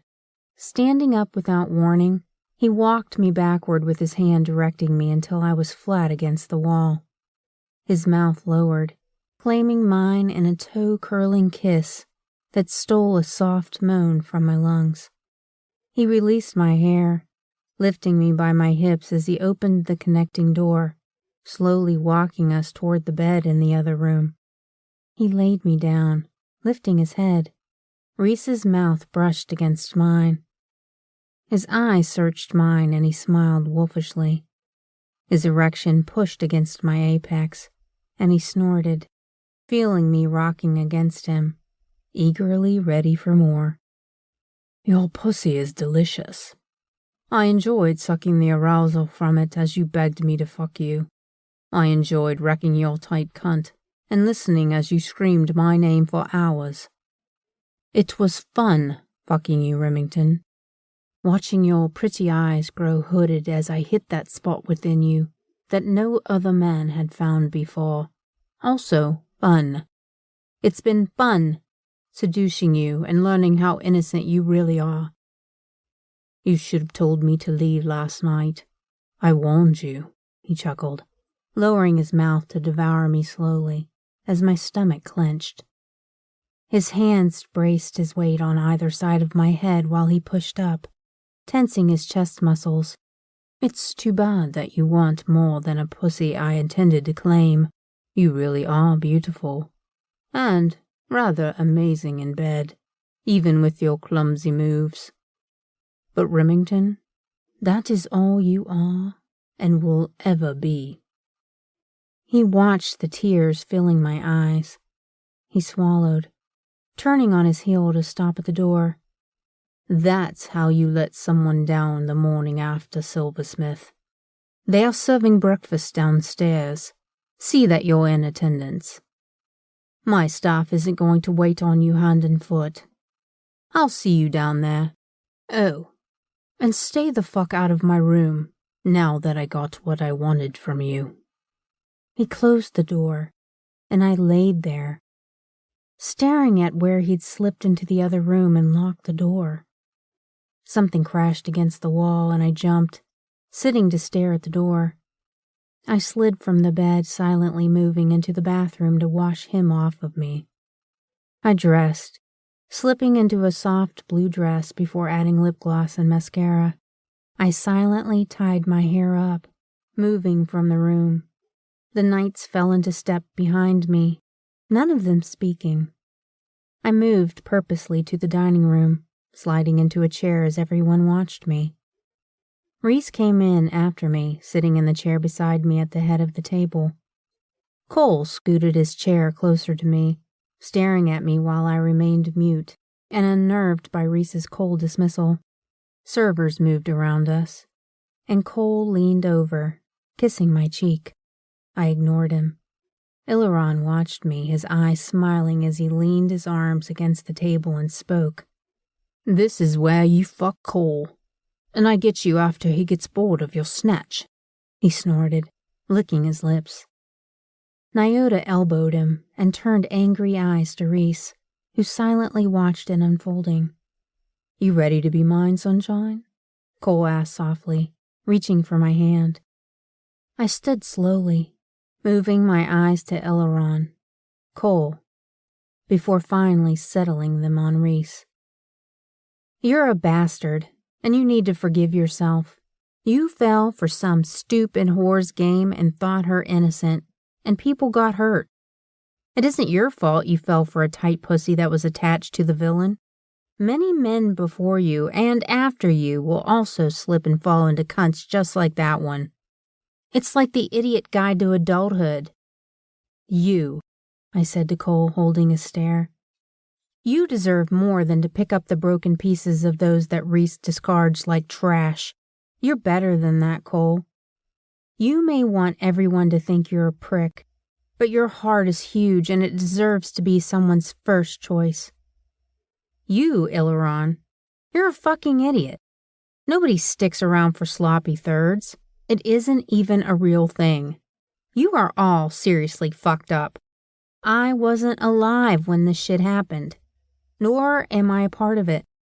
I get that our families have history, but if you want to live in the past, do it without me. I prefer the future and learning from mistakes we've made so that we don't repeat them. Nyota, I am not some evil bitch here to hurt your family. I am not here willingly, and as of this moment, I'm a freaking hostage." My eye slid to Reese. "Do not expect me to take your shit with a smile on my face anymore. If you'll excuse me, I need to wash you out of my vagina again, as you disgust me, and I can still feel you there." "What the fuck just happened?" Cole asked. "I think you finally met someone with enough self-esteem to tell you assholes right where to shove your little game of pass the snatch around," Nyota muttered, her eyes meeting mine briefly with regret. I pushed away from the table, and everyone watched me walking away with my shoulders back and my head held high. I hit the stairs, skipping one, moving up them quickly before I burst into tears where they could hear me. The knights rushed up the stairs, finding it difficult to keep up with my angry strides. I entered my room, slamming the door closed before moving to the connecting door, pushing the large dresser against it. Next, I angled the bed in front of the other door and moved into the bathroom, running the water as hot as it would go. Shedding the dress, I slid into the scathing hot water, slipping beneath it to scream. I watched the bubbles rising as the sound of something hitting the door caused me to lift from the bath glaring. Reese stormed into the room, with Cole and Ileron on his heels, while Nyota shouted at them. I watched them all filing into the bathroom, stopping in their tracks to take in my mottled flesh and the steam rising from the tub. I stood, glaring at them. "Get out," I hissed, pointing my finger at the door they'd just rushed through, and noted their eyes sliding down my body with shock. "Get out of the bath now," Cole snarled, grabbing a towel and pulling me out. "You're burning yourself." "I won't burn," I growled, shoving him away from me.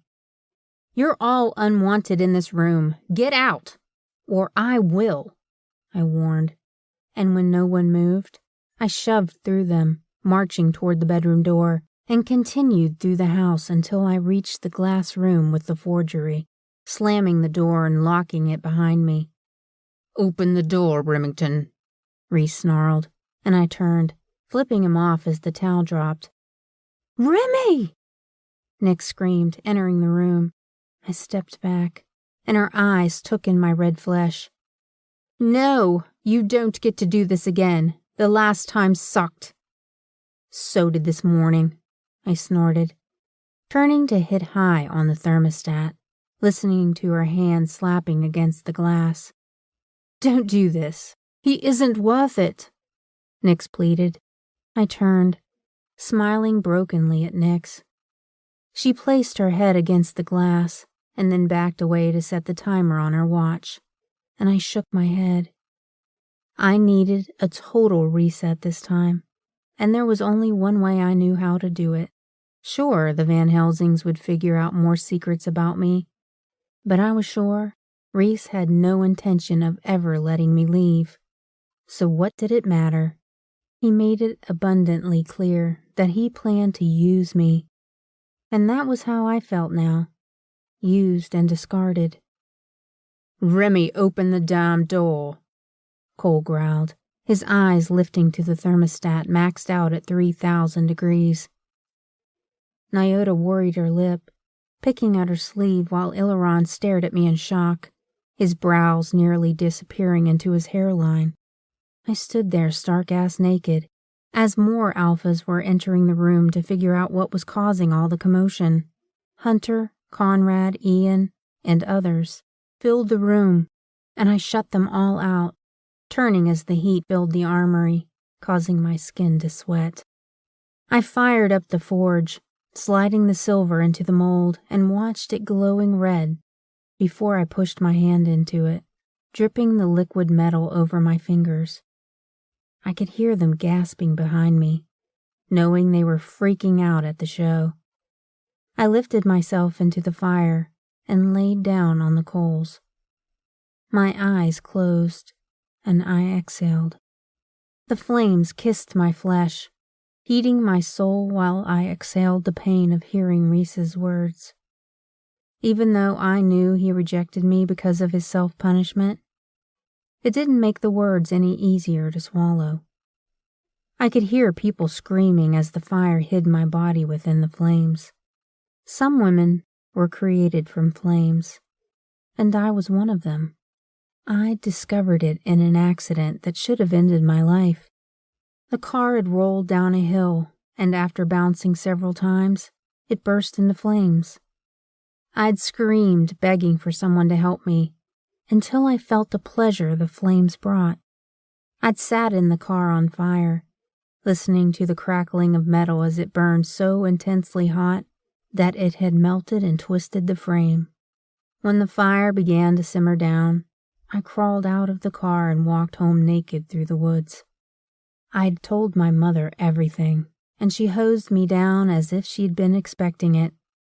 We hadn't spoken about it afterward, other than to promise to keep it a secret. Speaking of my mother, I highly doubt Reese had even looked for her. Where was my family? Where were Winchester, Sig, Weston, Smith, and Sauer? I understood them not rushing in to save me, but no one here had even mentioned them. If my family were here, people would notice.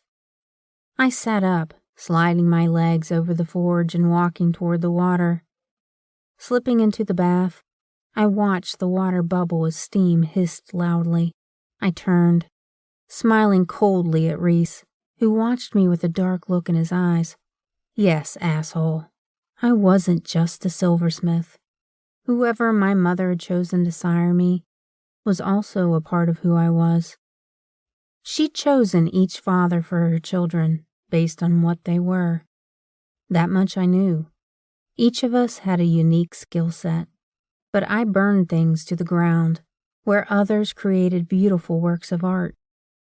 Where my siblings were driven by the need to reach for things they desired, I never reached for or expected anything. I accepted that I was different, and that even my mother feared me. Alpha? No. I wasn't created to be the alpha to the House of Silversmith. I was crafted as a weapon to hold the house up once erected.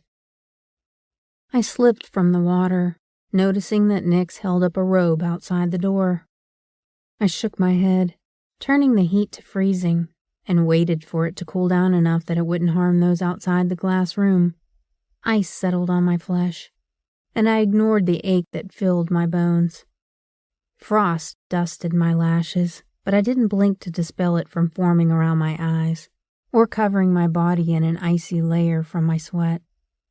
When the timer on the thermostat dinged, I opened the door and stepped out, forcing the ice to crack with my movements. "That was stupid," Nyx whispered, as if the entire room of immortals wouldn't hear her. I needed to feel the flames before I ended up doing something stupid. "I have clarity now," I admitted, tying the strap of the robe around my waist. Nyx stepped back, and everyone continued staring at me with worry in their eyes. "Phoenix?" Cole asked, and my eyes moved to his. "Do I look like I have fucking feathers?" I countered, pulling my hair out of the robe. Dismissing them, I moved toward the long hallway that led back up to the main floor entry.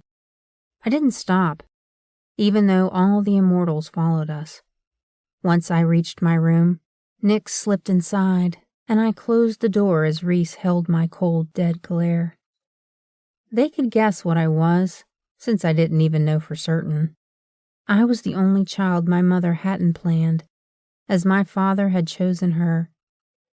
A love affair that had ended when he'd caught her cutting the head off a chick in the woods.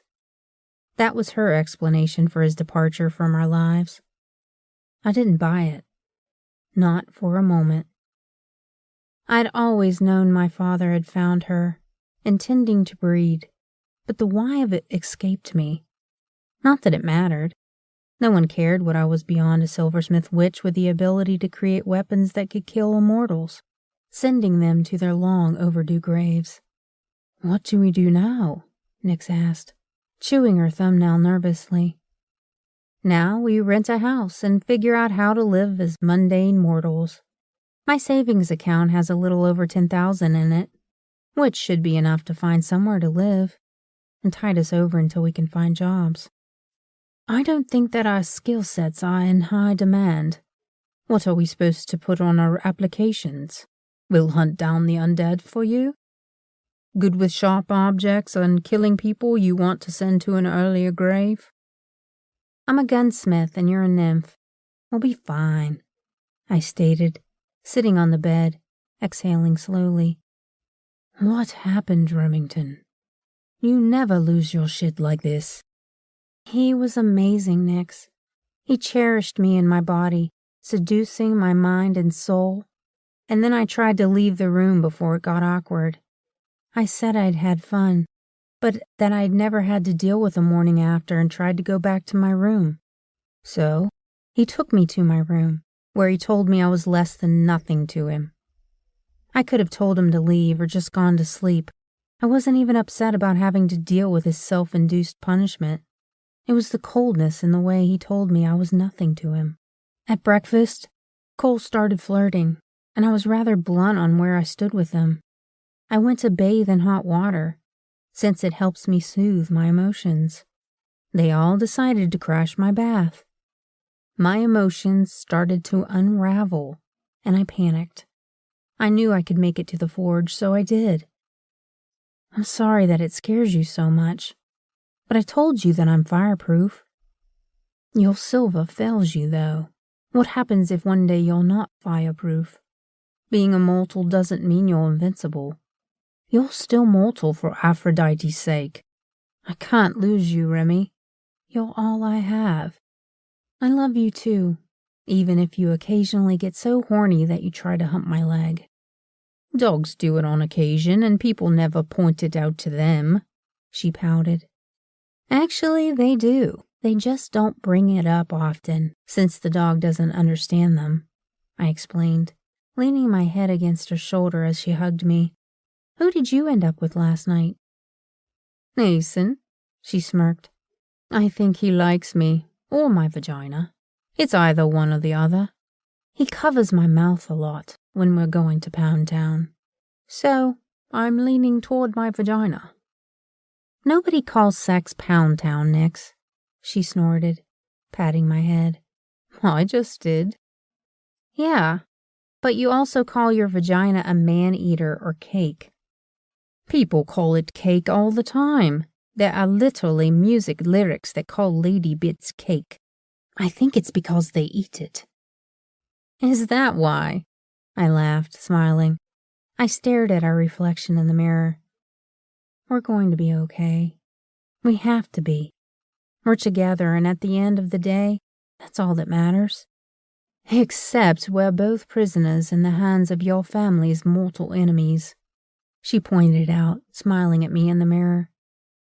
Your mother is still missing, and you're falling for your enemy. I'm not falling for Reese. Honey, I'm your person. I am the one person who knows you and doesn't judge, no matter what you do. I know your faults and your strength, and I know when you fall hard for someone. I know the look that fills your eyes when you're in pain, and right now, you're in pain. I hate him for it. I hate that I cheered you on and that he made you feel like less than nothing. More fool am I because I knew what would happen.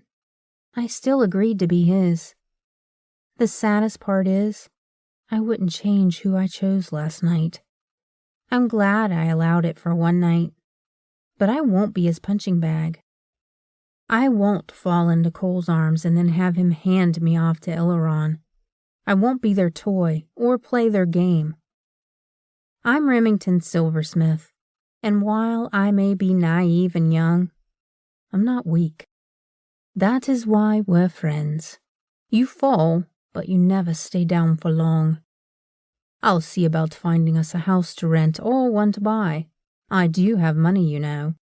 Do not buy a house here. We won't be staying long enough for that.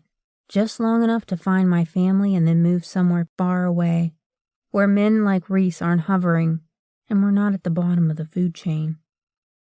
I am not moving to Antarctica. I'd starve to death, Nix blurted, and the door that connected the rooms opened. Get out, Nix, Reese growled, crossing his arms, glaring at me over the bed. You and I need to talk, Remington. I have nothing to say to you, Van Helsing. Now it's Van Helsing. Pretty sure last night my name was your fucking savior as you came for me. That was last night. A lot changed between then and now. And I still have nothing to say to you. I'm going to go, Nix said, leaning over to kiss my cheek. Not because he said to, but because I'm having hormone issues with the full moon. And I don't want to hump your leg like last time. It's okay. I'll be fine, I whispered, watching her exit the bedroom. You have 5 minutes before I pass out. You don't get to decide how long I have to speak to you. No, I'm sure I don't. The thing is, once the fire is gone, my body needs rest. You have 4 minutes now before slumber claims me, and I'm helpless to stay awake. His eyes searched my face. My eyes grew heavy with the need to succumb to the siren's call of sleep. I swayed on the bed, watching as he rounded it to stand in front of me, cupping my cheek before my body jerked, and my eyes closed. He pushed me back and I hissed, Stop the shit, Remy. I'm helping you to bed before you end up hurt. He growled, righting my body before adjusting the sheets. Shedding his shirt, he climbed in beside me. What are you doing? I demanded. Just because you're asleep doesn't mean you get to escape me. I'm a male incubus demon. Once you enter sleep, you're in my world, little girl. Chapter 27. I stared at the side of the hill, watching for the car to roll over it in a spin-out. 1, 2, 3, 4, 5. My black Chevy Camaro rolled down the steep incline on cue. It never changed. The dream of when I learned I was something more. Something else. Reese stood silently beside me, watching the car flip repeatedly until it came to a stop. and my cries for help went unanswered. 1, 2, 3. It burst into flames. A spark hit the gas leaking from the twisted frame, and it erupted into an inferno. The screams stopped and became moans and whimpers of fear. I turned my eyes to the dark shadow standing on the cliff, her face hidden within the shadows of the bright sun shining behind her. "This is the moment you learned you were fireproof," Reese whispered, and I moved away from him as the next scene came into play. My mother stood with her back to us. The hose she held sprayed my body down, while steam rose from my flesh. It made a sizzling noise as ice-cold water touched the blistering heat of my skin. She hadn't cried, and didn't even seem fazed by the fact that my skin was flaming red due to the blaze of the wreckage. My mother had been so calm, it had terrified me, which only pulled a snort from her lips. My mom was never warm and fuzzy by any means, but I'd expected some reaction from her. What I got was cold disdain instead. The scene changed again, turning to the day Winchester and Sig returned home for a visit, but it wasn't the one I normally had. The new memory was blurred and unfocused, replaced by a new scene that I didn't recall. Winchester and Sig were still there, but instead of a happy homecoming, we all stood outside in the firing range, staring at living targets tied to the trees behind our house. A man and his son screamed as Winchester fired her gun, missing one while hitting the other, who pleaded for mercy. I was barely 17 years old, and the memory of the event suddenly assaulted me, and I stumbled backward as more memories began to flood my mind, terrible, horrifying memories. Another shot rang out, the sound echoing through the woods, and my attention focused back to Sig, who smiled, having shot the target dead on without even looking. Tears pricked my eyes, my throat closed, and my chest tightened. How could I have forgotten that this had happened? How could I have blocked this from my memories? Stunned, I watched the execution unfold as silver filled the target's eyes and dripped down his face. "Your turn, Remington," Winchester announced sternly. "Relax your shoulders, stand straight, and don't hold back. He's a Van Helsing." I swallowed bile, suddenly transported as a passenger into my 17-year-old body to relive the memory as if it were happening for the first time, unable to do anything but watch the events unfold. I lifted my bow with intent, yet I'd purposely missed my target, something I had never done. Sig chuckled, turning his sapphire eyes to Winchester, who exhaled, sliding her attention from the target to me. "You have to learn how to kill, Remington," she stated, sliding closer to me. Her hand lifted, cradling my cheek. "Mother will punish you if you cannot learn to murder her enemies. We all have a part to play in her revenge. You are the greatest piece on her board. We will try again tomorrow, and you will kill the Van Helsing. Do you understand the importance of this lesson?" "I don't want to kill people," I whispered softly, turning my stare to the teenage boy who was barely older than I was. "I just want to make weapons." Winchester sighed, her hand dropping away from my face while she sucked her lip between her teeth and shook her head. "It's what we do. It isn't easy, but you'll understand the importance of it one day soon." Silently, I watched my brother and sister undo the body of the dead male. He'd slighted my mother somehow, and in return, she'd ordered us to kill him and his son. Winchester turned, studying me carefully. The boy continued to sob with fear, and my heart clenched for him. "Do not speak to him, Remington. Once you know them, it is much harder to murder them," she warned, and together Winchester and Sig left the clearing, leaving me alone with the boy. "Please," he begged, his arm bleeding profusely from where the silver arrows had pinned him to the tree. I just want to leave. I chewed my lip and silently turned my attention back to picking up the arrows. Placing my bow into the pack, I listened as the boy continually pleaded and begged for mercy. Finishing up, I turned to look at him as he watched me with azure blue eyes. You don't want to kill me, do you? He asked softly. No, I whispered in a small voice. The boy smiled, and I sucked my lip between my teeth. You want to kill us, though. So why shouldn't I kill you first? I crossed my skinny arms over my chest, watching him furrowing his brow. It's a legend they tell us from the cradle. It says one silversmith left alive can kill every alpha and erase immortals from the world. Why would we do that? That would be a horrid thing to do, I stated, dropping my arms, looking around the woods guiltily. You could prove that you're not evil. How? I asked, stepping closer. Release me. Let me go. I shook my head, turning to look around again while I spun in a circle. My heart hammered against my rib cage while I moved a little closer to him. He smiled reassuringly, his eyes studying my face.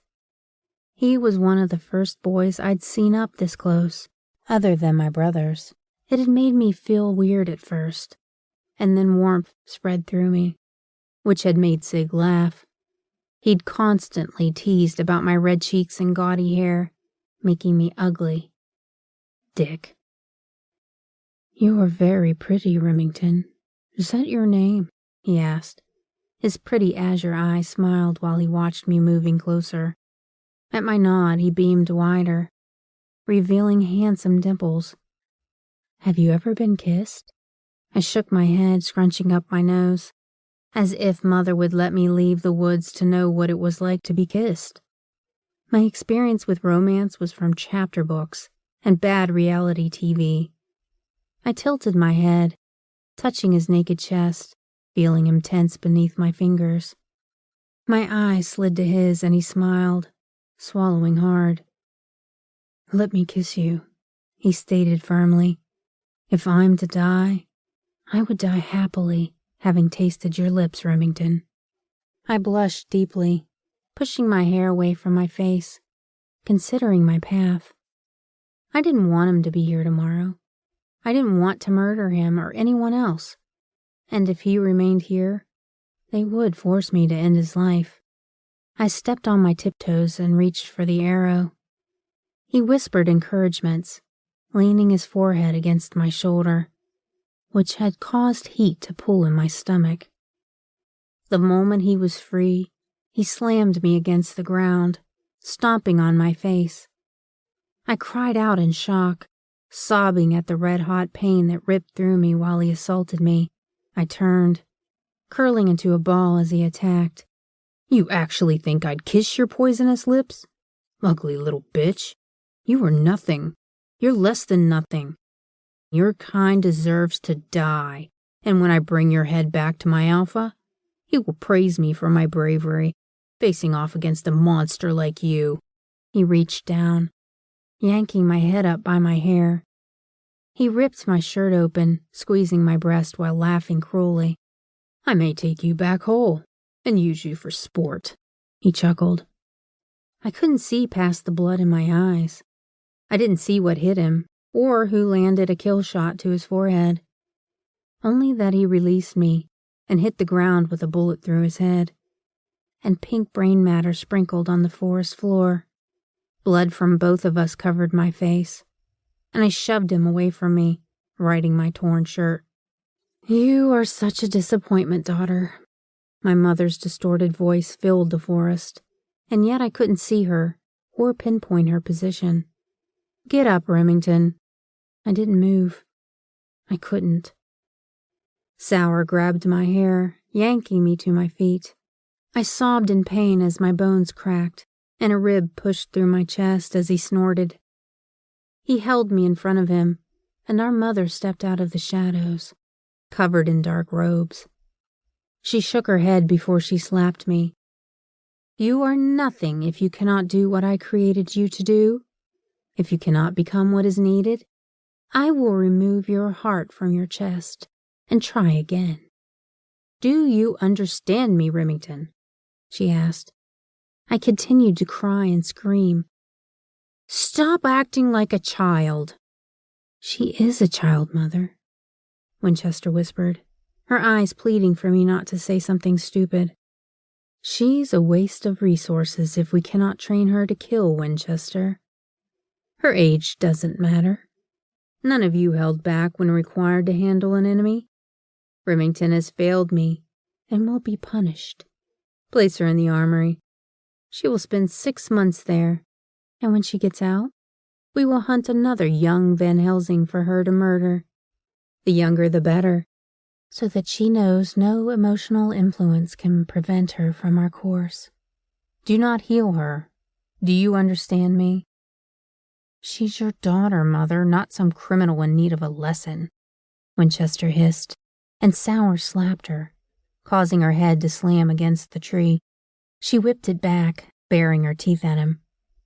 "Do not speak to our mother that way, Winchester." "Meet me in the meadow, Sour. Any time, any day, asshole," Winnie snapped, her eyes flashing silver as she glared at him in challenge. He stepped back, the only sign of fear he'd ever shown before our mom. "Come on, Remington." Winchester helped me toward the shed that led down into the armory. Once inside, she turned, peering down at my exposed ribs. I looked over her shoulder as Reese watched us, his jaw hammering wildly, anger pouring from him at the dark memory. It was one of the few times my mother had harmed me, but I had let a Van Helsing go, one who intended to rape me, according to my mom. She was trying to protect me. She'd been trying to teach me how vile and evil his kind would be to me if I failed to kill them before they discovered what blood ran through my veins. "The door will be unlocked tonight. I suggest you run and don't stop running until you're free, Remington," Winchester whispered, pushing money into my pocket with the EVIE flyer. "You're not made for war, no matter what our mother thinks you are. You're kind, gentle, and I'm pretty damn certain you couldn't murder a bee, even if it stung you. EVIE is in Seattle, and you will be untouchable there. Everyone is going to sleep soon, and you're going to run." Her hand pushed the rib back into my chest, and I shivered. She slammed her hand against my mouth to hide my screams of pain. "Shh, my sweet sister. You're okay." "Do you understand what I'm saying?" she asked, and I nodded. "Good. Call me when you get to Seattle. Once you are settled and accepted into EVIE, you're going to need to call Mother to let her know you're safe. But you won't do it right away. Now, look at me," Winnie whispered. My eyes lifted and her hand touched my cheek. "You won't remember what happened tonight. You will block all the bad memories from this place, only remembering the need to run because our mother smothered you. Remington, you're an amazing girl who has an amazing future creating weapons, but you won't hunt beings. You know your limits, and that it would hinder others. I want you to make weapons within the protection the compound would provide you. Don't come back home. You will not leave the base until such a time in which you're strong enough to fight back, okay?" "What about us?" I asked, tears slipping from my eyes. "I'll find you when the time is right. I'm leaving Washington tonight to return to Paris. I can't be here when she finds out you're gone. I love you, Remy. Live, and don't let her turn you into the monster she wants you to become." The scene changed, and I turned, gazing at the child version of me on the porch, who wept as a man packed his belongings into a dark-colored truck. Why am I experiencing some of these memories as a passenger in my own mind, and others I can watch from a distance like a movie? I asked, knowing Reese was beside me. "Some memories scar too deep, and only return as nightmares you are forced to play out. Others are so deeply embedded into what you have become that you will always relive them as a passenger, through your younger self's eyes." I'm seeing memories previously lost to me. The fire must have cleansed more than my body when I reset. I've never allowed myself to lie among the flames for that long. Reese was quiet for a moment before he shook his head. You saved a Van Helsing who returned your kindness with betrayal, and yet you still stepped between Cole and me. In my defense, I thought Cole was the Van Helsing and totally planned to fuck him up, I muttered, turning as my mother entered the scene playing out before us. Winchester rushed toward my 3-year-old self, lifting me into her arms. She whisked me away from my mother to the shadows of the porch. My sister's eyes held hatred, but who she directed it at, I couldn't tell. The hate burning within my mother's eyes aimed at the man loading up his car, oblivious to the child on the porch who was begging him to stay. I inhaled sharply when he turned, and I realized the man was my father. Why is your mother's image blurred and her voice distorted in your dreams? Reese asked, taking in the silver hair and blurring face blocked from his sight. It's a defense spell, so that if someone captured us, mind readers or other beings couldn't learn that she'd survived. She did it to protect herself, and us from being discovered by your family, and the other alphas. Silver shot through the air and slammed into my father as he tried to scramble to the car door. He went down hard, screaming in pain. Winchester tried to cover my eyes, but I cried for my dad. I hated this memory. I loathed it so much, but I forced my eyes to stay focused through my tears, needing to see what happened. I silently watched as my father lifted from the ground, laughing while my mother screamed in frustration. The memory froze. All except for my dad, who took in the scene on the porch before turning glowing red eyes in our direction. He silently studied me, eyeing Reese briefly before returning his attention to me, determination burning in his gaze. Daughter, it is time. You know what you have to do now.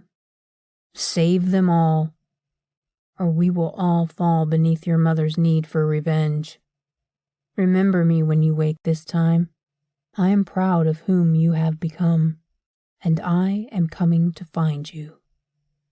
He burst into flames, slowly moving toward the porch to stare at the child version of me, smiling while I held my arms out, weeping for him to take me with him. Everywhere he stepped, flowing red flames covered the ground. That isn't possible, Reese whispered, turning to look at me carefully before he spun, finding my father inches from us. Van Helsing, be kind to my child.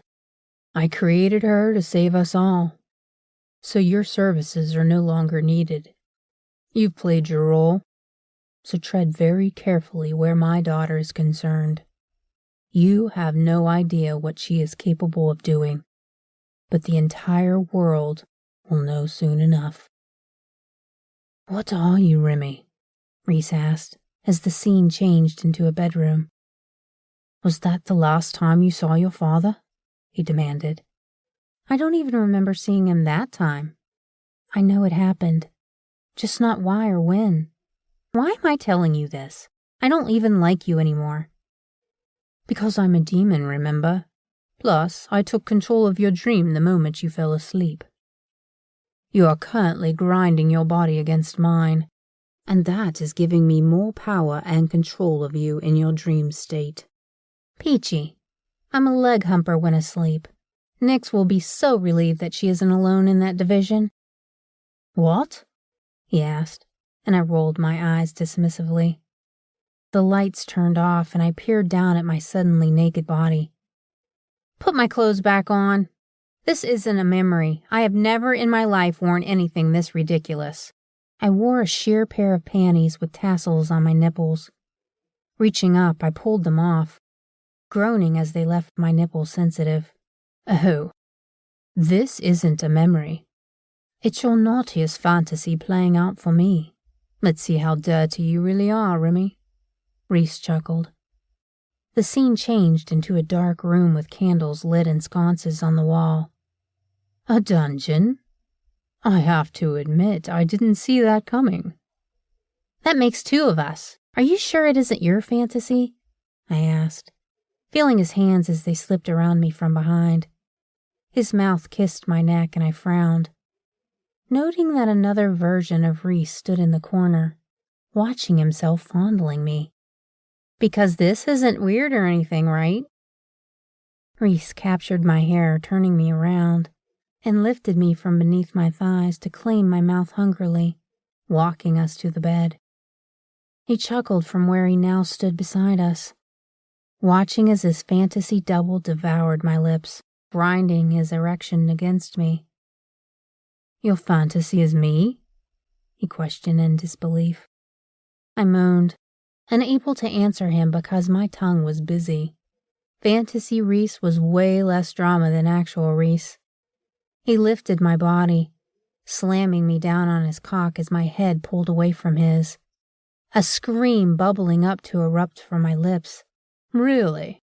You tell us to stay the fuck out of her head, and here you are, pulling the cheat card by learning her darkest desire.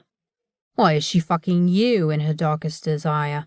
Cole asked, and I turned, staring at him from where he stood next to Reese, who watched his body double thrust into my body, pulling out, before spreading my legs to gaze down upon me.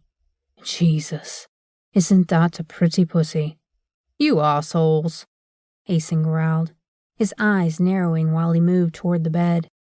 Kneeling beside it, he reached out, touching my clit. Pretty little flower, sweet thing. I moaned, hating them all for being in my head. Bend her over so I can feel that tight ass, Hilaron growled, exiting from the shadows. I shivered with rage as Reese shoved into my body, and I exploded around his cock. I slammed the mental walls around me, blocking out the Van Helsings. My body jerked, and I jolted upright, screaming. I turned on Reese as he slowly lifted from the bed, his eyes scanning my face, studying the way I trembled. "Stay out of my head!" I yelled, and turned at the echoing sound of men rushing through the hallway toward my room. "How the fuck did you do that?" Reese questioned. "What the hell just happened?" Cole demanded, entering my room with the others on his heels.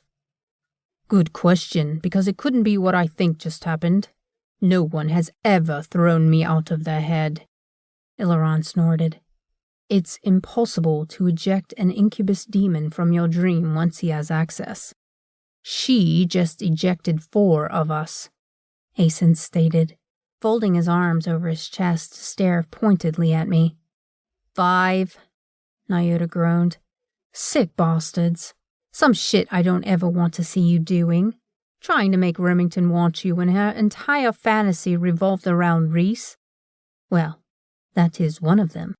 I don't think she came out okay, Cole stated, watching me trembling. Get out! Nick screamed from the doorway. All of you now!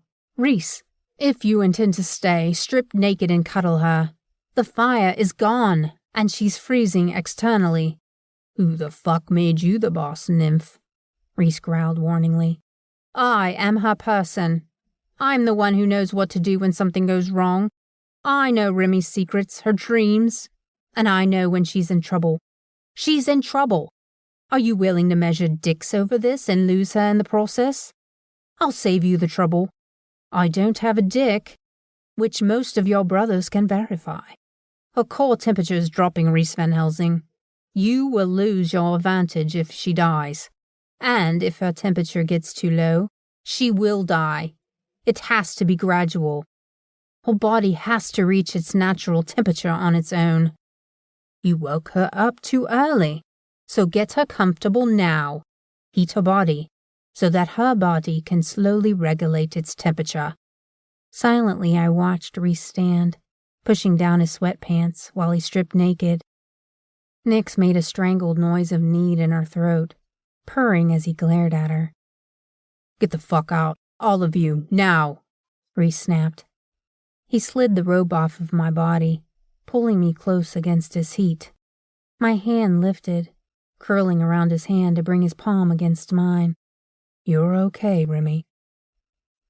"Worst day ever," I muttered, burying my face against his chest, inhaling his enticing scent. Heat enveloped me, and the feel of his body against mine comforted my mind while I allowed sleep to consume me, to heal. Chapter 28. I woke alone, stretching out on the bed before lifting my head to find Reese studying me. I could see the questions dancing in his gaze, but I didn't know their answers. My mother hadn't been forthcoming with anything. I'd barely remembered the ordeal before I'd left as a teenager, which I now knew had been altered by Winchester. "Winchester protected you from a woman who told you that you were nothing," he snapped, surprising me with the anger in his tone. "Maybe you and my mother would get along after all," I offered. Shrugging when he didn't reply, I pulled the sheet around my naked body.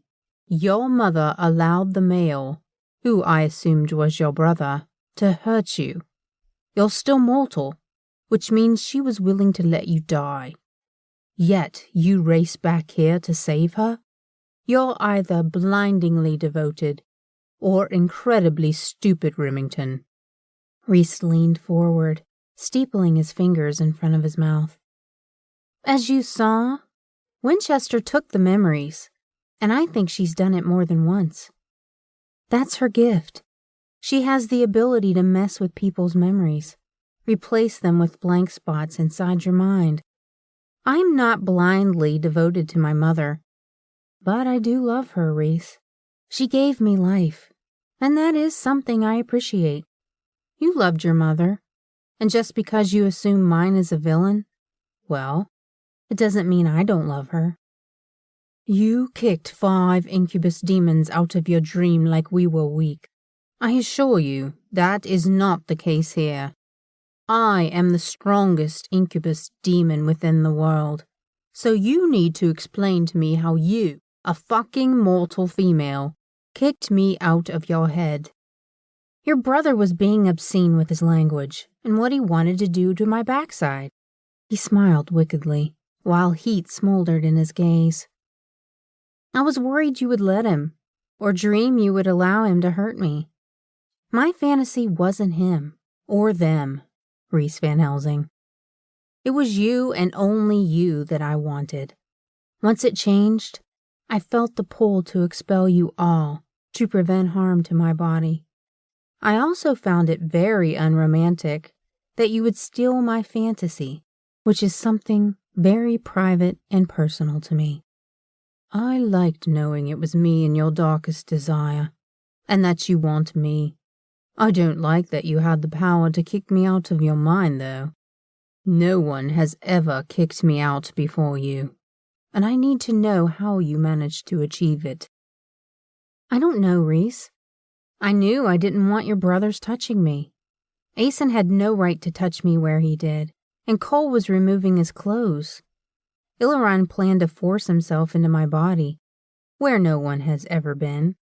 That was wrong, considering if I had to choose someone to do that, it would be you. I didn't want to be shared by them. I had thought I made that fact very clear during breakfast. I am not the kind of girl who gets passed around simply because it amuses you. It did not amuse me that my fantasy was turned into a family spectating event. So, we both had something happen that we didn't want, and you're about to tell me to deal with it. So, Reese, deal with it." I didn't know that they would enter your mind when I searched for your deepest, darkest desires. I also didn't expect for me to be a part of it, Remy. I don't like that your mother knew you and her other children could end up in her enemy's hands and spelled your mind to shield her identity. Why would she let you go? Why not find you and bring you home? Because by the time I called home, I was deeply vetted and protected within EVIE, which Winchester ensured by hiding my memories and giving me new ones. I thought I left a loving mother behind, and since waking up, I can see several times that she was less than loving to me. Honestly, I don't know what to think about the memories we saw, or the new ones that I now recall. You took away my phone, so I can't even call my sister to ask her either. You tell them where you are, and that would be a mistake. Reese stood, slowly moving to sit on the bed, brushing his fingers over my shoulder. I watched his eyes follow his hand, sending a shiver of need rushing through me. After a moment, I scooted away from his touch, staring toward the doorway, pointedly dismissing him. He exhaled, dropping his hand before he pushed me down, slowly pinning me to the bed. You're gorgeous. Perfectly imperfect and naive in a world where people aren't what you need them to be. To you, sex is personal. It's intimate and special. To everyone else, it's just fucking sex. It is two bodies finding mutual release and pleasure together. You're young, and even though I hate to think of it, your views will change, and you'll become as cold and indifferent to the world as we are. Life's a bitch, Remington. Your family threw you into the fire, and while you burn beautifully, every fire eventually burns out. Not if you fuel the flames, I argued, watching his mouth lowering toward mine. I turned away before he could reach my lips, brushing him off. You don't get to dismiss me and then kiss me like you want me. I am not that naive to realize that I mean nothing to you. I got the message. Clearly. His hands released mine, turning my head before his mouth crushed against my lips. I moaned, wrapping my legs around him as he devoured me whole. By the time we broke apart, I was panting as he watched me. Wear my necklace. Reese reached into his pocket and pulled out a delicate silver medallion, engraved with the Van Helsing insignia. It's a mark of protection. It's also the mark you were born to carry, Silversmith. Flipping the medallion over, Reese pointed out two beautiful diamond-etched snakes, forming an infinity symbol, signifying the joining of a Van Helsing and Silversmith. Right now, this mark is forming beneath your ribcage. In a month or so, we'll both have it, indicating we're a mated couple. Dropping the necklace in my hand, he lifted from the bed, sitting beside me to study my face. I'm leaving for a few days. Cole will be your protection during my absence. Keep Nyx close as well. She's not much of a fighter, but she'll have another body to throw at anyone stupid enough to move against you during my absence. Ian, Hunter, Conrad, and Asen will be with me, so I want you at Cole's side at all times. He will be between here and the sanctuary. Don't run from me, not while I'm gone. My family wouldn't be gentle with you in my absence if they had to come out and catch you, Remy. Sit up and kiss me, and mean it. I'm not kissing you, I complained. His lips had some invisible magnet to mine, and the moment they touched, we ended up sucking face. It wasn't healthy. I had a battered ego, and I wasn't happy about the invasion of privacy he felt compelled to break. He acted like he had a right to invade my memories, push past barriers I hadn't even known were there, taking control of my mind while I was defenseless against him. I'd felt naked and vulnerable. I shouldn't have done it, he grunted, scrubbing his hand down his face. I needed to know if you wanted Cole. You could have asked, and I would have answered you truthfully. I find Cole very attractive, but he's a wild card. He needs someone wild like him to match his needs, and that isn't me. Cole is into sharing his things, and I'm not one for being shared, Reese. I'm a one-man type of woman. So your answer is no. I wouldn't do that. or try to be with him because there's no longevity there. Yet you chose to be with me knowing I would push you away. Why put yourself through that?" he demanded, as if I were the asshole in this situation. "Because you're a forever type of man," I admitted, rubbing my hands over my face. "You have teased me, taunted me, and pushed me until I have thought of nothing but you. You wanted me as much as I wanted you, which makes this our fault, not mine and not yours, but ours together.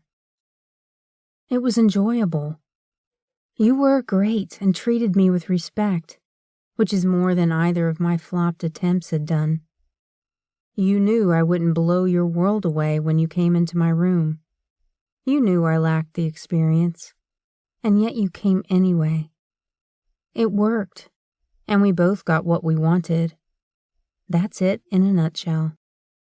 "You're wrong, Remington Silversmith. You didn't blow my world. You rocked it. That's more than any woman has done for me in 300 years.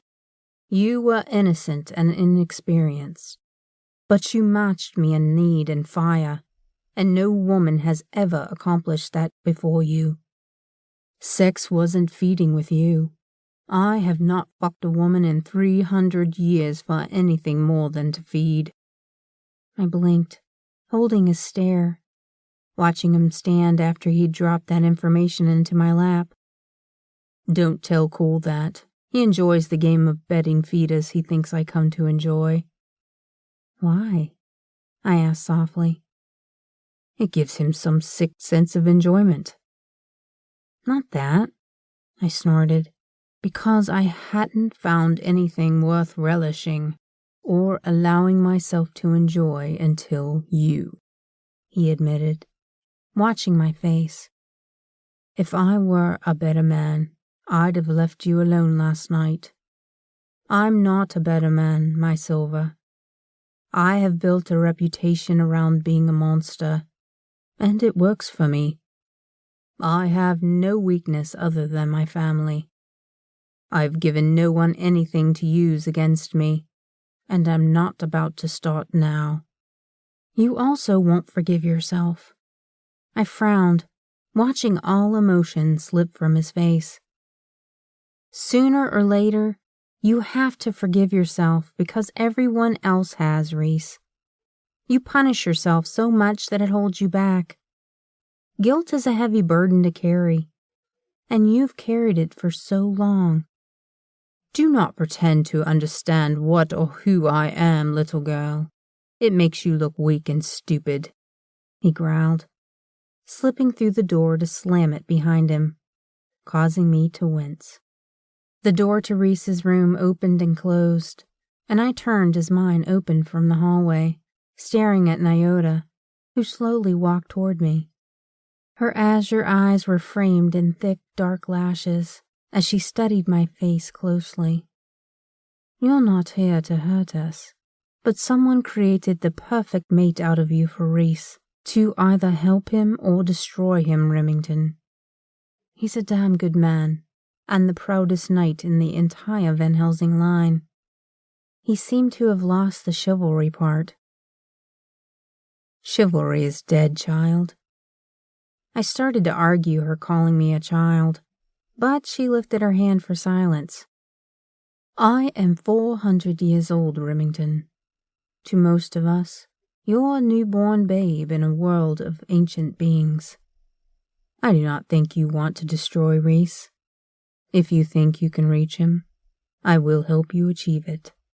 My family is everything to me, and I have watched them tear each other apart over women or things they desired for centuries.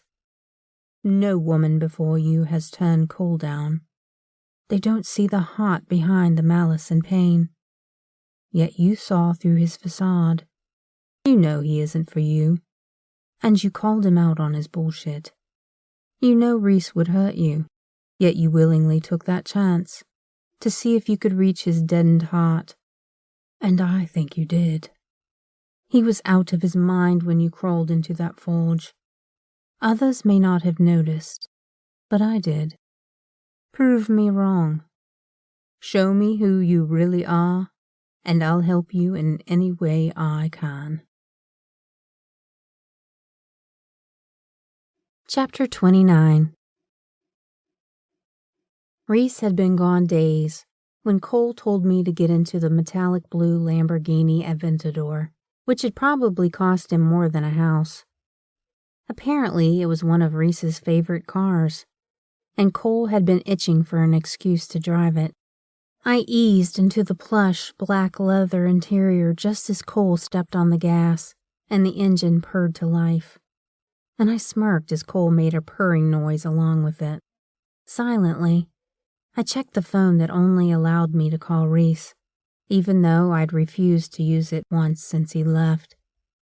Reese does love exquisitely beautiful things, Sunshine. Cole stared at my mouth, grinning when he saw the smile playing over my lips. And they're so fucking beautiful. Are we speaking of the car? I asked as heat filled my cheeks. Among other things he claimed entirely, he grumbled. The smirk dropped, and a tick pulsed in his cheek. He didn't claim me, Cole. You're just a heartache waiting to happen, and one Van Helsing is enough for any girl. Ask Nix how she feels about that when we reach her at the Sanctuary's bar. She rather enjoyed double Van Helsings, even triple at one point. Nix is a nymph, and I'm not. I'd want you to be mine and commit to only me, Cole. Could you honestly do that? I'm not talking for a little while. I'm asking if you could commit to me forever. I probed softly, chewing my lip while watching his brow crease to push together in the center of his forehead. Like one pussy for the rest of my life? Exactly that. I laughed at the horrified expression marring his perfect features. See, you're a wild card, Cole. You need someone who will want to share you with others. You enjoy a woman who lets your brothers play with her too. And that isn't me. Maybe it is because I'm young, but for now, that is how I am. You could be forever, he stated, surprising me. When I'm ready to give up my sinfully wicked ways. I opened my mouth to reply as his phone chirped, signaling an incoming. I turned, staring out of the window at the sprawling countryside as he connected the phone to the Bluetooth. Reese, Cole muttered, smirking at me. Daily Remington report, asshole. Is she moping about missing me? My eyes shot to Cole in surprise. The hopeful tone in which Reese had spoken made butterflies erupt within me. I didn't notice between her bouncing on my cock last night and this morning. You were right. She does make the most delicious noises when she's being fucked from behind. It's almost a strangled scream and moan of deliciously wicked pleasure that comes out together at once. My eyes widened as Cole grinned, holding a finger to his lips. She wouldn't fuck you. She's much too innocent to slip and trip onto your dick, brother. Really, though. How is she? Why? Do you miss her? He countered. I miss the way she rolls her eyes when you say something obtuse. The heat that fills her cheeks when she thinks of my cock in a naughty position. And when she's angry. It's so cute when her tiny hands ball into fists at her sides, while she's trying not to strike one of us, he admitted, causing me to suck my lip in as a smile flitted on my face. You don't miss her pussy at all? Cole asked curiously. Believe it or not, brother, women have more uses than just spreading their thighs for us, Reese snorted. Like when her head is against your chest, and her fingers curl into yours without thought. I personally like it when Remington whispers my name in her sleep as she reaches for me. It's... Reese paused, searching for the word. I can hear someone else breathing, and the purr of my prized car, asshole. Just me and Remington out for a leisurely drive to the sanctuary for the weekly check-in. Don't worry, she only heard everything, and now knows you enjoy cuddling with her. You might not want to admit that shit to anyone else. It sounds like you watch her sleep, which is honestly rather disturbing." The dial tone sounded, and I glared at Cole. "You want him happy, don't you?" I asked, watching Cole's eyes turning back to the road as we entered town. "Is it that obvious?" he asked, and I smiled, patting his leg. "You're a good brother." "I honestly don't care about his happiness, Remy. I care that he is holding the guilt of the past for all of us. He wasn't alone in his wanting to please Rosalind. There were several of us that fell into her trap. He was just the one who thought he could save her." "But you didn't think so?" "Rosalind was a selfish, sadistic bitch who enjoyed hurting Reese. She fucked us all over the same way, except for Reese. He was a gentleman. He adored her, and even loved her, which none of us assumed she was capable of, but he thought he could change her. You can't change someone who likes who they are, and she did. She loved the power that being a silversmith allowed her, and she wasn't afraid to hurt anyone who stood in her way. Rosalind couldn't change her colors or her greed. No matter how much Reese loved and adored her, she couldn't love him back." "That's horrible," I muttered, watching Cole's mouth tighten before he spoke again. "He'll never forgive himself enough to love you, Sunshine. He can barely forgive himself enough to be around us, and he merely tolerates us because we refuse to let him hide in the shadows. I know Nyota is helping you, but she wasn't around for the worst of what happened." "Why were you fighting him that day outside the sanctuary's bar?" I asked, noting the curve of his lips.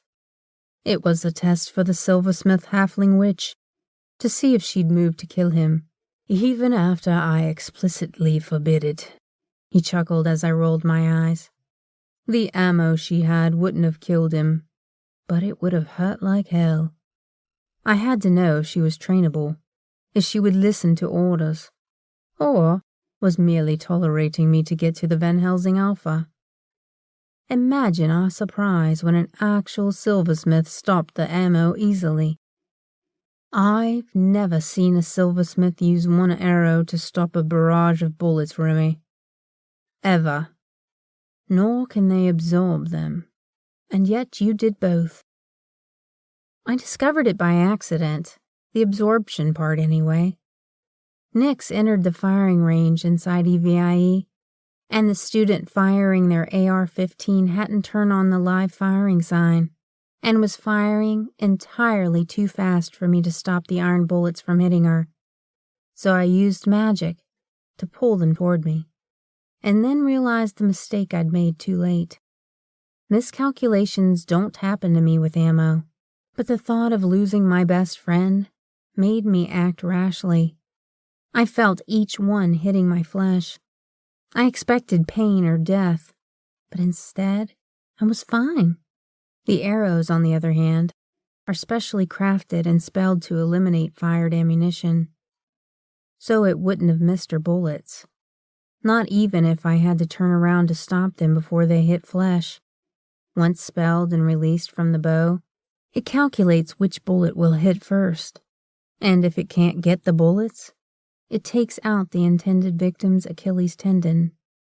"That's brilliant. You mixed magic with weaponry, but you'd have to pay a higher cost to use it, correct?" Cole asked, frowning, and then smiled. "Hence why the curse was worse for you when you used it to save us, even though we really didn't need saving," he stated matter-of-factly. "More fool was I for trying to save Reese because I assumed you were the Van Helsing Alpha." "You thought I was the Van Helsing Alpha? Please tell Reese that," he laughed, pulling into the reserved parking spot next to the front of the building. Cole's phone rang again, and he smirked, staring at the screen. Answering it, he held up his finger, exiting the car, and came around to open my door. I slipped out of the seat, standing against him. He dropped his mouth against my ear, sucking the lobe between his teeth while I listened to Reese bitching him out for blindsiding him. Cole pulled the phone away, studying my face before lifting his head and turning to look behind him. "I need to call you back, brother. Something is—" A gunshot echoed in the parking lot. Blood painted my face as I peered through Cole's chest. I screamed, moving to help him. Something slammed against the side of my head, sending me to the ground as pain rang out through my head. Sobs filled my chest. My body was hit repeatedly by something hard and solid. Cole dropped to the ground, lifeless. I curled into the fetal position, groaning as Reese's voice echoed through the phone beside me. Another blow caused a scream of pain to escape my lips. Covering the phone with my body, grabbing it, I slipped it into my pocket. I was grabbed and dragged over concrete painfully. My eyes refused to regain focus, pulsing light into my vision. My head dripped a steady stream of blood from a deep laceration in my forehead. Someone lifted me and tossed me into the trunk of a car. Cole was dropped on top of me, smashing me into the jack that stabbed into my neck. The trunk was slammed closed, and I felt the engine's vibration as the vehicle peeled out of the parking lot. It took everything I had to pull the phone from my pocket, lifting it to my still ringing ear. I could barely make out Reese screaming orders as I whispered, "Help us," I pleaded. "Remington, are you okay?" he asked, with worry etching his words. "No," I sobbed. "Help us, Reese. They shot Cole and he's dead," I cried, covering my mouth with my hand to smother the sobs. "Tell me, what do you see around you?" "The phone is on," I swallowed. "Find us, Reese." "You're slurring your words, Remington. How badly are you hurt?" "Bad. I exhaled, losing consciousness as the phone dropped from my hand. Chapter 30.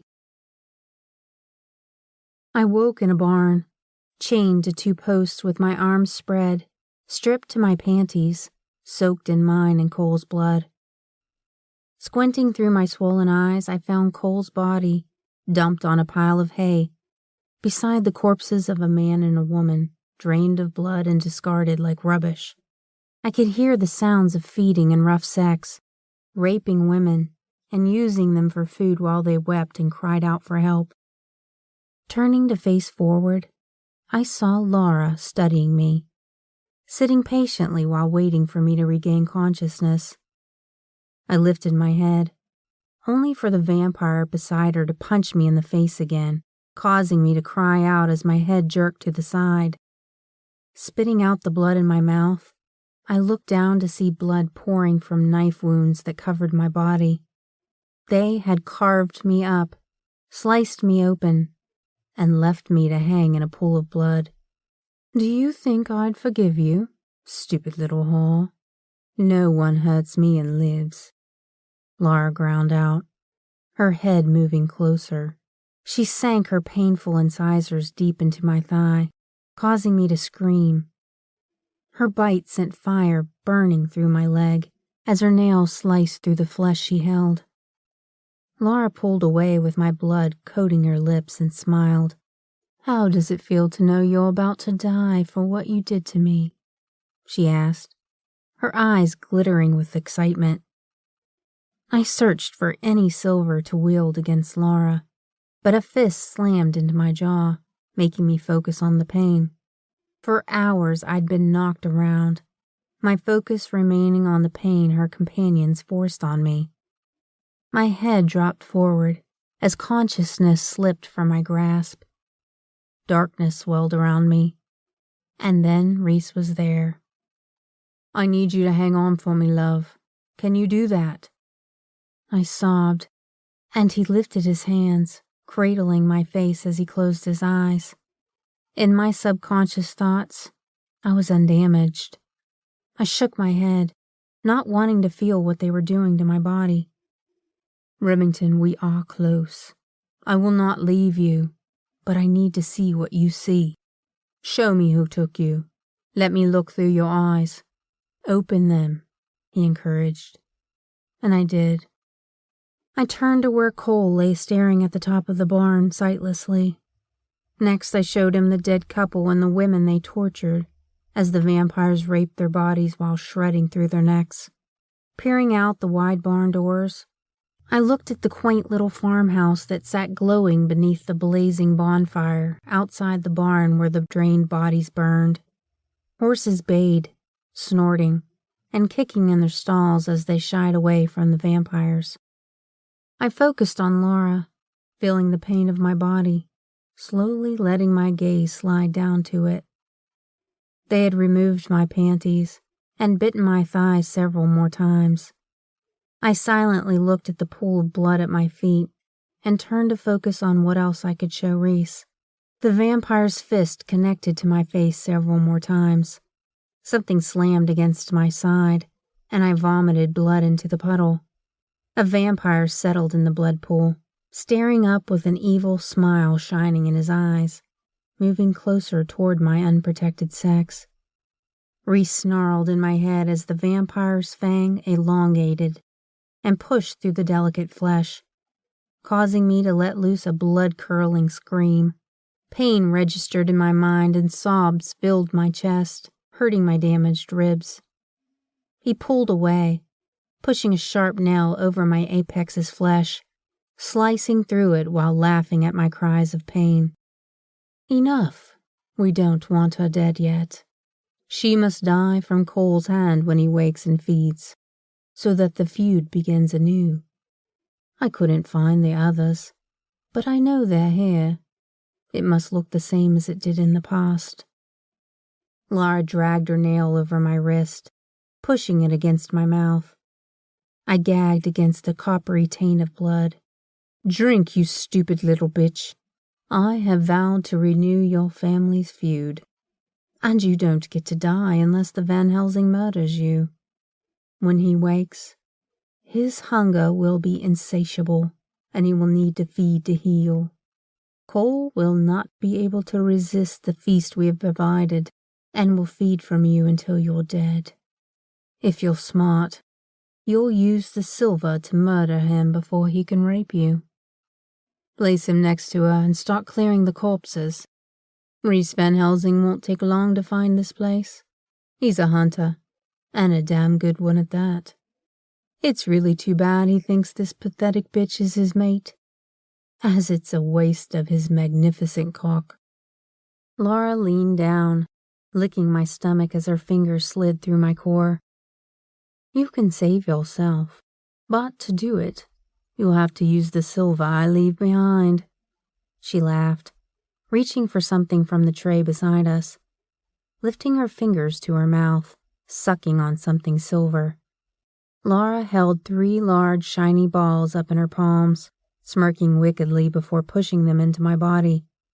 I cried out at the size of the Benoit balls, feeling my body clenching to dispel them, but they were too large to come out on their own. I didn't have the energy left to push them out. I do hope you find a better exit than your eyeballs, since I need you to murder Cole, ensuring that everything else will fall into place, Silversmith. Your family has worked hard to remain hidden, but hearing that you were raped and brutalized by Van Helsing, well, Silversmiths will want Van Helsing blood. Van Helsings will once more hunt down the Silversmiths for sending their dirty little murderous whore in to murder one of their own. History repeating itself at the cost of Cole's in your life? Well, it's a price I am willing to pay.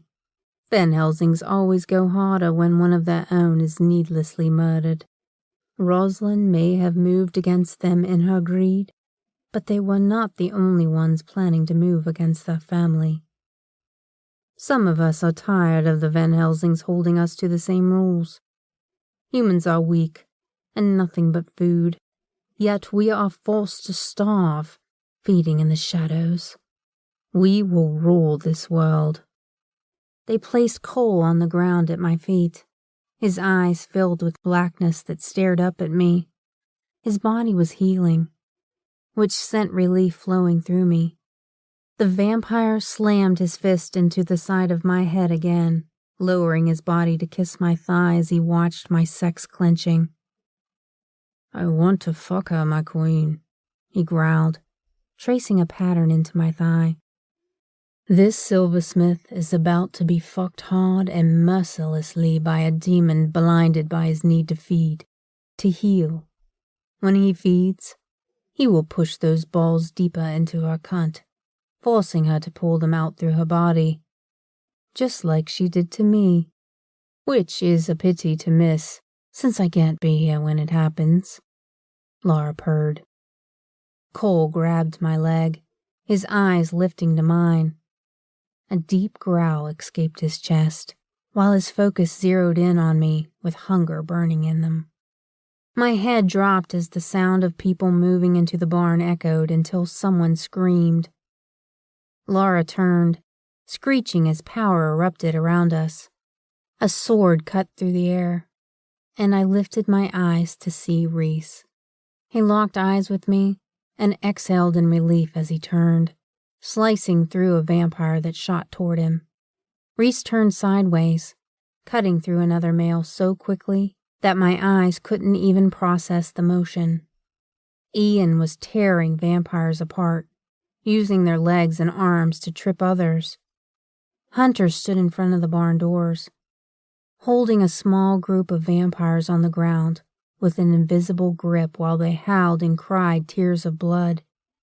Conrad was chewing through vampires as quickly as Aeson could toss them his way, slicing their heads off in midair. All around me, alphas fought the horde of vampires that seemed to be flooding into the barn. Something grabbed my leg, lifting itself from my thighs to stand before me. Cole's dark eyes held mine. He leaned forward, pushing against my opening. I screamed, and Nyx appeared, her hand touching Cole. "I am here, lover. Come feed from me," she offered. But he didn't turn toward her. Instead, he continued trying to push into my body until I sobbed. But Reese was there, pulling him away as Cole spun on him, hissing and growling. "You'll kill her, Cole," Reese warned, turning to Nyx. "Make that pussy wet, nymph. Get his attention, so I don't have to murder my baby brother to protect Remington." Reese walked around Cole, his blade held at the ready. Aeson slipped in beside Nyx, pushing his fingers into her pants as my head bobbed. Cole's head turned, and Reese slipped his arms around me while someone worked on the chains, releasing my wrists, shredded to the bone, causing me to scream out in pain. Hunter grunted, reaching around Reese to place his hand on my shoulder. I was no longer in the barn. The pain subsided to nothing more than a twinge of irritation. I was on a boat in the ocean, and it was peaceful. I peered around at the waves that swept over the ship's deck. Hunter smiled softly, not speaking while he held my hand, staring into my eyes. "Ian, I need blood now," Reese demanded, though it came from far away. "Her pulse is weakening to a dangerously slow beat. We're losing her." I tasted the coppery tang of blood, and Hunter cleared his throat. The taste of copper changed to something sweet and enticing. A glass appeared in my hand, and I held it against my mouth.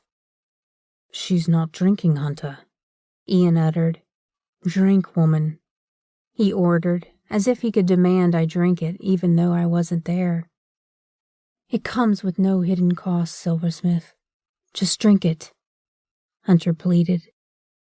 I tipped the cup back, peering down when I felt someone licking my stomach, but I only found Hunter's fingers tracing where I felt the tongue sliding against my flesh. "There are too many fucking cuts. Conrad, get the hell over here and help me heal her wounds. She's losing too much blood, and Ian can't replace it at the volume she's losing. Look at me, Remington. They're helping you heal, and there's nothing to be afraid of," Hunter said thickly, staring down at my naked body. "Jesus, there's something inside of her." Everyone stopped moving. Hunter removed his hand, and I was back in the barn. Reese shook his head angrily, releasing an exhale as his head leaned against my shoulder. "I'm sorry, Remington. I'm going to need to retrieve whatever they stuck inside you." "It's Benoit balls. They're too big," I warned, watching Hunter's cheek twinge. "They're rather large, Van Helsing. You may want to wait until she is in a healing sleep before forcing her to endure more pain. That area of her body is rather wounded. I'm afraid to ask what that murderous bitch did to her, or allowed to be done before we arrived." Hunter's eyes studied mine as tears slipped free to roll down my cheeks. "She's good enough to travel," Reese announced, lifting me into his arms. I wrapped my arms around his throat tightly. "I have you, love. Laura will never harm you again."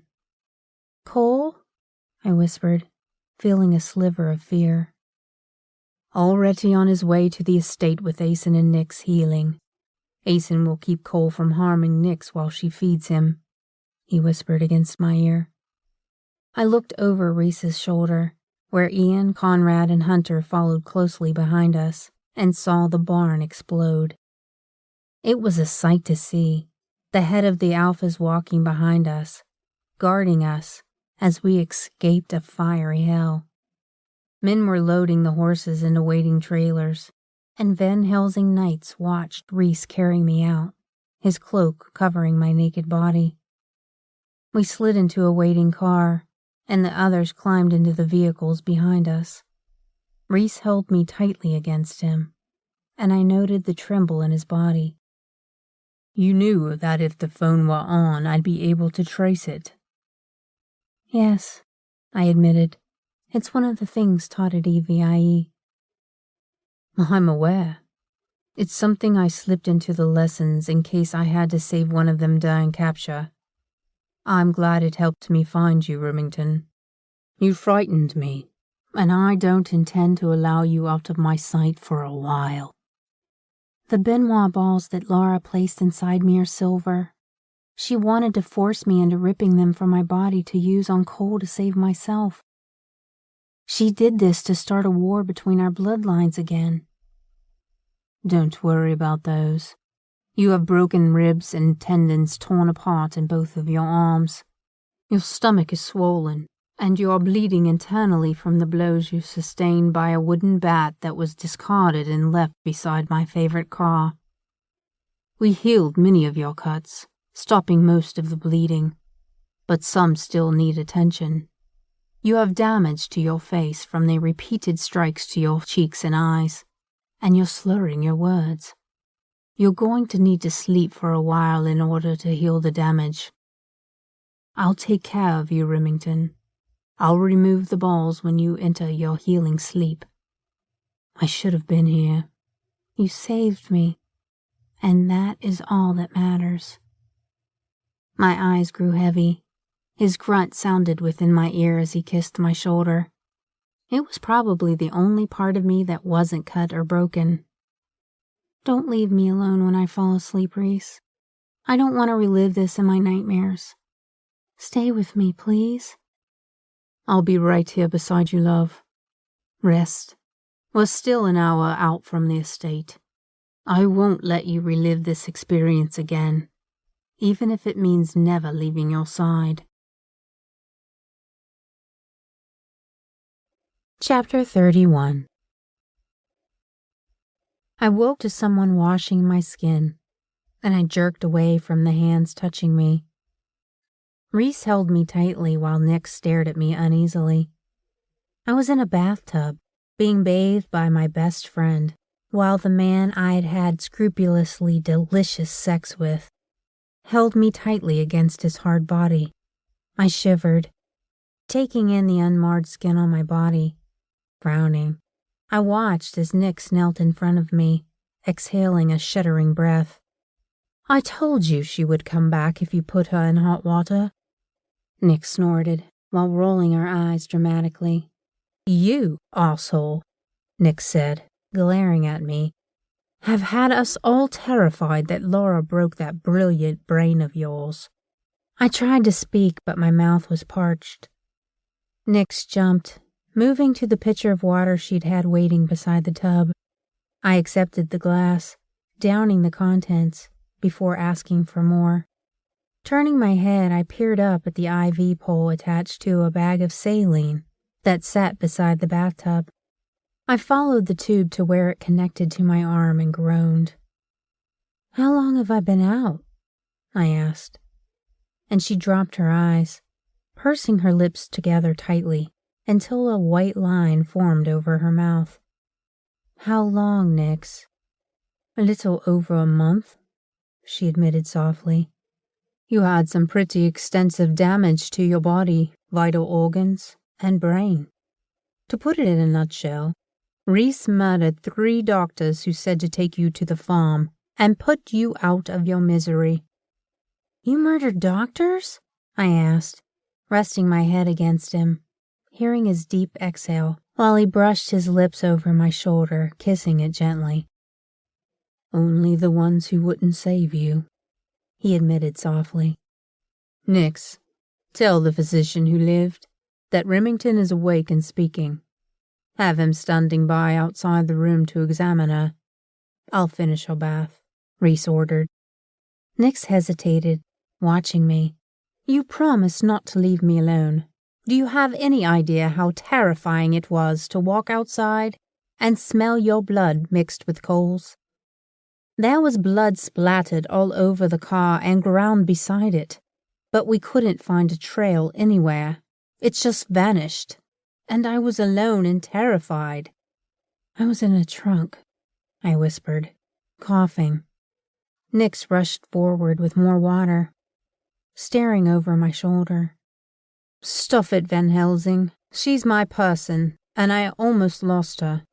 That shit messes with a girl's head, and I haven't reached an orgasm since. Cole ate me for an entire week, and still no orgasm. Although, that was the hottest thing I have ever been through in my entire life.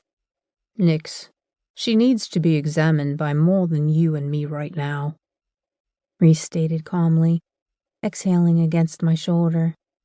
It sounded like he was struggling to remain calm in the face of a hyperactive, over-emotional nymph. "I'm okay, Nix. I probably should see the doctor, though." I laughed at her pouting lips. After a moment, she nodded in agreement. She slapped her forehead, lunging forward without warning to hug me tightly. "Nix, I'm totally naked, and you can't unsee that ever." "I've been self-appointed vagina washer for over a month. You and I are way past first base.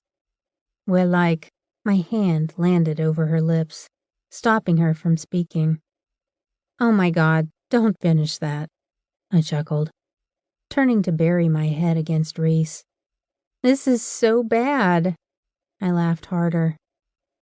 His fingers played in my hair while he silently kissed my neck as the door closed with Nix's departure. Reese turned me around to face him, and I fell toward him. His eyes slid down my body and he sat up, placing me onto the opposite side of the tub where Nix had been leaning. "How do you feel?" he asked, grabbing for the sponge she'd sat on the tub's edge. "Weak. I feel very weak," I admitted, watching Reese slowly wash me like some delicate doll. "Not so weak that you would rub my flesh off if you actually touched my skin with the sponge." His lips twitched, and his attention lifted to the soft smile I offered him. "I won't break." "You did break, Remy. You almost died 19 times while I fought to hold you to this world. You flatlined 19 fucking times, and I anchored you to me with your mind. Ian has been feeding you his blood. Conrad bit you 3 times to see if we could force a change. Hunter..." He wanted to take you to his realm and force you to become one of the spirits that reside there. And you? I asked, slowly taking in the sinewy muscles of his chest, tensing from his movements. I held you tight and told you that I didn't accept you leaving me, love. I want you alive. Do you hear me? I didn't lift my eyes to his, unable to look into them for fear of seeing something deeper developing there. He closed the distance between us, lifting me onto his lap as something very hard and noticeable sat between us. Reese's lips brushed against mine, seeking permission, and my arms wrapped around his neck, kissing him hungrily. He stood from the bathtub, walking us into the bedroom, where he laid me carefully onto the bed. A knock sounded at the door and he laughed, peering up at me, smiling. I'm going to build a bunker just to have a place for us to fuck so we're not constantly disturbed. That's a little much just to get laid, isn't it? I asked, and he lifted as to leave.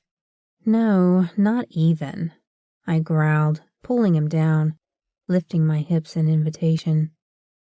I shivered as he stretched my body out on the bed, lifting his head as he groaned. His eyes heated while staring down at me, watching me tremble with need. His hips moved slowly, testing me until I attempted to roll him, but failed miserably. His smirk infuriated me with his cocky brows that lifted. Reese claimed my lips, growling as he devoured me. He pushed into my core, stretching me full before lifting back, rocking his hips while I gasped at the multitude of sensations he created. He was slow, calculated with each gentle thrust, which I eagerly met as he smiled down at me. The knock sounded at the door again, and Reese pulled his lips from mine. Unless you want to die a slow, painful death, go the fuck away. He lowered his mouth to mine, nipping my lip, and I laughed against them at his random outburst that wasn't like him to indulge in. His body moved gently, purposely building the orgasm up until it ripped through me.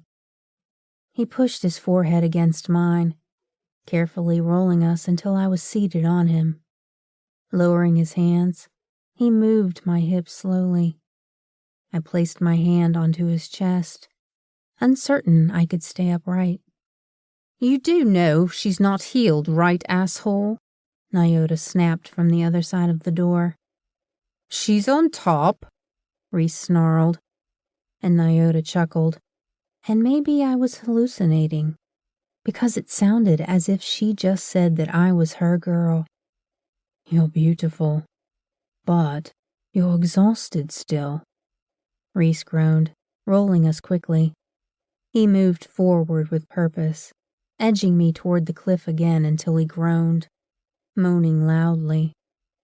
He placed his hand over my mouth, smothering the cry as lights ignited behind my eyes and bells rang in my ears. You should wake up now so that we can do this for real, instead of half-assed inside your head, woman. What? I asked, staring up at him while he smirked beside me on the bed. This is a dream? Yes, this is an improvement. There weren't monsters chasing us, or crazy shit unfolding this time. You've been asleep for over a month now. I kept you here so that you would let your body heal. I have to admit, some of the shit inside this pretty head of yours is honestly creepy as hell, woman. The knock sounded at the door, and I lifted my head, peering at it. Reese moved on the bed, and I blinked, struggling to sit up. Slowly, love. Bloody hell, he groaned, peering down at where he'd tented the blankets. You sure you're not part succubus, right? Do not blame your erection on me. I was in a coma, so who's the pervert here? I whispered weakly, turning onto my side while his fingers pushed the hair away from my face. He leaned over, kissing my forehead, then got up from the bed. Reese slipped into sweatpants before silently moving back to my side. Sit up. Reese watched me struggling to move and held up his hand. Hold on, he ordered, pulling out a black silk nightgown from the dresser before returning. He lifted me gently, careful of the ivy taped to my arm. Reese untied the nightgown I wore, slowly removing it to replace it with the clean black one he'd retrieved. His fingers worked quickly, tying it up before placing me back into bed, pulling the other nightgown out of the blankets before walking it to the hamper. I silently watched him pour a glass of ice water before returning, handing it to me before fixing the covers. "You've been doing this every night since you saved me?" I whispered, narrowing my eyes on him as he nodded. You asked me to stay with you. I have not left this room since we brought you back from Laura's hive. Ian, Conrad, and Hunter tracked down and beheaded every vampire she sired in the last 50 years. She and her people won't harm you again. The other alphas saw to it. But I couldn't break that promise to you and go hunt them down. "Thank you," I whispered, filling the pool to sleep as he opened the door. Everyone moved into the room, staring at me. Even the alphas were here, and Thurston, God love him, burst into the room screaming his presence. Thurston is here, he shouted. "Hello, Thurston." I smiled weakly, trying to sit up. Cole moved toward me, fixing the pillows behind me as he leaned down, kissing my ear. You, Sleeping Beauty, scared me to death. "Are you okay?" I asked, and he nodded. Stepping back, he sucked his bottom lip between his teeth. Now that you're awake, I am okay. I'm so sorry I didn't see the danger that night. "We lived," I smirked, scrunching up my nose. "Laura's dead and we're not. That's a win for Team Good Guys." It's cute that she thinks we're the good guys, right? Cole asked, turning to look at Reese. It's endearing, if not a little irrational. We're the monsters. But let's wait to tell her that. You guys know she can hear you, right? Nix asked, sliding to the bed beside me. What I said in your dream walk, that happened. It really happened. So, should I not tell you out here? I stared at her while her mouth opened and her eyes widened. Got it. Can we redo this and wake her back up later, so she doesn't know that I washed her vagina? She's prudish. Stop talking, nymph, Nyota stated, smiling at me. It's about time you woke up. You asked the alpha to remain at your side while you slept. That makes you an asshole. Just so we're clear. Also, welcome back to the world of the living. I'm glad. She paused as her brothers watched her. I'm glad I didn't have to watch these assholes mope around because you died. Thanks, Nyota. I'm Thurston. So you are, Thurston. I laughed, turning to stare at Reese. I think I need a bath. You just had one. Ooh, Nick stated, inhaling the air before she tilted her head. You just woke up, and you call me horny. Jesus. Someone get the doctor up here to check her out, so we can get her that bath she's itching to take, Reese stated, his lips twitching. I stared hungrily at him, watching his eyes smolder with a hunger to match mine. Now, he growled, moving to the bed as everyone watched us. Thurston jumped, and we turned as he sailed through the air toward the bed. Reese lifted me quickly to prevent injury. He moved so fast that I hadn't even known he had until I was in his arms, staring up at him with wide eyes. Thurston, Remington needs rest. There's a giant pool out back. Why don't you go swimming for a bit? Thurston, swim. We laughed while watching Thurston excitedly leaving the room. Reese placed me back onto the bed and sat beside me.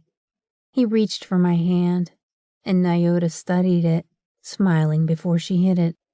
Reese adjusted the covers, fussing over me while the entire room watched in silence. He didn't seem bothered by it, not even when the doctor entered and shooed everyone out but Reese. Chapter 32. The doctor gave me a clean bill of health, and I'd tried to corner Cole for days without luck. I was pretty certain he was avoiding me, but Reese denied it. Reese, on the other hand, couldn't get enough of me in his bed. He had demanded I remain with him, close by at night so he could guard me. Not that there was a threat against me anymore. If I were honest, I'd admit to myself that I enjoyed the feel of Reese beside me. I would admit that his scent drove me to the edge of sanity and hung me on a cliff of bliss. I'd also say that being with him when he laughed or seduced me was mind-blowingly beautiful. I'd admit that I was falling for my enemy, but I wasn't admitting that shit out loud. That was a double-sided blade that once you fell on, couldn't be withdrawn from your heart. I watched Thurston dancing, clapping his hands while I followed his lead with his mother and father, both watching us. Thurston was simple. He wanted to dance without a care of who judged him. He didn't mind that the world wasn't black and white, or that we belonged in the edges of those colors in the gray area. What I wouldn't give to feel his carefreeness with him. But I could feel that something was coming. Every day a gray cloud hung above us, threatening to let loose without mercy. We all felt it closing in around us. Tapping Thurston's hand, I bowed and thanked him for the dance before heading toward Reese, who had just entered the hall. The moment I got close to him, Van Helsing knights rushed into the hall, striding urgently toward him. My heart dropped as their words echoed in my ears the moment they reached him. There's a large force of silversmiths outside the gates. They're demanding you release Remington's silversmith, or they intend to ensure no one leaves this estate alive, Louise said, turning worried eyes in my direction. How many silversmiths? Reese asked, turning to narrow his eyes on me as I slowly approached him. If I had to guess, I'd say at least 50 or more, Louise informed, standing back as Reese watched me. Henderson, close the armory so that they cannot access the silver within it. Alert those within the estate grounds to go inside their homes until I say otherwise. Once our people are all inside, let the silversmiths through the gates. They won't take Remington. She's going to tell them she is staying here of her own accord. Why would I do that? And be cut off and disowned? Because if not, I will give the kill order and murder them all while you watch it happen. They're unable to cast within the iron gates. The only silver here that they'd be able to wield is in my armory through reinforced iron and steel. The moment they enter my estate, they're defenseless. Unless you wish to watch your family bleed on my grass, you'll do what I say. You're a bastard, I swallowed, feeling my stomach tightening while flipping repeatedly. I warned you that I wasn't a good guy, love. You assumed I was. And that is your mistake, he growled, grabbing my arm while pulling me close against him. Don't do anything stupid. Do you understand me? Clearly, I hissed, struggling to get out of his hold. Be a good girl, and I will let you ride my cock tonight. I don't think that's going to happen ever again, asshole, I snapped, falling back the moment he released my arm without warning, watching as Louise moved to break my fall. With me, Van Helsings and head of houses, Let's go welcome the house of the fallen back from their grave, shall we? Reese snorted, holding his hand out for me to accept. I glared at it with hot tears burning in my eyes. Reese had no idea what he'd just done. For the last 2 months, everything had been smooth, and we'd lived happily, or as happily as enemies could. I'd allowed him to use me, to comfort me. And the first chance he got, he betrayed me. I guess it wasn't an actual betrayal.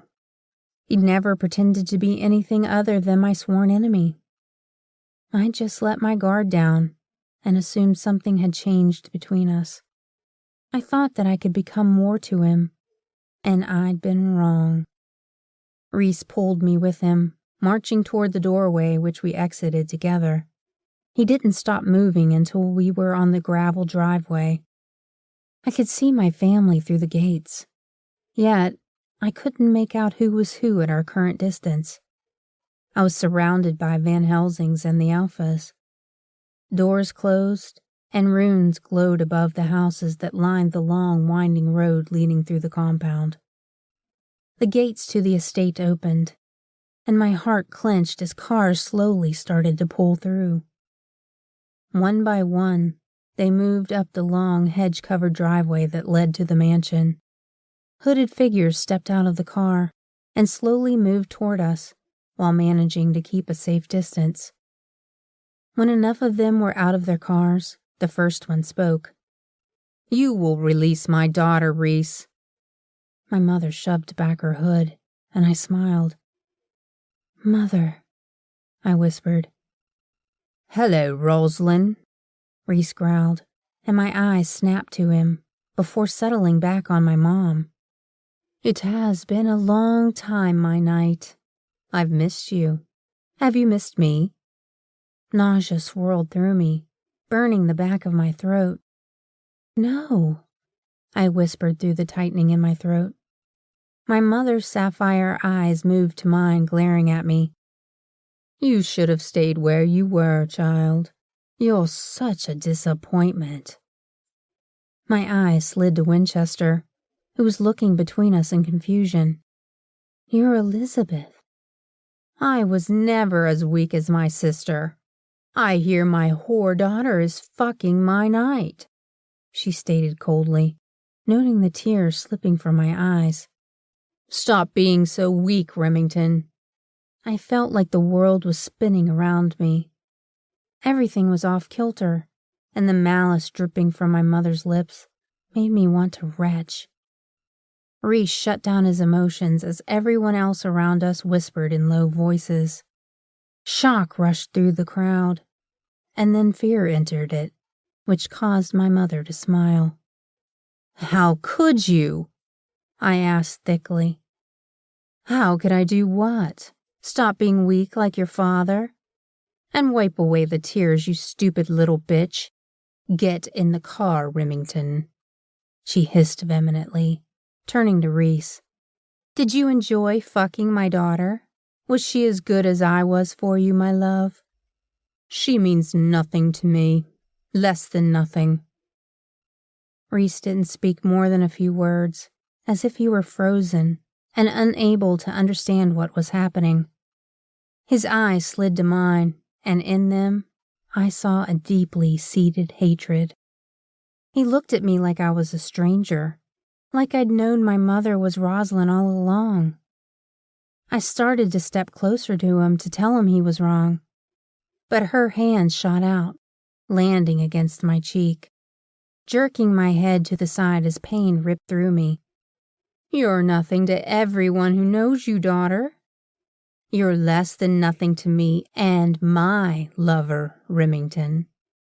You are my greatest failure.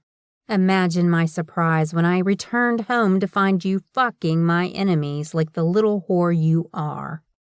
I should have murdered you long ago, just as I did the others who couldn't prove useful," she snarled. Winchester stepped closer, like she planned to intervene on my behalf. "Enough, Mother," she hissed. "Stand back, Winchester. or you may join her." "In what? In what? In becoming alpha to your house?" I snapped, glaring at her. "You were never to become alpha to the house of Silversmith, you stupid little bitch. That's not your purpose. Did you honestly think I created you to become an alpha?" My mother laughed coldly, and when I moved, she slapped me again. I remained there with my head bowed, glaring at the ground. A loud pounding started in my ears, growing until it became deafening. She lifted her hand to slap me again, and I sent a right hook sailing toward her face. Magic rushed through me, forcing my hair to rise as if a strong wind had caught it. I hit her again and again, sending her backward with each hit. Winchester shouted for everyone to back away, her eyes filling with worry as she watched me. My skin turned bright red and continued until my entire body was glowing and pulsing with power. I slammed my mother down, stepping back, using magic to lift her, crushing her body onto a car which flattened beneath her with the force I'd used. Someone moved behind me, and I turned, grabbing Sour by his throat. "Enough, you stupid little bitch! She's my wife!" Sour shouted, and I laughed coldly. He sent Silver rushing toward me from the palm of his hand. One by one his bullets hit me. My body absorbed them, melting them as he watched in horrified silence. Sour not being my brother, but instead my mother's husband, was probably the only thing that made sense right now. He'd always been beside her, the only male from her line allowed into the armory with her. Sour raised his fist to hit me, and my heated hand pushed through his chest. I wrapped my fingers around his heart, and a sickening sound filled the air when I pulled it from his chest. I watched without emotion as his eyes widened, and he began to turn to ash. "My mommy seems to be missing one, so I have taken yours for her. I do hope you don't mind, brother," I whispered barely above the howl of the wind. "I'm also part silversmith, which means that I am immune to your silver." I grinned at the other silversmiths, who quickly removed their hands from their pockets, holding them in the air. Turning, I shot into the air, landing on the car above my mother, watching her cry as the wind picked up her lover's ashes. Her mouth opened to scream, and I thrust his heart into her mouth, pushing my entire fist into it, forcing it deep into her throat. I laughed hysterically, watching her choke on her lover's heart while trying to gain air past my fist. Withdrawing my arm, I peered into her horrified eyes. "Stop being so weak, Mother. What's the matter, Mommy? You don't like my monster?" "It's okay. It doesn't like you either," I chuckled, slamming my fist into her face until her head smashed into bloody bits, and her body turned to ash, just like her lover's. I dropped my head back, smiling while the powdery remains of her body filtered into the air. I could hear the silversmiths, the alphas, and their people gasping while trying to figure out what had just happened. I'd finally let my monster out to play, and she was not going into the box any time soon. Done were the days of being abused or held hostage. I wasn't some weakling that could be held down by my mother or Reese Van Helsing. Chapter 33. I turned slowly, staring at the silversmiths who watched me wordlessly. Standing, I dropped from the car as it started to compact under the heat of the fire burning through it. Smiling, I walked toward the crowd that had come to save me. "The House of Silversmith shall rise," I stated, turning glowing eyes on the alphas. Under a few conditions, of course, I corrected, bowing my head to hide the smile. Remington, Winchester whispered, and when I leveled a cold, unemotional gaze in her direction, she closed her eyes. We kneel, she agreed, dropping to her knees before me. I watched the silversmith bloodline dropping before me. I didn't want submission. I wanted to live without being told I was nothing. My father did not create me to be an alpha. Of that I was certain. I was the enforcer, designed to protect the bloodline from the alphas. What my mother hadn't realized was that my father wasn't a shifter or a shape changer. He was the phoenix, an undiscovered breed that had remained in the shadows forged in the fires and grew stronger from them. I'd never known they existed, and yet all signs had pointed to it. It wasn't until Reese had forced me to remember my father leaving, and Cole's words outside the forgery had played in my head. My father had called me his little bird, and he'd taken me to play within the fires without the others knowing. Winchester had removed him from my memories, locking away my childhood to protect me from my mother and her endless hatred toward me. Reese had opened the doors to those memories. As I had rested in the forge last week, I had remembered them all. I couldn't be an alpha, not with the other issue I discovered today. I wasn't going to rise, because it wasn't my house anymore. I was House of Phoenix, which, as far as I knew, was just me. Soon there would be another, though. Who here challenges me for alpha? I asked, turning to stare at the men who hadn't fully bowed. One rose, stepping forward. Do you plan to raise the house without prejudice or malice of the past? I will crush them for what they did to us, he smiled coldly. Slowly, I stepped toward him, striking before he could say more, watching his head bounce across the ground until it came to a rest at Reese's feet. Anyone else? I asked softly. No? Rise, Winchester, head of Silversmith House. Remington? She whispered. I cannot be an alpha. I'm not a full-blooded silversmith. My father created me to ensure that history never repeated itself. My father is the last phoenix. Therefore, I will become his heir. His house needs me, and yours has you, sister. You have always done the right thing. I expect that to continue. If any silversmith wishes to fight my sister, they will fight me as her second, before reaching her. That goes for you as well. I turned, staring at Cole and Reese, who watched me with narrowed stares of condemnation. Now go, because you're not welcome here. I stepped back, watching my family pile into the cars, leaving as quickly as they'd shown up. I started toward Reese, but he stepped back, glaring at me with loathing in his eyes. I stalled before him, frowning. Don't be mad. You're the one who opened the gate to those memories, I stated, watching the tick hammering in his jaw. I'm leaving. Nick secured a house for us in town. I thought I'd give you the courtesy of the truth.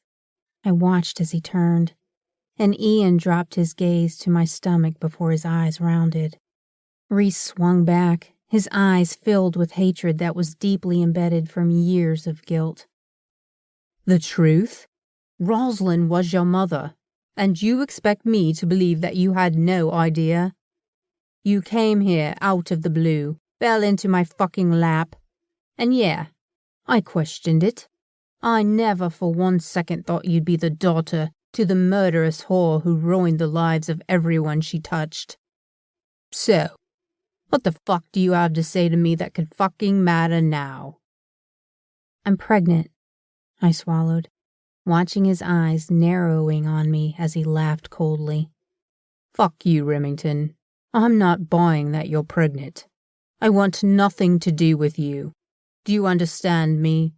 he snarled. "She's very much pregnant, Reese. She has 2 heartbeats," Ian announced, and Cole exhaled, staring at me. "Fuck you too, Ian," Reese growled, gazing at me with cold malice that soaked into my bones. "You think I knew who she was? I thought my mother was Elizabeth Silversmith. That's who I knew her to be since as long as I could remember. Honestly, I probably would have kept it from you had I known. You questioned me being here, but I never wanted to be here, Reese. You forced me to stay with you. You took my silver, and while I didn't understand the gravity of it, I know you did. My father found my mother and pretended to be something he wasn't, so that I could be born to police the Silversmiths. I don't know why, or what his actual intentions were for creating me with Rosalind. I didn't come here to hurt you. I came because my mother wasn't answering her phone, and all of my memories said she was a gentle, loving mother who cared if I lived or died. Winchester shouldn't have changed or altered my memories. I assume she never thought I would wind up in the hands of the one creature strong enough to destroy the wall inside my head that held the horrible truth locked away. I don't care what fucked up shit your mommy did to you. I don't care about you or your whore of a mother. I get it now. My deep attraction to you wasn't for you at all. I just needed it spelled out for me. You're the daughter of the one woman I ever loved, and she's a part of you. I wanted her so I could save her. I ended up with her lying, conniving daughter instead. No wonder it was so easy to let my guard down around you. I'm sure that was why I wanted your tight pussy so bad as well." I laughed silently, fighting against the tears his words created within me. I sucked my lip between my teeth, slowly balling my hands into tight fists at my sides. He hated me, and I was very much pregnant with his child. I'd discovered it right before heading into the hall, where I'd gotten distracted by Thurston. I nodded, wiping my eyes, inhaling a fortified breath. He watched me expectantly, like he assumed I'd argue with him, pushing me away. Instead, I turned toward the Audi, where Nick sat, having sensed my need to escape. "You're going to let her walk away with the heir to the Van Helsing house in her room?" Nyota snapped, her eye sliding to me and back to Reese. "It's not my heir, at least not one I will claim openly." "Reese, she didn't even know. She killed the evil bitch. Remington isn't Rosalind. She's danced with dimwits and charmed the entire alpha population without fucking them. Who has ever been able to do that before?" Nyota hissed. "Rosalind, her mother," he answered, turning to walk into the house while I slid into the car silently. "Drive," I whispered, closing the door before the car started down the cobblestone driveway. "He's wrong to do this to you." "He feels betrayed, Nix. I don't blame him. I don't even know what to think right now. My mother was the horrid monster, one who enjoyed hurting him. I feel dirty. I slept with the man who loved my mother." "Yeah, that one is a bit awkward, no matter how you argue it, or I would." "I mean, it was like 300 years ago, so that shouldn't make it as weird, right?" I asked, and she turned to look at me laughing, slowly shaking her head. "What are we going to do now, Remington? I'm a silversmith and a silversmith by trade. You're a nymph, one who has guys eating out of your vagina if you ask them to. We'll be okay. We're going to be okay. You're going to have a baby, which means you need to be careful. It's going to need a name." My hand touched my flat stomach, and I smiled through the tears blinding me. "Bullet," I laughed. hating the sick feeling that ruined the moment. Tears slipped free as a sob exploded from my lips. Nix pulled the car off to the side of the road, sliding out of her seat to come around, opening my door to hold my hand. She knelt, staring up at me. It's going to be okay. We're not alone. Literally, I said, watching a speeding car swerve to the side Nix had pulled off on, stopping in front of ours. We watched in silence as Nyota opened the door with Cole exiting the other side of the car. Both slowly walked up to the open car door while I wiped away the tears. I'm coming with you, Nyota announced. Excuse me? I said, staring up at her. I'm moving in with you, she said awkwardly, rubbing the back of her neck. If it is okay with you, I'd like to move in. You're going to need protection. You're also going to need money, since Reese just froze both of your bank accounts. I won't allow him to make rash decisions that leave you and his child on the streets until he screws his head back on correctly. Like our own private ninja? Nix asked, and I closed my eyes. Thank you for the offering, Nyota. You don't even like me, though. Bullet will be fine. We've never used the bank account set up by EVIE. Everyone needs a backup plan, and ours was to escape and build a silversmith company with a strip club above it. Who the hell is Bullet? She asked with a frown marring her face. The baby, I answered, and her eyes rounded with shock. You cannot name it Bullet. You know that, right? Bullet Van Helsing? It's actually not as bad once you add the last name. Bullet Silversmith, I frowned, and she frowned too.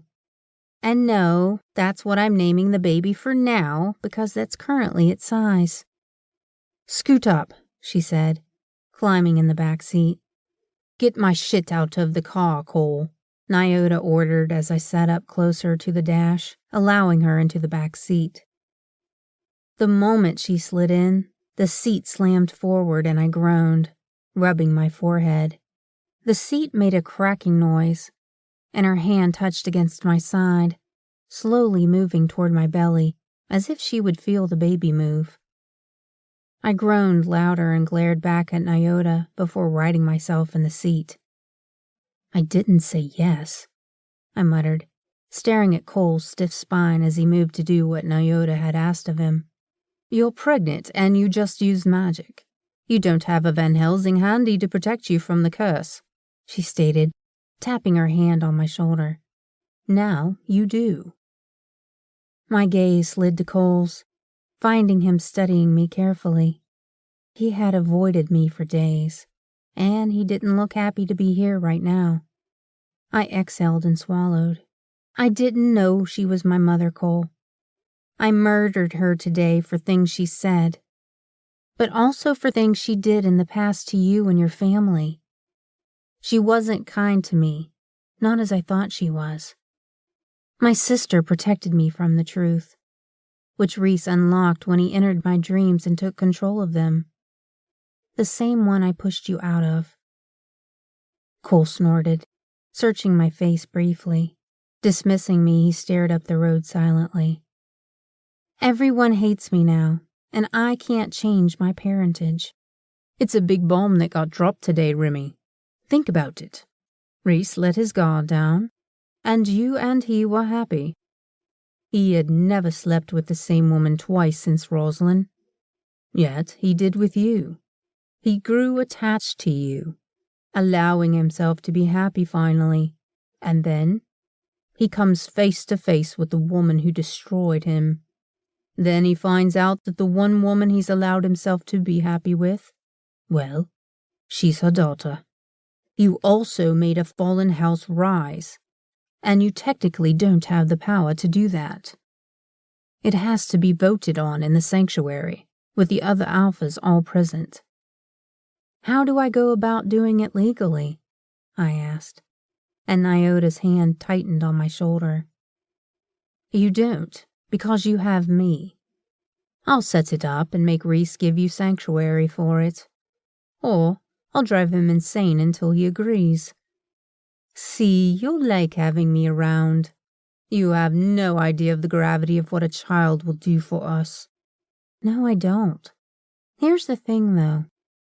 I'm done with everyone keeping secrets from me, Nyota. People have lied to me and taken advantage of me because I was naive.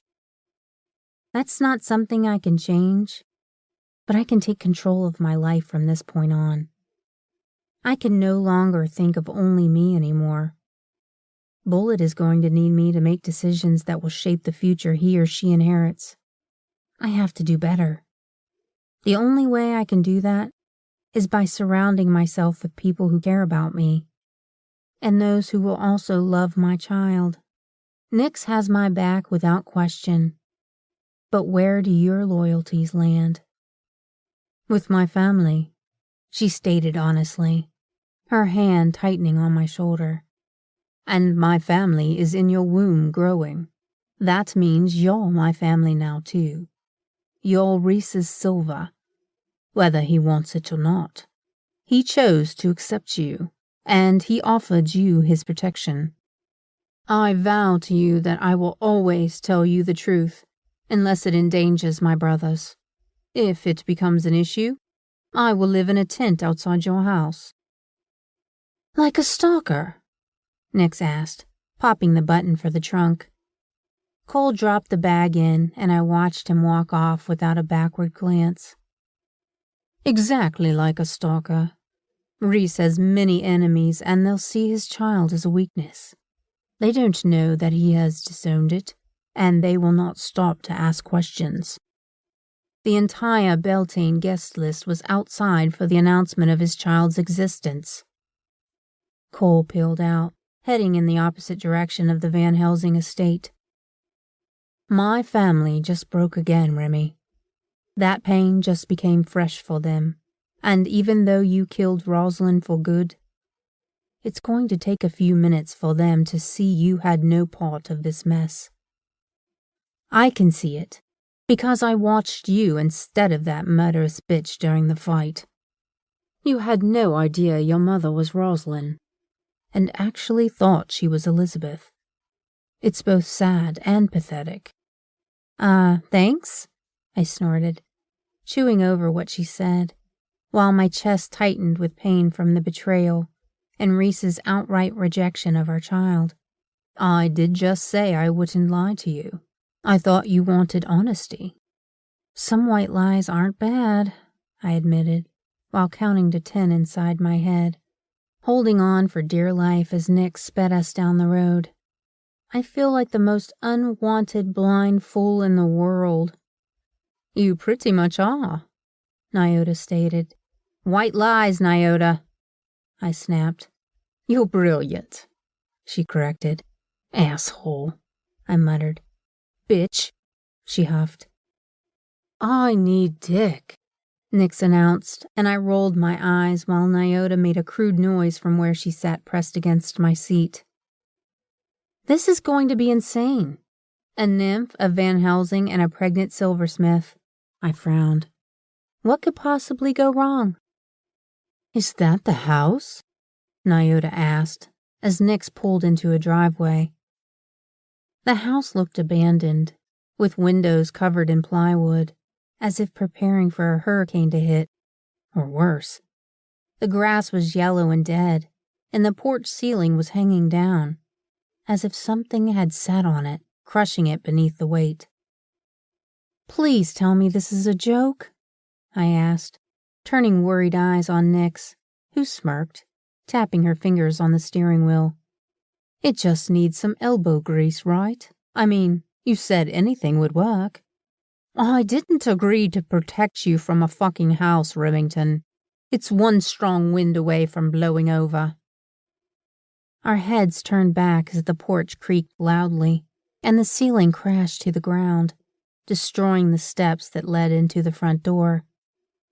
I sat back in the seat, exhaling as I rubbed my eyes. I was exhausted, and my emotions were on edge. I discovered my mother was a murderous, power-hungry villain who literally hated me. Reese told me I had meant nothing to him and that my child meant about the same. I'd become homeless, and the shack that Nix had purchased wasn't even a safe place to sleep. We couldn't even get into the door to go inside. Headlights appeared behind our car, and I watched as Ian unfolded his lengthy frame from the driver's seat. Conrad climbed out of the car, staring at the house before sliding his attention to me and back to the house as another board crashed onto the ground. Both paused to look at the house, and Nyota pushed the seat up to grab the door. "They may be here to hurt you and Bullet," she whispered, pushing the door open as she pulled out a blade. "Halt!" "Who the hell says halt?"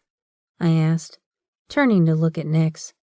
"Scotland Yard police do," Nix said, shrugging when I looked in her direction. "What?" "They do. I watched it on Sherlock Holmes while riding Ace in Reverse Cowgirl." "I could have lived my entire life without having known that," I said, and jumped as Nyota tapped the window. "You know, for the person who is supposed to police the silversmiths, you're pretty jumpy. Rather pathetic, really," Nyota snorted. "White lies," I whispered, rubbing the bridge of my nose, before climbing out of the car to awkwardly hold her hand to prevent the curse from striking. "You're sure you want to stay in this place, Silversmith?" Ian asked, narrowing his eyes on me with a look of pity. "Pretty sure it's condemned, sweetheart," Conrad snorted, grunting as Nyota elbowed him in the ribs. He whistled, and the female shifters slipped from the shadows, clapping as they found me and gathered around me with excitement. "They're rather smitten with you. They wouldn't shut up about being mothers since you dropped the baby bomb on Reese. So, until he pulls his head out of his asshole, you have us. All of us. Stop hogging the poor girl, Mutt. She's going to need all of us to get through this shit," Hunter snorted.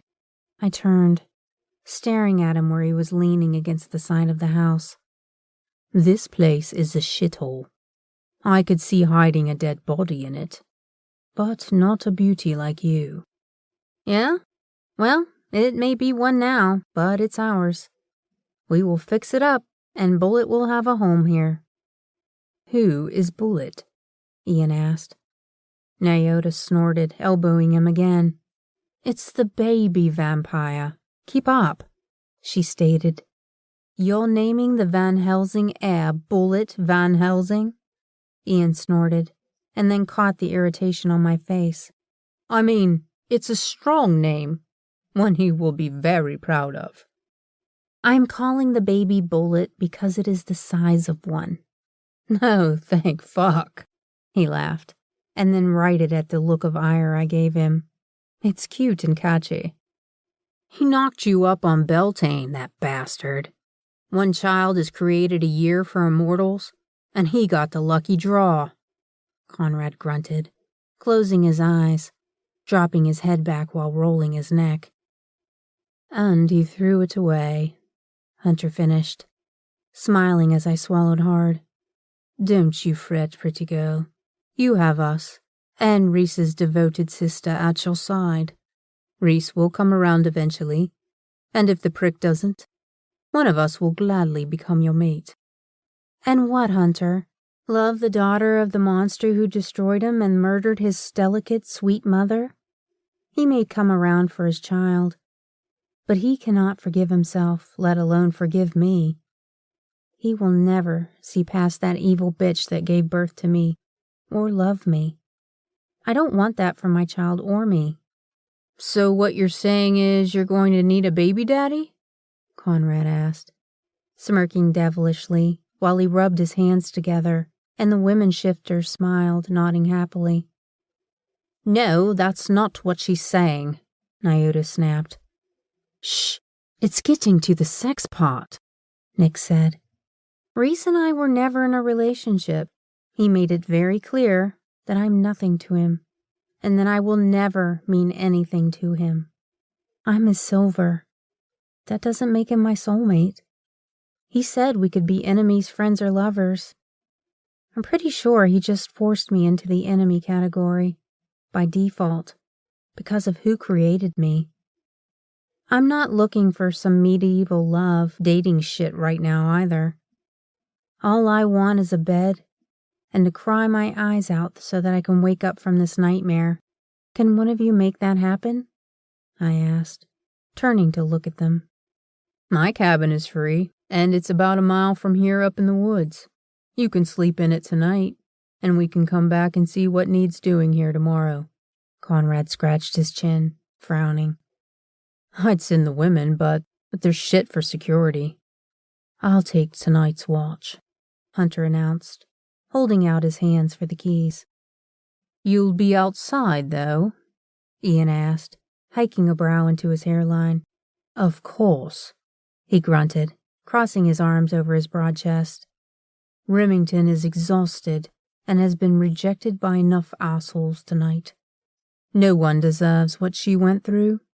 Out of all of us, I know rejection the most. It's how I became the king, after all. 20 minutes later, I found myself tucked into a bed, with enough testosterone around the house that made it difficult to sleep. The moment I closed my eyes, Reese was there.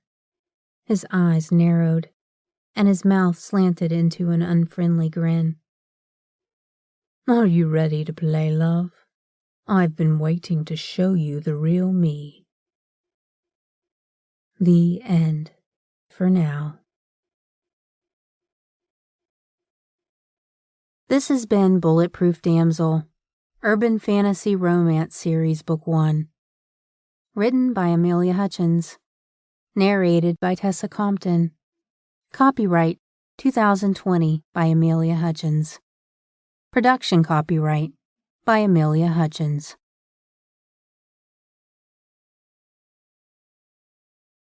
Audible hopes you have enjoyed this program.